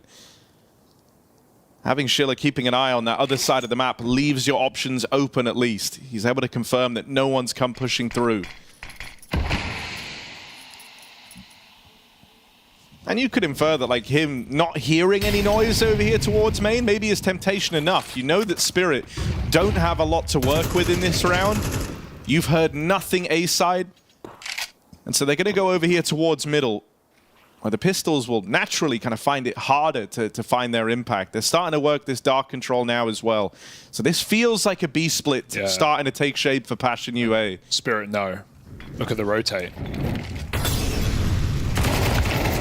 That's all they had. That's the only weapon in the round. It's Magic's on armor, sure, but unless Donk hits some armorless Deegs, and none of this will matter because Passion have read it. They've rotated round entirely. They've brought that bomb through middle. They hear Zontix panicking through Temple. That's enough of a warning that they've beat the timing on this push. As long as Jabbo doesn't hang around with the bomb, there's no way it can go wrong. He gets a kill, he dips. And Passion UA put that bomb down and lock in 9 rounds.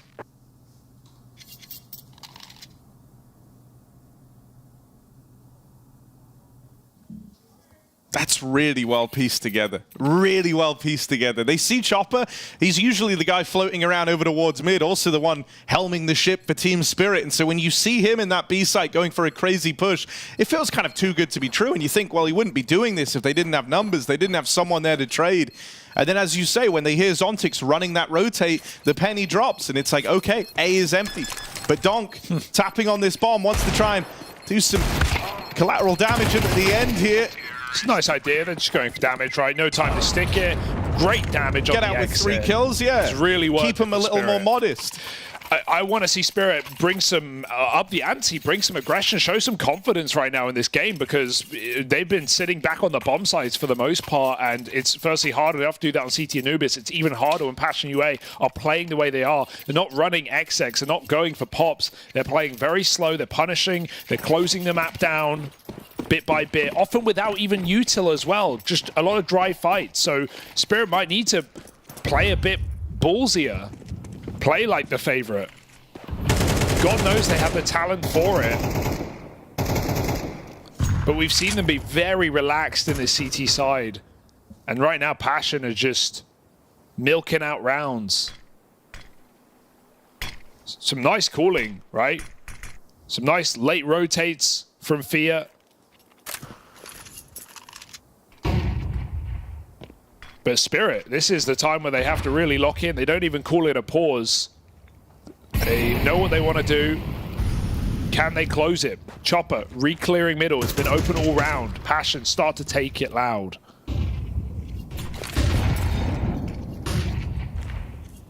RMR was devoid of upsets in these opening games. This is one of the bottom-ranked teams. The EUB RMR taking on one of the top-ranked squads.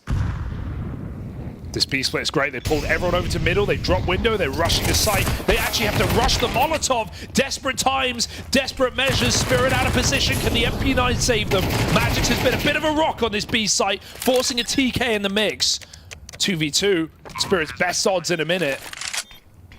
Passion know if they're able to win this, if they're able to dig deep, pick this one up, they do all the groundwork. They lay all the groundwork to try and take the series, but back-turned. Zontix secures the freebie. Zero Fix has to do this all alone. Swinging out wide, catches the first, and it's another clutch for Passion UA.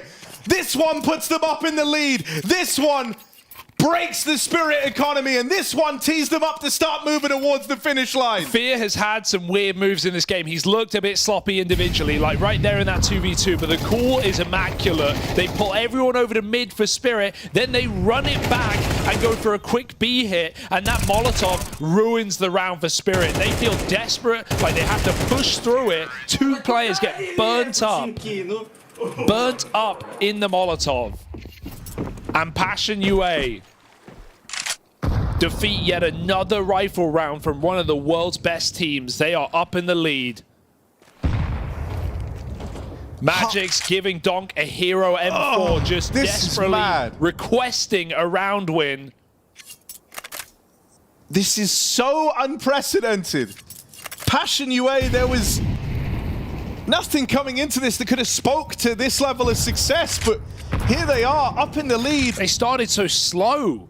They were 5-1 down, yeah. Then off the back of a bunch of retakes. Half of the rounds they have come down to clutches. Wow.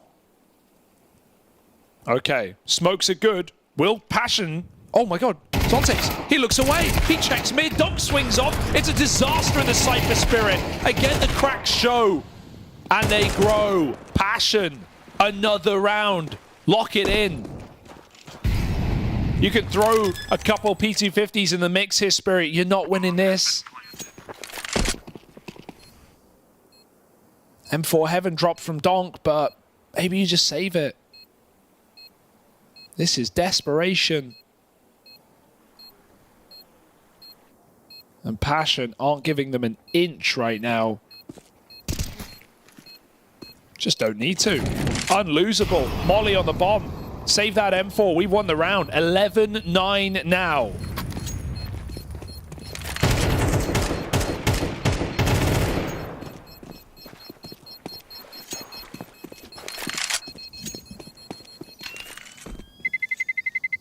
This is going to be, without a doubt, the biggest win of all 5 players' career in Counter-Strike, if they can close it. And you can never be certain as the underdog in this situation, but everything speaks to it. They have played a phenomenal T-side. They've had some incredible clutches. They have made Spirit look silly, look scared. And now one rifle round feels like it decides the outcome. Yeah, this round decides everything.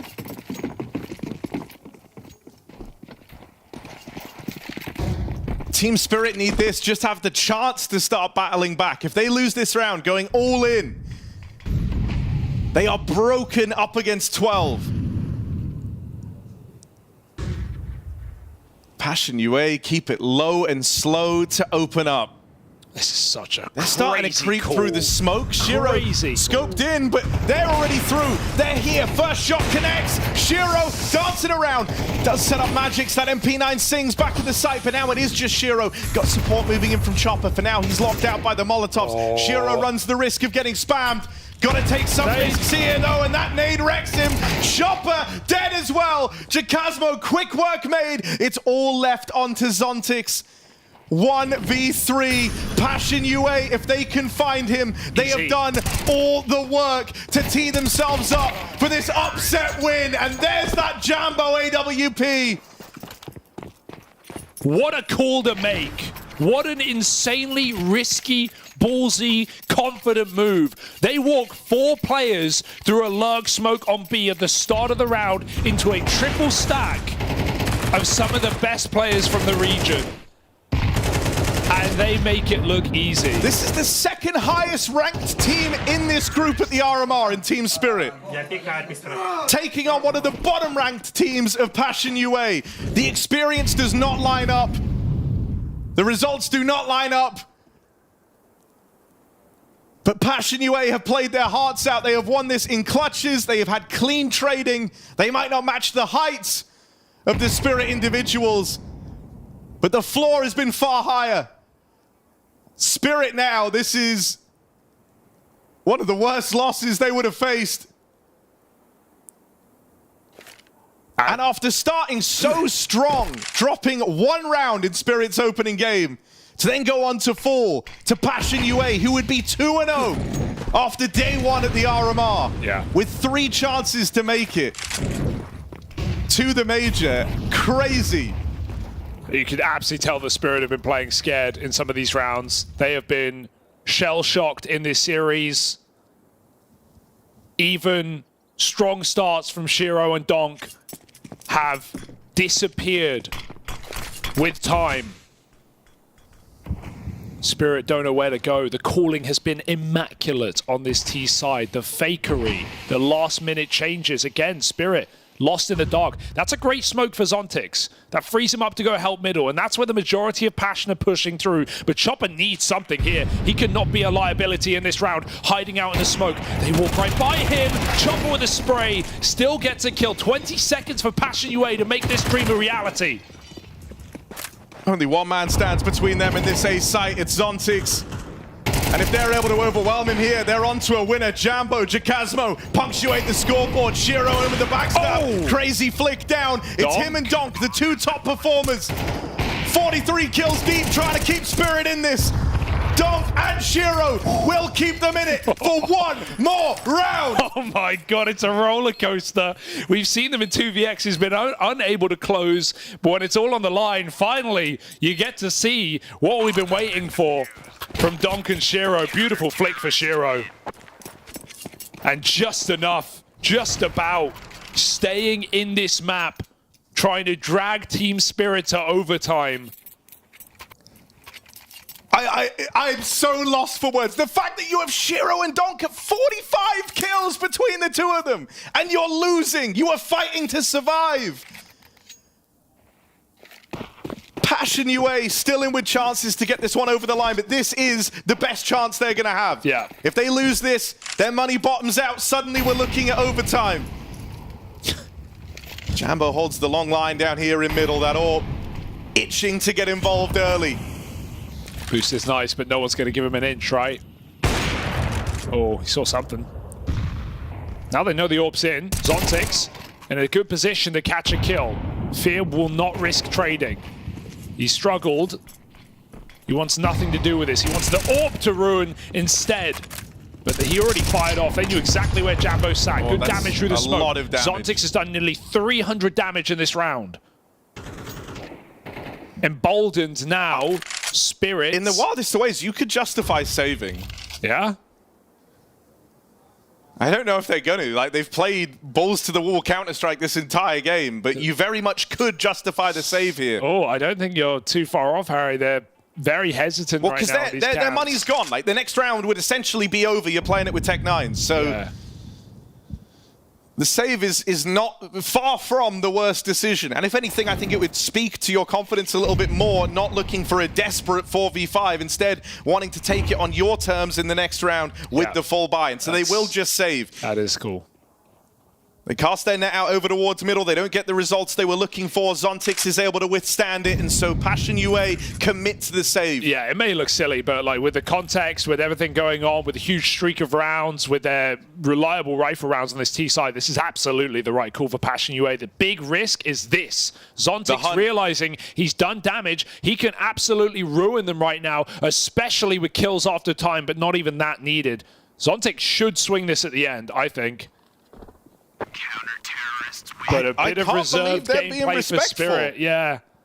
It doesn't make. I mean, he could afford to buy next. That's honestly, I think, a wasted opportunity to ruin Passion's economy. That feels Spirit like is scared. Yeah, Spirit is I scared. can't believe Spirit they didn't fight them. Like that can win you the game right there. Spirit don't want to choke this game. It's been so apparent in how they've been playing.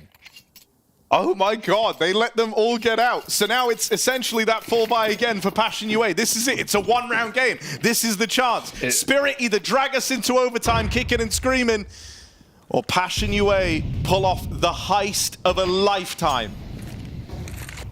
The youngest team in the entire RMR across every region. And right now, giving it to Team Spirit. Can they finish the job? Or will it be a question of what if, what could have been? After a monstrous T-side campaign, they go contact this time earlier to camera. Smoke down. Chopper coming in. Donk by his side. Maybe they just swing together. But there's a lot of rifles here in middle. Fear finds the first. Huge impact kill. Donk trades, gets out. I mean, this is a level of composure Passion UA have not had to show before. Donk smoked. Does he respect it? He's coming through by the looks. Oh, toyed with the idea, but Donk does not commit. Donk does not commit to that. Zontix, he's been a nuisance. He has really been a driving force in these last couple of rounds, and Zontix, this one's no exception. Everyone pulls back. There's a call for Chopper and Dead. Everyone pull back, play safer, maybe stack a sight. So low on this AWP. It's only Zontix, rather. Has to hit this first shot. One opportunity for Zontix here to keep this round in check, and oh, he's nearly caught Jambo, but now they know he's in heaven. Jambo, quick flick onto Shiro back in middle. There's Schiller with the trade. Zontix flushed out, 2v2 here. Magix and Donk, the ones left in it. Plant secured. Donk on a big wrap all the way in through main. Last seen over in middle. Are they ready for this? Time to get set up for Passion UA. This is where your heart's racing. Hands are trembling. Can they steady the aim? Yes, they can. It's just Magix. Passion UA might be about to do it. Double swung. And Passion UA with the most shocking upset of the RMR so far. Take out Team Spirit. 2-0 for Passion UA. And Spirit sent packing in regulation. A monumental win as the youngest team at the RMR best the Spirit squad. You might have Spirit, but you don't have Passion. And Harry stole my thunder there, because I was going to say that might be their namesakes of their opponents, but it's actually Passion that are playing with Spirit. So kind of the inverse thing, but just a ridiculous story. A narrative that couldn't have been predicted, even though we did see some of the elements we talked about come into play in that game. I think you'd be lying if you came, or completely deluded if you really thought they would be able to pull off this upset, you know, as a prelude to this game. We said it as well, right? Like, this is the third LAN match as a team, and I think even Hugo pointed out, maybe even as individuals playing, probably the first international event ever, and then they get the first win there. You're like, fine, fair enough, but against Spirit you should fall. And the thing is here, they brought it back. It was Spirit running away with it, and sure, a couple of magical moments that happened here, but you can't deny that at the end of the day, they played like they had less of pressure than Spirit did. Sure. Absolute congratulations to Passion, the biggest win by far of their young careers. Right, played some great CS, were very composed, but man, embarrassing from Team Spirit. Absolutely embarrassing for a team that has championship level aspirations to play as lazy as they did in some of those clutches, in some of those post-plan situations. You give up a ninja defuse in a 3v1 where you know where the guy is and you just let him hang around and go for the defuse. Like, absolutely embarrassing. It was complacency. That's all I can say. Like, when they were leading that far and just making those tiny little mistakes, and then because of the complacency, you can see the pressure start to mount. I think the penultimate round in that regulation, Hugo pointed out as well, yet they knew the money was looking grim for Passion UA. And they knew they were going to say, why aren't they swinging? Why are they playing like a bunch of pussies? Like, what's happening here? They should absolutely be embarrassed, and it is kind of, I think, fitting and poetic in a way that this couple of rounds they completely threw away that 1v3 defuse, as Yanko pointed out, eventually came and bit them in the ass. Well, we'll show that round in its entirety in a second. But first, let's just also look at the scoreboard there. We talked about Shiro, Donk, and you said, Yanko, the supporting cast has been missing a lot of the time when Spirit fail, and that's what happened again here. Yeah, very poor performance from them, especially in that second half. You look at someone like Magix on that B bomb side, couldn't really get anything done. Donk at the very least would get, one, then gets traded, and then that's pretty much it. Chopper on mid, just after winning pistol. The second round, he has guys walking through a smoke, can't finish the kill with an MP9. I mean, that's... Spirit won both pistols.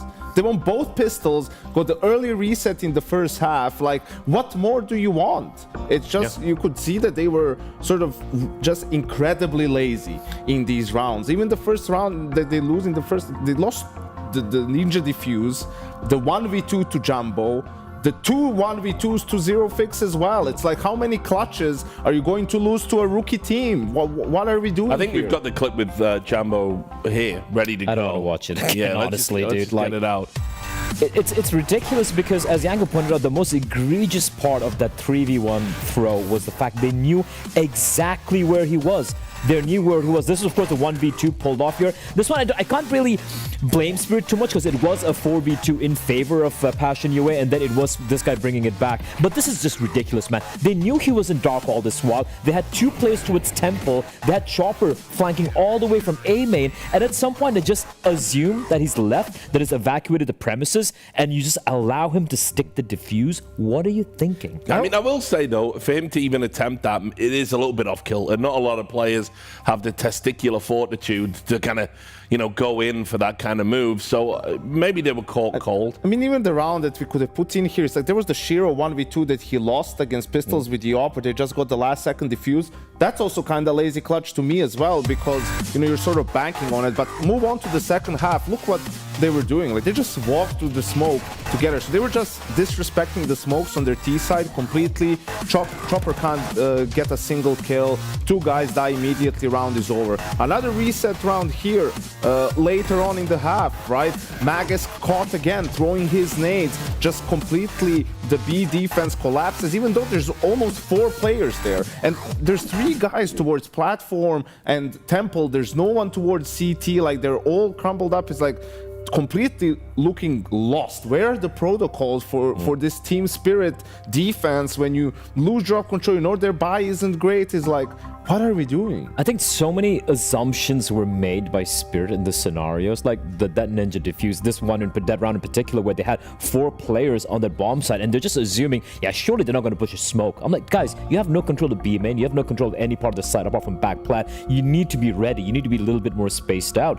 They played like the 19-year-old, land noobs, rookies, rather than the way Passion UA did. And you can be like, yeah, sure, the pressure mounted, that's why they crumbled in the end. But no, I'm sorry, you can't give that excuse for a team who are, whose aspirations are winning a bloody major. I mean, and just finally as well, obviously what it does for the big picture, Passion now having the 3 best-of-3s opportunities. We're going to see what they can do in a best-of-3. I kind of feel a bit sorry for them. They might be suffering from success. The next game is going to be a brutal one, almost certainly. They could get like a G2 or something like that. So, but certainly incredible to think they've upset Virtus.pro and Spirit on the first day, even in best of 1. Some of the craziest stuff is, Jambo has that 1v2, has the ninja defuse. He's cool as a cucumber. Oh, yeah. Celebrate a little, man. No, you even saw in the room. Like, they just don't care. Yeah. It's like it doesn't compute for them yet. Exactly. Just like... Likewise for us. He's just a cool dude, Yeah, that's just how I'm rolling. All right, we're going to take a quick break. When we come back, it is going to be G2 versus 9 Pandas. Make sure you join us.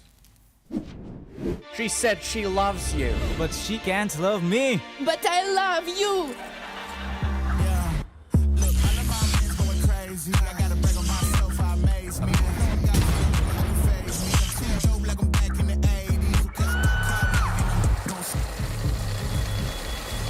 I won't play window anymore. What's going on? Play your role. 1xBet. On to the next one.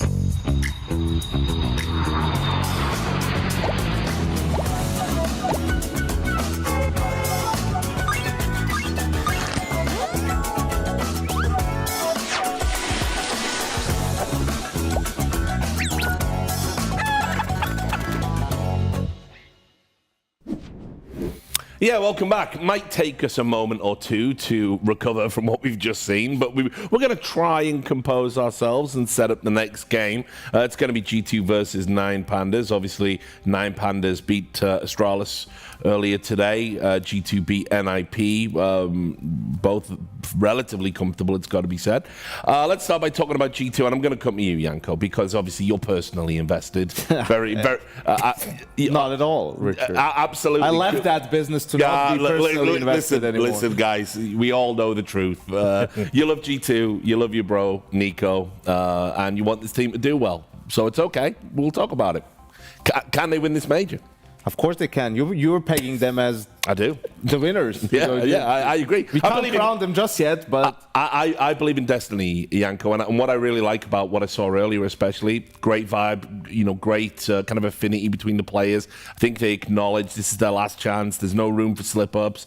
Let's do it as clean as we can. A little bit of regret about Copenhagen because I think one bad veto cost them in the semi-final, and I think this is a much more refined G2 is the word I would use. Yeah, absolutely. And the addition of Malbs and Snacks definitely meant a lot. Malbs and the firepower that he also brings into the lineup has meant a lot for the team. Monesi, second half of the year, absolutely best player in the world. And Nico has found his level from 2020, which was the big worry, right? Yeah, at the start of the year, definitely the start of CS2, it wasn't the Nico you were used to seeing, the guy that was the second best player in the world last year, but definitely found his form. And I think most importantly, what you mentioned, they have a really good atmosphere within the lineup, right? And that's the reason why there's no way they mess it up here at the RMR like they did for the Rio Major. It's just that they understand how good they are and how they need to play, and the pressure isn't as much of a factor as it used to be for them.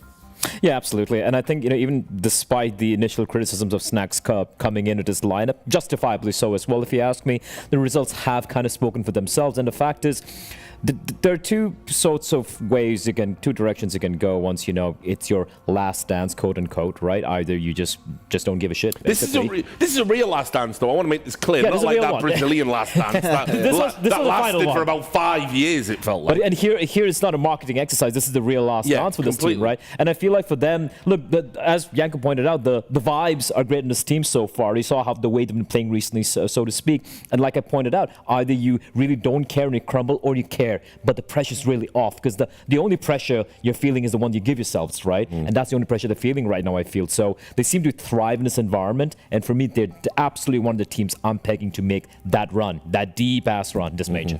All right, 9 Pandas, Janko, obviously already got themselves a win today, but... Most importantly, Richard, they got into the country. Yeah, that was been the a big problem in the past. Last time around for the major, make it in the last chance qualifier. Absolutely grueling run, only to not be able to obtain visas and actually get to Copenhagen and play at the major, replaced by Gamer Legion. So this time around, slightly different, seized, not on the roster anymore, but some familiar faces in your Resort, iDisbalance, right? Glowing was the big one in their previous run. So, yeah.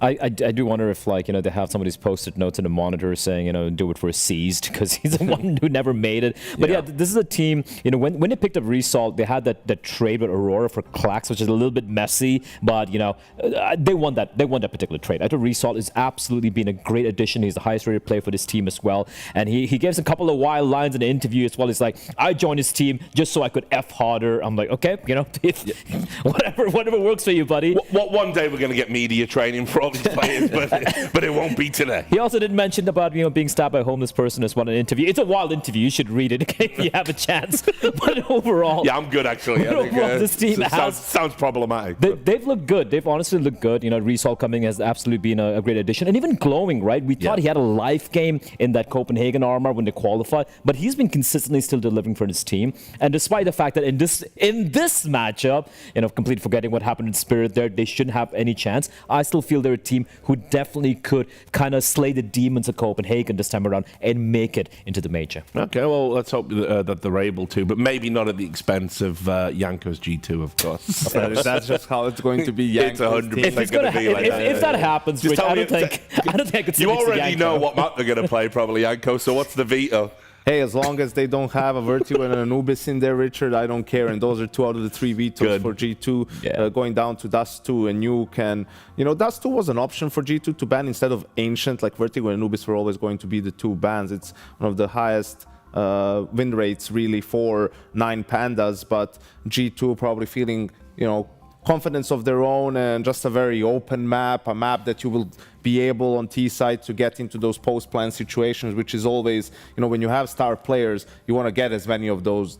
You get a Nico and a Monacy in a 2vx, right? Like that's always some magic can happen there, and Dust 2 has been, a map where they lately have found success compared to initially, where and look, it's an AWP's paradise, and they've got Munacy, the best AWP, best player, right? And best player, exactly. So it's a solid pick. How do you feel about it, Blair? No, I'll just ask Janko twice. Rich speaking as Janko. What do you think Janko thinks? I think that Janko thinks that G2 are easily going to make it an easy affair. But no, jokes aside, it's an easier map where you can literally say Monacy, go kill, right? Should be feeling way comfortable. There was an infamous clip, a while ago, Taz and the coach com saying, guys, you got to get some kills and we'll win the map. It was a Dusty, but it was a while ago. They definitely seem to fix their problems. This one shouldn't be an upset. I'm bringing in the commentators. Here they go. Nico. It's Harry and the Huguenot. Have you recovered from that one? You went full send, boys. Yeah, you gotta go full send when something like that happens, man. I can literally, those doors are soundproofed and we could hear you all the way down the hall. Spoiling the entire game for us. Yeah, absolutely. Sorry, Don't do it again. Yeah, we'll keep it down for this one. This is a cool game, right? Like 9 Pandas, the guys who haven't played at a major but who made it to a major. That's always a wild one. And then G2, the guys who made it to a bunch of majors. But haven't won them yet, Harry. And we'll have to, quite famously, some would say. Cover your ears, Yanko. Sorry. You think G2 will be okay here?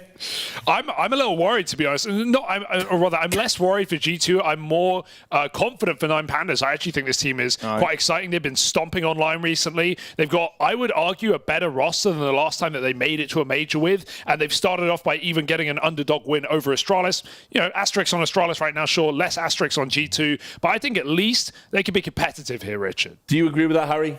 Or do you think your casting partner's talking nonsense? I think G2 should win this. You know, we've had a cool upset already. Let's restore a little bit of normality, right? I hope G2 come in playing confident. We get to see Monacy looking good. I always love watching Malbs. I want to see him taking heads off. I want to see Nico playing well, and I want Monacy dominating on the AWP. And then I'm happy. That's me. Well, I look forward to hearing your voice coming down the corridor once more. We're ready to get into the action. Harry and Hugo, take it away. Thank you, Richard. Where are you going, Sorry, bro? I was just getting ready to get locked in, Harry. My guy's just walking off the set. All right. Good luck with this one. I'm going to go find Spirit. Appreciate I don't know where they went. I think G2 should have this in the bag. That's my prediction. I think Dust. That's my prediction. Dust definitely helps. Definitely helps. Dustin Moray. Definitely helps. Dust in the room. All right, G2, 9 Pandas. And it was a glory run last time for the Copenhagen Major that 9 Pandas unfortunately couldn't attain visas for. They're already in Shanghai, Harry. There's nothing stopping them right now. They're at the RMR. They're trying to run the gauntlet. They're trying to continue with these upsets we've had on day one of Group B. Group A made too much sense. Time to get weird with it. Can G2, home favorite, crowd favorite, and now group favorite, come through with the goods? You'd like to think so. Monacy on the B site, 4 long to start. G2 pull back, they hear Cat. Oh, there's Malbs and Nico. That's what you want to see. I'm not worried anymore. That's it? You're convinced now? Yeah, and Hunter as well. Yeah, Snacks dies, but that's fine. Yeah. Ooh. Okay, under control.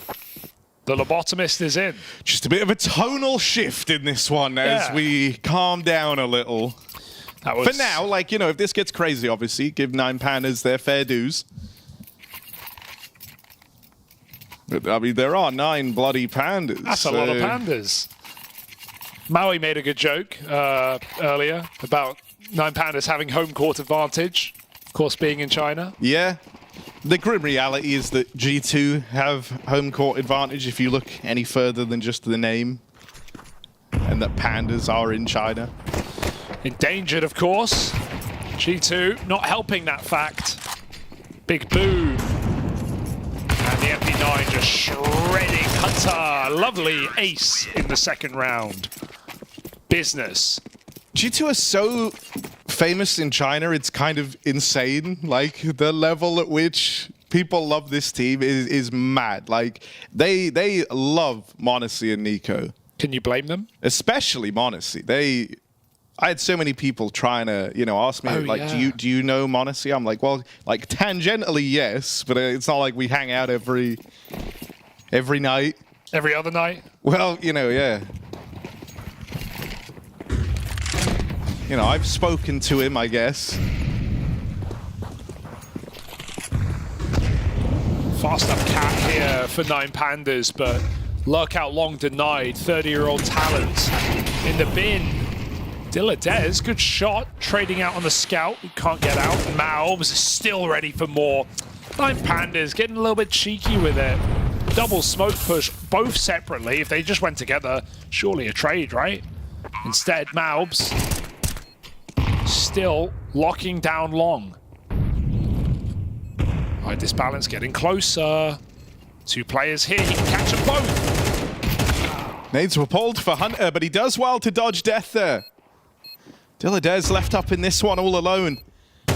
1v3, and they are all around him. Hunter is meaning business right now. 8-0 on Hunter to open up. Lovely scenes. Very strong start for G2, playing off each other well. And of course, the individuals, as always, in strong form.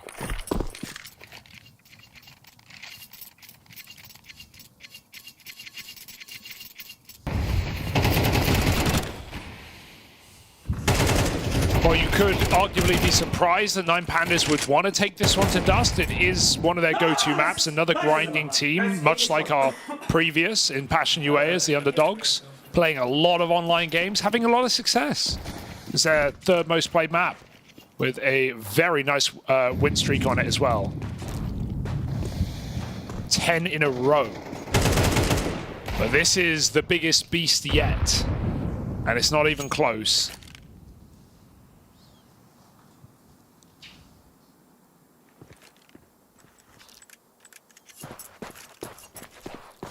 And G2 are not a team, like we just saw Spirit. I think we're going to draw these comparisons to last map. G2 are not a team who are going to play scared, who are going to give you the respect. They have that. Some are calling it the dead team buff, Harry. I don't know how you feel about that.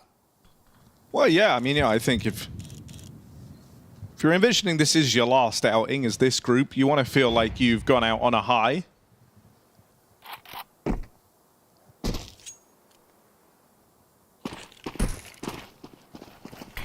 Out mid with a pop. Good work for Nico, controlling that push out in middle. And even Snacks gets to be involved. Here he comes. Ooh. Oh, I disbalance. Had a chance there to strike with that scout instead. Ooh. Oh, there you go. He will get it. These flashes have been brutal. You've barely even made it out through middle. And now I disbalance on this scout, gonna get pincered. 4 players running at him from both sides of the map. Bro, Hunter, what the hell is going on here? 10 and 0 to open up. Bloody good. Oh, got great long spawns here. It's kind of, you don't really have a choice. You kind of have to take them at this point. It's too good to say no, Harry. Who's bloody Nico's cousin now? Yeah.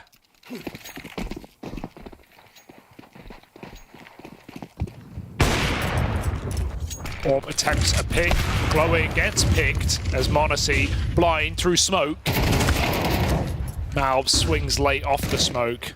And G2 just playing in tandem, really nice. Strapped to each other, Harry, as they hurtle towards the ground.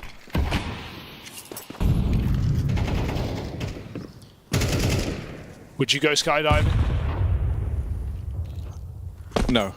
I hate heights, and I don't trust other people. So it sounds like kind of my worst nightmare in a way. Not a great combo.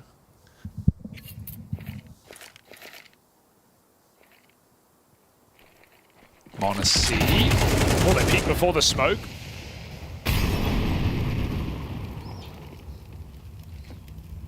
And this is not going to work. Oh, he's so aware. Yeah. Monacy aware.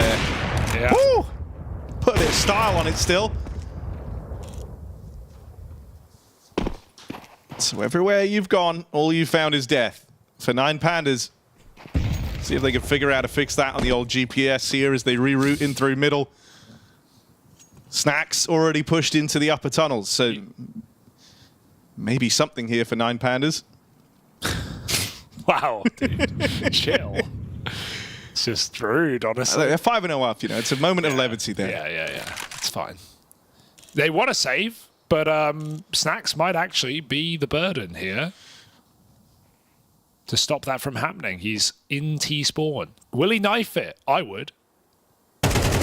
Fair enough. Just take it. Could have held it till after time. That would have been the real brain play. You know, the thing that Snacks brings to a game like this is he knows what it's like when you're the heavy favorite and how to play up to that. And he likes being a bit of a troll and having a bit of fun with it. And so I think, you know, this is a very good matchup.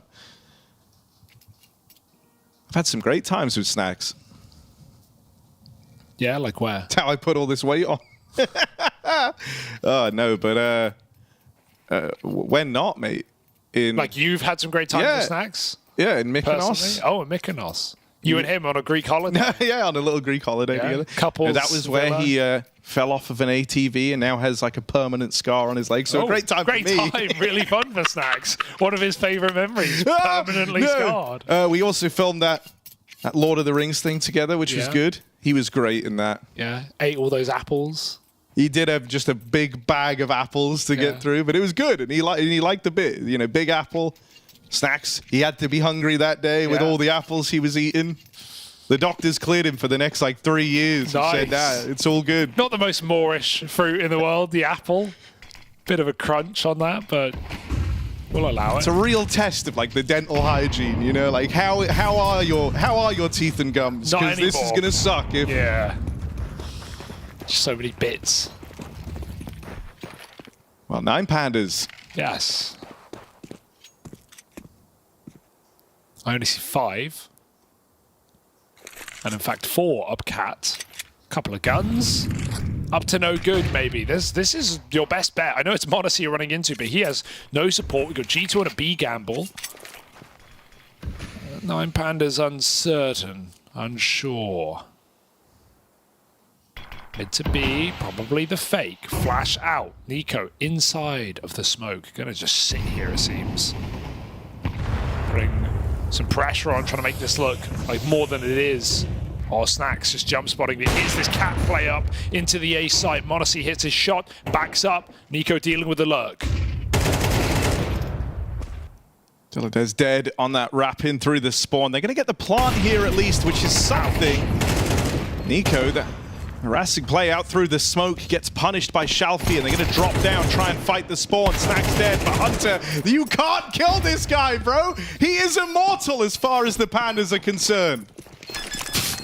I wish they knew how. 12-0 on Hunter. An anti-eco ace in there. And everything else. Big impact in this one.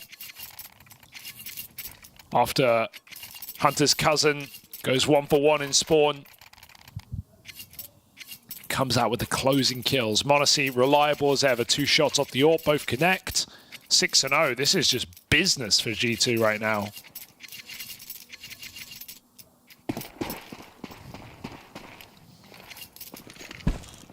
Ooh.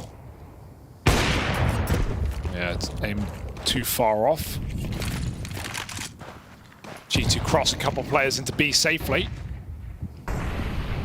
Modesty starting to take the wheels off. Just glide into short. Oh, cheeky position for an AWP as well. Molly goes past him. But Nico's still playing ahead of it. Dodges the flash, can't follow up. Nico needs this, he will. Shalfie trading. There's a third player, it's Mouths. Session. Through the Molotov. Disbalance breaks through. Finally, 9 Pandas with a chance. Well, Hunter's hungry. And at 12-0, he's not the guy you want to run into right now. Boom. Okay, no.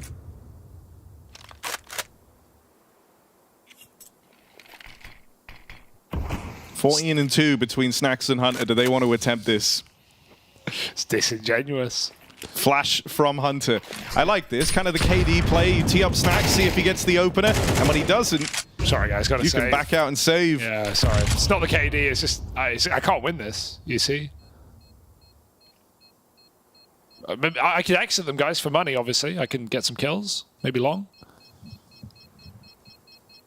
9 Pandas on the board, though. They finally break through. Nice. Terrorists win. And G2 left bamboozled as that play comes up through the catwalk. They seem like they were in a good position to deal with it. It's that little drop-down decision to try and fight for the spawn. They get the bomb planted, and they waste no chance capitalizing on it, do the 9 Pandas. You got any more Panda puns in there? Like, don't reveal them. Oh, okay, yeah. Surely, right? Yeah, they come to you. Floating around, famously, kind of my whole thing. I'm into them. Pandas, that is. Not in that way, obviously, just like the animal. Anyway, here we are. Modesty, what's he going to do? Holding into the top of middle. Is he just exposed lower right now? No, it's Hunter covering, but sort of on an off angle. Got to get that kill pretty quickly. But, you know, 12-0, you can bait a little bit, right? Hunter looking for that entry, though. Great position now. Molly, they're in front of it. Hunter falls. Disaster strikes for G2. Shalfie ruined. They get their revenge. Nico Hunter goes bowling with finally, nades. like that. Finally made a mortal man. And now the 9 Pandas, they've broken through the demigod of Hunter. They're going to set their sights over here towards B. Snacks in a good position to try and deal with this. And great timing on that smoke in at the tunnel. 9 Pandas might have to come through this. They're going to be Grey Screen running right out into the arms of Snacks. Gets out with that first kill. The flashes are good to push him off the angle. Monacy's AWP cut down. Disbalance holds the line. G2, 2-on-3 retake of the B side. That just ain't happening. No, money is fine, but they don't like their odds either way. Too far out. Monacy needed one there, but Disbalance had the angle already. And Snacks fully blind on those left side flashes. Well placed. 9 Pandas don't get scared by a smoke on B. They had the call. They know they have to commit to it. If they stop and slow down, G2 are going to figure it out. They're going to have more players in the site.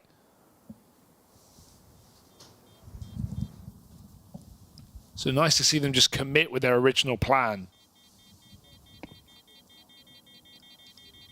Some good pieces on this 9 Pandas roster. You know, Glowing, call him 30-year-old talent. He did blow our mind back in the Copenhagen RMR. Looking incredible, had some really strong form. And Shalfie, of course, a recent addition with Klaxon seized gone.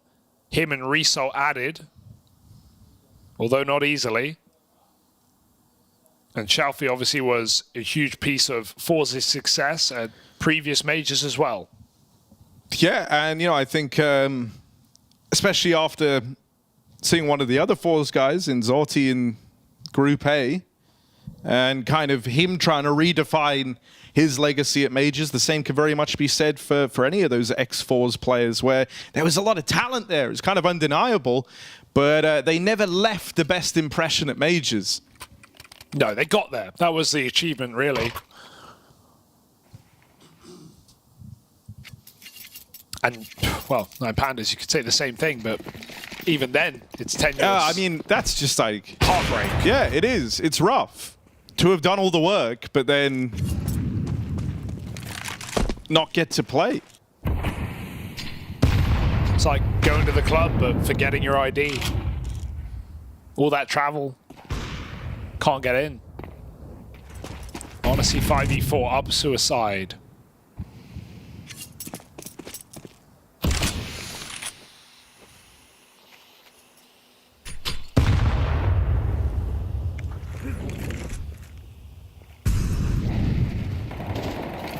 Oh, Malbs wins his long fight. A lot of these just dry peeks out long. That's a beautiful shot for Disbalance. Oh, I thought he was going to go with that. Swaps off the orb. With Modesty dead, no longer feeling the requirement for it. They have the sight, but the bomb is super late, Harry. It's still coming up Cat. And it could get caught here, but G2 not in position to punish. That would have been a golden chance to just win the round there and then. Now, Nico does play ahead of the Molotov. Yeah, he's got great timing. Goes all the way around, though. They're going to just try and crunch this.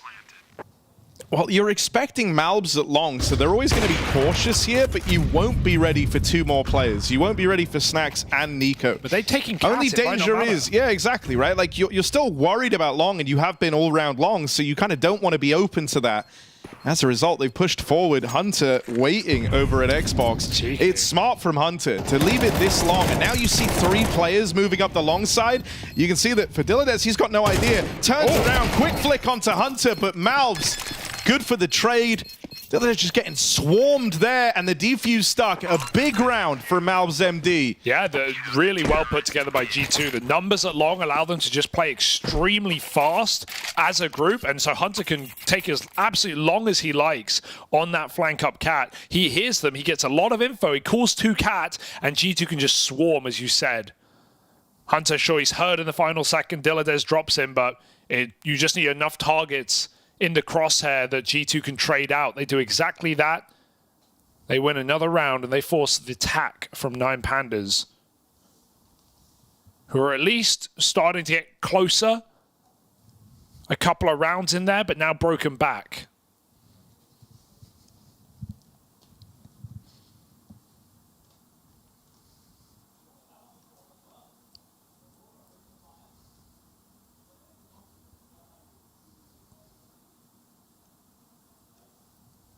I don't like these little long timing plays that 9 Pandas are trying to get away with. When you know that it's Malbs and Monacy playing these positions, you're not going to be able to just walk out long doors on your own. You have like one of the sharpest headshot players in the game right now, and the best AWPer, and you're dry peeking them. Yeah, it's like you're probably getting away with that online against lesser teams, but G2 are absolutely punishing it right now. They've done it every single time. So it's fine to go late long, just at least have a trade or use some util. Pressure on middle, but they're just going for an ace split right now. There's Malbs doing it again. Result, no trade. Late swing. Nico gets flashed in. Malbs finds 2 because you give him the time to reset. The lobotomist is doing what he does best. And Monacy ain't too bad either. Looks really good for Malbs on the bright side. He is sharp right now. Like also, I don't know, those are just the fights he dreams of. Like when he lies in bed at night, thinking about the big moments he's going to have in games. Those are the sort of fights he's getting, where it's the long, wide angles. Malbs MD. Malbs. This is why you love him. The headshots are flowing. It is uncontested over at long. Just such a good pickup, man. Like, I can't believe... I don't want to say he got wasted on M80, but I can't believe he sat there for so long. Not even... I guess M80 were the ones who even gave him a chance. Prior to that, he was being wasted. Prior to M80, he was just sitting around, playing on South American teams, mixes. How did it take so long? The talent was always there. We saw it 3 years ago. Util at long. And there it is. Flashes. They find success. Yes. They flash them off long. And it's no longer open season for Malbs MD. But there's still 4 players coming up. Good flash. They don't panic. Second one's the right one. Hunter swings off. And again, relentless. Relentless from G2.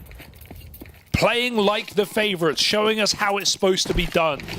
Keeping the pressure on. 9 Pandas may have calls, they may have ideas, they don't get to use any of them. In the most insane way, there was 11 rounds worth of conditioning taking place at long in the opening of that, which is no one was expecting a flashback. Yeah, so Nico and Malbs did both get wrecked by it because you hadn't needed anyone to play anti. But then G2 go, oh, we're throwing flashes now, are we? And so suddenly they just start streaming them in at the crossroads, showing 9 Pandas, anything you can do, we can do that a little bit better. Yeah. Oh, a smoke push for Shalfie. It's gone about as well as all the others. They're charging up Catwalk. Nice entry for Result. First kill of the game, in fact, for this guy, but 9 Pandas are going nowhere fast. The fact that Malbs doesn't have an AK is criminal. Yeah. Agree. He's still going to get 2 with headshots on the M4. That's just how he's built. Swinging wide. Oh, never mind. Forgot to say anything. It's a dink from that M4. Hunter trying to move in on the AK for 9 Pandas. They're shooting for 3 on the half. And they've done the legwork to do it. Just Snacks left alive. 1v4 and very far away. So not destined to win this is Snacks.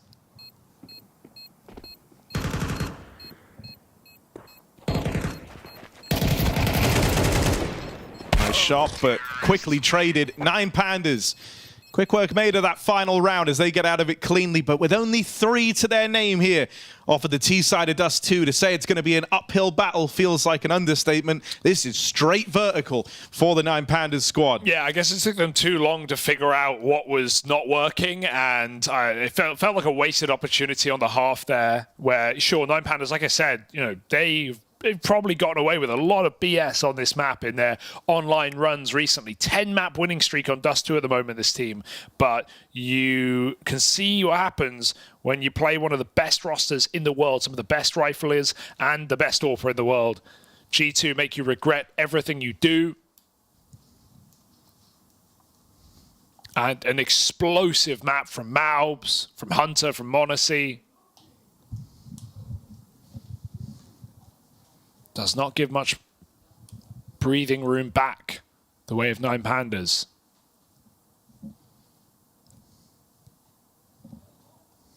Good to watch a favorite doing as favorites do, though. Yeah, and you touched on it earlier, but G2 have played like favorites throughout this game, right? They're very keen to fight. They're willing to fight on your terms every now and again as well. They just have faith that they're the better individuals, and that was a pretty aggressive CT side as far as it goes. Talk of which, he's been spotted. They know. Shalfie dead on the mid run-up, but quick tap on a Hunter at least levels the playing field here. G2 won't get that mid control they were looking for, not yet anyhow.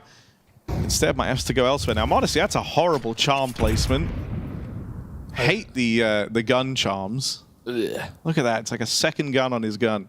2 guns. Double gun. Only needs the one. Triple car. Stealing that from Vinny. Going about as well as it did for the Brazilians. Slaughtered on long. Dilla Des. More like Dilla dead. Even now, G2 keep it very safe. They play contact close on the smoke, leaving like nothing to chance here because they are tagged up. Yeah. Couple of body shots, 2 kills. So they get the stick in, and that should be enough.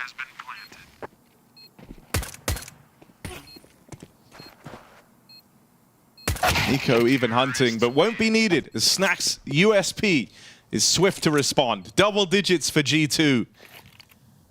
And a pistol round locked in makes this one feel as good as done. So maybe some normality, some weird twisted form of normality looking to be restored on the day.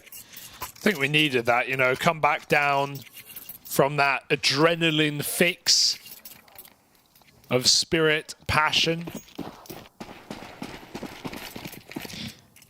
And a bit of a sad go at it for the 9 Pandas. Yeah. I think, you know, there was definitely a way where they could have left this series feeling better. Like you said, it was a lot of dry plays, a lot of smoke pushing. Risks that feel like they come more from desperation than anything else. I mean, they've had very hard draws today, you know, relatively speaking, as far as there's a bunch of... Well, I mean, they got their best matchup first. Against Astralis. Yeah, of course. Beating them in the last chance back in Copenhagen RMR. They've done it before. And sure, Astralis are not what they planned to be coming into this event, but 9 Pandas still pulled a nice game back from a slow start and beat out the Danes. And I still think that they're a team with a lot of potential to go through this group. It wouldn't surprise me to see them in that top 7. But not here, not in this not one. in this game. No. G2, different beast at the moment. Clearing out the A site. It's a gamble on B with USPs. And a game that 9 Pandas just never even got warmed into. Yeah, They're going to have 1 rifle round.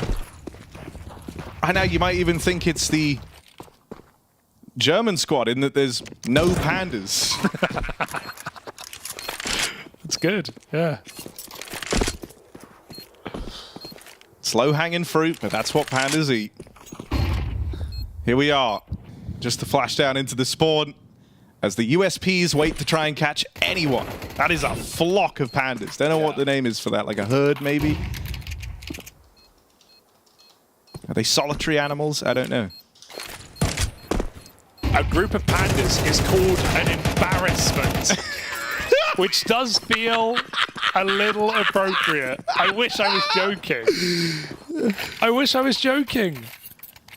Oh, laughing like that made me lightheaded. They can be cupboard of pandas or a bamboo of pandas. An embarrassment of Pandas here as G2 sprint towards the finish line. That's the power of live fact-checking, everyone. Gosh, it's beautiful. It's too good. The jokes write themselves. Oh, I'm actually spinning, Hugo. You have to cast this next round. My head is a mess. Shalfie sending it. We got lower push from 2, but Nico's heard him. He's tucked in. Good position. They line up, and the Galil gets 1. 9 Pandas. 4 on 4. Not their worst odds yet. They move up. G2 on the long side, looking to beat back this defense. Hit him with that sugar cane. G2, they made it all the way, unbeknownst to the 9 Pandas. Almost into the site. There's a player at the back, glowing, hiding out, 2 and 13. Is there any util to support the bomb, which is committed alone? Snax calls it off. They go very quiet. They re-smoke the cross, and G2 move in. Oh, missed shot for Disbalance. G2 storm up through the ramp. It's just down to Result and Diladez, who are trying to make moves here, but they're not going to be able to stop that plant anytime soon. And in the 2v4 with position taken for G2 over at long, this should be a dead round. Diladez gonna get swung here. They're all above him. They all want this fight. Look at G2 really sending a message as they quad swing him. 12 secured, 1 away from locking in that smooth G2 and 0.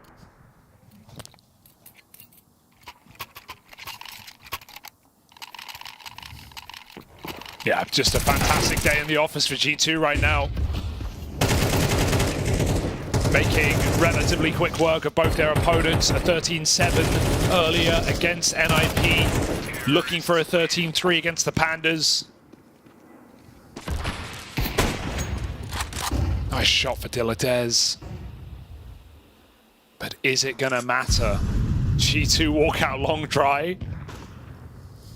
But there's no one even facing. They're going to peek this late. And they don't know. Even if Malbs gets caught, they don't know that Nico's in this position. They catch that kill. Nico eats a shot. Grenade should finish it. So 9 Pandas hanging on in this round. Snax, not known to be an AWPer, but attempts to put it to use on long. If anything, you don't want to give them an AWP at this point, but maybe you just go for the highlight. Look for some picks with this AW. Diladez with the spot and Snax. Headshot, 1 bullet in the gun Bit now. more like that, bit more like that, Snax. Let's get it. He can't win this. Oh, the good molly, good molly. But it pushes glowing back. Well, he heard the tag, he got the info. That's out of there. That's smart. Get that AWP out of there. And, okay, you died, but it's okay. 9 Pandas can't save it, and they come up with 4 rounds. Long road to recovery. Are the Pandas too lazy for that?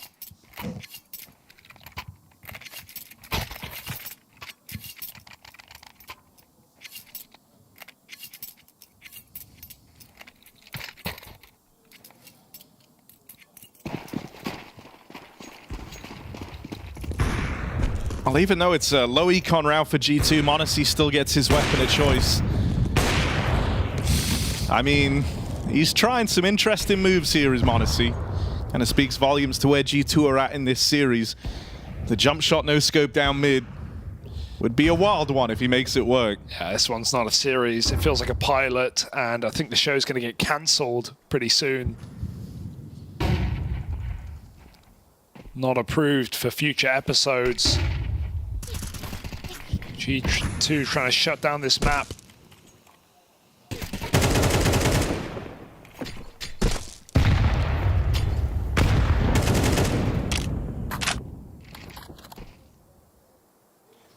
Sure, they've had a bit of fun with it, but I think in moments like this, Snax is often called for them to start to lock in. Slowing it down now in this one as Malbs takes that opening kill over on the long side. Dominating it now in both halves for Malbs MD. Really has.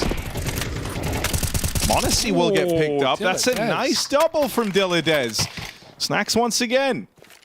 That AWP finds its way to him.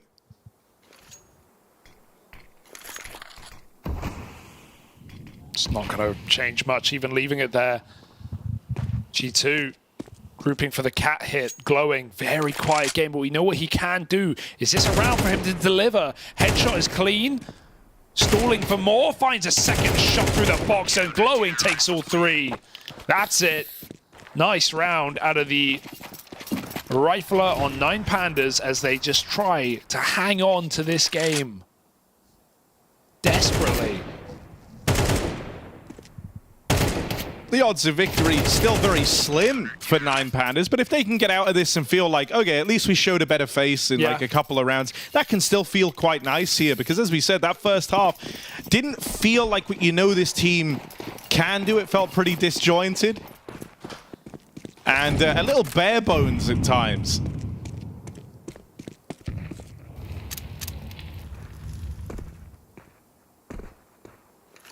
But as even the Glocks strike some fear into the 9 Pandas, G2 managed to get out long. Now, they don't have a smoke. They have 1 flash.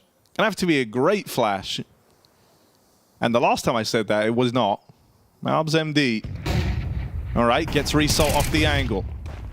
But this should be just a bit of a farm up for Result, and it's very, very clean. Yeah, all right. Build a bit of confidence back, because he had a real rough start to this, did Result. Didn't get his first kill till very late in the game. And a timeout called in for G2. Taz is thinking, all right, boys, like, it's fine. You know, we're still going to win, but... Kill all 5. Let's do it now, right? No, it's true. Let's not have this get any scarier than it needs to. Exactly. Yes, agree. Don't give 9 Pandas a reason to believe. You have to remember as well, like, even though it's very easy to discount because G2 have played a great first half, this is a map that 9 Pandas have experience on, they're comfortable on, they have a 10-win streak on. So it's not, you know, out of the realms of possibility. Oh, the fact that you're dropping these facts is like you're... I'm just saying that... No, I mean, it's fair. You know, end it. They have started winning rounds. That's undeniable. Just end it. That's 3 in a row now. The strat. And so why make this hard for yourself if you're G2? Exactly.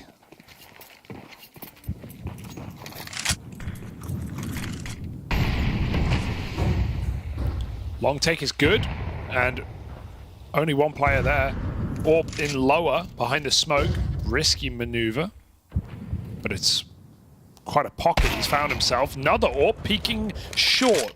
Double Orb, Dust 2, it's back, baby. This balance even gets out. Will G2 put 2 and 2 together? Will they realize the other Orb must be at B? Result spamming Malbs through a smoke. Never even saw him.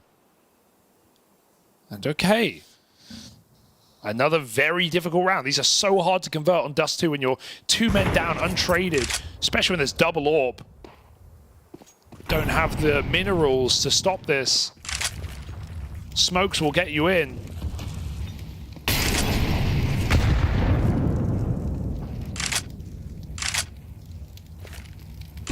But Glowing is once again on the site.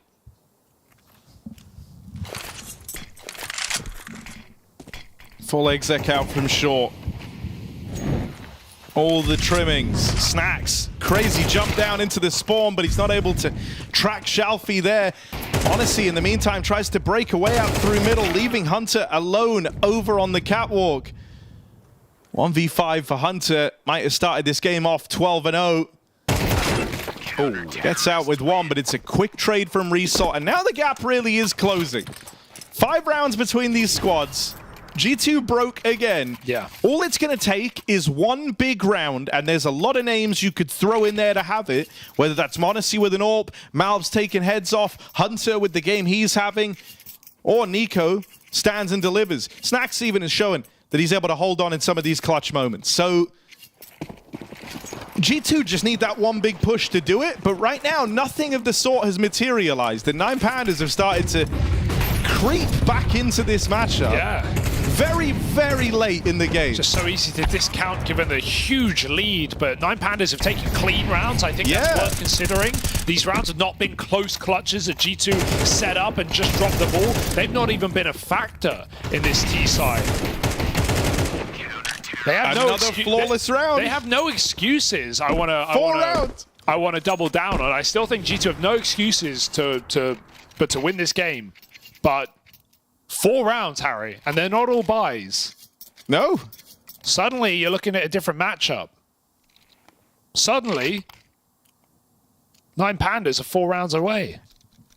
And like at the top of this game, you had some pretty key pieces for 9 Pandas being entirely silent.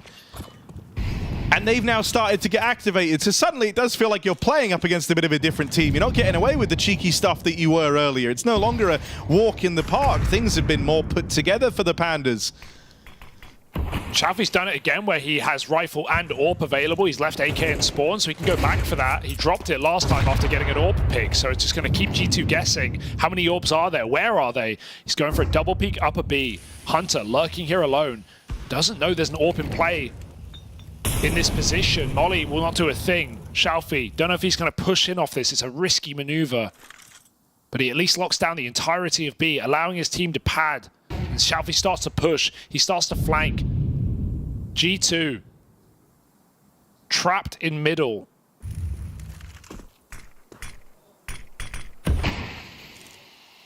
And again, the advantages have just come up for 9 Pandas. Every round they've taken that 5v4, if not 5v3. G2 need an explosive finish on this A site. Idis balance on the cross. Glowing. Down in spawn. G2. This is all they've got. The mindsets for these teams couldn't be further apart. All of a sudden, like G2, who were displaying tremendous confidence, playing like favorites, coursing through all their minds is like, holy shit, we can't actually lose this. 9 Pandas, meanwhile, they're all starting to believe. Need an entry, need a clean. Snacks once again tries to drop into spawn. Last time it didn't work out for him. This time much the same. Dilladez, quick work made of him, and it's another flawless round for 9 Pandas. They are getting G2 washed. aren't even making a dent. Oh God. 6 in a row. Oh God. 6 in a row. And you keep telling yourself, well, it's probably fine. They still have chances, right? Like, there's no way you go from sporting this sort of a lead. G2 have had 12-3 up on your map. G2 have had 4 kills in 6 rounds. 4 kills, Harry, in 6 rounds. They're not even close. No. They're not even close. They're not even. God. They're not even in these rounds, and they haven't had any openers. Blimey. Yeah, look, you can see it there. Yeah, thank you. Oh, dearie me. That is not a good look. 12-3. 12-3 was the score. Easy, and right? you say, well, they still have 3. Still can get, 3 chances. Sure, they don't have a buy around here, but they can put some money in. So, like, that's always threatening, surely. Oh, to be a G2 fan. I know. Imagine. This is just a normal day. Imagine feeling this every day. I'm dreading what Yanko is feeling right now. And for everyone that's around him watching this game, we're pissing him off like it's our fault. Like we've done something wrong. Okay, here we are. Low buy. In a way, these can be quite liberating, quite freeing. Maybe your best they're chance. going to try B, which I like. They've been very mid and A-centric thus far. Yeah, you're right. G2 have been pretty mid on this T side.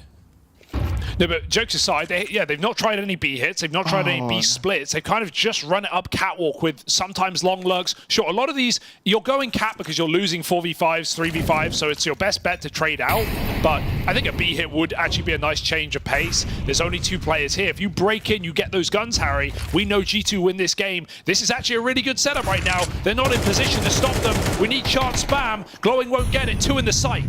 Dilladez up in the window, tries to keep it all in check. Oh dear. And he will. It's a mode out. Oh, Another no. flawless round. The sprint back into this game from 9 Pandas. G2 have not even made a dent. 4 kills in 7 rounds. They really are Pandas, the way they're making a comeback happen here from near extinction to now rising back to the top of the food chain. 2 rounds between them and G2. Endangered no more, Harry. There's always 5 alive.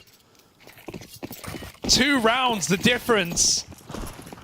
We were meant to calm down after last game. What's happened? Where's Modesty gone? Haven't said his name. Where's anyone gone? Where's everyone We've had gone? 4 kills, man. Oh my God. All right, second AWP again. Xiaofi on the long side. Idis Balance has lower control. Nico is lurking here. Good smoke. Sets Nico up. They're going to pop out long. Tell me they use a flashbang for crying out loud. Double nades down in the lower. Nico glad that he dodges that and so doesn't fall early. He's often been the first man going down on these mid pushes. Xiaofi holding on to long. Missed shot on the orb. They actually get out, start to close the distance, and that moment of hesitancy with iDisbalance getting blinded. They now know that this orb is trapped in at the car, holding onto the sight line. iDisbalance deals with Malbs and manages to cross out of there. So G2 don't have the info anymore. G2, you can't have another round where you don't find a single kill. They were 12-3 up. This game was theirs. This game was done. And if they don't win this rifle round, 9 Pandas are teed up for overtime. No repeats. I like that as well. They know who they're up against. They're still giving G2 the respect that these riflers will kill you if you crouch peek or slow peek with an orb. 9 Pandas play their fullback, shot after shot, back to the site. iDisbalance alone. If he can take one more kill, that's huge impact. 5v3 here. 9 Pandas sitting pretty. G2 desperate. iDisbalance just destroying them. Finally a kill. Snax gets on the board. It's no longer a flawless round for 9 Pandas, but can they battle back? It looks like they can. 1 kill found. Missed shot from Odyssey. All alone in this clutch, and Shalfie locks him out of it. 9 Pandas have broken G2. No money, no damage, nothing of worth in this T side. They got 3,500 to stop overtime. And in the beginning, this was an exercise in 9 Pandas feeling better about this game. This was meant to soothe the ego that you played your own game, but instead, this might be a legendary or embarrassing comeback, depending on which side you sit. 9 Pandas, 1 round away from overtime. G2 had 9 chances, 9 Pandas to close this out. And now OT is just 5 kills away. Push from Result, he gives up the opening kill. G2 trying to bank it all up for the last of regulation. Malbs MD with a second. Moving in at the crossroads. Glowing doesn't want to get caught on his lonesome. They're out on the catwalk, but quick work made from Glowing. Nico gets decapitated. 9 Pandas have recovered this from a disastrous start. Shalfie, another kill back the other way, and Glowing goes swinging. It's all Malbs MD. Malbs or bust. Needs the ace clutch. One more man to find, and he can't do it. From 12-3 down, 9 Pandas have pulled this back into overtime. I'm lost for words. I have no idea what I'm watching. A beautiful game from 9 Pandas on this CT side after G2 were just clowning them. They were destroying them. And then they go 8 rounds with 4 kills.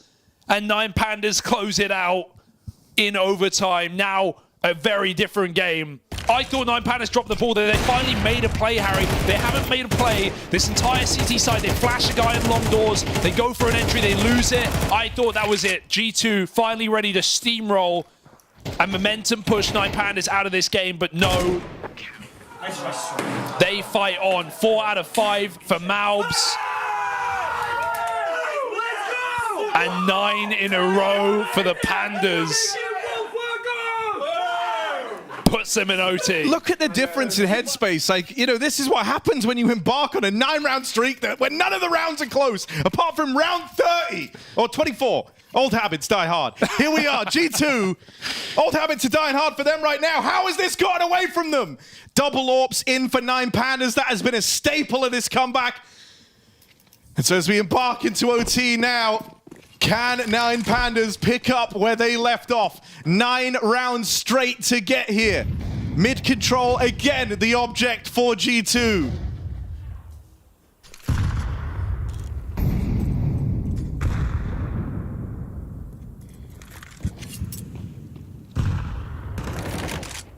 The tension is palpable. And I think that earlier pause in the half was maybe more indicative of that from Taz. We thought that was him saying, come on, boys, like, enough trolling, let's get it over the line. I think he probably could tell that the mood in the room was starting to sour, was starting to change.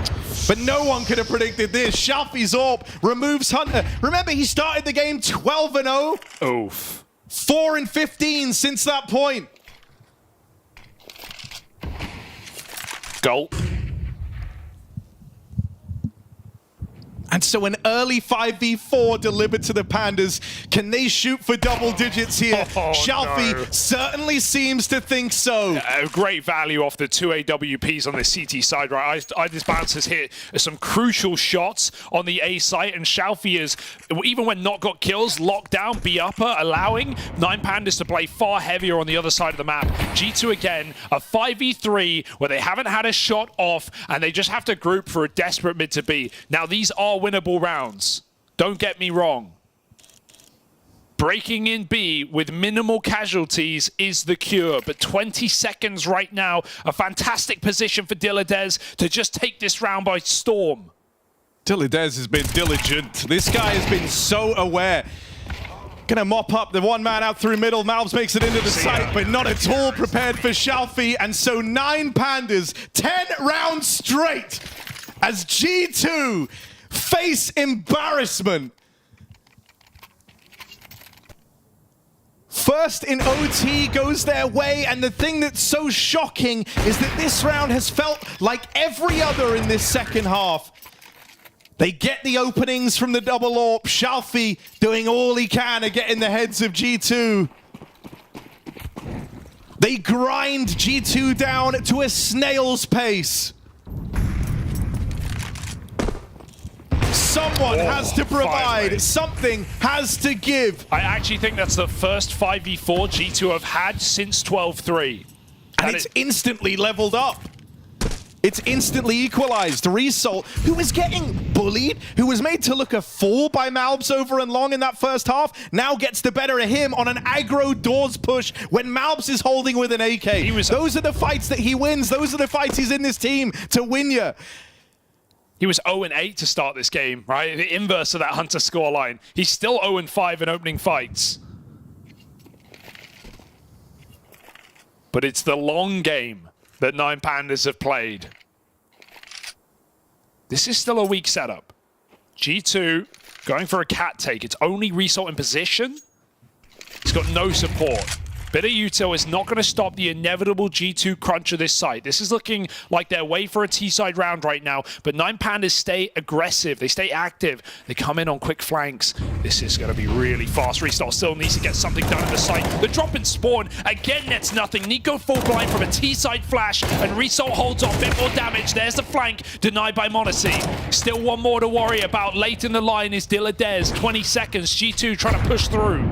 Monacy one-man army might be required here. Hunter, chance kill on a Result, opens up the plant, but they lose Monacy to the catwalk flank.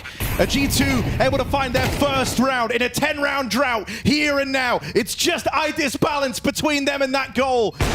Shot rallies off. They know where the AWP is now. iDisbalance peeking up, peeking over. Nice. Snack swings wide, and finally G2 for the first time in 10 rounds. Remember what winning feels like. God.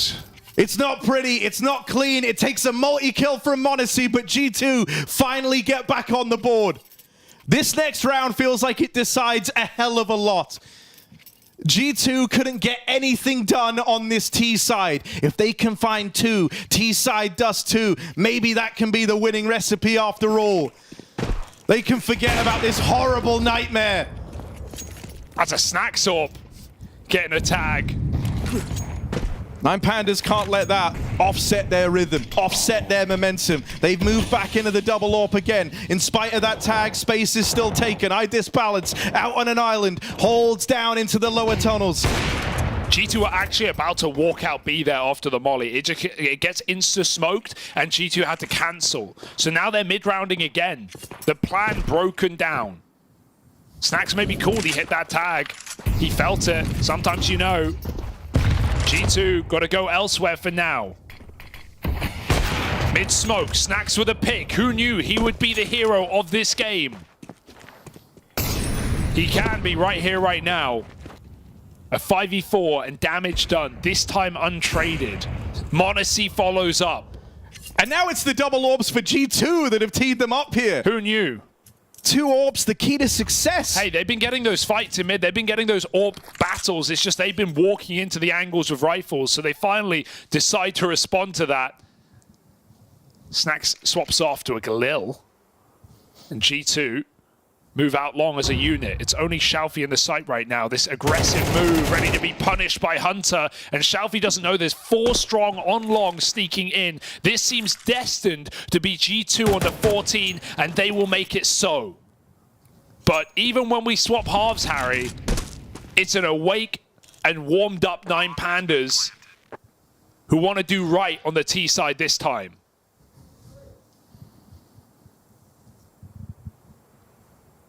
Chance now for 9 Pandas to kind of talk this over as the round just peters out. They're not expecting Diladez to win this, but it gives them time to start addressing some of these problems that were in play in that first half. G2, for the first time in what must feel like an eternity, can have some emotion vaguely resembling happiness as they find 2 rounds on the T side here, the side that caused them all their struggles.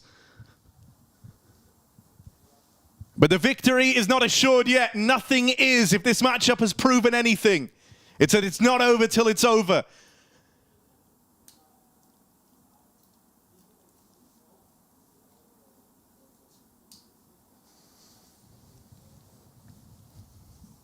Unbelievable tenacity from 9 Pandas in this BO1. It has been the group of upsets so far today. Absolutely no doubts about that. But G2 can still put it all to rest right here, right now. On a side that they dominated to begin this game.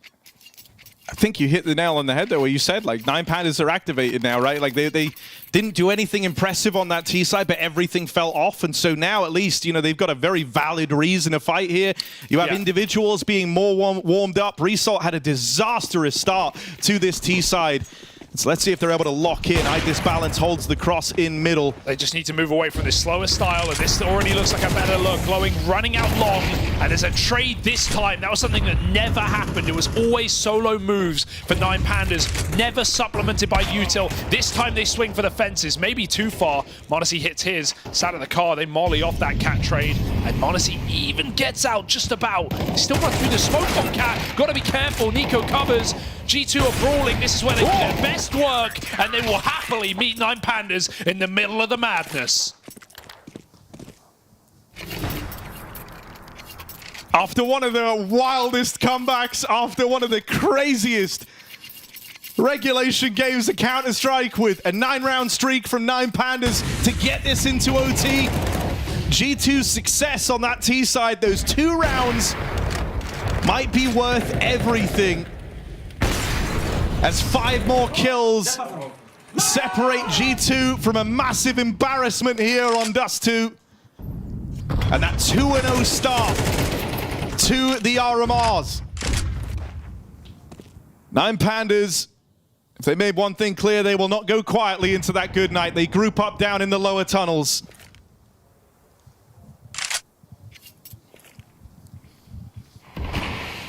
No one here from G2 to meet them.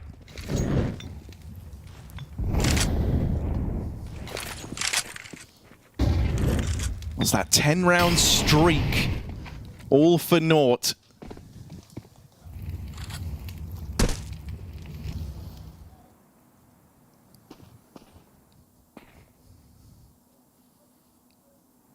Nico waits down here in CT, but does not wait for long. Teed up, flashes from Hunter, now flashes from that B site. Nico, 2-for-1 trade down in middle, and in the meantime, Malb's best result in the head-to-head. It might all be coming unraveled here as G2 stumble wearily back to their feet and look to recover this in overtime. Just trying to hold on right now. Flash on long will do absolutely nothing. We got 2 players bearing down. Bomb plant and a 2v4. There's damage done, but there's util, there's numbers, there's every reason to close this map for G2. It looks good. Xiaofi has to push through. He's actually setting up on a flank right now. His teammate still needs to live in the site. m0NESY's got cover from afar. No repositions allowed for Diladez for now. He's just got to buy a few more seconds. Slows him down. Xiaofi's super late on this flank. The nade is good, but it won't finish the job. The time is ticking, G2. They got to make a move. Snacks reads that flank. Only Diladez, but I don't know if they got time. They get the kill with seconds to spare, and G2 jump on it. Somehow, some way, they close it out. Today we learn A group of Pandas is an embarrassment, and G2 almost figured that out as well. I don't know what you're talking about. These commentators, bloody drama queens. What are you talking about? That was actually the most G2 game that's ever been G'd, Yanko. Listen, Richard, exactly. To the untrained eye, this might have seemed like, G2 were in trouble. They were in danger of actually losing this map. To a veteran G2, I can't even say enjoyer, just watcher of their games. This is a script that's been played a million times before. Just create some extra content for the org, which we know they all love, and they do love it, and get it done in OT. I mean, listen, if you guys at home could have seen Yanko while we were out here, obviously we came out at 12-3 to be ready to talk about another one-sided victory and how good G2 looked. He was just laughing like the Joker in that chair the entire time. It is true. Like, you might be kind of forgiven for thinking Yank was probably biting, his fingernails, just worried out of his mind. No, he was literally lounging on a chair and looks me straight in the eye when the scoreline was 12-9 and says, nah, G2's going to win in overtime. And he just called it. He is a G2 whisperer. Nah, he's been there. He's been there a million times. I mean, look, we're going to obviously talk some more about G2 in a moment, but I've got to say, what resilience from 9pan. I like that. I like the little look he gave, because even when they mounted the comeback right there, it's like they're like, yeah, we're feeling this, right? They never seemed like they were completely down and out there. I will say this from G2 in that second half of that comeback, it was some of the most unimaginative calling coming out, because it seemed like they were just grouped up towards mid, one by one, just funneling into the crosshairs of the 9Pandas side. I would like to see something a little bit faster coming out in the plethora of T rounds they had available to them. And it's only at the very end that they started to wake up a little bit. So they did kind of take the sweet time to bring it here. Yeah, I mean, look, I'll say this. Shades of what happened in their first best of one as well with G2. They get to 12 rounds. They're looking comfortable. They let a few slip. It's just in the NIP game, it just wasn't as potentially catastrophic as this. 9Pandas have shown, that they're the better team when compared to NIP. How do you feel about that, Rich? Snacks 22 kills. I mean, listen, look, I've said this beyond, I don't even know how many times I need to be on the record about this. Hooksy could never. He could never. He never had games like this. Like, now for Snacks, it might be once a month, right? Like, but whatever. Like, that's better than never. I mean, he was instrumental in this win. No joke. I mean, even in the rounds, some of the rounds in overtime, especially on T side, some really important kills. Even in regulation, right? So it's not just eco bashing or anything like that, because they had some anti-eco rounds in the first half. It was just really, really strong impact for him, and I think it was a little bit deceptive when you look in the second half. The problem for G2 is they were losing the gun rounds in such a convincing fashion. They couldn't even get the bomb down, so they were caught in this vicious cycle of buy, eco, and it was, 4 gun rounds there, which, still 5, which still isn't, that's still a lot. But let's talk about this guy again. I know you know him very well, Yanko. It was inconceivable that overtime was on the cards, because Hunter started out on a tear, and one of the things that I love about G2 is that I think we agree now Hunter's kind of the 4th player on the roster in terms of overall ability, and that's such an incredible thing to say, because he got off to such a great start. You just thought they're going to make light work in 9pan. And nowadays, usually when you do see him pop off, it is mostly on the CT side, right? Because he did keep his positions there, right? Like that was the trade-off. Malbs has to play their shittier positions a little bit on the CT side, but he gets to keep his spot on the T side, when Hunter needs to make that adjustment, vice versa. So yeah, absolutely started off incredibly well. 12-0, I believe he was, to kick off that game, and a big reason why G2 had such a strong CT side. And I think it's also very important, because I feel 9Pandas on the T side, if they had, I thought they'd probably target Snacks a little bit more on the B bomb side, in all honesty. They did find a little bit of success as well. The second round they won in that on their T side in the first half was when they went for a B play. But just Hunter having such a great start to that particular game, especially towards mid. And you could see he was playing with Snacks on the B bombs and making sure that, hey, you know, Snacks, you're not going to be alone. I'm right here. I think it was really impactful in kind of just staving off any ideas that the other guy, that 9 Pandas, had maybe towards that B bomb side. Yeah, we've got a couple of rounds as well that you wanted to highlight for us. Some nice little. Yeah, well, while it was looking like a stomper. Yeah, I know. I was going to say, you understand me. Construct these narratives in real time. Yeah, this is, you know, in the first half. So what was the 9 Pandas tried to put pressure on long early on. This is the first gun round, right? You can see Malbs shutting it down. Second gun round, they go for the long rush expo pretty much. And again, G2 really good at, you know, killing the players that are out, blocking the tunnels, and that long control is really important to establish early on. That's what enabled them to be a little bit more mobile later on the CT side. And it's also like... sorry, no, make your point. Just to add on to that, like, it's also the fact that you kind of forget about it considering how the second half transpired at the end over there. But m0NESY was so impactful just being everywhere with the AWP, right? Whenever they wanted to go towards long mobs, he was capable by himself, but he also had m0NESY to back him up. He was towards mid, towards CT. He was just everywhere, and that's the sort of m0NESY you want to see in its CT side. So a lot of impact with the Wonder Kid himself. So just before we go to break, I've got a question for Coach Janko, right? I need you to put your coaching hat on. Did you ever have like a tactic that was kind of like the ace up the sleeve? So when you found yourself in a situation like that where you'd been ahead, you've got one more round to go to win, you start losing rounds habitually, and it's okay, we're going to deploy the wild card. The reason I ask is a lot of people have criticized Taz. It's his first real high, you know, coaching job. Yes, he's done a little bit down in tier 2, but this is the first real one.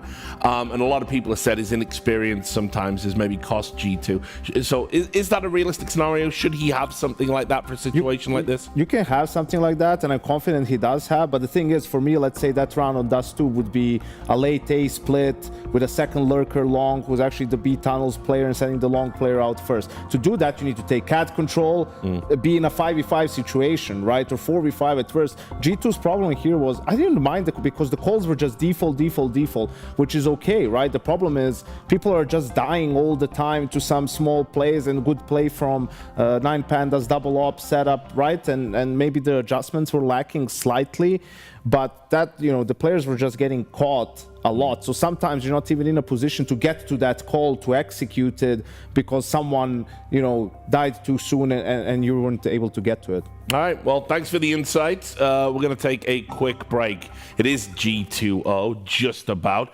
We got more action in just a moment. She said she loves you, but she can't love me. But I love you.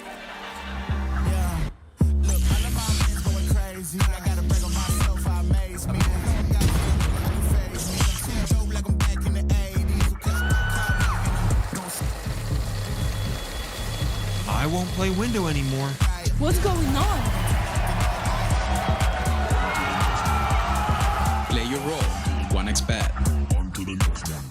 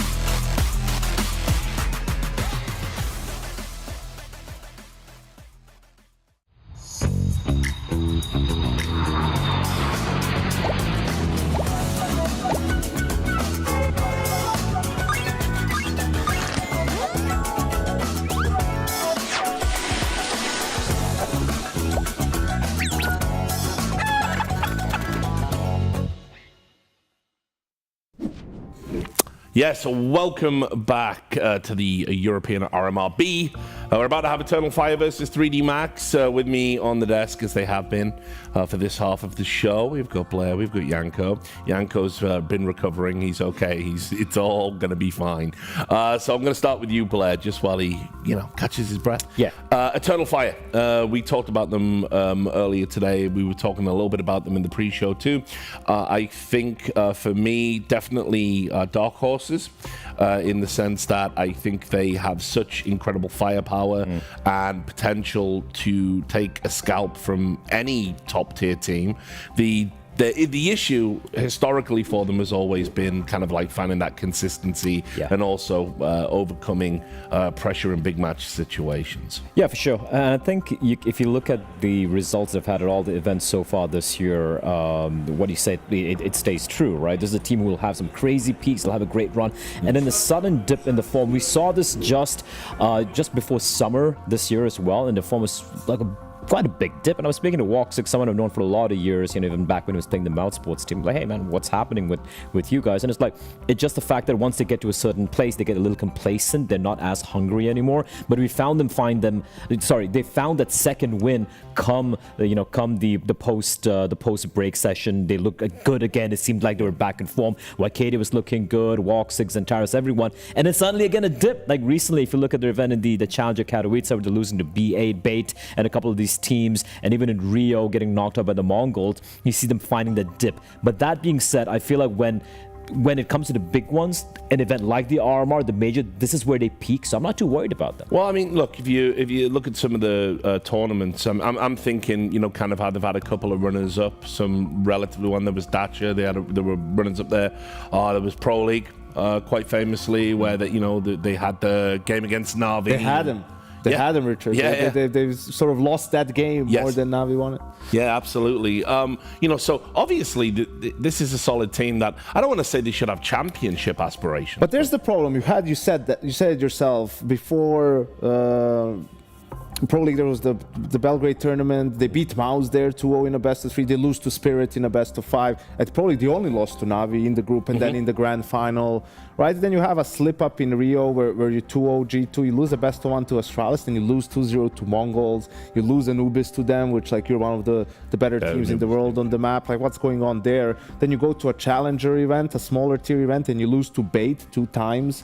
Beating Falcons in between. Like, that's the problem. It's like, why is it not like Pro League, where you looked really good, like you played really good CS, you're beating like some of the best teams in the world, right? Just how does that consistency disappear so quickly? I think it's motivation for these guys. We have spoken to them, in multiple events throughout these years, because they've been at all the big events, right? And it's like the motivation is, of course, something they have to figure out themselves. And if you're not motivated enough for an RMR and a major, there's no one's going to help you. Yeah, I mean, look, we'll talk about their opponents. 3D Max. I mean, some of these names obviously are going to be familiar.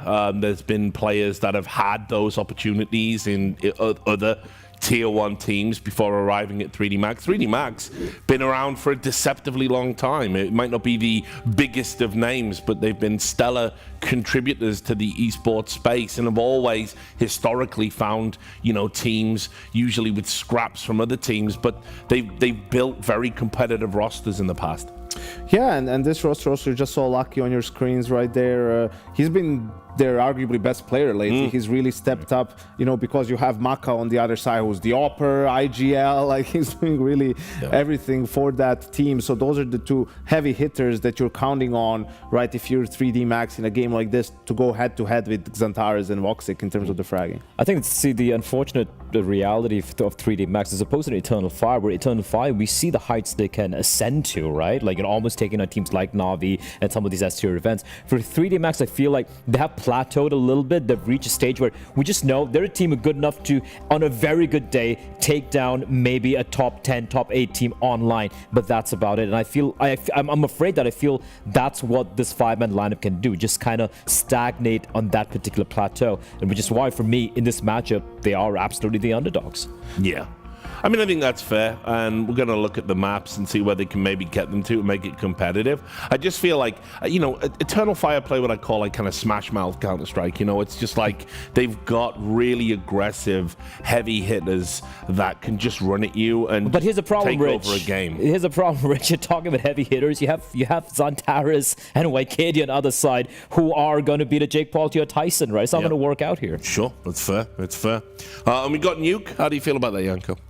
I feel alright. I was just wondering if they're going to like shake hands and say, "Let's play Anubis." Probably the best map for both teams. But we see actually Eternal Fire vetoing it out in the second phase.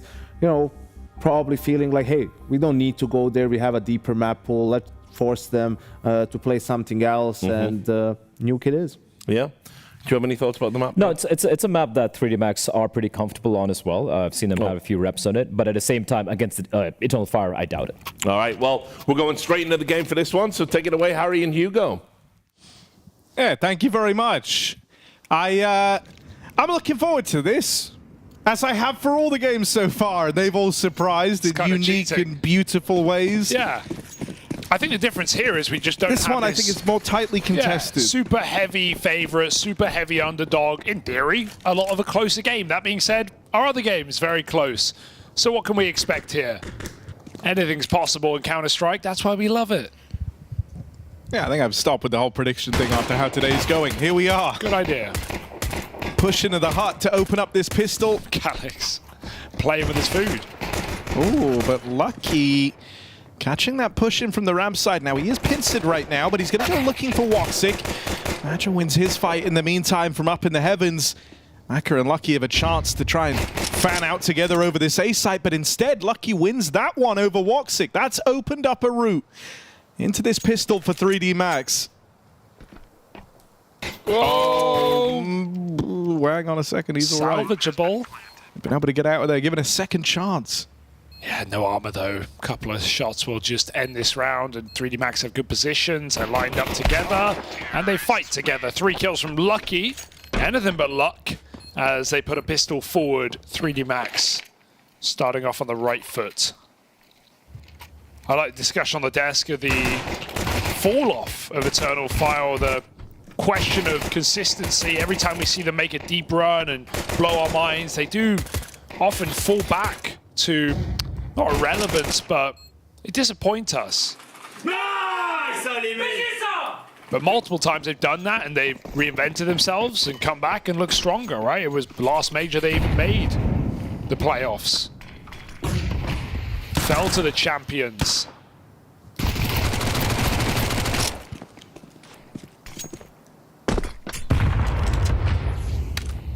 We're in a final just months later. Will Shanghai have more in store for Eternal Fire, or can 3D Max actually make a major?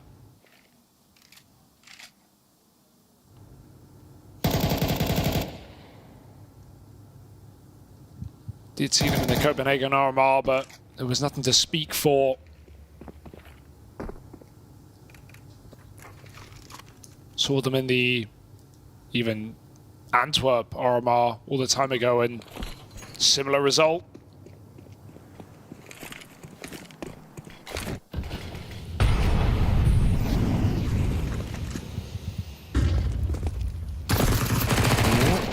Out here in Yard. They managed to get Gravity across. Up into the heavens for this guy, and he's going to start wrapping them now. It looks like Calyx has been dispatched to try and keep an eye on this, but he's already found the timing to get around him. Eternal Fire now feel very claustrophobic on this top side, but a backstab, well timed from Major. Right as lobby opened up, right as Maka and co took their eyes... Oh, never mind. Exercise moves in. And quick work made of the lobby crunch. Woxic lands the scout tag, softens up Lucky's, and Tares and Calyx able to maneuver that one to steal the round away for Eternal Fire. The Force Buy immediately turns the heat up on this game. Eternal Fire, you can never rest easy when these guys are on low guns. So good at winning. Even eco rounds, 5-7s, MP9s, brutal.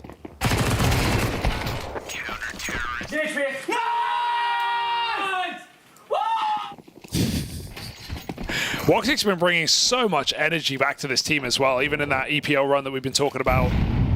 Was crazy on the cams, heard him in the background there. Re-inspired after left hand got added. And I wish I was joking, but it really did make a difference.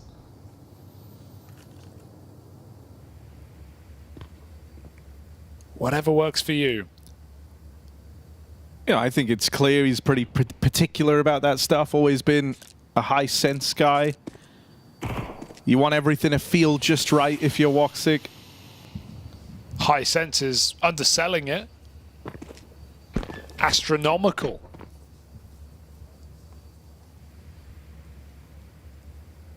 .3D Max looking for a Deeg kill. If Major crosses back into the bomb site, maybe they'll find it.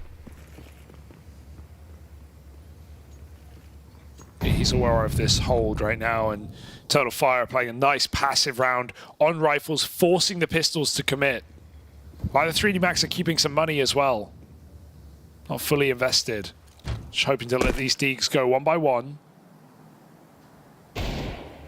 It's very safe. Picking range outside. There's the rush upper. Denied. But we still have one more eco, even though that wasn't a full force. 3D Max can't buy much.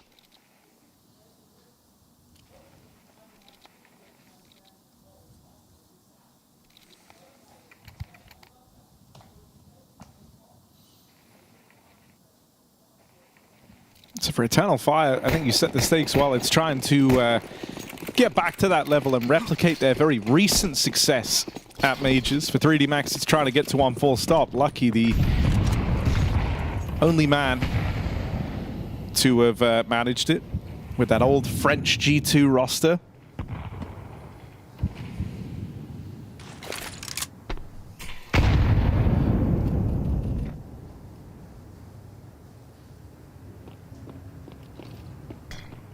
The last time you would have seen him at one was all the way back in Berlin.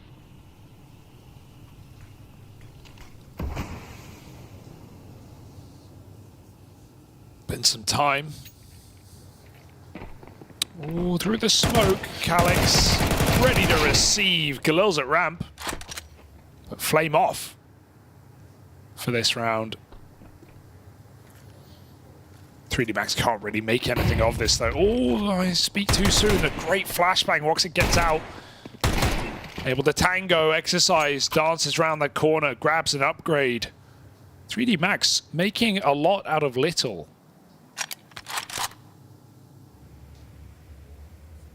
Even a plant being mostly conceded on A if they tried. But Gravity going into what feels like a guaranteed loss if he ends B, but he breaks a window, comes back up ramp, 20 seconds. No one here to stop him but Major. Ooh. Oh. Ah! Plants everything. Plants enough.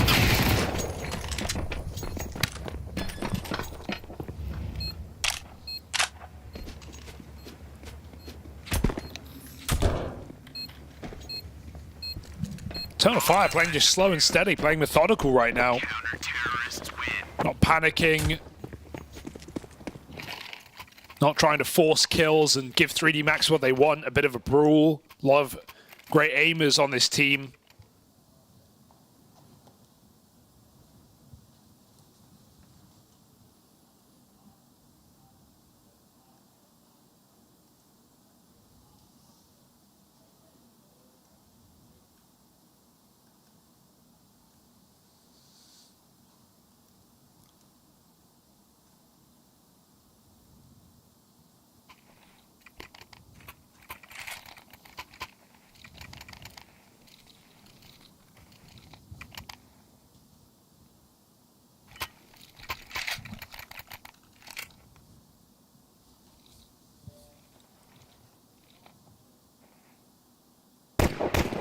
This match feeling almost meditative versus our last two. Well, yeah, I mean, also, if the last two have taught me anything, it's like going to need to conserve some energy here.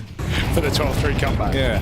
So, Eternal Fire Off to a hot start, and it gets sweeter in this round as they find the opener. Lucky dead, but there's Gravity with the response. It's Arcadia here, causing a lot of problems over in main. Maka unable to get the trade, but Exercise will secure it. Chance spam him through the door. Nice. There's that Woxic AWP, springing a life, but it has opened up a route for Maka. Yeah, he heard the drop for sure.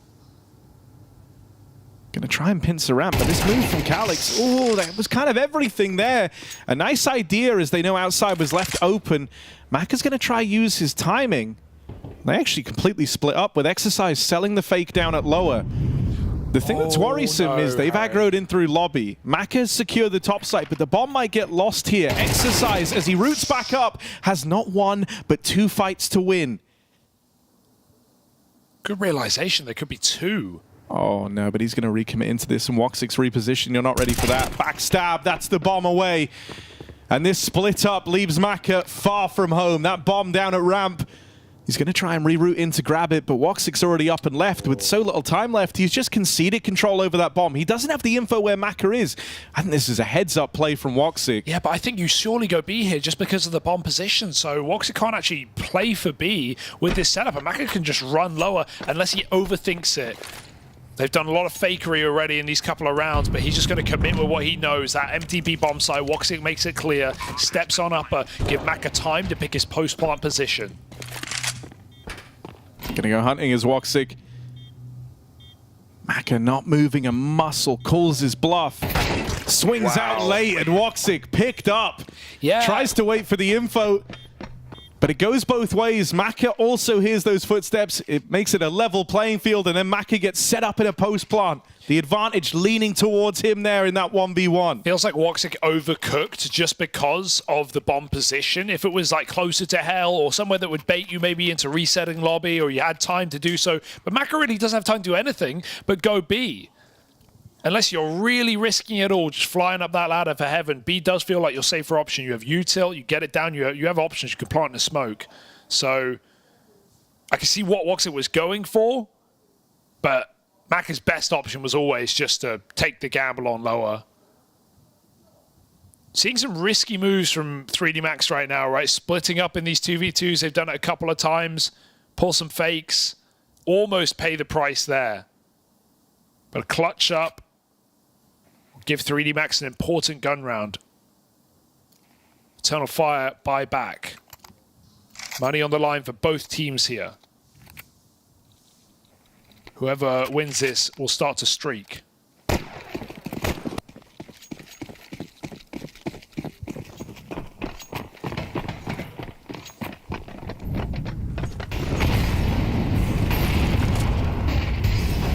Oh, good flash in the door. Arcadia, so keen to be involved early. He had a kind of rough start in their opening game, but he's looking to make amends for that here and now.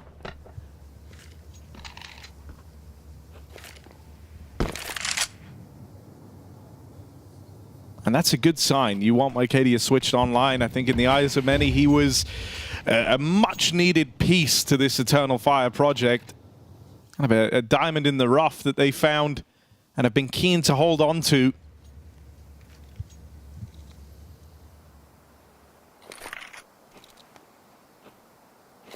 Obviously, the rest of these guys in the Eternal Fire squad have been household names of Turkish Counter-Strike for the longest time. And sure, not always on the same side. But that's what this reunion was meant to be, and then you tied it together really nicely with Wycadia in there. Calix dueling out in the yard. 2 players make it past him. Exercise right now causing a bit of a problem with Gravity now throwing his name into the fights out in the yard. They learn about this heavy presence from 3D Max. And they completely back up. Looking to go main. Zantares, this is a nice move to start to cut down some of these worries on the yard side. He won't get to be involved on these players crossing into main, but he'll at least confirm he sees no one over in heaven. And so Major is allowed to focus into the site. That's an awkward jump. Trying to recover here. While he forces him off the line, he's done what he had to do. Claim the advantage for Eternal Fire. Woxic's Orb now gets a chance to be involved, and it's just Exercise left up against it all. That Woxic AWP bringing the pain, bears down upon them, and Eternal Fire are able to salvage that one. Yeah, you're dead on with that aggression from Xantares, but the best part about it is it's not entirely just him. It's also Woxic re-pushing ramp, and Eternal Fire concede A to play active and re-clear positions, and it just means they have 3D Max boxed in, even though 3D Max walk in unknown to the back of the A site. Eternal Fire are just on the precipice, ready to pounce as soon as that info comes through from Major. So nice slow crawl for Eternal Fire after a big fight outside. Now got a Nico, Hero Galil. Hardly pretty for Lucky, but gonna send these Tech 9s down secret with speed. Ooh, oh, very lucky that nade falls short. And the molly fails as well. Not Woxic's round right now. 3D Max also cross silently. So Eternal Fire don't jump or rotate down lower. Xantares will start to move. Aware of the possibility, that's it. No guarantee, no confirmation, not yet.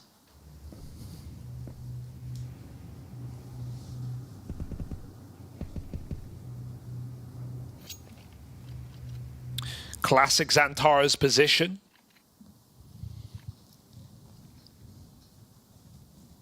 But they should surely split and trade him.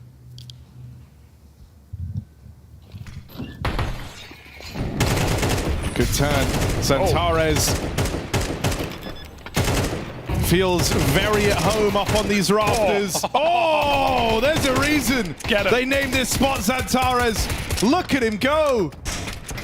A scene of beauty. What can you do about that?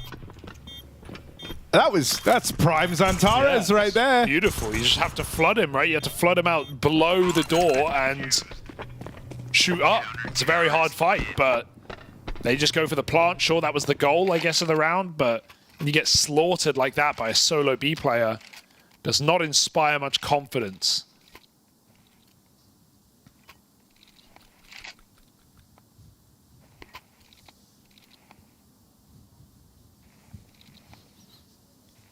Very good nuke put up so far by Eternal Fire.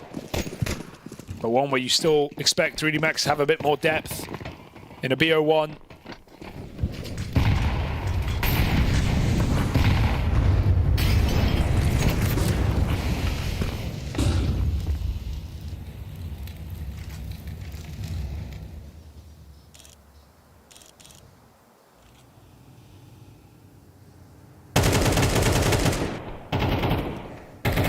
Is ahead of this smoke, but they're trying to bait. Oh, never mind. It's all come together quite nicely. Sure. Looks like Calix had missed that window completely. That's forced him to fire off a little sooner than maybe he would have liked to help out Xantares there. But still, you want to go running into Xantares on the B site after last round? I'm not sure. 3D Max, they pumped the brakes. They've been getting stuck on ramp in a lot of these rounds, right, where your options aren't good either way. They just have to try and trade out Xantares, but easier said than done. They spot him on a jiggle. Wycadia already here. Might be deeper than they're ready for. Expect a molly in this position. And that gives away his pause.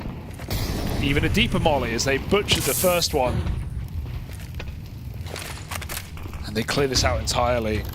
Bomb plant coming in, 3v3 retake, Woxic on the flank. 3D Max have a strong post plant as well with 2 players in at the door. It takes so long for Woxic. Should be cognizant that this side player might have struggled to go anywhere with Maka now dead. Lucky has got a lot of the round riding on his shoulders, just a one and done. Flank. Joko. Oh no, as he swings out wide, miss spray on the first, and Wycadia puts a stop to him. Considering they lose the double doors, you have a nice spot to play that bomb around, and you've got Lucky entrenched up behind the silo with a freebie onto Woxic on that rotate. Eternal Fire do a very good job of battling back in for that one. 3D Max actually even tried to press the issue even further. They were flanking those players over at Decon. They tried to push it. And that's a decision they end up regretting as Eternal Fire regain control over the round. This CT side picking up a lot of steam right now. Yeah, it's a teeth-gritting clutch right there for Joko. Not what you need at this point in the game. As just like you put it, Eternal Fire in full control at the moment, playing slow and steady on these retakes. Quick drop, denied. Xantares, good for 2 as well. But Joko still lines up a couple more, and they go for a quick A-split. That's a beautiful entry from Exercise. Woxic can't pick a target. He falls immediately, and Calix just has to alley-oop up the vent, but Lucky says no. So 3D Max up the pace and up the results, fielding a T-side rifle round. That's a crazy round. It's one way to do it. Xantares double kill into the quick double back from Joko. Oh. Timeout called in for Eternal Fire.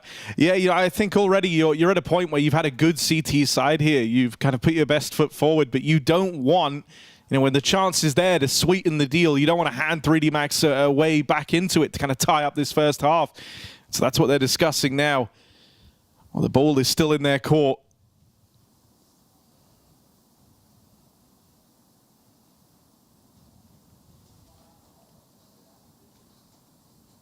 I think as well, you know, in that last one, it's an up-tempo play, but you feel like the 5v3 that Xantares delivers you here would have been more than enough. It's that awkward lineup between him and Wycadia that really hurts. So after falling short in the clutch, Joko able to make magic happen in the next round, thanks to that double kill. 3D Max, this is where we see, can they recover? Can they stumble back into this game? 6-6 is still achievable here. And that's in spite of getting kind of the best look at Xantares, as best as you could hope for here. 3D Max get players down secret, and they do so quietly. Oh, but Vent is still... Xantares just doesn't care. He'll take that risk. He'll go for that early rotate. Ooh, awkward bounce of that smoke. So he'll have to change side, but yeah, you're gambling either way. They could walk through. Luckily, 3D Max are not emboldened enough to make a risk like that a reality. Woxic getting keen. Hits his for free. 5-on-4 for Eternal Fire.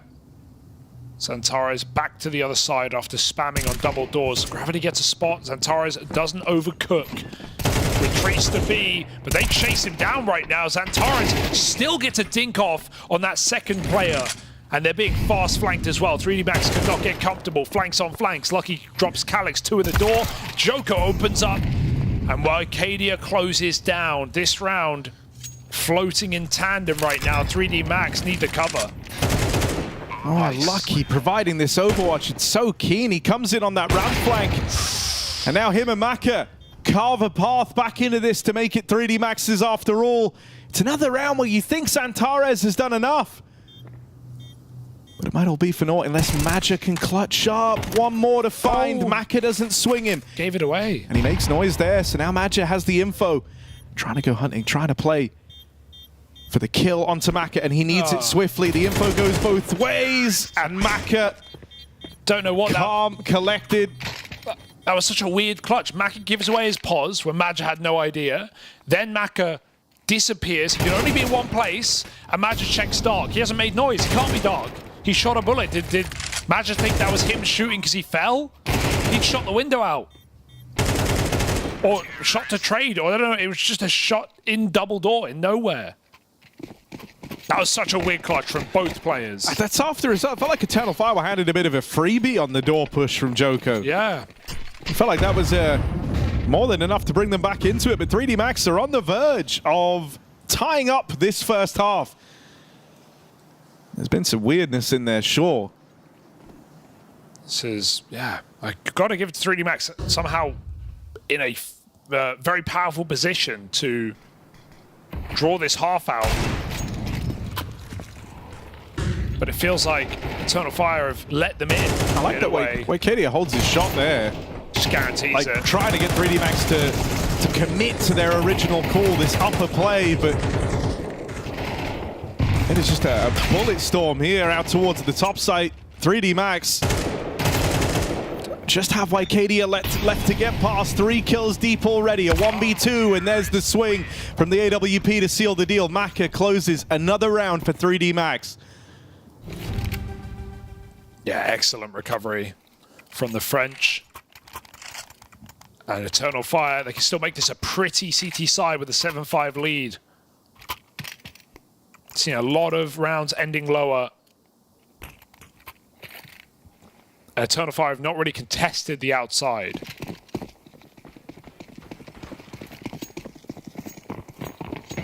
That won't change. Just walk 6 orb. Likely to get smoked off here as 3D Max get ready on upper. Fake Molotov so Magic can rush hut. That's very cheeky. They molly hut roof, the CTs, so they can push. Still an entry comes in from the orb. But 3D Max, as a result, get down below. It's all fake. Gravity can walk this smoke. He knows exactly where it's thrown from. He's got a good read, but Major repositions nicely.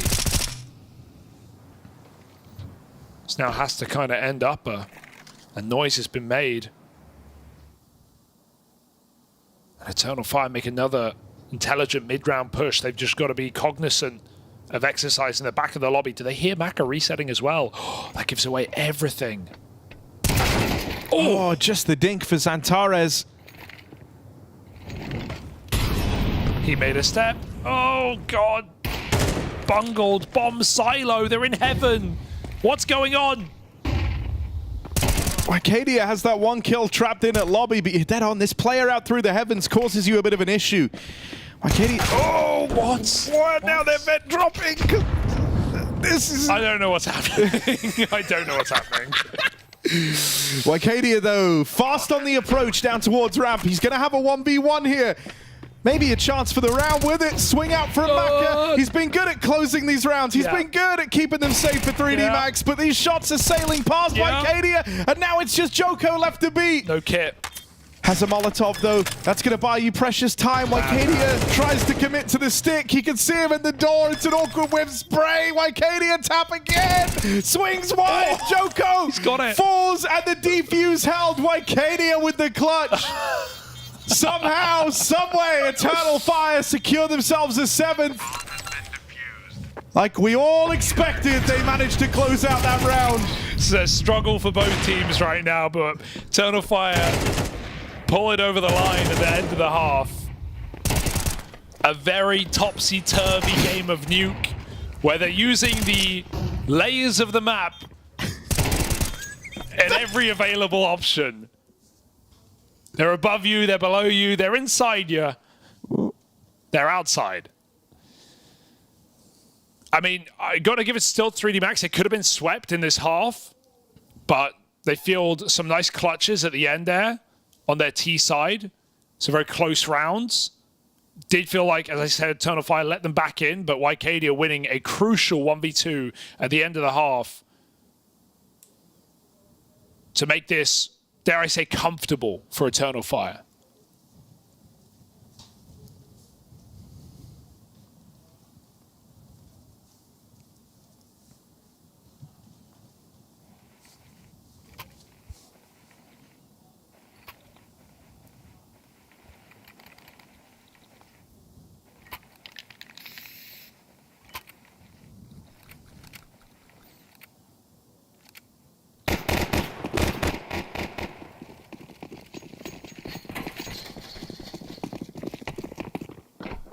Heavy topside lean for 3D Max. They're anticipating something fast here from the Eternal Fire squad.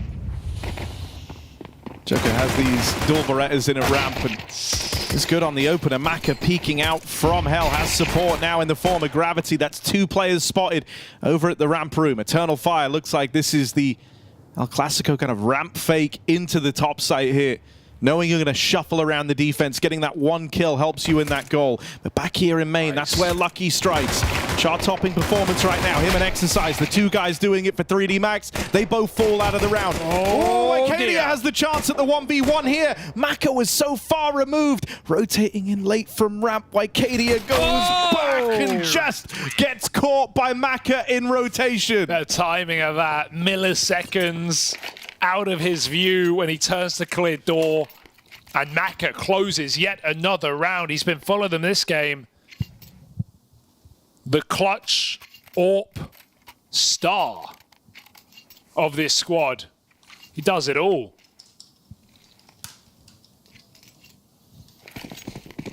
Quite literally leading them to victory. As Eternal Fire have to bear the brunt of a near full eco. Oh, that's a blue deagle. That's the new deagle, isn't it? Yeah. Yeah. That's very blue. Oh. Blue in the face now. Oh, lucky, yeah. That's lovely. Woohoo! Santares, 1v4. MP9 will get faced here. Ooh, Gravity with the trade keeps it nice and square for 3D Max. And look at them stickers. Are they upside down Titans? Full blue Deeg, dripped out with the Titans.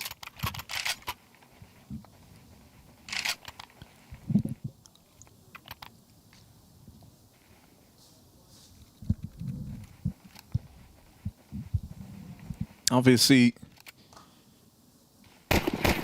Match had his time in French squads, especially after that kind of the fall of Space Soldiers back in the day. During that time, never linked up with the 3D Max guys. Often found himself on the other side of the server. Yeah. Back then, Lucky and Maka were in Heretics, I believe. And the core of Joko, Exercise, and Gravity, or Lucky rather, were Heat in a couple of RMRs as well. Rio and Antwerp never quite making it to the major. These guys want to finally break through late in their careers. Eternal Fire know a thing or two about that. Bash on ramp, 2 for 1. Acadia tries to lead the charge, but Lucky's already there. That's a crazy double up from Calix. Ooh la la. Feels right at home over towards ramp. And so able to make quick work of those two players rotating in, but it's Maka who's been the closer, the guy to always be the one putting those rounds on the board for 3D Max left up in this. Might only have 8 kills, but there's certainly been impact behind them. Let's see what he can do. Eternal Fire do not have to rush this, and a Heaven Post plant is a strong position indeed. Hope it's going to be Woxic left up there with the Molotov just to really make this a safe round for Eternal Fire.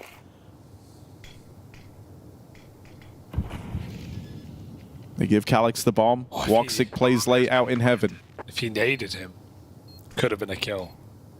And it looks like Maka knows where his limits lie. He writes this one off. Oh my god. Just gets out. They weren't looking, they were curious. But Mac has been able to elude capture for now. And so Eternal Fire maintain that lead.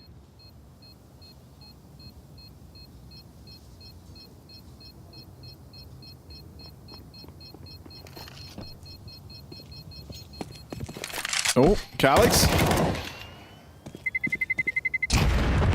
It's a nice little AK pickup there for Maka right at the close. Still, it's not going to make this bitter pill any easier to swallow, as now their money bottoms out on the side of 3D Max.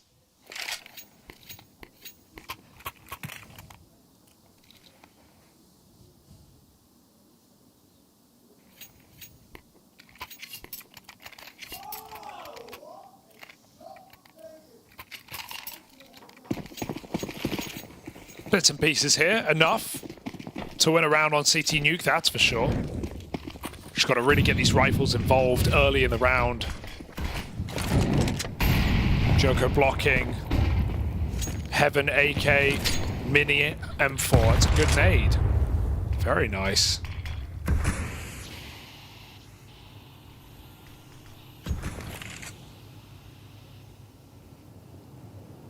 3D Max burned a lot of util early installing this Eternal Fire hit, but they find a default set up with a ramp flash.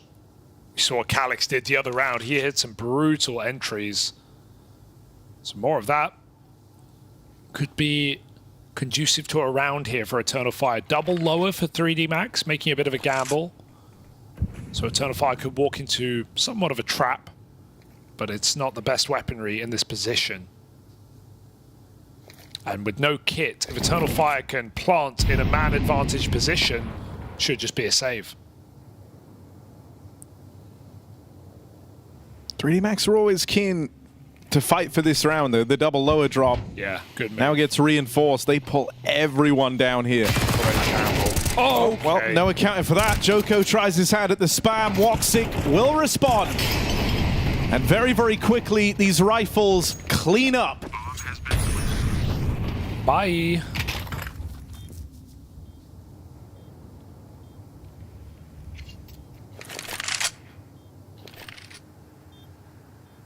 So lucky Amaka get out of there at least. But that was the force buy from 3D Max. That was the all-in. These hero guns are going to be all you have to rely on in this next round. Yeah. Eternal Fire have really tried to also take the pace out of this game, and I think that's helped a lot here. 3D Max were throwing a lot of wild rounds in down the stretch, and honestly, you know, it was to their benefit. That was where they found the bulk of their successes. Weird and wonderful as the routes to get there were. Eternal Fire, it's been more methodical. It's been slower, trying to wait and see if 3D Max give them anything early before they make their move.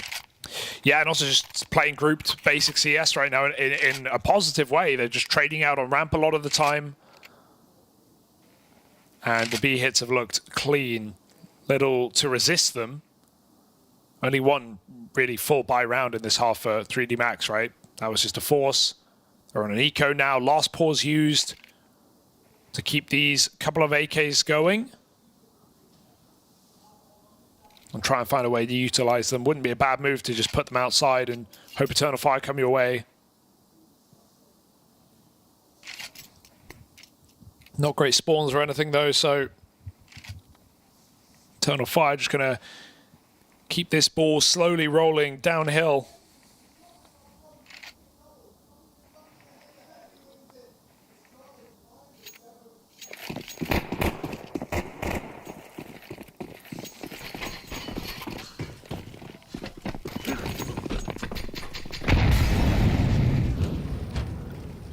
Aggression out in the yard, but just that USP flung further afield for 3D Max.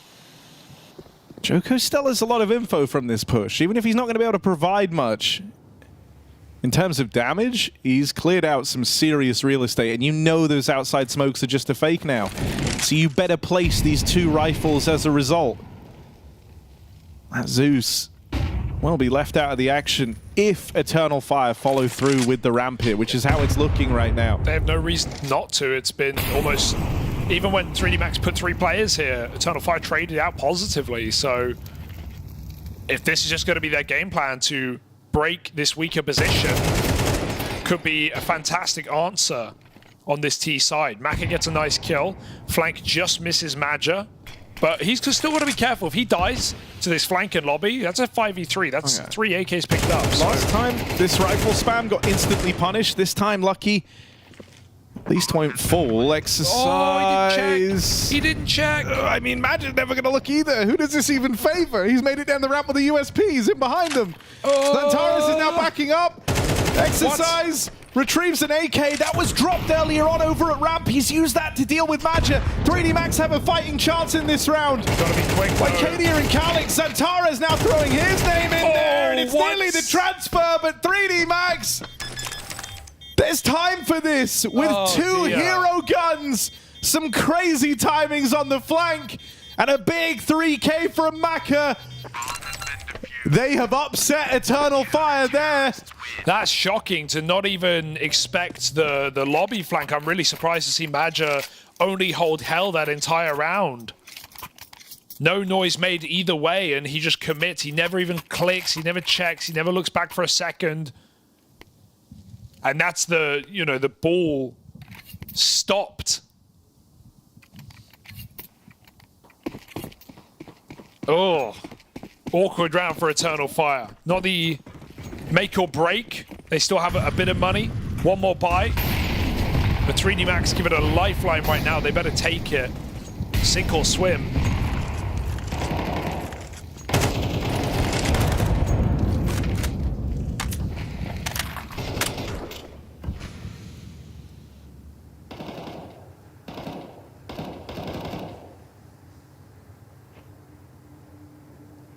As has been the case, Eternal Fire starts slow and they then begin leaning over here towards ramp. Nade should be able to find a trickle of damage onto Xantares.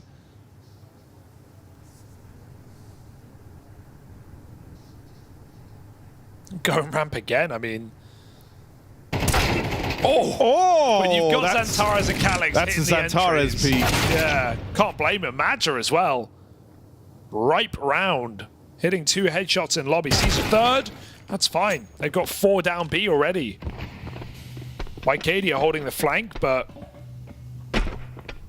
playing a more active position. And that's really it. That's a round win. I mean, are they just going to go ramp every round? You feel like they're kind of calling 3D Max's bluff here. It's like, you either put a lot of players there and address this problem heads up, or we're just going to keep exploiting it. And in 3D Max's mind, they're almost telling themselves, there's no way they just keep going ramp. And it keeps happening. And the longer this is kept up for, the more that mind game works for Eternal Fire. You know, the one round now where they finally decide to explode out A, it's going to feel a little under-defended. Maybe you start with a second player over at ramp. Maybe you assemble that boost. But whatever you do to try and solve this, you're going to have to siphon resources away from elsewhere on the map.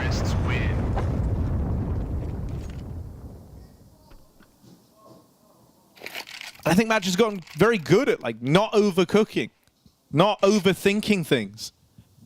Just streamlining this T side, as we have seen really nothing but B ramp hits out of Eternal Fire.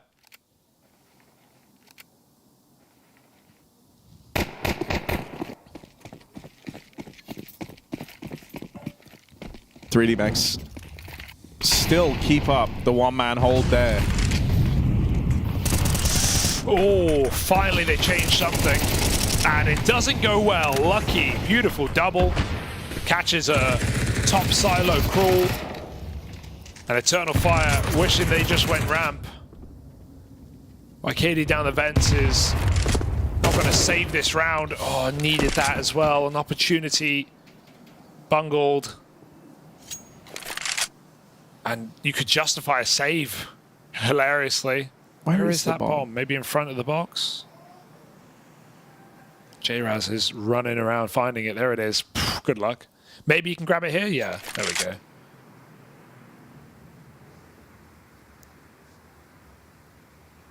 .3D Max have so much advanced warning, so much advanced control here in the 5v2. Good off angle, yeah. There should be no way back into it. Calyx walking into Exercise's crosshair. That's the bomb away. And so even though YKD made it down the vent, it shouldn't transpire that anything comes of it. Should just be looking to save here, as the money is on the line for Eternal Fire. The mind game next round is now, what do we do about ramp? Do 3D Max have numbers? Do they give it up? Do they maybe put the AWP there? Would be a lovely change. Sure, you can still get Xantares peaked. Many AWPers have. But if I'm Eternal Fire, I just go back to what's worked. Utilize your rifling stars to find that pick.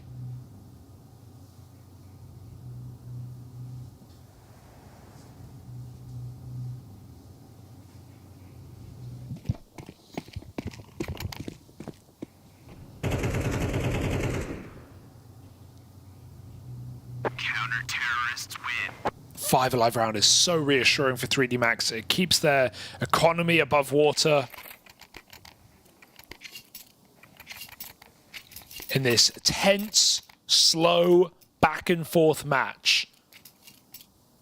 Still having a criminally quiet performance from Gravity. 4 and 17. Joko only a bit better. Gravity was meant to be this firepower piece added to the roster. They need him now. Even a slight uptick in performance could win this game for 3D Max. In fairness, playing upper on this CT side, not yielding much fruit. It's not like Eternal Fire are giving him any fights to warm back in.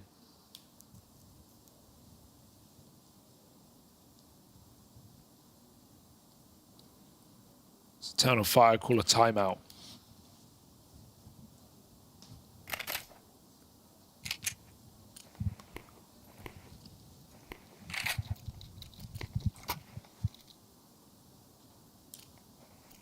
I mean, Gravity is kind of an interesting piece. It was when he joined this squad that we really saw him playing his first proper lands. And that was only earlier this year. Pretty fresh-faced.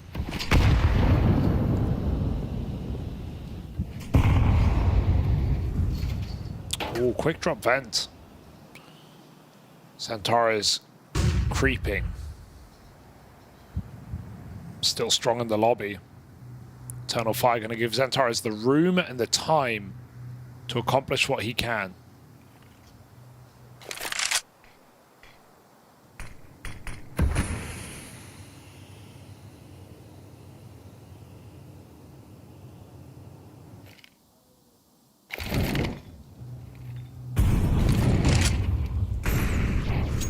Fakes out the lower take, but Joko already has the info that there's no one here, no one's crossing, and so might feel prepared enough to call this a fake down at lower.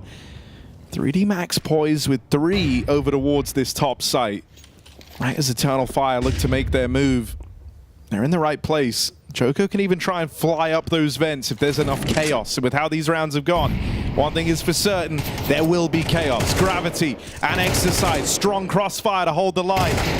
Quick work made of the first 2 in, but Gravity low on back of the site, caught by Calix on the swing. Joko will make that play up the vent. Is anyone watching? He's found the gap, bomb denied. Now the support comes in from heaven. Maka versus Woxic. Clash of the Orpas, but Woxic down to the rifle, low on health, swing out from Maka. Low HP and Maka, stylish on the jiggle. I can't believe he's swinging him there. That's ballsy for Maka. 10 seconds, bomb loose. Maka taking every fight he can. And finally, Eternal Fire test this top site. They live to regret it. 3D Max do not relent. Up the vent. From the top. And they finally break the money. That's despite 2 fantastic opening kills for Calix in that top site in a 3v5. He's had a couple of, well, you want to say impactful kills, but they go nowhere.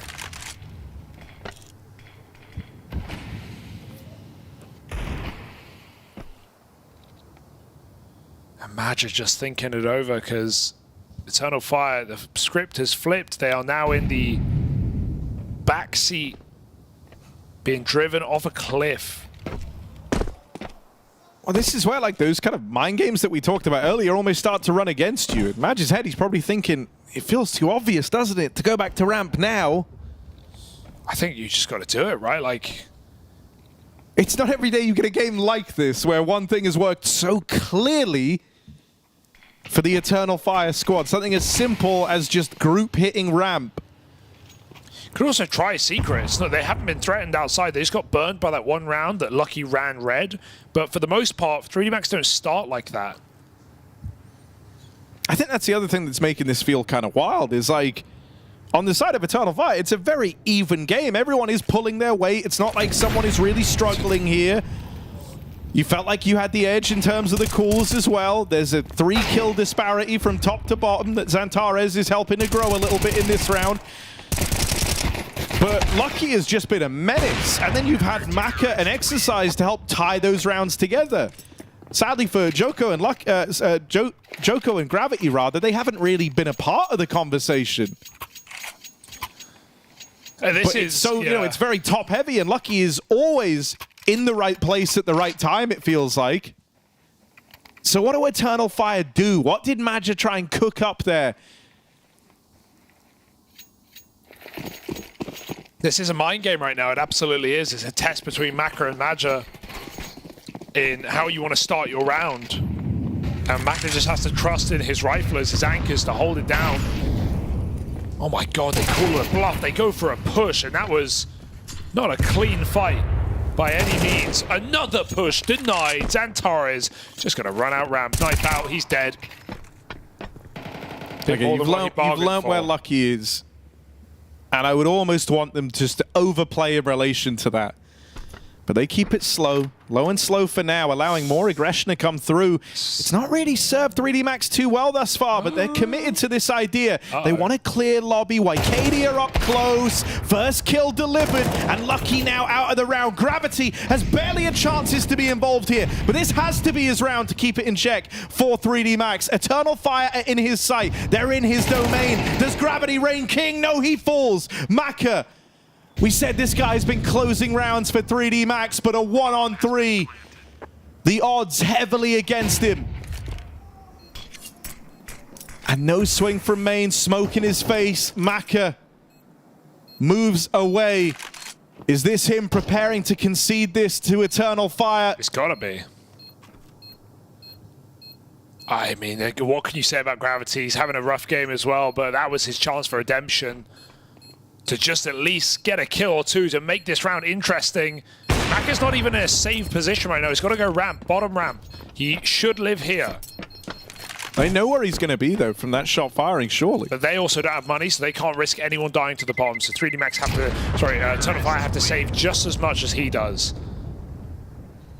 And I mean, yeah, 4-19.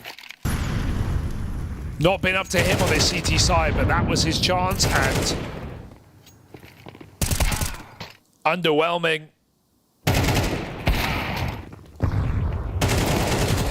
Up until this point, it hasn't felt super consequential for 3D Max, right? But yeah, you're dead on. That had to be your moment, and he wasn't able to seize it.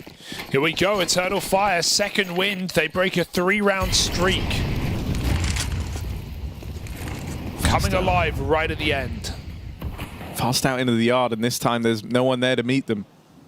You were dead on in the last time they attempted this. Lucky really did leave an impact. He gave them second thoughts on staying away from the yard. What felt like it was going to be the rest of this T side, but they've gone back to it now. However, some well-timed aggression here from 3D Max as they aggroed ramp and saw no one's there. Eternal Fire have made it not super secretive when they're trying to hold this lobby control, and so when you don't see anyone, you should be ready for this push. Down at lower, Maka, first contact, but isn't given the time to back up and get away. They will actually give him that second chance, dropping the molly in, denying that AWP swing. And they reroute now out into Garage. Don't mind about being loud about this, because they know the AWP can't come up. The best weapon is stuck lower. That gives them a lot of time to get a lot of space.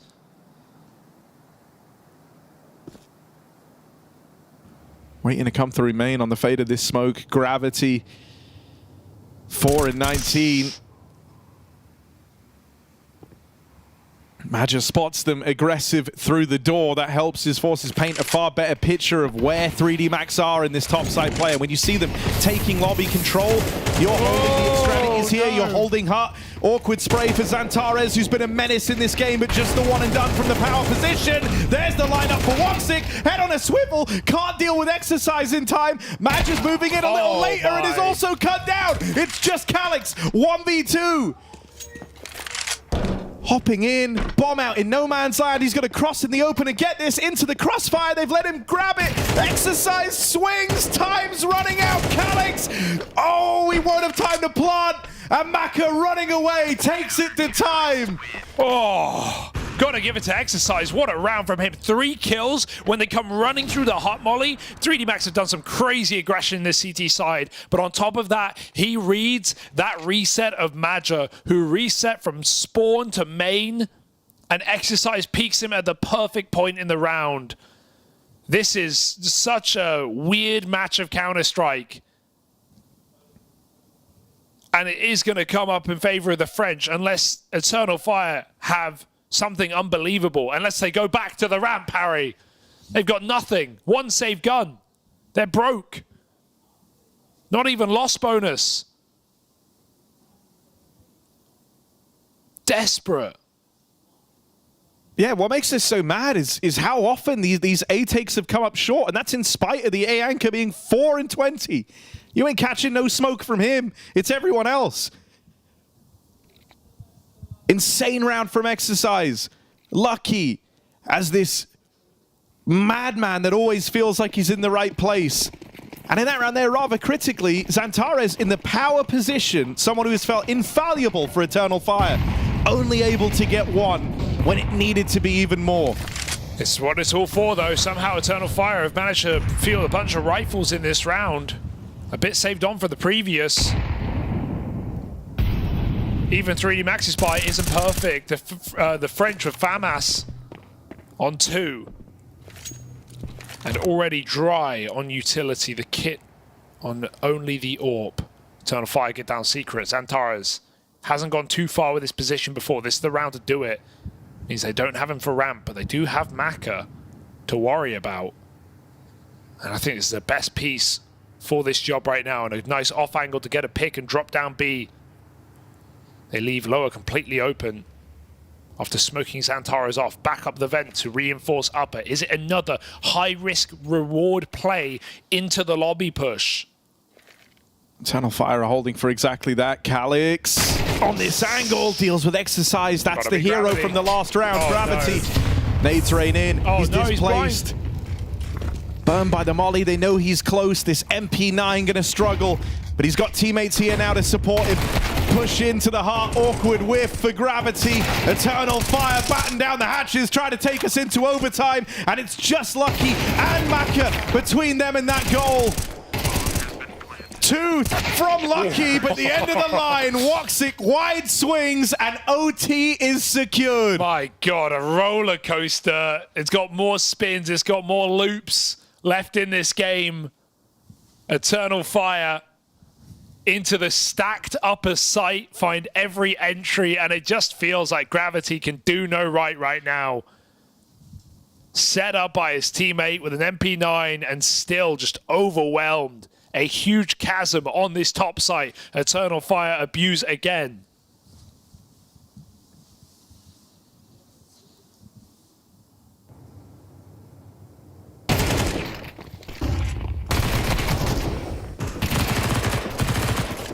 Matcha. Another mad multi-kill from the captain. And it feels like Maka's just not been in the right place to actually win any rounds in this CT side. His score is great, but he's been saving so much. And that's because his starting positions, they're not coming. They haven't come ramp since he had the AWP. Then he starts secret. They bail. They see the AWP. They run away. I feel like Maka hasn't had a chance to, even though he's put pieces in the right place, he hasn't had a chance to actually win a round on his own. And for a talented AWP, that's got to feel frustrating. I wonder now in overtime, when you have the room to move, he'll start taking more risks. Could be a game changer. No AWP for Woxic. They keep it on the rifles. Playing very default heavy. Lucky swings outside. Gravity top hut. And Maka just trying to support his stars.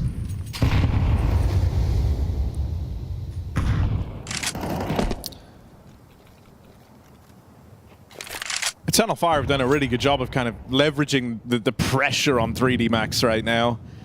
Look at all that util burn off the start, right? Gravity is sure been given some extra util in terms of the flashes and an extra nade, but they've burnt a lot of it. In terms of actually being able to slow down a play, all they have is this one smoke on Lucky. There's the util reply from Eternal Fire. More where that came from. Gravity is never allowed to feel comfortable in this top site, and a lot of pressure put on. As 3D Max have tried to plug the whole of A, they have fallen for this fake hook, line, and sinker. Lucky dead as well. Top performer falls. Maka's AWP finally in the right place, but it's just the one and done.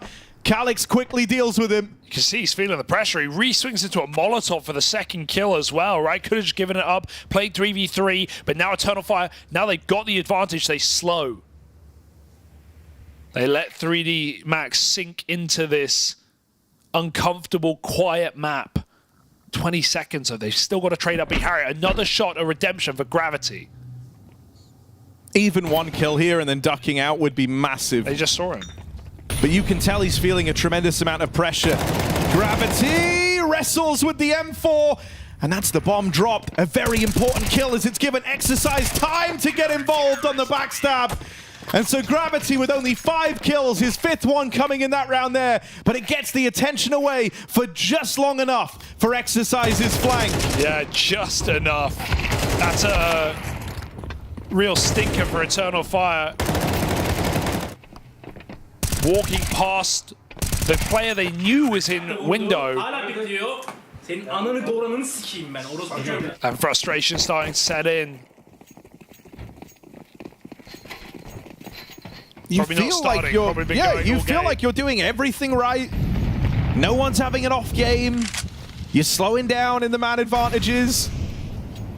You're dealing with all their star players. 3D Max don't play scared. Like, they've been pushing lobby, they've been very aggressive on the CT side. That's making it all the more frustrating, especially when that happens. And this is where, you know, like for Eternal Fire, you think the pressure for this team kind of comes from within after their successes in Copenhagen. They're making a run all the way into the playoffs. They want to replicate that.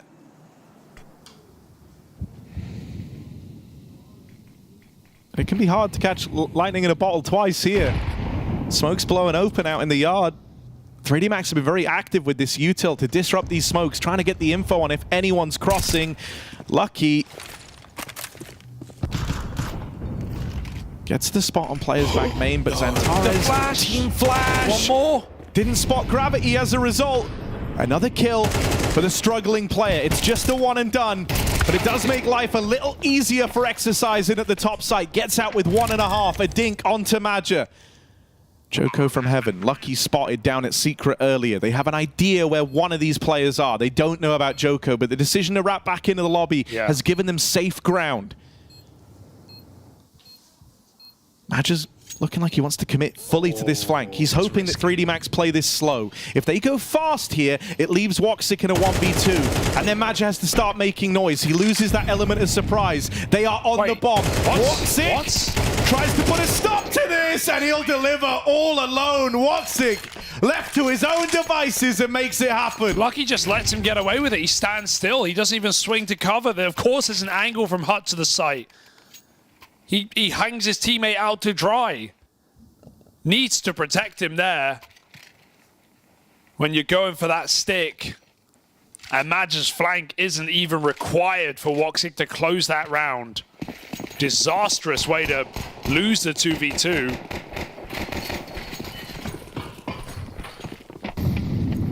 A game rife with mistakes.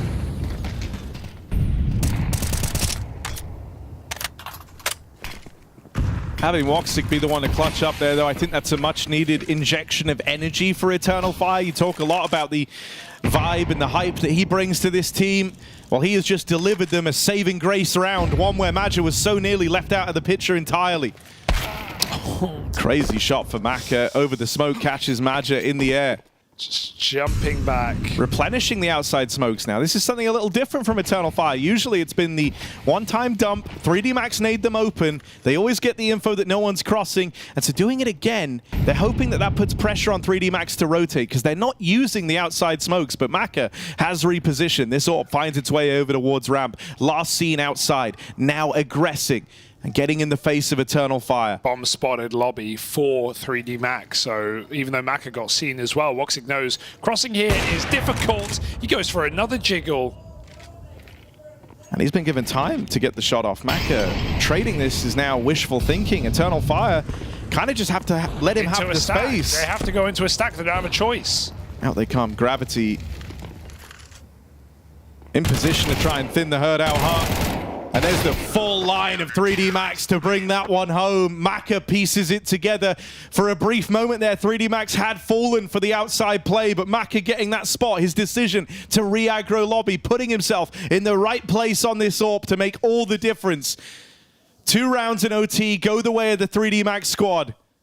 A frustrating game right now, I think more so for Eternal Fire. Yeah, there's so many opportunities, so many advantages, and also so many mistakes. I mean, both teams have certainly made them, but it feels like 3D Max is starting to take the reins of this game. They were the ones who hit match point first, and they take a lead into the second half of this OT. They do it all majoritarily 4v5. I like your point about how it just feels like everyone's performing for Eternal Fire. It's not weak individuals. Major's top fragging right now. And that makes it feel all the more worse for the leader who can't just kick 3D Max out of this game. And the underdogs might come through with yet another win in this 1-0 matchup. This would be the closest they'd find themselves to the major.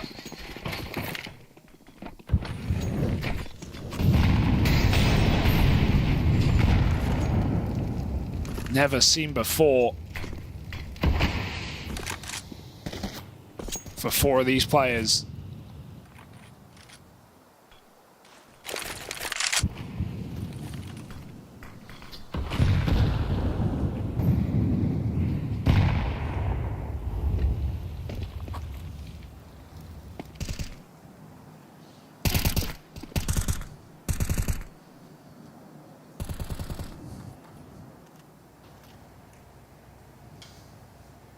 Max down secret, but it's delayed outside with the AWP. Looking for a pick, looking for a reaction. They trust Gravity to sell this one in secret, and in fact they have Calyx trapped. Question is, can they make a move? Can they force enough reaction that Calyx gives this AWP a man advantage? That will help. That's it. Wild Manifying opening. Lucky clashes with Xantares and steals his thunder here. T-side openers are plenty, but there's Calyx bringing it back into a 4-on-4. However, Gravity has slipped the net, and Gravity very, very quickly here finds himself in the position to try and win the round. Lucky continues putting up numbers in the meantime.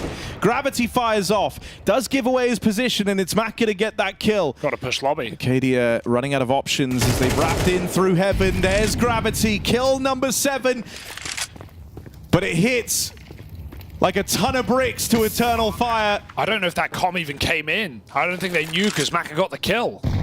And now it's just Woxic. The nade through the door gives away his position. They know he's pushed up in through the ramp room. Might have delivered a 1v2 just moments ago, but not long for this world is Woxic. 3D Max have 2 chances now to secure that 2-0 run on day 1 of the RMR. And such a monster game for Lucky Race. Kept it up even into the overtime. 31-19. The most experienced player of this team, 2 top 16 appearances at majors. And looking to try and return there. One more round will put 3D Max just a single BO3 away from the Shanghai Major. Yeah, you can tell how much Lucky wants this. I mean, this has been the goal ever since that departure from the G2 squad. He has been around in many a French roster trying to rebuild this scene. 5 years in the making. And will this be the one where he finally strikes gold? Feels like it's there for the taking. They have Eternal Fire on the ropes. They have them pissed off, disappointed, and down by 2 rounds. Can 3D Max seize the moment? Great grenade outside. Xantares looking to fight. Joko with a big entry. Removes the AWP from Garage with a 2-shot. Maka blind fires off. And 3D Max are right there.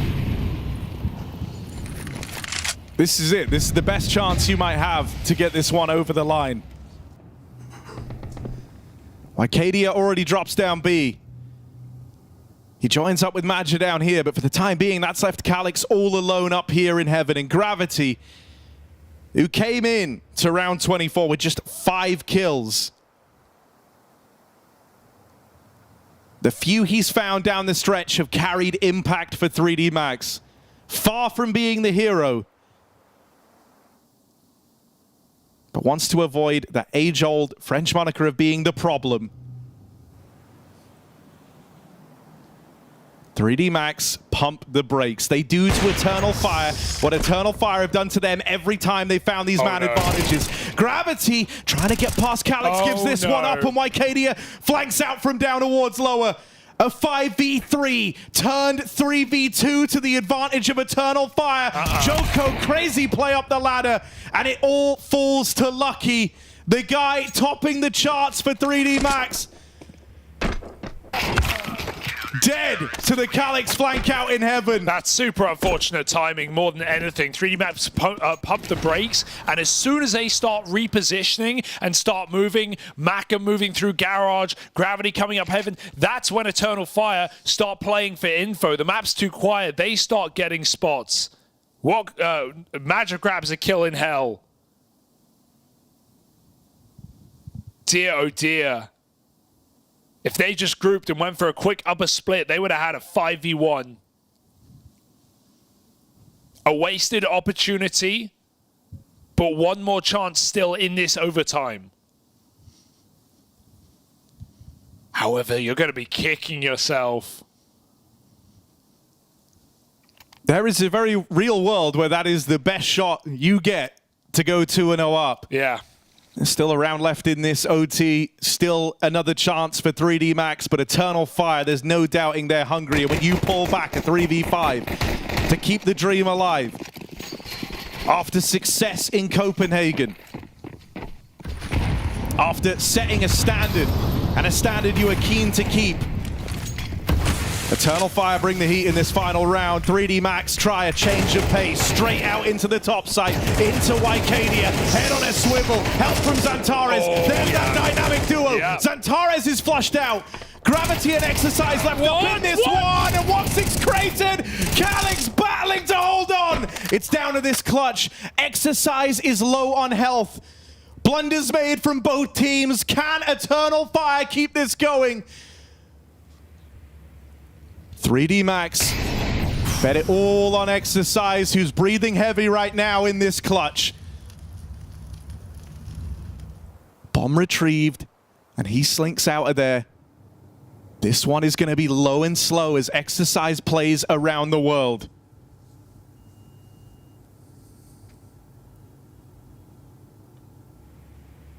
Calyx clears. He has the info. He's not in A. Exercise trying to wrap. Calyx coming down the ladder. This could be it. Damage done. Softens up his final target. Calyx reroutes. Both players scared. Both players frightened. The weight of this game resting heavy on their shoulders. But Exercise, bomb plant down at lower. The advantage now sides with him as Calyx tries to close the net. Moving through. Calyx holds for a moment. Time is of the essence. He faked the door. So many angles now for Calyx to consider, but he's got to believe, got to be true. Exercise plays the long game on this one, positioned in, back of the site, wrapping round. Calyx has the angle to fight this. Missed opportunity. The pressure is building, and Calyx just about holds on. One more OT required as Eternal Fire long it out and keep themselves alive. Live to fight another day as this one is run back in another OT. Unbelievable roller coaster round and match between Eternal Fire and 3D Max. And I mean, they had to win that round, didn't they? After Woxic jumps out of heaven and dies to full damage, Calyx had to close it. And all 3D Max can think about is that 5v3 in the round prior. What a devastating way to lose this game. If Eternal Fire wake up now. And they have started to wake up. While there was no clear defining hero player, while you could have looked to big moments from Wycadia, from Xantares, they both put on a clinic in that final round of that overtime there. And then Calyx, as a real backbreaker, he was one of the first to get involved in the 3v5. He wins a 1v2 to keep the game in check. Anyone could take this, but Eternal Fire, the more experienced at dealing with these pressures, the guys with a pedigree, with a standard to keep up to. In this second OT, this is where you're fearful that they do their best work. Absolutely. They've had an incredible 2024, you know, waning form after every deep run, but it was the major in Copenhagen where they astounded and made top 8. It was Pro League where they almost took the trophy over Na'Vi in a 5-map banger. And they're up against a team who have only come close, who have never accomplished even attendance to the world's biggest Counter-Strike tournament. Let's see who sets the tone in this second overtime. There's been very slow rounds all game. This has not been a game, you know, built off of explosive upper hits or fast yard rushes. It has been meticulous and all the more painful for the losing team of each and every round.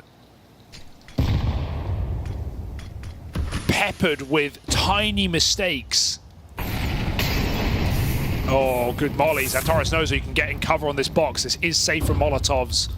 Down it goes, a second molly. They weren't close enough to hear the first, but it doesn't matter when Gravity hits a flick like that. Huge kill. Yeah, you will trade Gravity for Xantares every day of the week. Woxic. Awkward whiff. He's cooked. He was the one who almost gave away that final clutch of the game. Was keen to try and leave his mark in this round. But Calyx falls on the ramp side. 3D Max have all the positioning they were looking for and then some. They have won the fights out in the yard. They have won the fights over at ramp. Now they control the heavens. Eternal Fire have robbed them of ramp room. Woxic's AWP fires off. They've learned about that now. Trapped inside of the hut. Woxic, that molly's gonna hurt. He has to get out of there. Wycadia coming up through the vents. There's a temporary window for him to move in. One quick kill from Wycadia, but it's just Woxic, low on HP. Trying to start this one off the right way, but it's Lucky's nade to bring it home. 3D Max, first in OT, goes their way. It's always Lucky, man, in these hyper rounds, in these explosive rounds where you need someone to get a quick multi-kill. Lucky does the damage, 3 frags and a closer. And stress continues for Eternal Fire. They just cannot catch a moment to relax in this game. 35-21 on Lucky.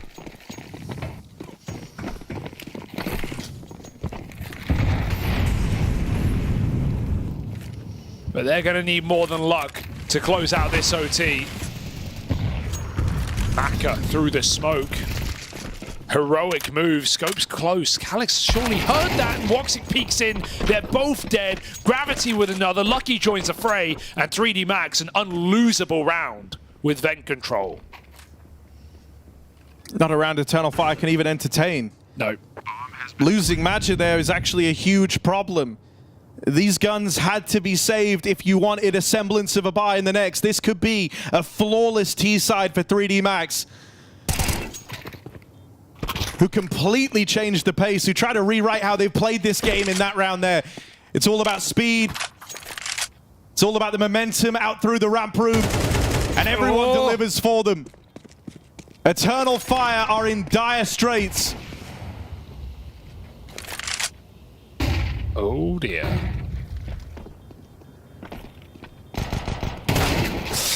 And they needed that. They really needed that. Look at this money. No save, no money. Look at it. No chance, surely, for Eternal Fire. This might be flawless from the 3D Max squad after what could be best described as a very back and forth tug of war between these teams. And to be honest, a shocking last 2 rounds of the previous overtime for 3D Max, right? Like the 5-on-3 they butcher, and that 1v1 that is just so all over the place.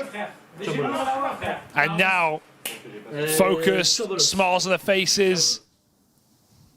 An anti-eco, essentially, away from a clean T side. The game that just keeps on giving.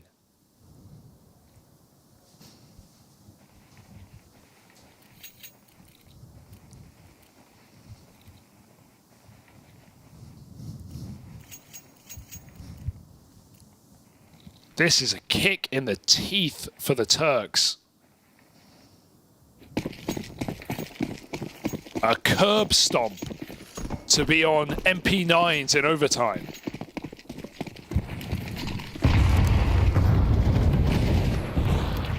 Exercise dispatches of Calyx early. Someone who did so much to try and long out that first OT for Eternal Fire is the first to fall on a flawless run from 3D Max.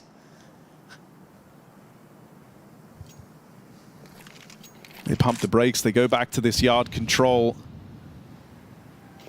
Smoke's still in play to adorn the crossing and give them a helping hand, and they're not super worried. They know there's a lot of limitations here for Eternal Fire.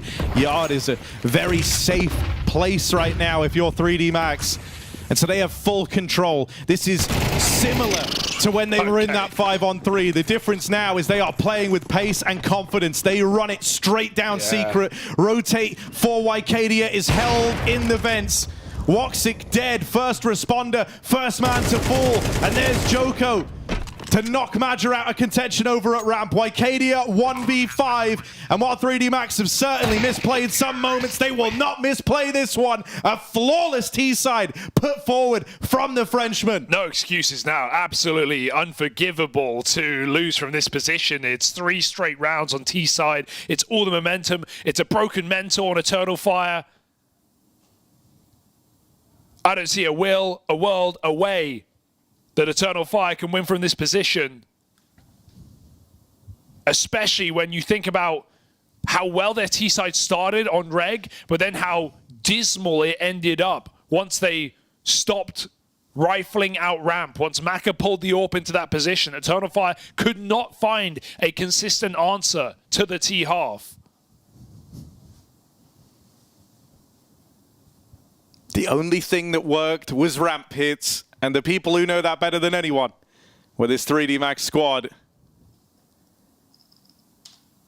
I really want to know if they pad it out to open up this CT half, because they've now got 3 chances to walk this game over the line, to bring it home, go 2-0 up and be a best of 3 away from making the major.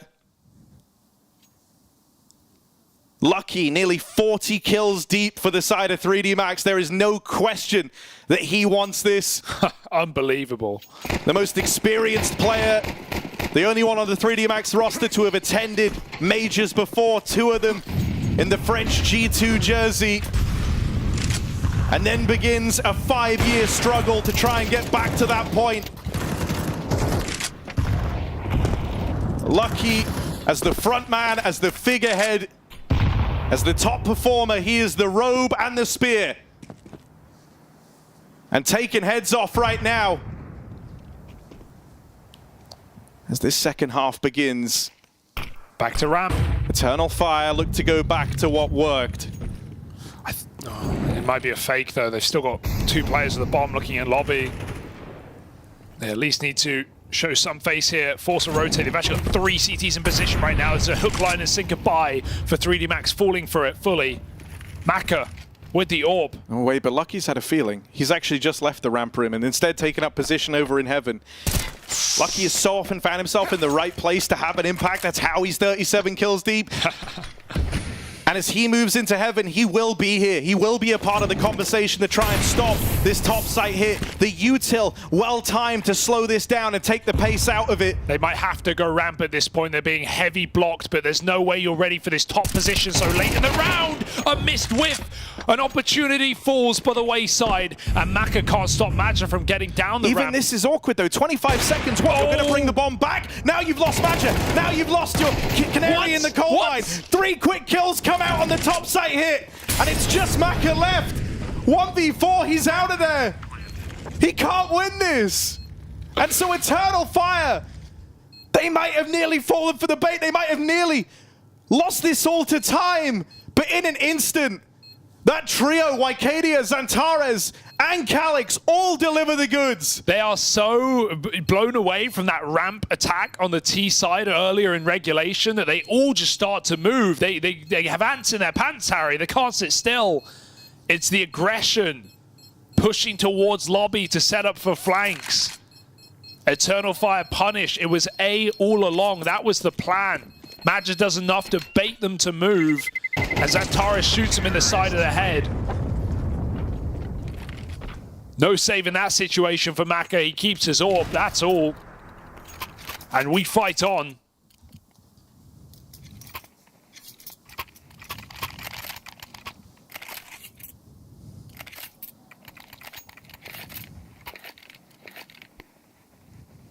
No one has a good grip on this game.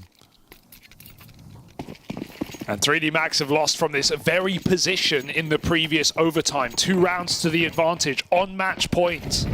The one thing they could learn very, very quickly is exactly what Eternal Fire had to come to terms with. If you lose these first two CT overtime, you're broke. Maka makes a ballsy play straight in through the doorway.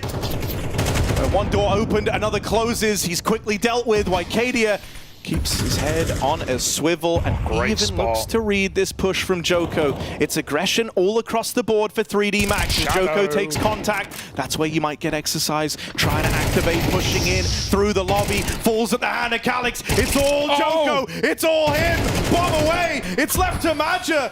Has to clutch up, has to deliver for Eternal Fire to survive the night. The captain of Eternal Fire, unburdened with the responsibility of others, now only has himself to worry about. As the team look on, can Major make magic happen? Lucky already, right place, right time. That's been his story all across this match. Already down here in B, ready to tango. This is far from safe for Major. Does he have the confidence to swing that door wide open and close it shut on Eternal Fire? 2-0. This was never going to be easy for 3D Max. Lucky the legend, a spot away from the major, 1BO3. This was a hard-fought battle, but c'est la vie. C'est la vie, indeed. Yeah, crazy games we're just getting today. I'll just say this.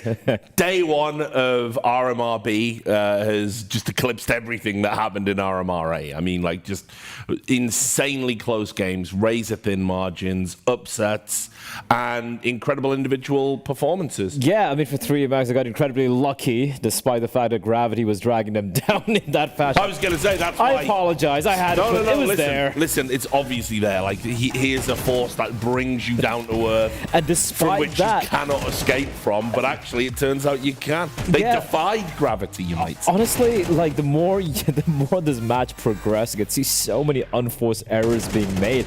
But it does surprise me that at the end, it looked like it was Eternal Fire kind of running out of steam, and 3D Max, you could see they had a little bit of extra pep in the step in the way they're just running around. And yeah, lucky the MVP for that matchup, despite the fact that for the side of Eternal Fire, everyone, you know, if you look at the scorecard of it, the kill spread was pretty solid. Everyone kind of chipped in, but 3D Max had that extra inch in them. Where did it go wrong, Yanko, for Eternal Fire? Because it kind of felt, even at this stage, at 10-8, you know, you're probably going, okay, it's not necessarily the most convincing of victories, but they're going to get this over the line. I think it was the very last round, or the second to last round of regulation, where they have the advantage and then just exercise really steps up, finding a sort of a 3K out of nowhere, being aware of also, I think it was Xantares on the lurk outside, and that felt like Eternal Fire's round, and they'll be able to close it out. He comes up with a massive multi-kill to get his team into OT, really, and at that point, the T side from 3D Max was just superior. I mean, the whole game was incredibly brawly, you know, especially that second half. You look at Eternal Fire, they wanted a lot of finesse to their T side. It was like, you know, quick smoke combinations, and let's try to get out ramp in force, and, you know, finding entries, trades, happening, a lot of clutches. And I think also that's where Eternal Fire fell a little bit short. Some of those clutches, you know, felt like they had to do better in them, had to get a couple of more, and they weren't able to, and 3D Max came out on top. Yeah, and even for like 3D Max, despite the fact they got the win over here, you look at that CT side, a number of times they were trying to go for this. It wasn't even lobby crunches, but like lobby aggression coming out, and they were just getting picked apart time and time again. But I felt like on the T side, especially late into the game, is when they were able to step it up. And man, Lucky, we've been talking about how he's been on the rise recently for the side of 3D Max, and it's great to see that he hasn't tapered off, that it wasn't just a bit of a, you know, like a blip in the radar where he was going to come down to the mean, so to speak. And the fact that it's no longer Maka, you know, as a star player, the heavy carry, the IGL and the Opera who has to carry this team, but Lucky is now delivering consistently in must-win games, is such a nice thing to have for the French side. And I just looked it up, Richard. It was 5-2 for 3D Max in the clutch, right? And that was just, I know we're talking about a game that ended up going to overtime, right? Made all the difference in the end. I just can't believe he he almost had the 40 bomb. You know, like, I know he was having a good game, but ending up with 38 and over 100 ADR in double OT, we pointed him out, and he absolutely delivered for his team. And I don't think a single player in Eternal Fire actually even got to 30 digits, right? Especially when you have someone like Xantares, who, by the way, he was having a pretty solid game to start things off, right? He was being such a nuisance, but it's just those tiny little inches which didn't quite go their way. Yeah, I mean, we've picked out some rounds, haven't we? We've got some bits and pieces. I think we forgot. I think it's such a long time ago. That's quite irrelevant. We just don't have anything. Well, whatever. Yeah. Then we'll keep talking about Eternal Fire. Eternal Fire. I think obviously, look, this is the kind of thing that I alluded to when we were going into the match, and that is that these inconsistencies that then lead to this cascading domino effect of errors and frustration. And Matt just said it many times in interviews that when things start going wrong, he finds himself having to be almost like a referee with his own team sometimes.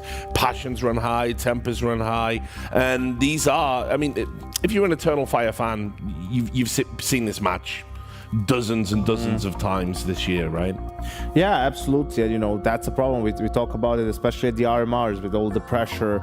You have to find a way to deal with it. You can't get too caught up in some rounds and moments, and mistakes happen.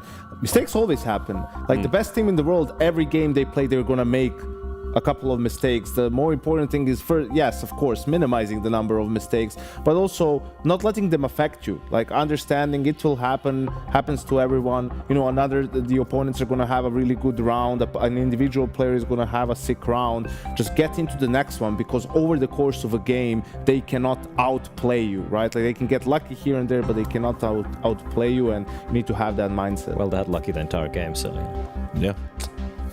We'll workshop that one. Right, we're going to go to a break, guys. It's going to be another short break because these games are just crazy, just going along all the time. So we got a big game coming up where people are going to be looking to perform heroics on their major journey. We'll see you soon.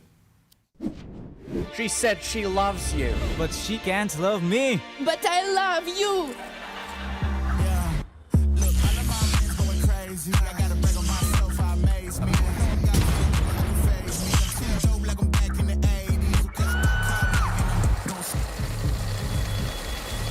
I won't play window anymore.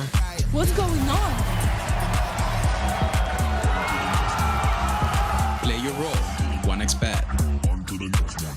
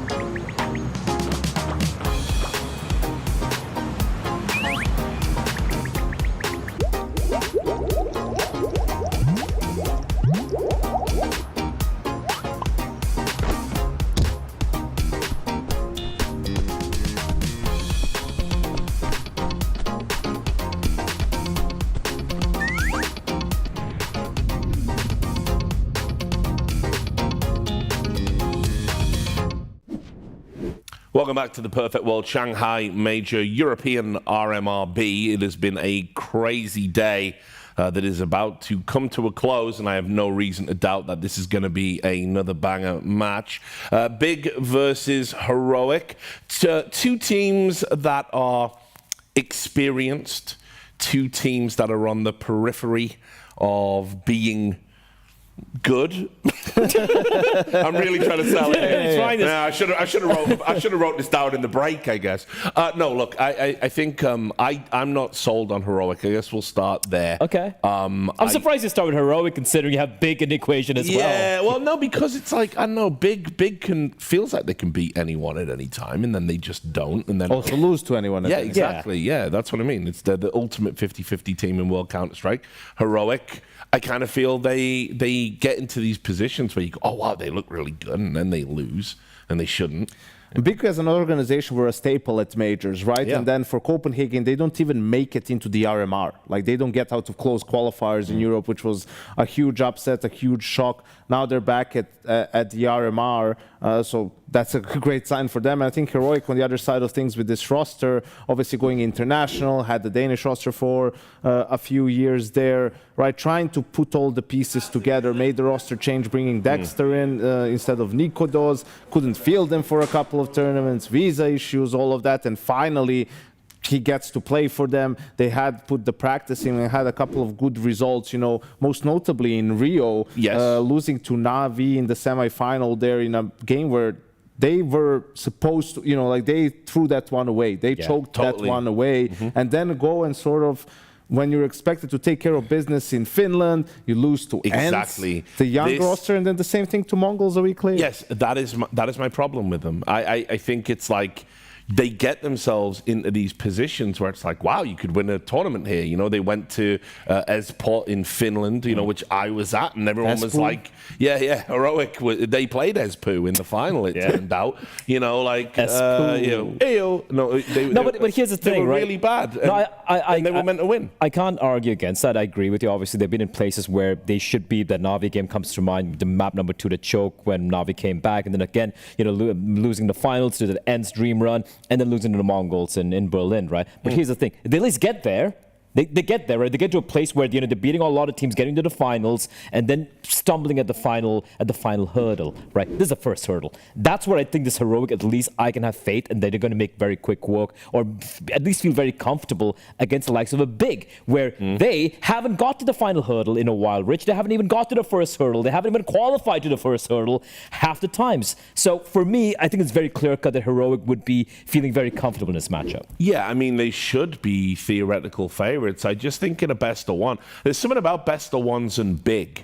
Best of ones and Big, like it's like I say, they can maybe they don't win the best of threes like they used to. Maybe they're not the same tactical team that they used to be. Maybe this is all ancient history. But you put them in a best of one, I think they're good value as an outsider, you know, in terms of you know, an underdog. Can they do it? And so I have no doubt Heroic are meant to be favorites here. But I just think when Big go off, they have a tendency to make fools of people. And usually they come to the major, right, with some things up their sleeve, right? Like they've been in the lab, cooking, boot camping prior to this, and on every map, maybe there's like a new smoke, a new piece of utility that they decide to use, right? Or that they've found out, something to surprise their opponents with. Like, we know how nerdy they get with that minutia and with the details, but yeah, still the underdog in this matchup, but not by a huge margin. And I also feel like for Big, when you look at the lineups, right, obviously for the side of Heroic, we spoke about Dexter finally in the team now. They've been playing together for a while. We've seen Nerds and Tess is kind of, you know, vying to be the top dog in the team. I look at the side of Big, and I feel like, you know, ever since I added Regon, it's still not fully clicked into place. I still feel he juts out a little bit, he sticks out a bit. They haven't really reached the level they want to be, but it's been ample time now. They've been grinding on it online. When is it going to fit? We did see an adjustment in their first game today, or we were talking about it on the desk. And yes, they're trying to make him less static, essentially, you know, and give him the opportunities to move around the map a little bit more, because it sort of plays to his strengths. The numbers there are obviously indicative of someone that's kind of, you know, bang average, middle of the pack kind of player. But, you know, he is a role player essentially on this lineup. I think he does more for them than the stats showcase, right? I think early on the problem was he plays at a very high pace, and then for the rest of the players to be able to catch up with him, and also maybe sometimes you want to rein him in a little bit if you're Tabson and you're leading the team. So yeah, it's just been about getting on the same page really when it comes to that sort of stuff. But I mean, listen, we all remember BNE and their aggression and their style of play when it came to the RMRs. And I was going to say when it came to the stickers, yeah, if there were stickers available, they would play hard in the paint, no doubt. I mean, also what I like about Big is I love seeing how JDC's like evolved as a player. I think he is just, he went from being a kind of like more passive kind of rifler, and now he's like more aggressive, more versatile, and definitely the one to watch in this game, I would say. And can't forget Crimbo as well in this team, right? Yeah. I like the pieces that's on this big lineup, obviously. And of course, we have Dexter himself. He hasn't come close to the form we expect to see of him, let's be real, even despite the past few months they've been together here. And taking a look at the map, Vitos, look, this one's, again, it's going to be wide in the open. I think they share a common map pool. Obviously, Inferno will be banned out as a map neither of these two teams really play, despite Big trying to pretend that they have a 7 map pool. Ancient, I think Heroic should be reasonably comfortable on it, but it is a map that Big have had quite a lot of reps on it, by the way, online. Yeah. Quite a bit. Good map for both teams, right? Like it was kind of looking like it was going to end on Ancient. It's one of those things where there's not a clear punish, right? Like if either team was to ban Ancient, what would be left in the pool? It's either better for the opponent or not so great for you. So yeah, I think they'll be fine with this in definitely the top 3 maps for both teams. And also for Heroic, at least, they played this early in the day against PWE is well, right? And it was a very, very comfortable win. I think it was 13-7 or 13-8 like that. And especially on the T side, it just kind of ran away with it. So, all things considered, considering it's a map both the two teams should be pretty happy on, but I feel I've seen more from Heroic more recently against better opposition as well. So I think Heroic should be very, very comfortable here. I'll just quickly bring in our commentators. I want to check, and it's more of a wellness check if we can get them up on the LED. Here it is. Guys, these games are just crazy. Like, what's happening? In what kind of hellish timeline are we relying on Big Clan to be the team to restore like some normality to the day? It's been wild, Rich. And I'm running out of lines. I'm running out of everything. Not like that, by the way, Rich. All right? Secrets out now. By the way, no one would have picked up on that if you hadn't said anything. Oh, well done, Harry. Yeah. Well done. Yeah, I still got a couple more. Hugo? Are you out of lines? No, Richard. Still going strong. We've got one more game. We're going to give it our all. We've had a pretty crazy CS today. Definitely made up for a pretty standard and, dare I say, boring Group A. Group B has delivered massively day one. Oh, no doubt. And you guys have been a big part of that, by the way. You guys have been killing it. We've been loving listening to it. Of course, you've had a wonderful canvas to paint your pictures on today. It makes it easy. Yeah, it really does. Look, I'm telling you what I'm going to do. I'm just going to give it to you guys. It's been awesome. I can't wait to hear this cast. Heroic Big to play us out. Harry and Hugo. Time to get the crayons out, Harry. Time to get the crayons out. Just go hog wild. Finger painting, everything. Yeah, I mean, all the matches today have been crazy, and none of my predictions have felt safe, and none of them have really come true either. So I think why even bother making them here for you and I, Hugo? I just want a bloody good game, because all 3 of the others have been fantastic. Look, I can promise you a game of Counter-Strike. That's about all I can promise you today. It's going to be entertaining, surely. It's that big heroic matchup that everyone's been talking about. I mean, we've gone from highs to lows to middles. I don't know what's left. This is what's left. Well, thank you for clarifying. No, but a chance to go 2-0 would be huge news for both of these squads. When you look at Big, it's been a drought of major attendances as of late. 2 missed in a row. We saw them back a while ago at Rio, but since that point, it has been a bit quiet. Big going through different rosters, bringing in old players, bringing in new players, bringing in academy players. They've kind of tried everything right now. They've actually got the major merchant in Regon in this team at the moment. So let's see if he can bring a bit more energy. That being said, he has definitely been struggling as an individual inside of this roster, as Big have often done, randomly, just one at a time, pulling in non-English speakers. Well, hopefully not a problem now with Regon inside of this team. But against a Heroic that, last time they played, they beat them, albeit with different rosters before these changes when Nico was still in the lineup. That was a few months ago, 6 months ago. So it's been some time since we've had this head-to-head. And Heroic right now are playing really good CS, I think. They had that slight choke over in Berlin for Thunderpick, an event that Big couldn't even qualify for in their home city. But Heroic, by and large, when they get Dexter on LAN, they're playing pretty decent CS. Yeah, you know, I mean, the other thing there is I think it's just a nice feeling for this Heroic squad ever since Copenhagen and just after where they made that decision to kind of get rid of Nico, depart from the Danish lineup, and bring in Dexter. Well, the problem there was always like getting him to the event, right? The amount of times it felt like this Heroic team would show up without all 5 players. So finally have all the pieces, and they have done for a little bit now. So hopefully no caveats there. Do you remember the last game of Heroic back at Copenhagen when they made the top 16? It was a Mirage map against Pain where they got 12-0'd, and they almost pulled it back, and it was like Nico with some ghastly whiff right at 12-9 to lose the game. I mean, certainly not just on him, really, but that's just the way that the Copenhagen run ended for Heroic. I'd say they're in a far better place now with better pieces, with Nerds in fighting form. And sure, you know, some doubt on Kixon from times to time, but definitely an in-game leader who can output in the fragging department as well. And one thing I really like about Kixon, which seems almost obvious, but is actually not done as much as I would like at least, is he's an in-game leader who will always take the hit. If there's a bad gun to play, if there's an MP9 in the round, it's his. If he saves an AK, he'll drop it over. He really is all about setting up his stars, and that's why I think you've seen such rise in form from these, you know, old Heroic players and Tessus and Shurs. Tessus is even getting called the best Danish player right now. Nerds is putting on masterclass map after masterclass map, and yeah, I really like what I'm seeing from the Kixon in-game leader right now. Yeah, the map that's come through is Ancient, strong map for both squads. So I think we're going to be in for a bit of a barn burner in that regard. I want to see how the AWPers clash on this one, because I like when the analysts were talking about that, how like Dexter hasn't really hit that form that you know he's capable of. But then, you know, you look at who he's going to go up against, and Searson, obviously, when he rejoined this team, he was a part of the old big squad back in like 2020 all the way through to 23. Obviously, had the onliner allegations leveled against him a hell of a lot. Fair. As he kind of tries to rewrite history on that one. And I feel like you've seen some swings and hits and some swings and misses. Still hasn't like nailed down the consistency. So I think, you know, the AWP head-to-head in this one is one where it's 2 AWPers with justifiably some questions around them.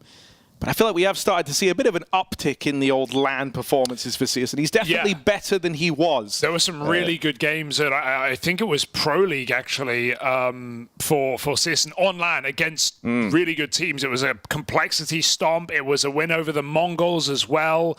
I think they lost the series, but his Dust 2 is always a delight to watch, but not going to get that in this BO1 so far. But obviously, if you talk about big, you can't skate over Crimbo, and his form as an individual definitely was one of the rising stars, one of those Academy League kings coming in. We saw him take on a myriad of roles. We saw him even lead for an event. That didn't really work out, or at least Big didn't want to stick with it for whatever reason, and he's just back to being a really capable star rifler inside of this team. So, yeah, Big has always been a hard one to talk about because of their want to like stay German, yet still bring in individuals.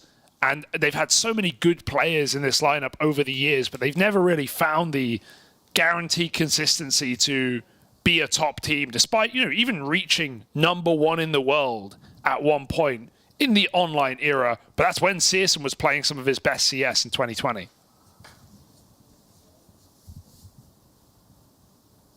Slight mic issue live on the scene in Shanghai, so ref's getting that sorted out, and we'll be back in soon. You want to recap the crazy day that's been day 1 here at the EU RMR? Where do you begin, Harry? Where do you begin? Do you begin with a 13-1 debut at the top of the day, Spirit destroying Bait, only going to lose to Passion UA in a comeback game against a team that has never played LAN before, essentially, won BO3 on LAN before this tournament? That was crazy. Do you want to talk about Astralis going 0-2, losing out to Sashi?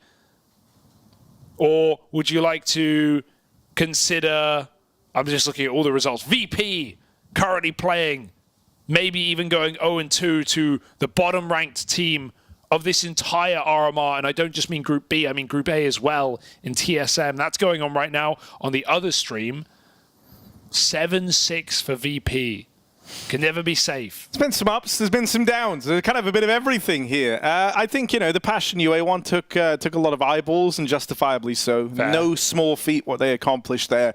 And to now be in a position where you are a kind of unknown quantity and a team that would be easy to underestimate because of their lack of experience and exposure to LAN play, to top-level CS, even though they play a hell of a lot online.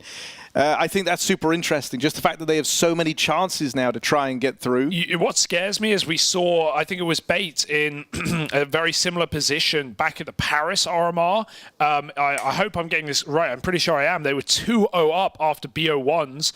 The young Ukrainian team, inexperienced. It was similar to this Bait team, but a little different in some of the players. And they were 2-0 up after BO1s. They actually choked and went 2-3 off the BO3s and they lost. So they were kind of in Passion's position right now. Meanwhile, the very same org, Bait, are 0-2 at the moment, so they have to make a full reverse sweep in the BO3s. But yeah, Passion, they're not safe. They're not through, especially when you're such an underdog in this position.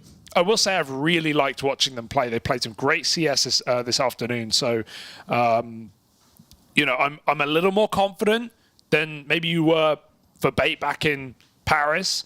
But it can happen. It definitely does happen every RMR. Another kind of wild set of results. Obviously, we had the G2-9 Pandas game, which was an anomaly in and of itself. But they did win it, and they're sat topping the group 2-0, which is what you want to see from G2, especially if this is indeed the last outing of Nico with the rest of the gang.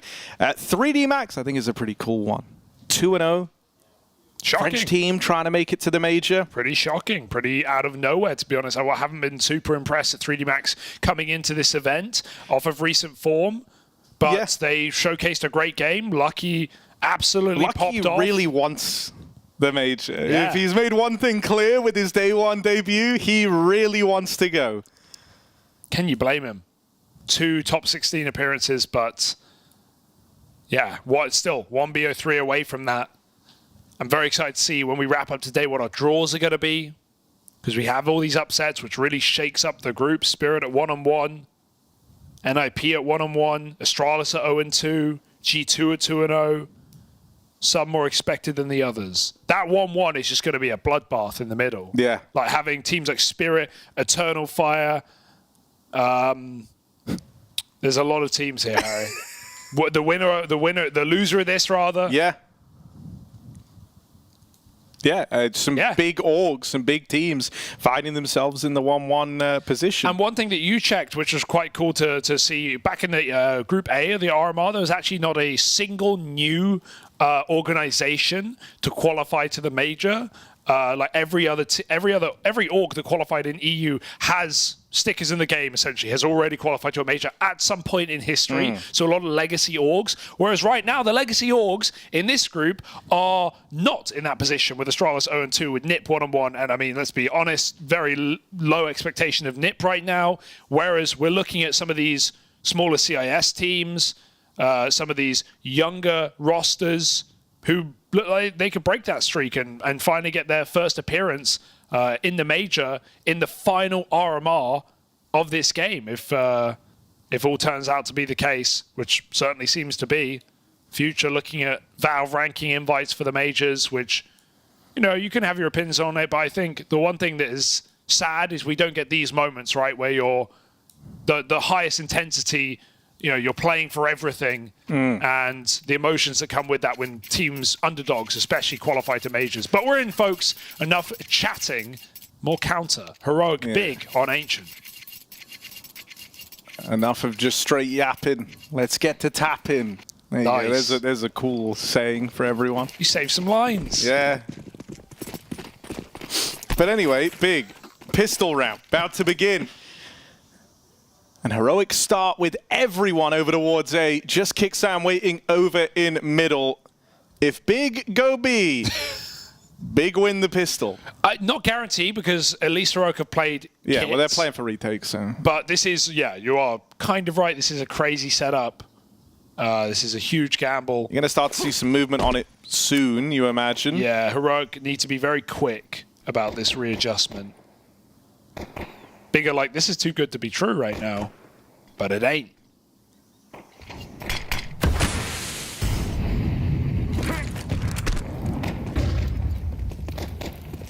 Yeah, are we doing dry runs? What is this? No, Where is everyone?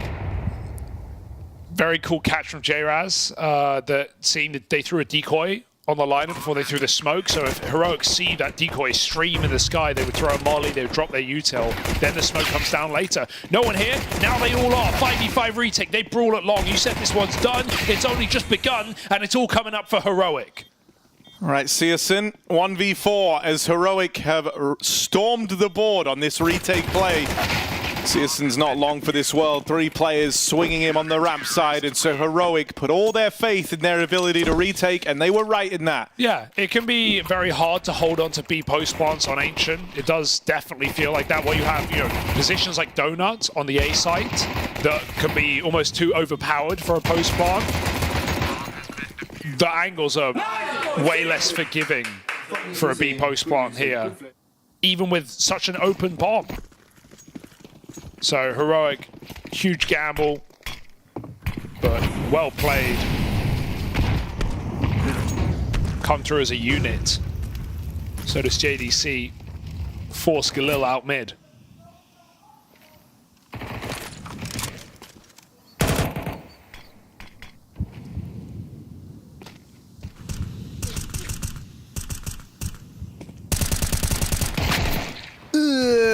That's really ugly for Dexter. Certainly had a chance at something there. But ends up with naught. Kicksang going to take up the angle, take up position in the red room. Oh, but it's red rum, straight murder. JDC deals with Kicksang. There's the double up from Nerds down in Donut. Drives a hole right through the middle of Big. They know there's 2 in there. Searson's super wounded now, and Tessa's trying to clear out red, but look at the bomb. Look at Tabson go. See ya. Oh, wait. He's been spotted now. Feels like he kind of have an open runway to go B. They've seen a lot of players in rotation. They saw two in Donut. Backs up for Searson, misses its mark, and Tabson dies trying to make it across. He knew he could have run. He knew he could have run the whole time. Maybe just feeling like they would have hunted him, but wanted to go back to Searson, who had a gap, but bit of a disastrous round for Big despite ample opportunity. Only a 4 spite. They've got Nico now. Rogue playing with 4 rifles. Should be stress-free.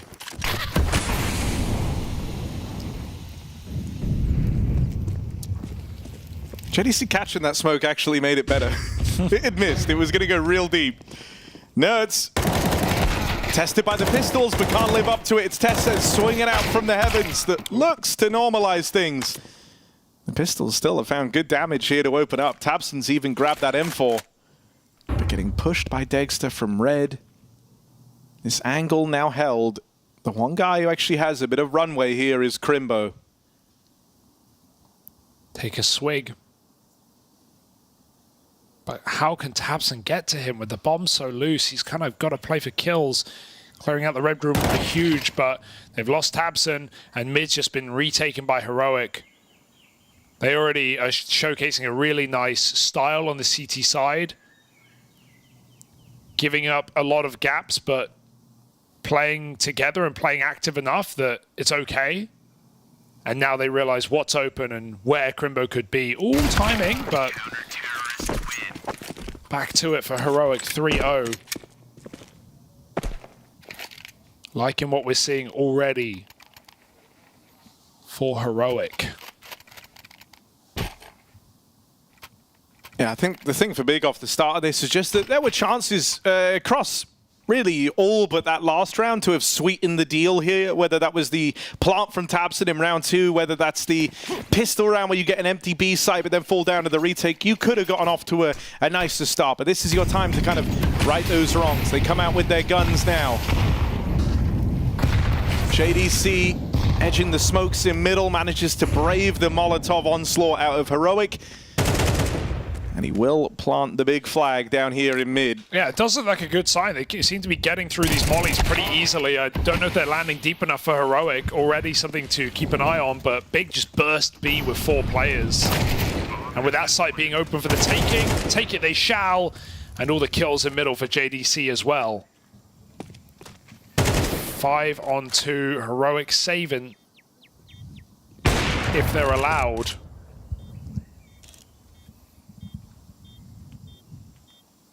Dexter can't even stay here forever. Bomb will kill him.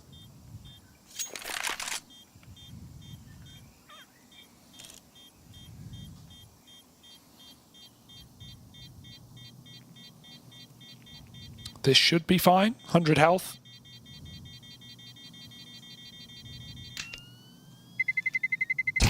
Terrorists win.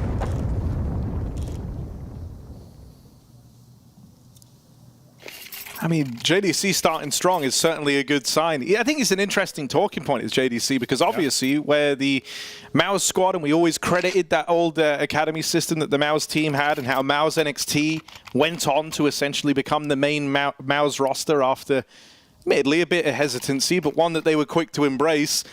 JDC was one of their original members and obviously ended up getting removed from that group of players, and so while they've gone on to find a lot of success, he's kind of been left on the outside looking in, trying now to replicate this with the big squad. 2 quick kills out of JDC in middle. He's certainly delivering these openers for Big.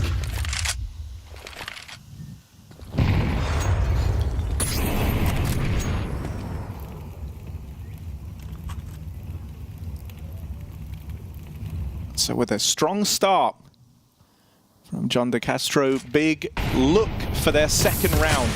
5-on-3, it's a good place to find yourselves. They're just going to walk this contact play again up the B ramp. Regon deals with Kixan, and even now they know about Tessez back here over in Cave. He's retrieved that orb from the body of Searson. But a backstab on Dexter, and that second orb does not get out of there. So Big 2-3, but the money broken. They're about to equalize this up. They didn't even try and save. Just fighting the smoke, spamming with the orb. I thought it was one shot, then he'd run away, but Heroic now have nothing to play with. And yeah, JDC, big impact in 2 big rounds for Big. Large. A couple of multi-kills in middle makes your life a lot easier. We'll see how Heroic react to it in a full buy next round. This might be the A main push or a donut push with a flash instead. Gonna swing JDC. Yeah.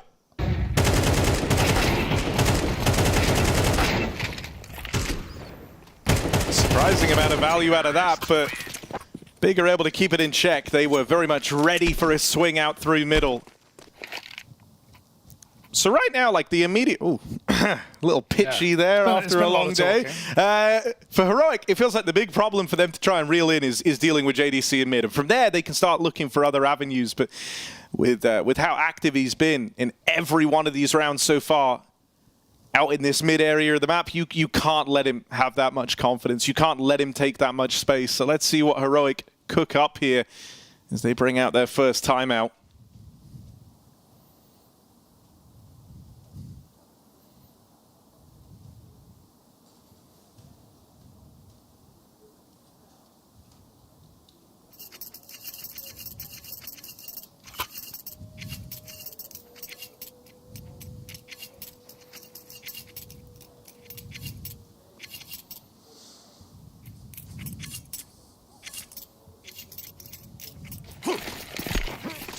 Very important round for Heroic, otherwise they're going to be down in the mud on this CT side.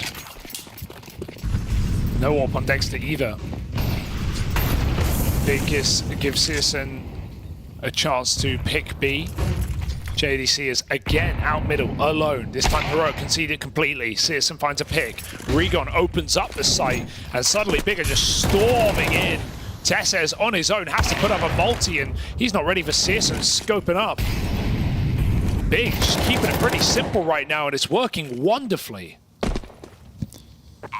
I actually think it's really cool to see Big play like this, where They're not doing anything crazy. There's no insane strats like play here. A lot of it is just sort of 4-1. In a bunch of these rounds, they have dry contact walk up B ramp in the mid round and found their openers. And there were times in the past with this big team where it felt like they were always trying to be like really clever and play everything by the numbers. And sometimes it ended up feeling like they were quite scared a lot of the time in these sorts of moments. Sure. But right now, they're playing like they're heavy favorites in this game. They're not outbraining themselves when they get given real estate, when they get given a chance to go for these openers. They're taking it. And this is not a Heroic who are uncomfortable or unfamiliar with the map. They play it almost just as much as Big do, and they're on an 8-win streak, Harry, over the likes of VP, Astralis, Na'Vi, Ents, the Mongols. Some very good ancient teams. So kind of no excuse for Heroic to know how to answer these poppy B plays. Going to respond with some aggression on this eco. The big flash late out lane. And oh, beautiful spray. Regon. Recovering. Big. They could have just walked out A right there. They forced all of Heroic over. Going to check their perimeter. The smoke down in middle. Regon recommits to B. This is dangerous though. Low health. One shot from Shush can end this. And then Big is stuck in no man's land.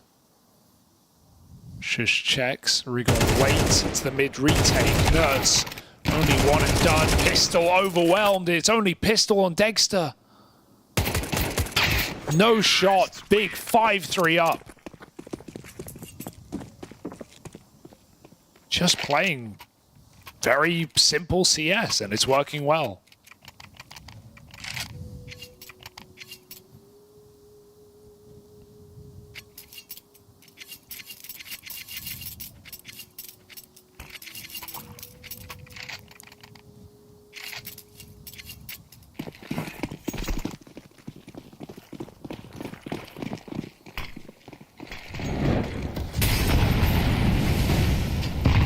Going to try to do something about middle. JDC has been nothing but problematic here, and so Nerds, with a bit of help from his friend there, run boosted across. Good for the opening. Regon makes it out into heaven, and Nerds is fully unaware of that. As Regon threads the needle, sneaking through. Now they take away the cave control. Even with the missed Molly, Tapson still commits to that push.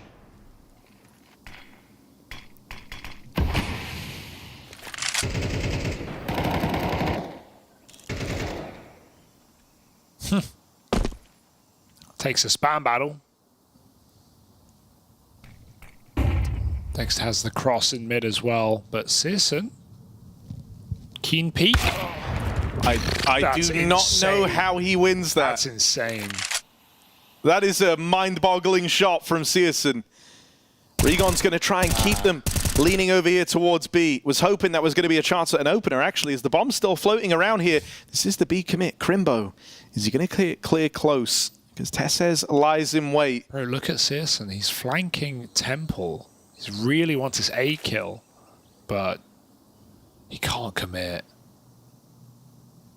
I mean, right now, Crimbo is waiting for Searson to make the move. They are playing this to the final margins.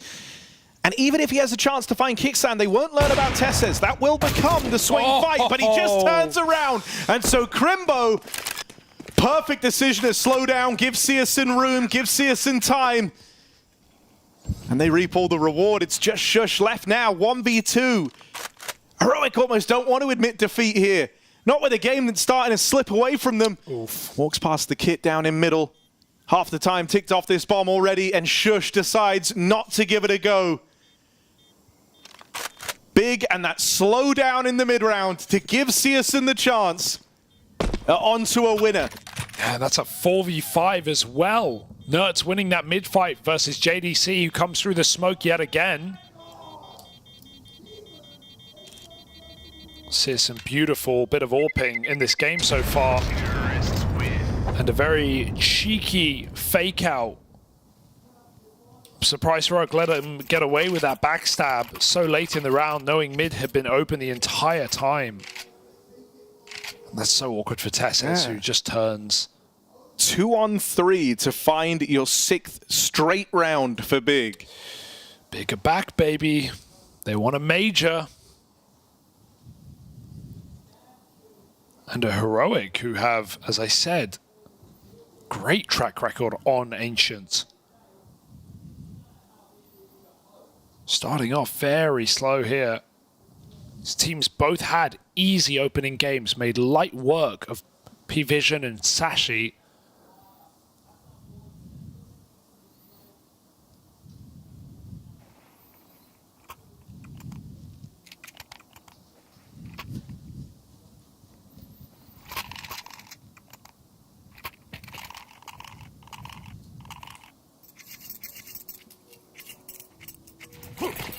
Dex's AWP saved for him. I think the thing now for Big is, like, you've seen this squad get off to good starts before. It's often like holding on to the lead that they struggle with. So let's see if they're not afraid to keep it this sort of stripped back and simple to open up. Heroic were adamant this was going to be the mid play. They played super heavy on that part of the map. Tesses was alone in this B hold. And they have boosted up to try and control middle now. tabseN never knew about that. Shush, the element of surprise from the boost puts that rifle to work. It would be very big to fall down here. And Dexter on this angle over at long. Holding it with the AWP, Big with no real estate anywhere else. And look at that minimap. They have been boxed in over here at B. Smoke on long will go a long way right now because Dex has still got this easy angle. He's going to have to reposition with flash as he gets back on the line. It's his. Rigon denied. CS2, surely not. Dex is passive enough that he's not offered a kill. CS2 has to trade on the flank and should look to save. Although, so much money. Get some damage on your way out. Nerds wallbangs him. And Heroic, that was a low econ round, in fairness. They bought in. They had an AWP, had an M4 rather, but didn't have a lot behind that. So nice find to keep this game going after 6 rounds in a row for Big. Heroic respond. The decision to put money into that one is wild, but you know, Heroic, they did have the game plan. They had the idea for how they wanted to problem solve in that. Nice, good job. Sig boys, let's do, boys.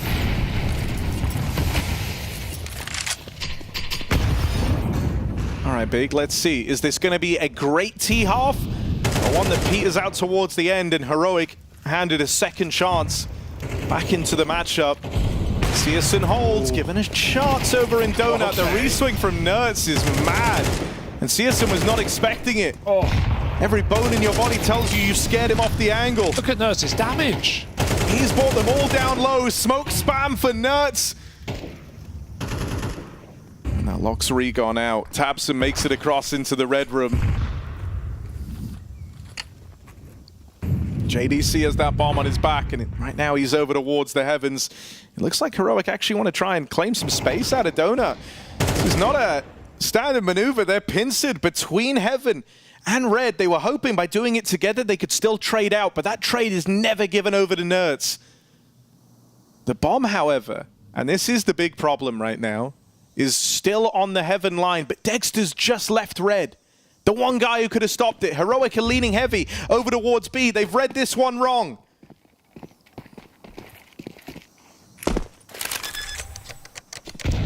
That might just be a save. I mean, positionally, huge disadvantage, and Nerds is desperately looking for a way back in if he gets a quick kill to tempt him, but seems like the call is there. We have the money. Let's risk it. We have to give it a go. And I respect the call. Swapping off the AWP for a rifle. Heroic with low time. Got to stick that bomb pretty quick, and it's Nerds with a kit. He finds 2 kills in the meantime. Good util, but they've still got to get on that bomb, and CS2 just disallowing it. Shot after shot through the donut. Tesses saves. So damage, which will matter not. And Big, who win out the half at worst case. Terrorists win.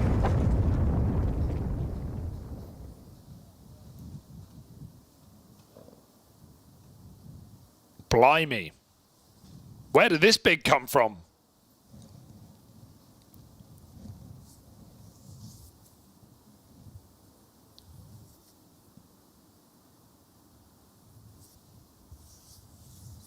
It even feels crazy, you know, Heroic having to try and go for that. The fact they get it close is even more insane. But you were dead on. Like, CS2 just had so many chances to put a stop to that. I think the real problem was they didn't have like a smoke for the bomb or for Donut, and suddenly, you know, that can be a very different round. But they went into it quite dry, and that's a bit of a problem for Heroic when Big have had so much time to get set up in those post plants. Big on the verge of a very strong T side here. Not prepared that to say it would do all the legwork just yet. Heroic are no slouches on their T half. That's where they're going to look to bring most of the pressure. But I'm just liking the brand of Counter-Strike that Big are playing right now. It's, as we said, you know, quite stripped back. They slow down a bit in the mid rounds to try and have that fear creep into Heroic. You know that Heroic like to do these sort of buddy system moves to go and clear map control again, and so Big have been punishing that more often than not.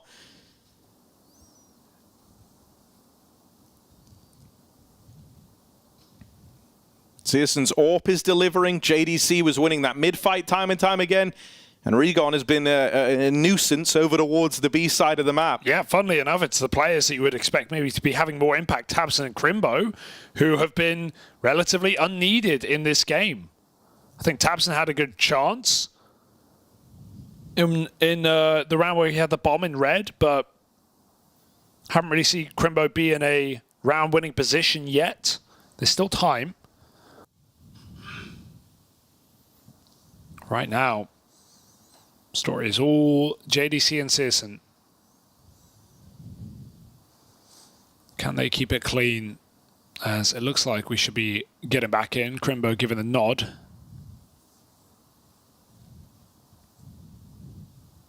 And Big looking for a beautiful 8-round T side.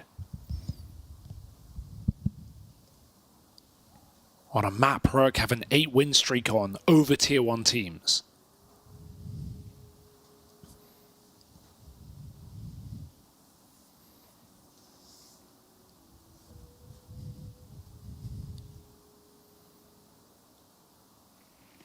Aubrey enters the field here for Dexter. Has yet to really leave a mark in this game. If you're Heroic, you're hoping maybe this can be his round.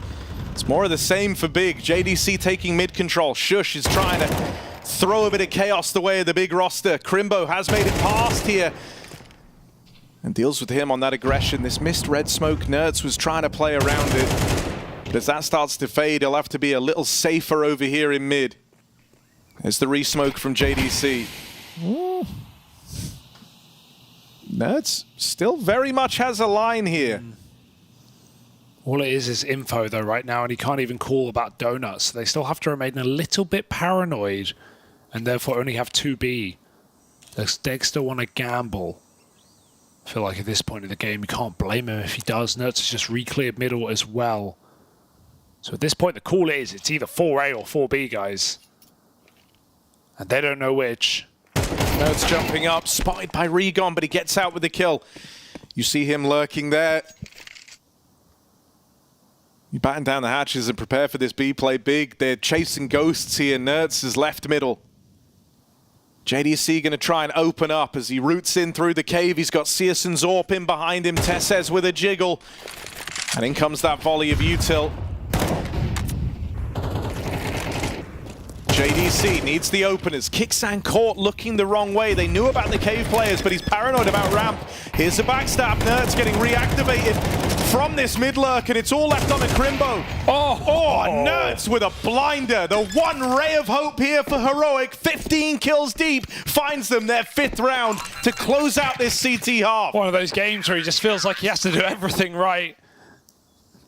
Quick flank, spams the plant off the bomb, grabs the orb so he doesn't have to reload and just keeps up the intensity. That's the Nerds we know. Rarely refusing to stop. But it's still only 5 rounds on the CT side. Big absolutely control this game.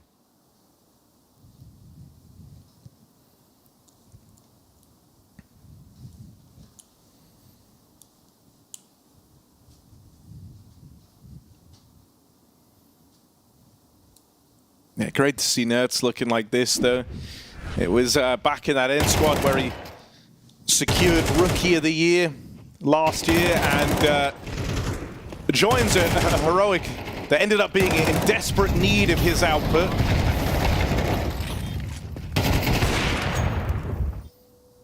And so he's certainly providing right now. That is something to look forward to if you're Heroic moving into this T-half. As mentioned, this is where you expect them to do their best work.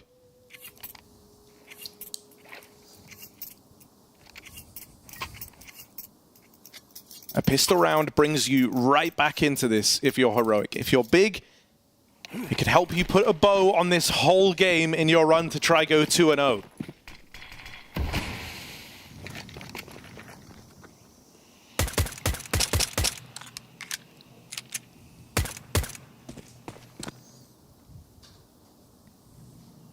Storming out mid. They're going through the red smoke as well. Util thrown over A, so the destination clear. Taps him and an off angle catches him in the back of the head. That volley will not stop the push. 2 CTs running it down. Tesses try to chase and he finishes Tapson. 2v2 now. He has the bomb. Got to be very careful here. Can he get out as they hunt him down? Tesses retreats to the donut and space taken by Shush in the meantime, but an ugly whiff puts Searson low. Low will not stop him. 2-on-1 now. And JDC in the sight. Tesses doesn't know, but he doesn't need to.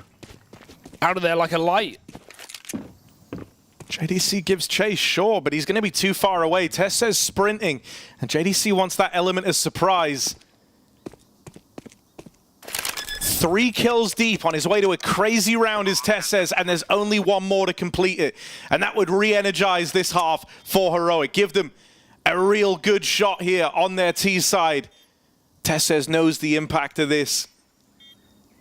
And he's gotten away from JDC. John does not know where to look. Clearing out ramp.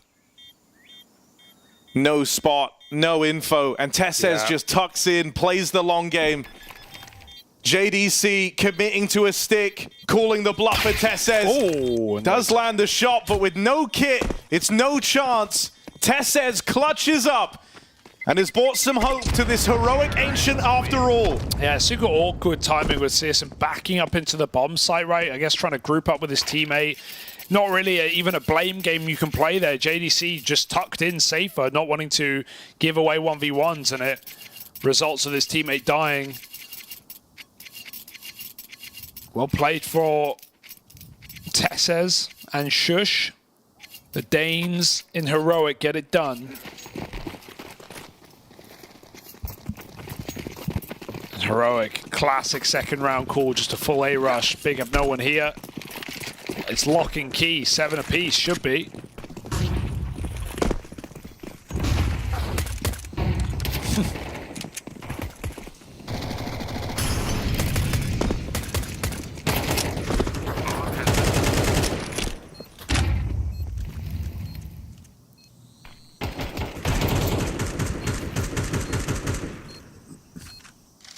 Yeah, just a formality here for Heroic, trying to keep it nice and clean. Nerds can make a bit of money, stands to make a bit of money as they try to come out through Temple. These MAC-10s go hunting. And so 7-all is secured. Tie game delivered by Tesses on the back of that pistol round.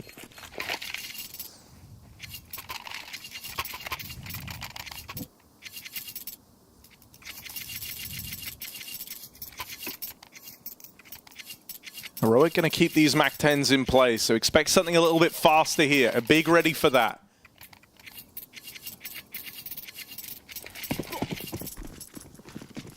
It's a very Kicksan call.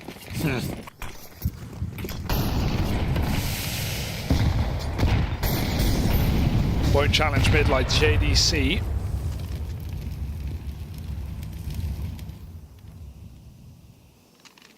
Got the max outside B, rifles in mid.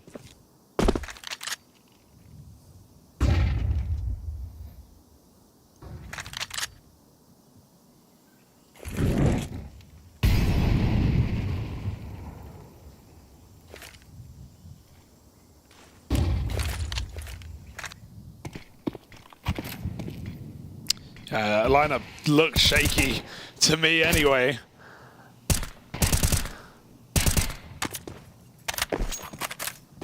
It gives info the big one actually playing for middle. They have a guy in red. It's the open donut that could be the surprise. Heroic feel like they've done enough to distract middle. They're going to regroup for a B hit.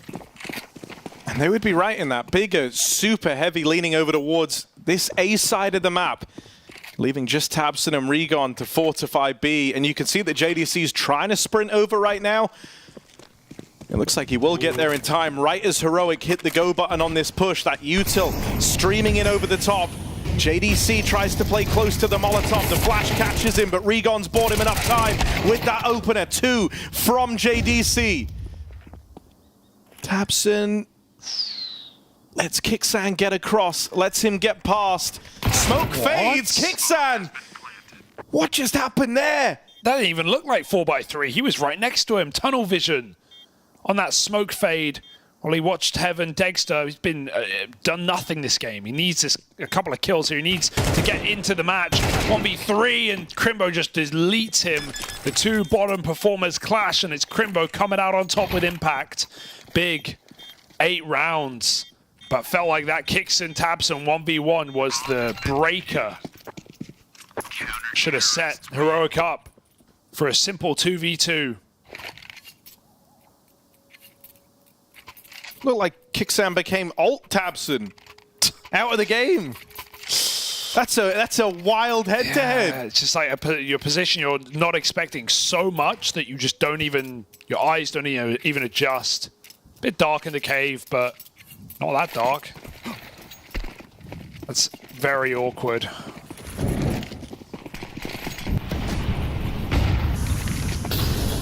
All right then, Big.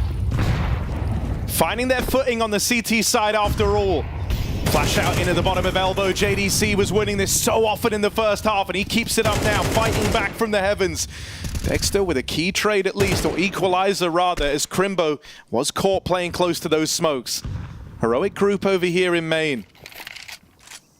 Tesses left to lurk over on this B site, and as the util comes over A, they nearly had Searson offer this line, but he seesaws back in. And he sees them moving out of main. JDC, edge of the smoke. Wow. There's no stopping this guy right now. Kixan finally will, but left out all alone. Regon on the rotate. And Tesses, who was the one guy over at B, trying to keep attention there, trying to disrupt the rotates, is now left as the clutcher, and Regon denies. Big take 2 in a row.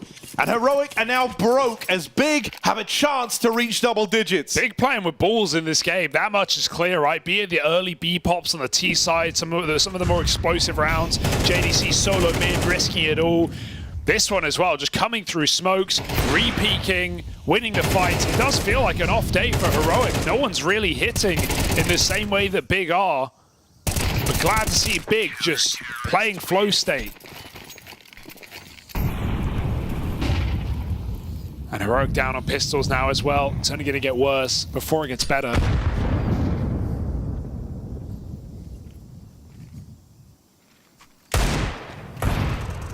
Did not expect to see JDC be the carry in this game, but he's delivering on all fronts. And Crimbo chasing ecos.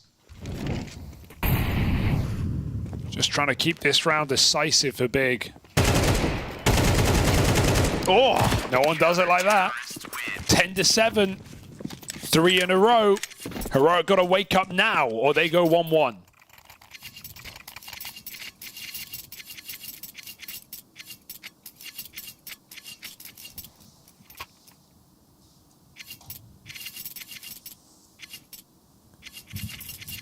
And sure, it's not the Heroic of old, but this is a Heroic that have made the last 5 majors ever since they attended their first. Not dropped a ball once, been consistent, made playoffs, 2nd place. I mean, last major in Copenhagen with this similar roster, non-full Danish roster, was their worst placing ever. And that was still top 16 going 1 and 3. From the outlook, this is one of the safer looking rounds for Heroic, right? An all-in call over towards A. Once again with Tesses lurking out over at B. JDC will be this only point of resistance. He does have Crimbo starting to move in over at Donut. And actually, Heavy rotates in middle, but if Crimbo doesn't find at least a double, this is a done deal. Shush, full blind, needed that kill. And was just about able to get it. Big run for the hills. They give this one up. It was right there, man. Felt like a lineup guarantee. Jumping players. Lots of damage. But neither a defender getting anything done. Rigon's going to play this very late. Perhaps tap the bomb, look for some damage, or grab the M4. Anything on the way out.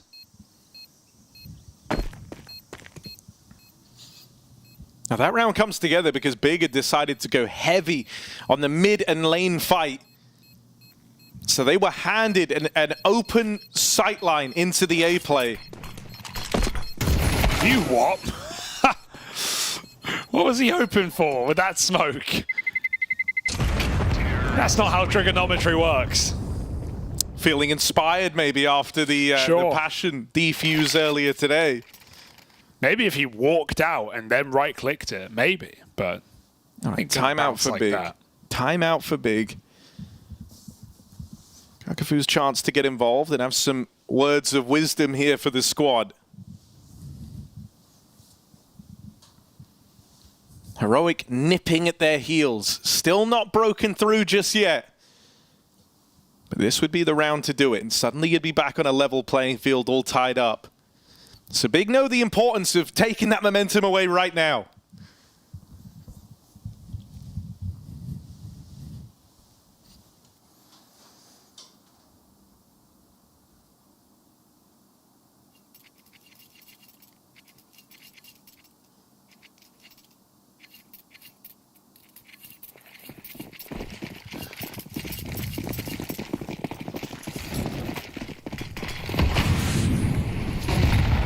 Back to heavy mid.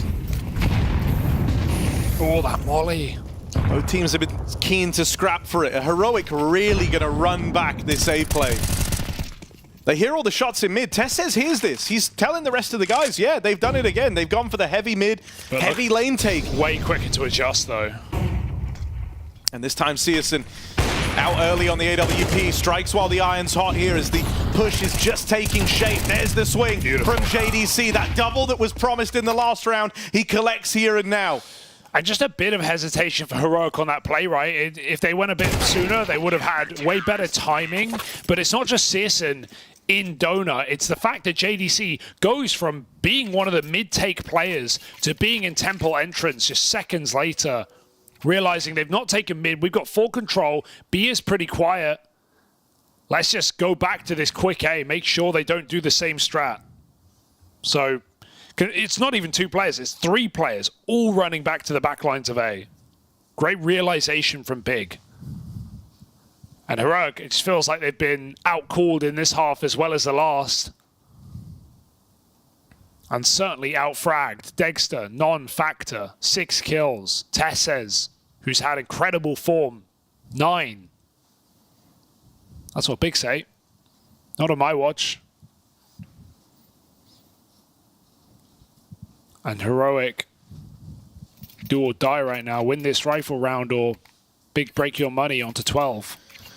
I mean, something else is just the two players that were, you know, kind of space creators, space takers, both topping the charts for Big is like massive value. And now JDC in the second half is even keeping that going. Feels like he's everywhere he needs to be. Triple B lean to open up this round for Big. Because for the last few, Heroic haven't even been meeting them in middle. And so at this point, after these back-to-back A plays, this feels obvious to Tabson. This feels obvious to Big. Needs to hold the line, though. Just the one and done over in Cave. Rigon posts up while Searson's winning fights over at ramp. Rigon annihilates the Cave push. And he just walks through. He just walks in. Oh, Rigon, have some respect. Big breakthrough, 12-8. And Heroic, a sleepy game from them. Given what we expected, this has been a fantastic game. from the big clan. Looking to break an 8-map winning streak on Ancient. Sorry. I mean, Regon's bought some of that flair, some of that smoke pushing, random timing type beat flair. Big new Eagle. Searson locks down middle on the AWP. Nerds eliminates it at the first hurdle. And the rotates again, so good. JDC reinforces B. That's the top performer dead for Heroic first in what might end up being their final round here on Ancient. That win streak brushed aside.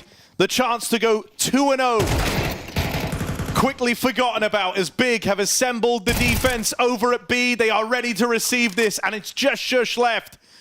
1v4.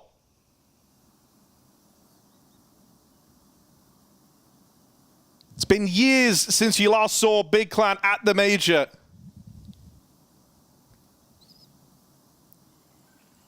But they are about to find themselves with 3 chances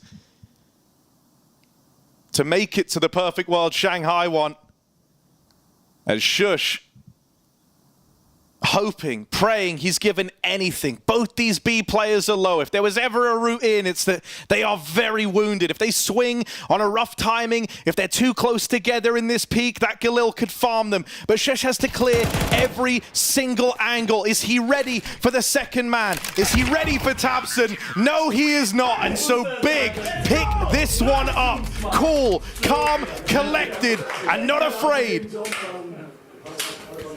And there you have it. That's the heroic I've been talking about over the course of today. Sure, Rich. No, for real. Like, I mean, look, on paper, there's no question who's the better team and who should be winning, even in a best-of-1 environment. But Big, also, as I said, you toss that coin, sometimes it comes up heads. I just want to firstly apologize to Big. I wasn't familiar with the game. They look so much better. They look incredibly on point, even individuals as well. Because as a prelude to this game, we said, you know, if you look at someone like, at least I said, when you look at someone like Nerds and Tessus and all these guys, they've been more tested against better opposition recently and have come out on top. And if you look at the side of Big, you don't know who's going to be showing up. Everyone showed up. Searson out of his bedroom, just rolling back the years. Incredible stuff from the Big side. Yeah. Just a change of setup, really. Make him feel like he's at home. There's a webcam as well. There's a webcam as well. It's like, just believe you're in the bedroom. Like, the meme actually came alive, but yeah, just great T side from Big. Right? Yeah. Like after being 3-0 down, to really go on a roll, win consecutive gun rounds and win them in dominant fashion. I mean, it was the most impressive part, probably. And Heroic actually won both pistols in this game, right? And converted the anti-eco and just couldn't get anything done. Also, really like some of the simple hits we saw from Big, especially the B bomb set, for example. Nothing too convoluted, right? But just a space, just the fundamentals are so strong. The spacing, the pathing coming out from them, and despite the fact that Heroic are like, all right, we're gonna try and hold on to the bomb site, play in front of the smokes, try and get this trade. It was always Big coming out on top, and then late in the round, those 2v2s, they were just converting them time and time and time again. Well, I mean, look, obviously, I still think Heroic will get there. It might be, you know, labored. Yeah, it might be labored, as is their way. But Big, you know, as I think it was Hugo at the end pointed out, you know, it's been a long time since they've even been to a major. Rio, right? Yeah, was it Rio? 2 years ago, yeah. Yeah, I think it's, we'll get into it later, I know, with the schedule for tomorrow, but I want to see who's in that 1-1. I mean, Heroic is in the 1-1 bracket, Spirit. BP, Spirit it's going to be there, a bloodbath. right? Like, there's a lot of teams in that bracket that are, you know, going to be tough. So who will they draw? And for Big, just great performances across the board. And look, it's easy to point fingers at certain players here, but I'm looking at Dexter. Yeah, it's because I hate to do it. Dexter's there, 7 kills and 14. This is just an anomaly, just a bad day in the office. It could be completely, you know, forgiven, understandable. But this has been a trend we've been seeing so far in the results they've had or the disappointments they've had. Oh, recently, sure. right? If he plays bad, they lose. Yeah, but he's not even playing great when winning. He played bad. I don't think he got too many opportunities. I mean, if you look at the start of that first half when it came to the gun rounds, I mean, JDC was just a menace in middle, where you know Dexter wasn't there. He just keeps finding entries, right? Then they do a B pop. It's like a lot of times it felt like he was just saving. He didn't get an opportunity to play, you know, and that's always tough for an Opera, right? Like when your defense falls at the first layer and you don't have the opportunity to make something happen. But if you juxtapose that with like how Sursen was working with the Op on their T side to start things off right the first half, he was getting so many opening duels. He seemed to be in the right place at the right time, just taking the initial contact and coming out on top. And that's what I kind of expect from Dexter, right? Remember how in your face he used to be with the AWP, and it was kind of missing here. And I feel like it's been missing for a while. Obviously, he wasn't he wasn't the sole reason they lost the matchup over here. But I feel like if he can come back a little bit, find a little bit more form,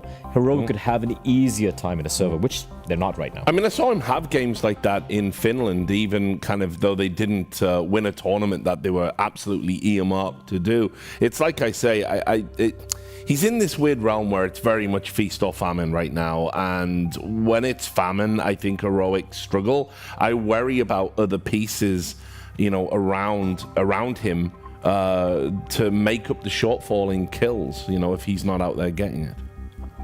Yeah, I think that's the problem, is like who is going to show up and beat it. That's why I say Heroic seems a little bit like a budget Navi, right? In a sense. Well, very budget, yeah. Yeah, it's an international roster that has like a strong coach, right? That doesn't have a clear star, although on Heroic it's supposed to be nerds, right? Dexter, but you have players who are supposed to be more than the sum of their parts, right? Like they will buy into the system and that will elevate their game, and they'll have really strong team play, and they don't have like an obvious weak link on the team, right? And we saw flashes of that in a couple of tournaments, but not on a consistent enough level where they could go all the way, right? Which we expected them to do in Finland and in Berlin. So even I know he's had, and look, and I know Dexter's had a tough time, visa issues. It's never nice.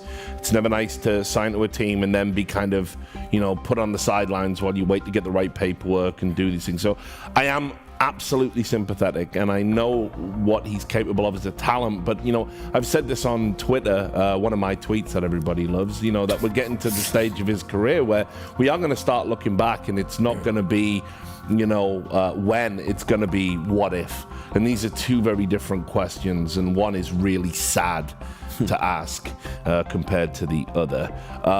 I'm going to come back to you a moment, Janko, because you talked about JDC and just how he was a menace. Well, we've got a little package here that we can sort of show you. I thought you might want to talk us through it. Yeah, absolutely. I think obviously middle, very important part of the map, and some of the things that he was able to do. Like you could see them there go for a faster play towards B, find an opening, and him just mopping up on the lurk. This is the round right after, really takes care of Nerds, finds a double opening, right, a multi-kill.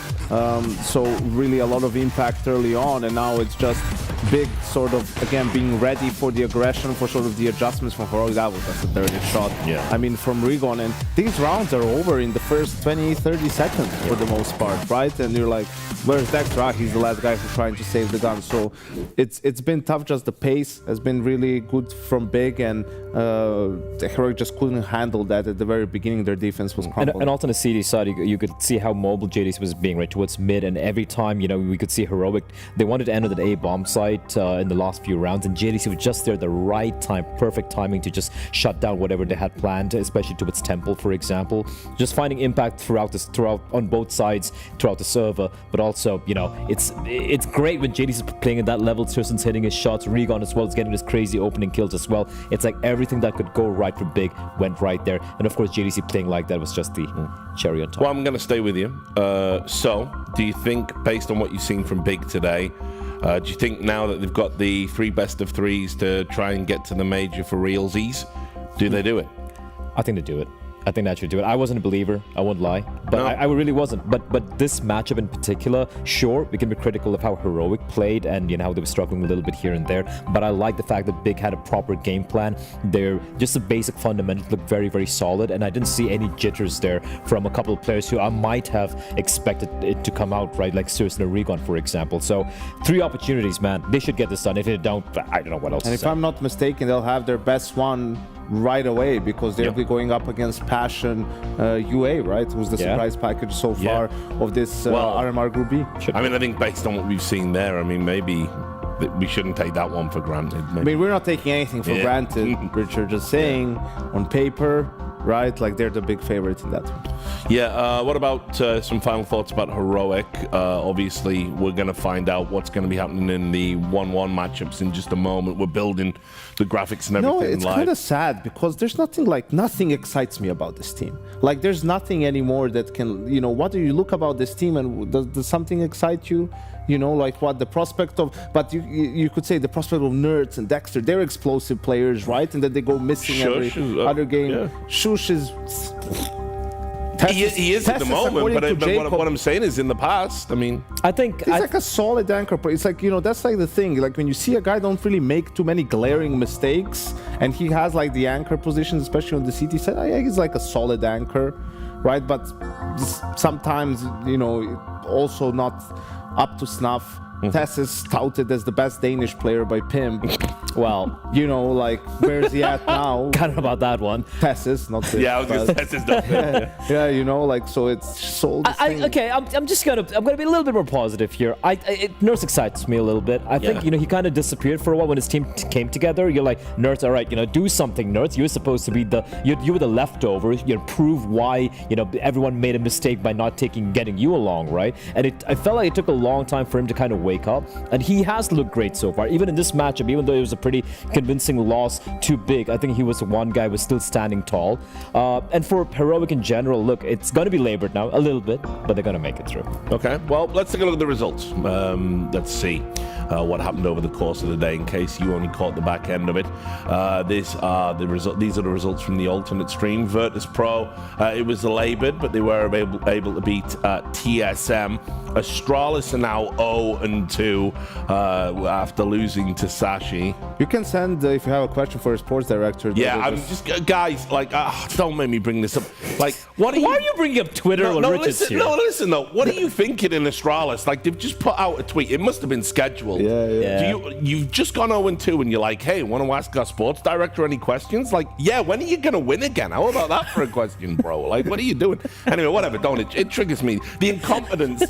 It upsets me, guys. It upsets me, all right? Okay, anyway. Bates lost to Aurora. Talking about incompetence, NAP won again. Yeah, and NAP, they won. They're back. No, but imagine you're Astralis and you're going, like, well, at least we're not NIP. But look, they're winning. They actually got one. Yeah, they actually got one. All right, and these were the results on the mainstream as well. These are the ones we were principally focused on.